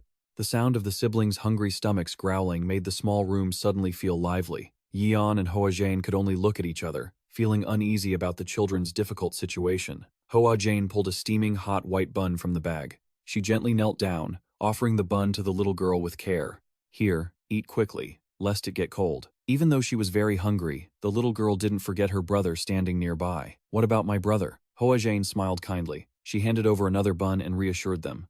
Of course, there's enough for your brother too. She continued to encourage them in a gentle voice. Go ahead and eat, don't worry. Receiving such sincere care, the little girl didn't hesitate any longer.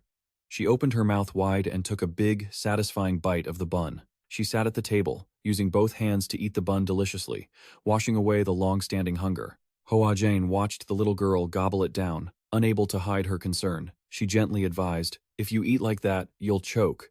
This is all for you. Eat slowly. In her heart, she knew she couldn't stay any longer. At the same time, the doctor handed a package of medicine to the boy and kindly told him not to worry about money. The boy bowed his head to the ground, choked up with gratitude toward the kind doctor, before he left with the promise that he would always be ready to help. Not only was he grateful to the doctor, the boy turned and bowed to thank his two new benefactors, vowing that he would never forget this kindness, even if he died. Yion just laughed it off, thinking it was nothing major. Immediately, he returned to the main purpose and asked about the location of the Demon Extermination Valley. The boy suddenly revealed a shocking truth. In reality, the Demon Extermination Valley is not a place. Before Yion's astonishment, the boy began to explain the true meaning of the name. It turns out the word valley in the name doesn't mean a canyon, but rather a musical melody. Stepping into the dark land, Hoa Jane shuddered, realizing the sound of the wind whistling through the rock crevices sounded just like the wailing of demons. She realized this chilling atmosphere was what made the place an ideal hideout for criminals. Yion silently observed the gray concrete building appearing in the middle of the deep forest, sensing the imminent danger. The boy approached the sturdy iron door and knocked loudly to signal. A small gap opened, revealing eyes filled with vigilance peering from inside. As soon as the heavy door creaked open, a man with light-colored hair and a fierce face lunged out. He roughly grabbed the boy by the collar and roared with rage. You useless brat, you're too late. Witnessing the boy being bullied right in front of him, Yion couldn't help but be furious. But Hoa Jane managed to hold him back and reminded him, not yet, Yion.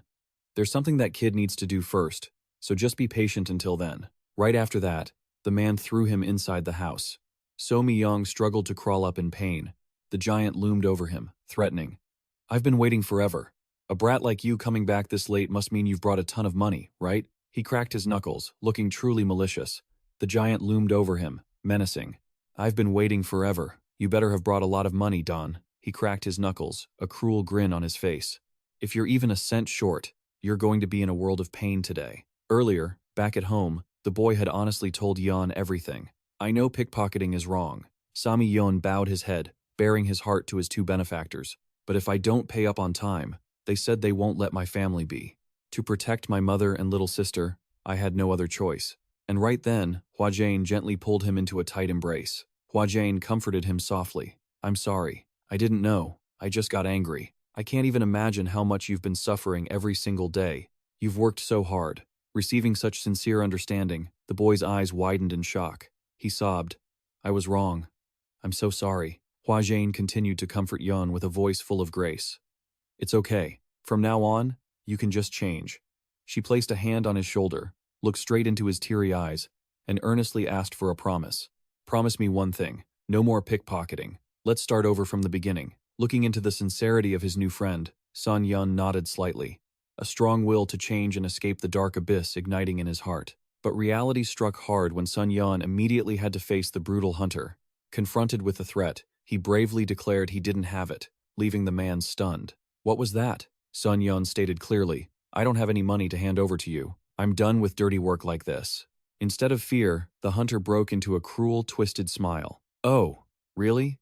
Then die. The jerk swung his leg, delivering a brutal kick aimed straight at the defenseless boy. But then, nothing happened. The giant was pinned under an iron door, and no one knew when it had happened. Dust filled the air, leaving the boy staring at the rubble in shock, wondering what on earth had happened. A familiar pair of sneakers emerged from the darkness, and immediately after, Yion stood glowing, surrounded by the golden lightning of the Thunder Emperor. The commotion caused another crew-cut hunter to rush out from inside, screaming, What's all that noise? I told you. Important guests are here for the Poison Emperor's business. The hunter suddenly froze, sweating bullets as he saw the lightning aura flickering crazily around Yion's body. Yion asked coldly, You just said Poison Emperor, didn't you? Crushed by the suffocating pressure, the crew-cut man trembled and pointed, shouting to ask for his identity. Hey you, who the hell are you? Yion walked forward nonchalantly, his blue eyes glowing behind his glasses as he affirmed, found the right place. Whatever the Poison Emperor is plotting, I just need to ask you lot, right? Yion's gaze went straight to the dark room, where shadowy figures with glowing eyes were quietly watching every move. He pointed directly at those hiding in the shadows. Yes, I mean you people right there. Ignoring the Thunder Emperor's presence, the man crazily insulted Yion, calling him a wet-behind-the-ears brat, while golden lightning continued to dance wildly around Yion. Completely ignored, the hunter went mad and threw a punch, rushing forward. Daring to ignore me? But before the attack could land, a sharp blade was suddenly held right against his throat. Hua Jane appeared with glowing red eyes, radiating killing intent, causing the hunter to pale and tremblingly raise his hands in surrender. Ha, calm down. I surrender. I surrender. He glanced at the Sword Saint and spat out a sarcastic remark. I didn't know you brought a friend along. The hunter smirked wickedly, asking back, but what should we do now? Rapid footsteps echoed from all sides. A series of dark figures emerged from the shadows of the basement. Fierce hunters with knives and baseball bats in hand crazily surrounded them both. One man with a crazed grin declared triumphantly, looks like we've got the numbers advantage here, don't we? Yion maintained a calm expression. Lightning aura crackled around him, ready to explode at any moment. An entire army of hunters had completely blocked every exit. Trapping Yion and Hua Jane in a suffocating circle, the leader laughed arrogantly. He waved his hand, challenging them. You think you can handle all of this by yourselves? He mockingly asked them to kneel for forgiveness, but immediately went back on his word with a cruel smile. I was just messing with you. The hunters charged madly with all kinds of weapons. The leader roared, ordering his men to capture them and crush them both immediately. But just seconds later, the hunters were lying scattered on the ground. Some were even foaming at the mouth, unable to withstand the terrifying pressure. Yion strolled forward, golden lightning still dancing around his body. He waved his hand, full of mock friendliness, and started, Everyone, I have a few questions to ask. The remaining hunters looked at the monster in front of them, trembling, unable to understand what this young man was to possess such terrifying power. Yion kept a smile on his face, casually asking about the Poison Emperor's plans based on what he had just witnessed. A hunter lost his patience, pulled out a gun, pointed it straight at Yion, and threatened him. He screamed that Yion would never leave this place alive. But Yion only responded coldly that that was exactly what he intended to say to them. Behind him, Hua Jane had cleared out all the troops in the blink of an eye. She stood proudly amidst the rubble and declared that they were the ones who wouldn't be walking away in one piece. Witnessing the overwhelming power of the Sword Saint, the hunter with the gun completely crumbled. He trembled, asking if she was truly the legendary Sword Saint. Even when cornered, one hunter still tried to act smug upon realizing his opponent's identity. At first I wasn't sure, but it seems you really are the Sword Saint. Meeting you in a place like this is truly an honor. But before he could finish his flattery, he took a direct, earth-shattering punch from Hua Jane, sending him flying straight into the rubble. Dusting off her hands, the Sword Saint coldly insulted him. Don't act like we're friends. Trash. Witnessing that overwhelming power, the rest of them were terrified, unable to believe that the woman in front of them was truly the legendary Sword Saint. Hua Jane glared at the trembling group and commanded, Now, tell me about the Poison Emperor. Faced with suffocating pressure, the organization's leaders immediately knelt and begged. Yes, Hua Jane went straight to the point. So, has the Poison Emperor declared war on you? One of them tremblingly explained that even though they didn't look like much, they were actually the heads of the organization managing this area. He revealed that there were many similar organizations across the continent, and even though they didn't communicate regularly, they always shared important information. But starting one day, we lost contact with the other organizations, he admitted bitterly. By the time they realized the situation, it was already too late. After the Poison Emperor had single-handedly wiped out every criminal organization across the continent, he sighed and revealed that this area was the only one left standing. Hearing this, Hua Jin was shocked, realizing the truth behind the rumors. In other words, the rumors about the Poison Emperor slaughtering civilians were false. So, he's actually wiping out criminal organizations? The hunter nodded in confirmation. Yes, that's right. Hua Jin fell deep into thought. She wondered what exactly Wyogun was thinking, and she questioned whether his intentional mention of the Demon Extermination Valley in front of her earlier was also part of a calculated plan. Yan frowned, confused. But how did things end up with everyone thinking the Poison Emperor is slaughtering civilians? Hua Jin crossed her arms, deep in thought. She concluded that someone must be behind the scenes manipulating all these rumors. To Yion's question about the mastermind's identity, Hua Jin asserted that the most suspicious person was none other than the mysterious woman always by Wyogun's side. Yion immediately realized that was the person Hua Jin had mentioned. Although her true intentions were unclear, the Sword Saint was certain that her goal was absolutely not for Wyogun's benefit. Realizing the gravity of the situation, Yion told himself that if all the rumors were fabrications, he couldn't just stand by and do nothing. He stated decisively, "This is no time to just stand here. I have to tell the guild leader the truth before it's too late."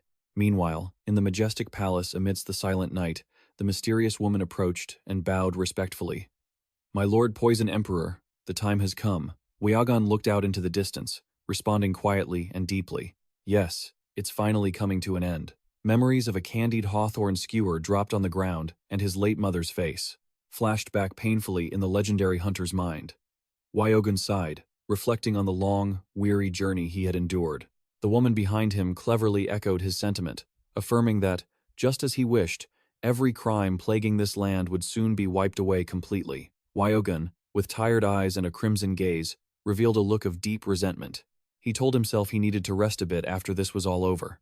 She wore an insidious smile, promising to prepare a wonderful resting place, one completely worthy of the Poison Emperor's status. Wyogun nodded slightly in agreement. "That will do." The two walked together into the darkness of the palace corridor, heading toward the finale of a cruel plan that had already been set in motion. In another place, the golden gears of the training space began to turn. While the mysterious observer activated the flight engine to monitor the progress, he mused to himself, wanting to see how much the kid had changed. But as soon as he looked down, his eyes widened in horror, accompanied by a sharp scream. Oh my God! He couldn't believe his eyes at the terrifying transformation of his teammate. His skills have progressed this much already? Below on the ground, Cha Seung-gu, surrounded by a crimson aura, was frantically obliterating a series of training dummies in the blink of an eye. Witnessing that innate talent, the observer muttered in awe, "Truly Korea's super rookie. I am very much looking forward to your growth." The demon swordmaster Cha Seung-gu now looked like a true demon with his blood-red eyes, each cruel sword stroke continuously crushing every enemy in his path. Standing amidst the ruins of the defeated dummies, Cha Seung-gu silently gripped his sword. Suddenly, an elegant lady with a fan in her hand unexpectedly appeared from the hazy smoke, making Cha Seung-gu realize this was a new level of challenge. Phantom image. With unshakable willpower, he silently resolved, "I will definitely complete this training." Meanwhile, at a high-tech base of the Black Merchant Organization, a beautiful woman with gorgeous platinum hair stepped into the meeting room and asked, "Is everyone here?" She looked over the members, gathered around the digital map, and questioned the whereabouts of the Supreme Leader. Where did Lord Anonymous go? Upon receiving word that the leader was temporarily absent, the woman sat down coldly and ordered everyone, "In the meantime, stay here and don't do anything reckless." An oppressive aura covered the room. Her condescending remark made the organization's second blade, Phantom Image, furious. He slammed the table and shouted in a rage, "Who do you think you are to order us around? We aren't your subordinates. What's with that arrogant attitude?" Faced with the fierce resistance, the woman remained calm and replied nonchalantly, "I agree, Phantom Image. The only reason you're the second blade is because you met Lord Anonymous first. That doesn't mean you're above us." Her eyes glowed with a powerful purple spiritual aura, as she asserted that foolish people who only knew how to compare ranks like him would never understand Lord Anonymous's profound vision. Gyeondong roared in anger. "What? Are you done talking?" However, the armored hunter sitting next to him coldly cut him off. "That's enough, clown. We only act according to his will, so we have no right to question that." Gyeondong still wasn't satisfied. He pointed and shouted madly, thinking the woman was acting like she was so special. Faced with the noise, the woman calmly delivered one final, decisive statement, affirming that all of them were essentially just true messengers of God and puppets following their master's will. The woman gently closed her fan and reminded them, "Instead of wasting time on useless arguments, you should prepare for the day we have all been waiting for so long." She revealed that he would soon descend to this land in person. The armored hunter looked up at the sky and whispered to himself. Finally, a giant virtual screen appeared, showing the image of the blindfolded goddess holding the scales of justice. "He is descending to this land, too." The scene suddenly shifted to a rugged mountain range in the dead of night, where the darkest conspiracies were being set in motion. Yion and Warren were quietly walking along a trail toward the mountain peak. Warren reported that everyone must have already moved to the top. Yion looked ahead, deep in thought. He stated firmly that, no matter how terrible those people were, they still had to stop the unnecessary killing. Seeing Yion's resolve, Warren suddenly placed a hand on his shoulder and called to him softly, "Yion." She looked at him with sincere eyes and thanked him, because if it weren't for him, she would probably still be misunderstanding Wyogun. Yion smiled slightly, but his expression quickly turned serious. He suggested that thanks could wait, because right now they needed to stop the two figures approaching them. Out of the thick fog, the Poison Emperor Wyogun stepped out slowly with the mysterious woman. Seeing Yion, Wyogun asked coldly why he had appeared in this place. Yion softly replied that it had been a very long time since the Chaos Gate incident, and rumors about the Poison Emperor had even reached as far as South Korea. Wyogun scanned the scene, then asked in a low voice about the people who were supposed to be there. Did Yion take them somewhere else? Yion didn't dodge the question. He firmly stated that he couldn't just stand by and watch them lose their lives. That answer sent Wyogun into a rage. He roared at Yion, demanding to know what he was talking about. To him, those people deserved to die. Wyogun insisted that since they were evil, they had to pay fully for the crimes they had committed. Yion immediately retorted, emphasizing that no matter what, they didn't have the right to judge others. Wyogun suddenly clutched his head and burst into a wild, frantic laugh, as if he had completely lost his mind. His face twisted with fury. He screamed in his madness that all evil people in this world deserved to die. Yion remained calm. He pointed his finger directly at the woman standing right next to the Poison Emperor and coldly challenged him. "What about the villain standing right next to you then?" Hearing the name Black Spear, the mysterious woman's expression shifted instantly, her eyes trembling with terror. Earlier, over the phone, Park Dae-han also asked back in shock and disbelief. The Poison Emperor didn't slaughter civilians, but was only eliminating criminals? Yion confirmed the truth decisively and announced his next plan. "That's right. The Poison Emperor is heading to Mount Dario. I'm going to go meet him and talk to him directly." Park Dae-han panicked and shouted for Yion to wait a second. With a face turned pale from worry, he double-checked. "Did you just say Mount Dario?" Park Dae-han revealed a shocking truth. On that very mountain, there sits a temple sealing a supreme divine artifact. Brilliant golden bolts of electricity began to surge violently around Yion's body. He saw through the enemy's scheme and questioned her. "Are you chasing after yet another divine artifact?" Black Spear was exposed. The woman clutched her chest frantically, screaming in desperate denial. "How dare you try to tear us apart?" he coldly declared. "I didn't expect you to confess immediately anyway, and it doesn't even matter," Yion stated firmly. "Taking you down first is fine. We'll deal with the rest later." The video ends here. If you guys enjoyed it, don't forget to hit the like button so the bear can bring you more great stories. Thank you, and goodbye everyone.